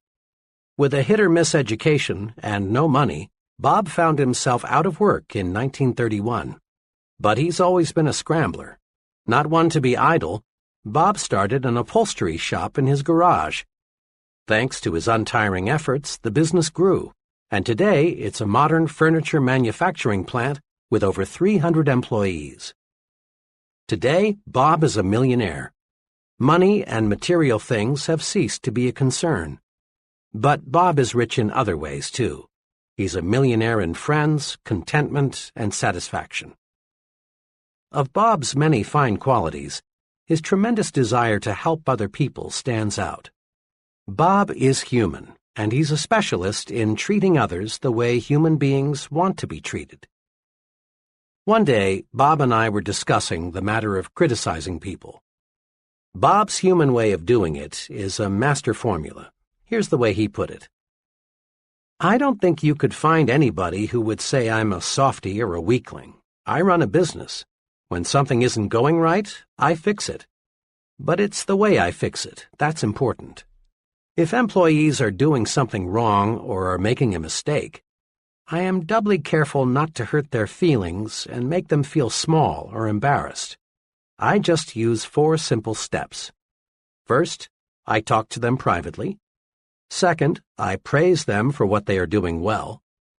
Third, I point out the one thing at the moment that they could do better, and I help them find the way. Fourth, I praise them again on their good points. And this 4-step formula works. When I do it this way, people thank me because I've found that's exactly the way they like it. When they walk out of this office, they have been reminded that they are not only pretty good, they can be even better. I've been betting on people all my life, Bob says, and the better I treat them, the more good things happen to me. I honestly don't plan it that way. That's just the way it works out. Let me give you an example. Back about, 5 or 6 years ago, one of the production men came to work drunk. Pretty soon there was a commotion in the plant. It seems this fellow had taken a 5-gallon can of lacquer and was splashing it all over the place. Well, the other workmen took the lacquer away from him, and the plant superintendent escorted him out. I walked outside and found him sitting against the building in a kind of stupor. I helped him up, put him in my car, and took him to his home. His wife was frantic. I tried to reassure her that everything would be all right. "Oh, but you don't understand," she said. "Mr. W, me, doesn't stand for anyone being drunk on the job. Jim's lost his job, and now what will we do?" I told her Jim wouldn't be dismissed. She asked how I knew. The reason, I explained, is because I'm Mr. W. She almost fainted. I told her I'd do all I could to help Jim at the plant, and I hoped she'd do all she could at home, and just have him on the job in the morning. When I got back to the plant, I went down to Jim's department and spoke to Jim's coworkers.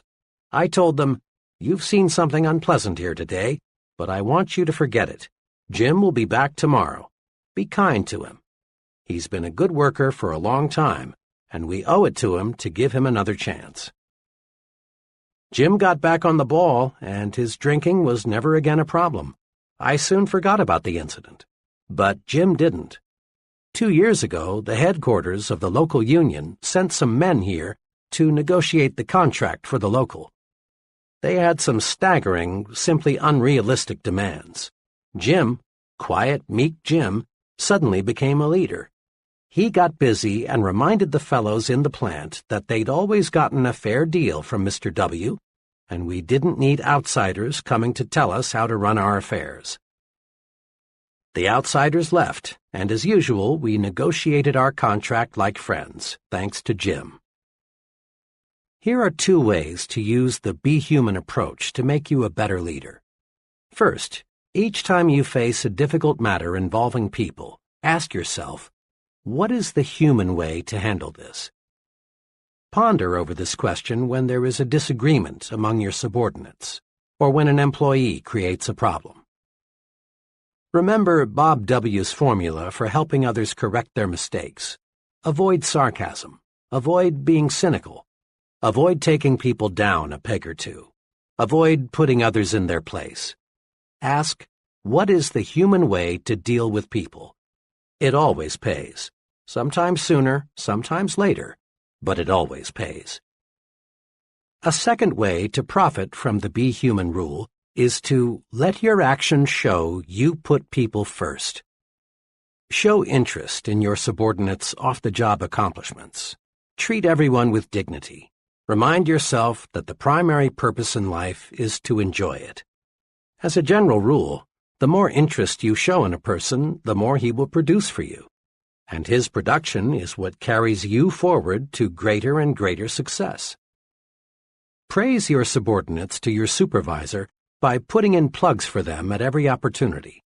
It's an old American custom to admire the fellow who's on the side of the little man. Your subordinates will appreciate your plugs, and their loyalty to you will grow. And do not fear that this will lower your own importance in the eyes of your supervisor. Rather, a man big enough to be humble appears more confident than the insecure man who feels compelled to call attention to his accomplishments. A little modesty goes a long way. Praise your subordinates personally at every opportunity. Praise them for their cooperation. Praise them for every extra effort they put forth. Praise is the greatest single incentive you can give people, and it costs you nothing. Besides, a write-in vote has often overthrown a powerful known candidate. You never know when your subordinates can do you a turn by coming to your defense. Practice praising people. Rub people the right way. Be human. Leadership rule number 3. Think progress, believe in progress, push for progress. One of the most complimentary things anyone can say about you is, he stands for progress. He's the man for the job. Promotions in all fields go to individuals who believe in and push for progress. Leaders, real leaders, are in short supply. Status quoers, the everything's all right, let's don't upset the apple cart folks, far outnumber the progressives, the there's lots of room for improvement, let's get to work and do it better people. Join the leadership elite. Develop a forward look. There are 2 special things you can do to develop your progressive outlook. 1. Think improvement in everything you do. 2. Think high standards in everything you do. Several months ago, the president of a medium-sized company asked me to help him make an important decision. This executive had built the business by himself and had been functioning as sales manager. Now, with 7 salesmen employed, he decided his next step was to promote one of his salesmen to the job of sales manager. He narrowed the choice down to 3, all of whom were about equal in experience and sales performance. My assignment was to spend one day in the field with each man and then report my views on which fellow seemed to be best qualified to lead the group. Each man was told that a consultant would visit him to discuss the overall marketing program. For obvious reasons, they were not told the specific purpose of my visit. 2 of the men reacted pretty much the same way. Both were uncomfortable with me. They seemed to sense that I was there to change things. Each of these men was a real defender of the status quo. Both approved of the way everything was being done.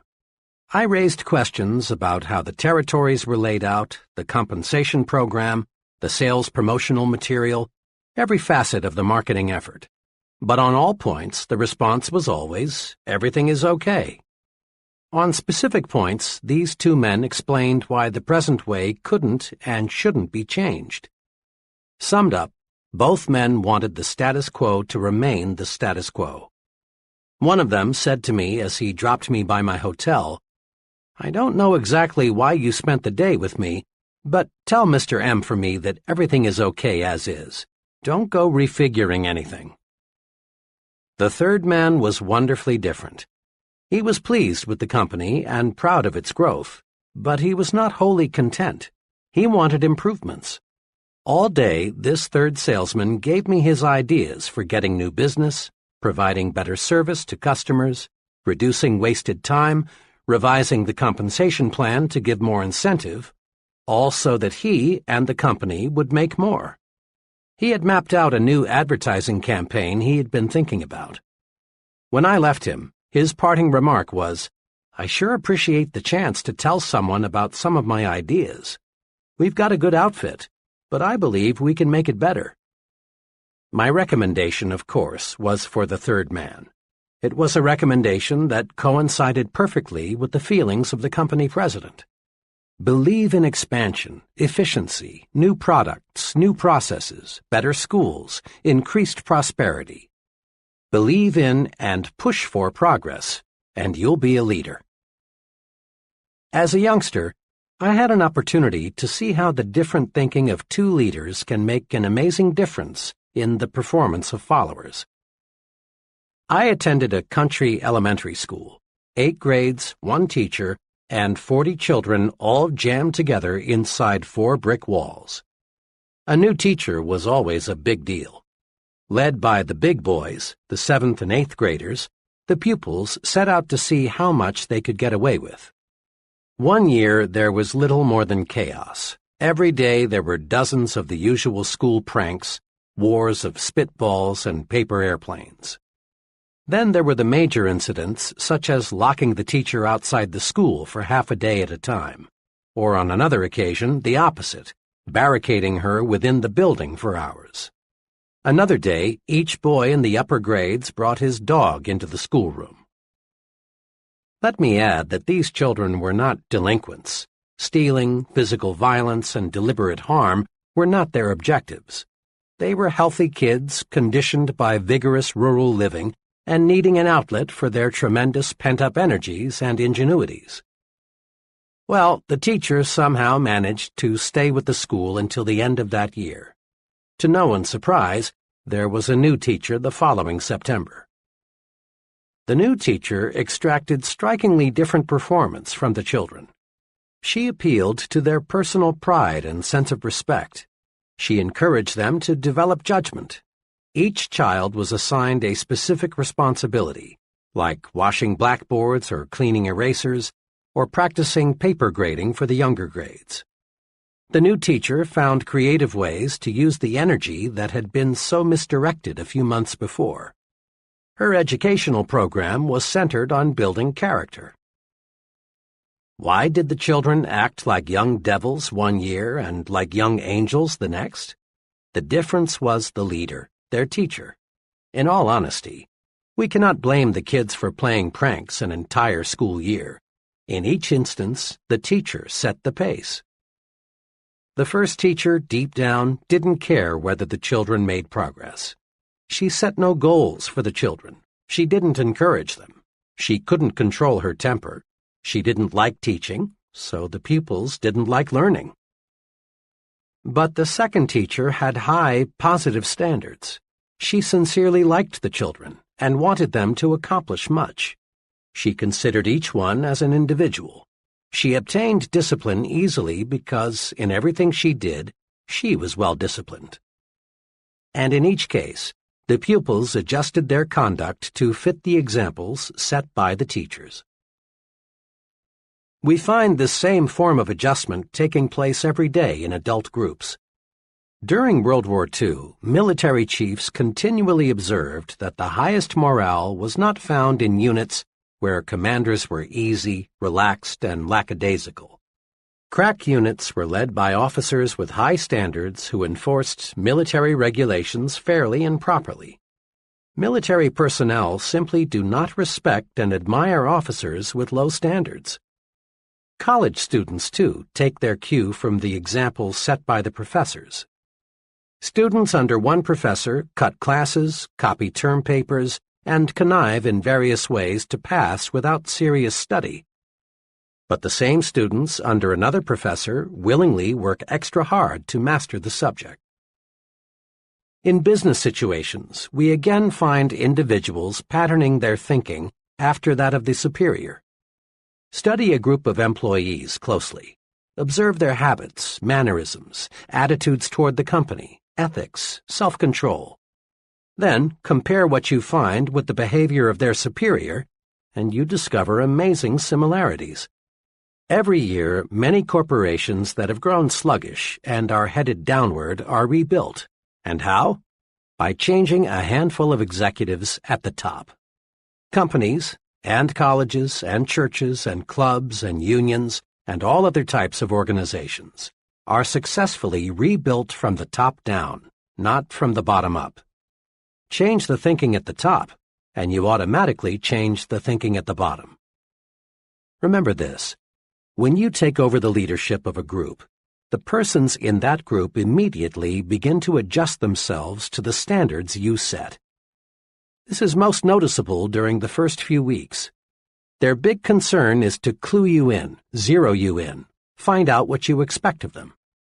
They watch every move you make. They think, how much rope will he give me? How does he want it done? What does it take to please him? What will he say if I do this or that? Once they know, they act accordingly. Check the example you set. Use this old but ever-accurate quatrain as a guide. What kind of world would this world be if everyone in it were just like me? To add meaning to this self-imposed test, substitute the word company for world so it reads, what kind of company would this company be if everyone in it were just like me? In similar fashion, Ask yourself what kind of club, community, school, church would it be if everyone in it acted like you. Think, talk, act, live the way you want your subordinates to think, talk, act, live, and they will. Over a period of time, subordinates tend to become carbon copies of their chief. The simplest way to get high-level performance is to be sure the master copy is worth duplicating. Am I a progressive thinker checklist? A. Do I think progressively toward my work? 1. Do I appraise my work with the how can we do it better attitude? 2. Do I praise my company, the people in it, and the products it sells at every possible opportunity? 3. Are my personal standards with reference to the quantity and quality of my output higher now than 3 or 6 months ago? 4. Am I setting an excellent example for my subordinates, associates, and others I work with? B. Do I think progressively toward my family? 1. Is my family happier today than it was 3 or 6 months ago? 2. Am I following a plan to improve my family's standard of living? 3. Does my family have an ample variety of stimulating activities outside the home? 4. Do I set an example of a progressive, a supporter of progress for my children? C. Do I think progressively toward myself? 1. Can I honestly say I am a more valuable person today than 3 or 6 months ago? 2. Am I following an organized self-improvement program to increase my value to others? 3. Do I have forward-looking goals for at least 5 years in the future? 4. Am I a booster in every organization or group to which I belong? D. Do I think progressively toward my community? 1. Have I done anything in the past 6 months that I honestly feel has improved my community, neighborhood, churches, schools, etc.? 2. Do I boost worthwhile community projects rather than object, criticize, or complain? 3. Have I ever taken the lead in bringing about some worthwhile improvement in my community? 4. Do I speak well of my neighbors and fellow citizens? Leadership Rule Number 4. Take time out to confer with yourself and tap your supreme thinking power. We usually picture leaders as exceptionally busy people, and they are.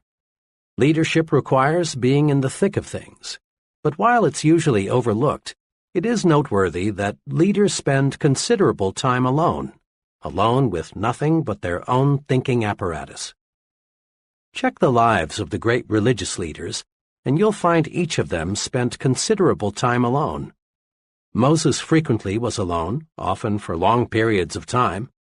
So were Jesus, Buddha, Confucius, Mohammed, Gandhi. Every outstanding religious leader in history spent much time in solitude, away from the distractions of life. Political leaders, too, those who made lasting names in history for good or bad, gained insight through solitude. It is an interesting question whether Franklin D. Roosevelt could have developed his unusual leadership capacities had he not spent much time alone while recovering from his polio attack. Harry Truman spent much time as a boy and as an adult alone on a Missouri farm. Quite possibly, Hitler would never have achieved power had he not spent months in jail alone, where he had time to construct Mein Kampf, that brilliantly wicked plan for world conquest that sold the Germans in a blind moment. Many of the leaders of communism who proved to be so diplomatically skillful, Lenin, Stalin, Marx, and many others, spent time in jail, where they could, without distraction, plan their future moves. Leading universities require professors to lecture as few as 5 hours per week, so that the professor has time to think.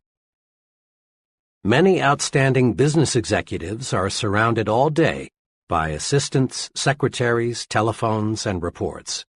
but follow them around for 168 hours a week and 720 hours a month, and you discover they spent a surprising amount of time in uninterrupted thought. The point is this: the successful person in any field takes time out to confer with himself or herself. Leaders use solitude to put the pieces of a problem together, to work out solutions, to plan, and in one phrase, to do their super thinking. Many people fail to tap their creative leadership power because they confer with everybody and everything else but themselves. You know this kind of person well. He's the fellow who goes to great lengths not to be alone. He goes to extremes to surround himself with people. He can't stand being alone in his office, so he goes prowling to see other people. Seldom does he spend evenings alone. He feels a compelling need to talk with others every waking moment. He devours a huge diet of small talk and gossip. When this person is forced by circumstances to be physically alone, he finds ways to keep from being mentally alone. At times like these, he resorts to television, newspapers, radio, telephone, anything that will take over his thinking process for him. In effect, he says, "Here, Mr. TV, Mr. Newspaper, occupy my mind for me. I'm afraid to occupy it with my own thoughts." Mr. I Can't Stand to Be Alone shuns independent thought. He keeps his own mind blacked out. He is psychologically scared of his own thoughts. As time goes by, Mr. I Can't Stand to Be Alone grows increasingly shallow. He makes many ill-considered moves. He fails to develop firmness of purpose, personal stability. He is unfortunately ignorant of the superpower lying unused just behind his forehead. Don't be a Mr. I Can't Stand to Be Alone. Successful leaders tap their superpower through being alone. You can too. Let's see how. As part of a professional development program, I asked 13 trainees to closet themselves for 1 hour each day for 2 weeks. The trainees were asked to shut themselves off from all distractions and think constructively about anything that came to mind. At the end of 2 weeks, each trainee, without exception, reported the experience proved amazingly practical and worthwhile. One fellow stated that before the managed solitude experiment, he was on the verge of a sharp break with another company executive. But through clear thinking, he found the source of the problem and the way to correct it. Others reported that they solved problems relating to such varied things as changing jobs, marriage difficulties, buying a home, and selecting a college for a teenage child. Each trainee enthusiastically reported that he had gained a much better understanding of himself, his strengths and weaknesses, than he had ever had before. The trainees also discovered something else that is tremendously significant. They discovered that decisions and observations made alone in managed solitude have an uncanny way of being 100% right. The trainees discovered that when the fog is lifted, the right choice becomes crystal clear. Managed solitude pays off.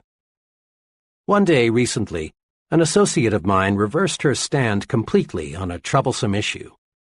I was curious to know why she had switched her thinking, since the problem was very basic. Her answer went like this: "Well, I haven't been at all clear in my mind as to what we should do. So I got up at 3:30 this morning, fixed a cup of coffee, and just sat on the sofa and thought until 7 a.m. I see the whole matter a lot clearer now, so the only thing for me to do is reverse my stand." And her new stand proved completely correct. Resolve now to set aside some time each day, at least 30 minutes, to be completely by yourself. Perhaps early in the morning, before anyone else is stirring about, would be best for you. Or perhaps late in the evening would be a better time. The important thing is to select a time when your mind is fresh and when you can be free from distractions. You can use this time to do 2 types of thinking, directed and undirected. To do directed thinking, Review the major problem facing you. In solitude, your mind will study the problem objectively and lead you to the right answer. To do undirected thinking, just let your mind select what it wishes to think about. In moments like these, your subconscious mind taps your memory bank, which in turn feeds your conscious mind. Undirected thinking is very helpful in doing self-evaluation. It helps you get down to the very basic matters like, how can I do better? What should be my next move? Remember, the main job of the leader is thinking, and the best preparation for leadership is thinking. Spend some time in managed solitude every day and think yourself to success. Summary. To be a more effective leader, put these 4 leadership principles to work. 1. Trade minds with the people you want to influence. It's easy to get others to do what you want them to do if you'll see things through their eyes. Ask yourself this question before you act. What would I think of this if I exchanged places with the other person? 2. Apply the Be Human rule in your dealings with others. Ask, what is the human way to handle this? In everything you do, show that you put other people first. Just give other people the kind of treatment you like to receive. You'll be rewarded. 3. Think progress, believe in progress, push for progress. Think improvement in everything you do. Think high standards in everything you do. Over a period of time, subordinates tend to become carbon copies of their chief. Be sure the master copy is worth duplicating. Make this a personal resolution. At home, at work, in community life, if it's progress, I'm for it. 4. Take time out to confer with yourself and tap your supreme thinking power. Managed solitude pays off. Use it to release your creative power. Use it to find solutions to personal and business problems. So spend some time alone every day just for thinking. Use the thinking technique all great leaders use. Confer with yourself. How to use the magic of thinking big in life's most crucial situations. There is magic in thinking big, but it is so easy to forget. When you hit some rough spots, there is danger that your thinking will shrink in size, and when it does, you lose. Here are some brief guides for staying big when you're tempted to use the small approach. Perhaps you'll want to put these guides on small cards for even handier reference. A. When little people try to drive you down, think big. To be sure, there are some people who want you to lose, to experience misfortune, to be reprimanded. But these people can't hurt you if you'll remember 3 things. 1. You win when you refuse to fight petty people. Fighting little people reduces you to their size. Stay big. 2. Expect to be sniped at. It's proof you're growing. 3. Remind yourself that snipers are psychologically sick. Be big. Feel sorry for them. Think big enough to be immune to the attacks of petty people. B. When that I haven't got what it takes feeling creeps up on you, think big. Remember, if you think you are weak, you are. If you think you're inadequate, you are. If you think you're second class, you are. Whip that natural tendency to sell yourself short with these tools. 1. Look important. It helps you think important. How you look on the outside has a lot to do with how you feel on the inside. 2. Concentrate on your assets. Build a sell yourself to yourself commercial and use it. Learn to supercharge yourself. Know your positive self. 3. Put other people in proper perspective. The other person is just another human being, so why be afraid of him?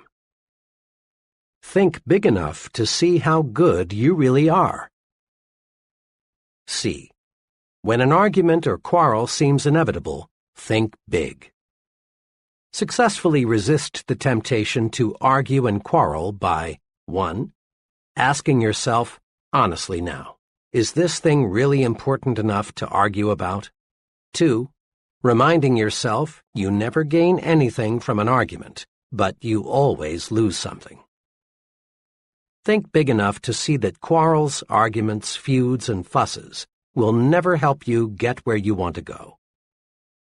D. When you feel defeated, think big. It is not possible to achieve large success without hardships and setbacks, but it is possible to live the rest of your life without defeat. Big thinkers react to setbacks this way. 1. Regard the setback as a lesson. Research it. Use it to propel you forward.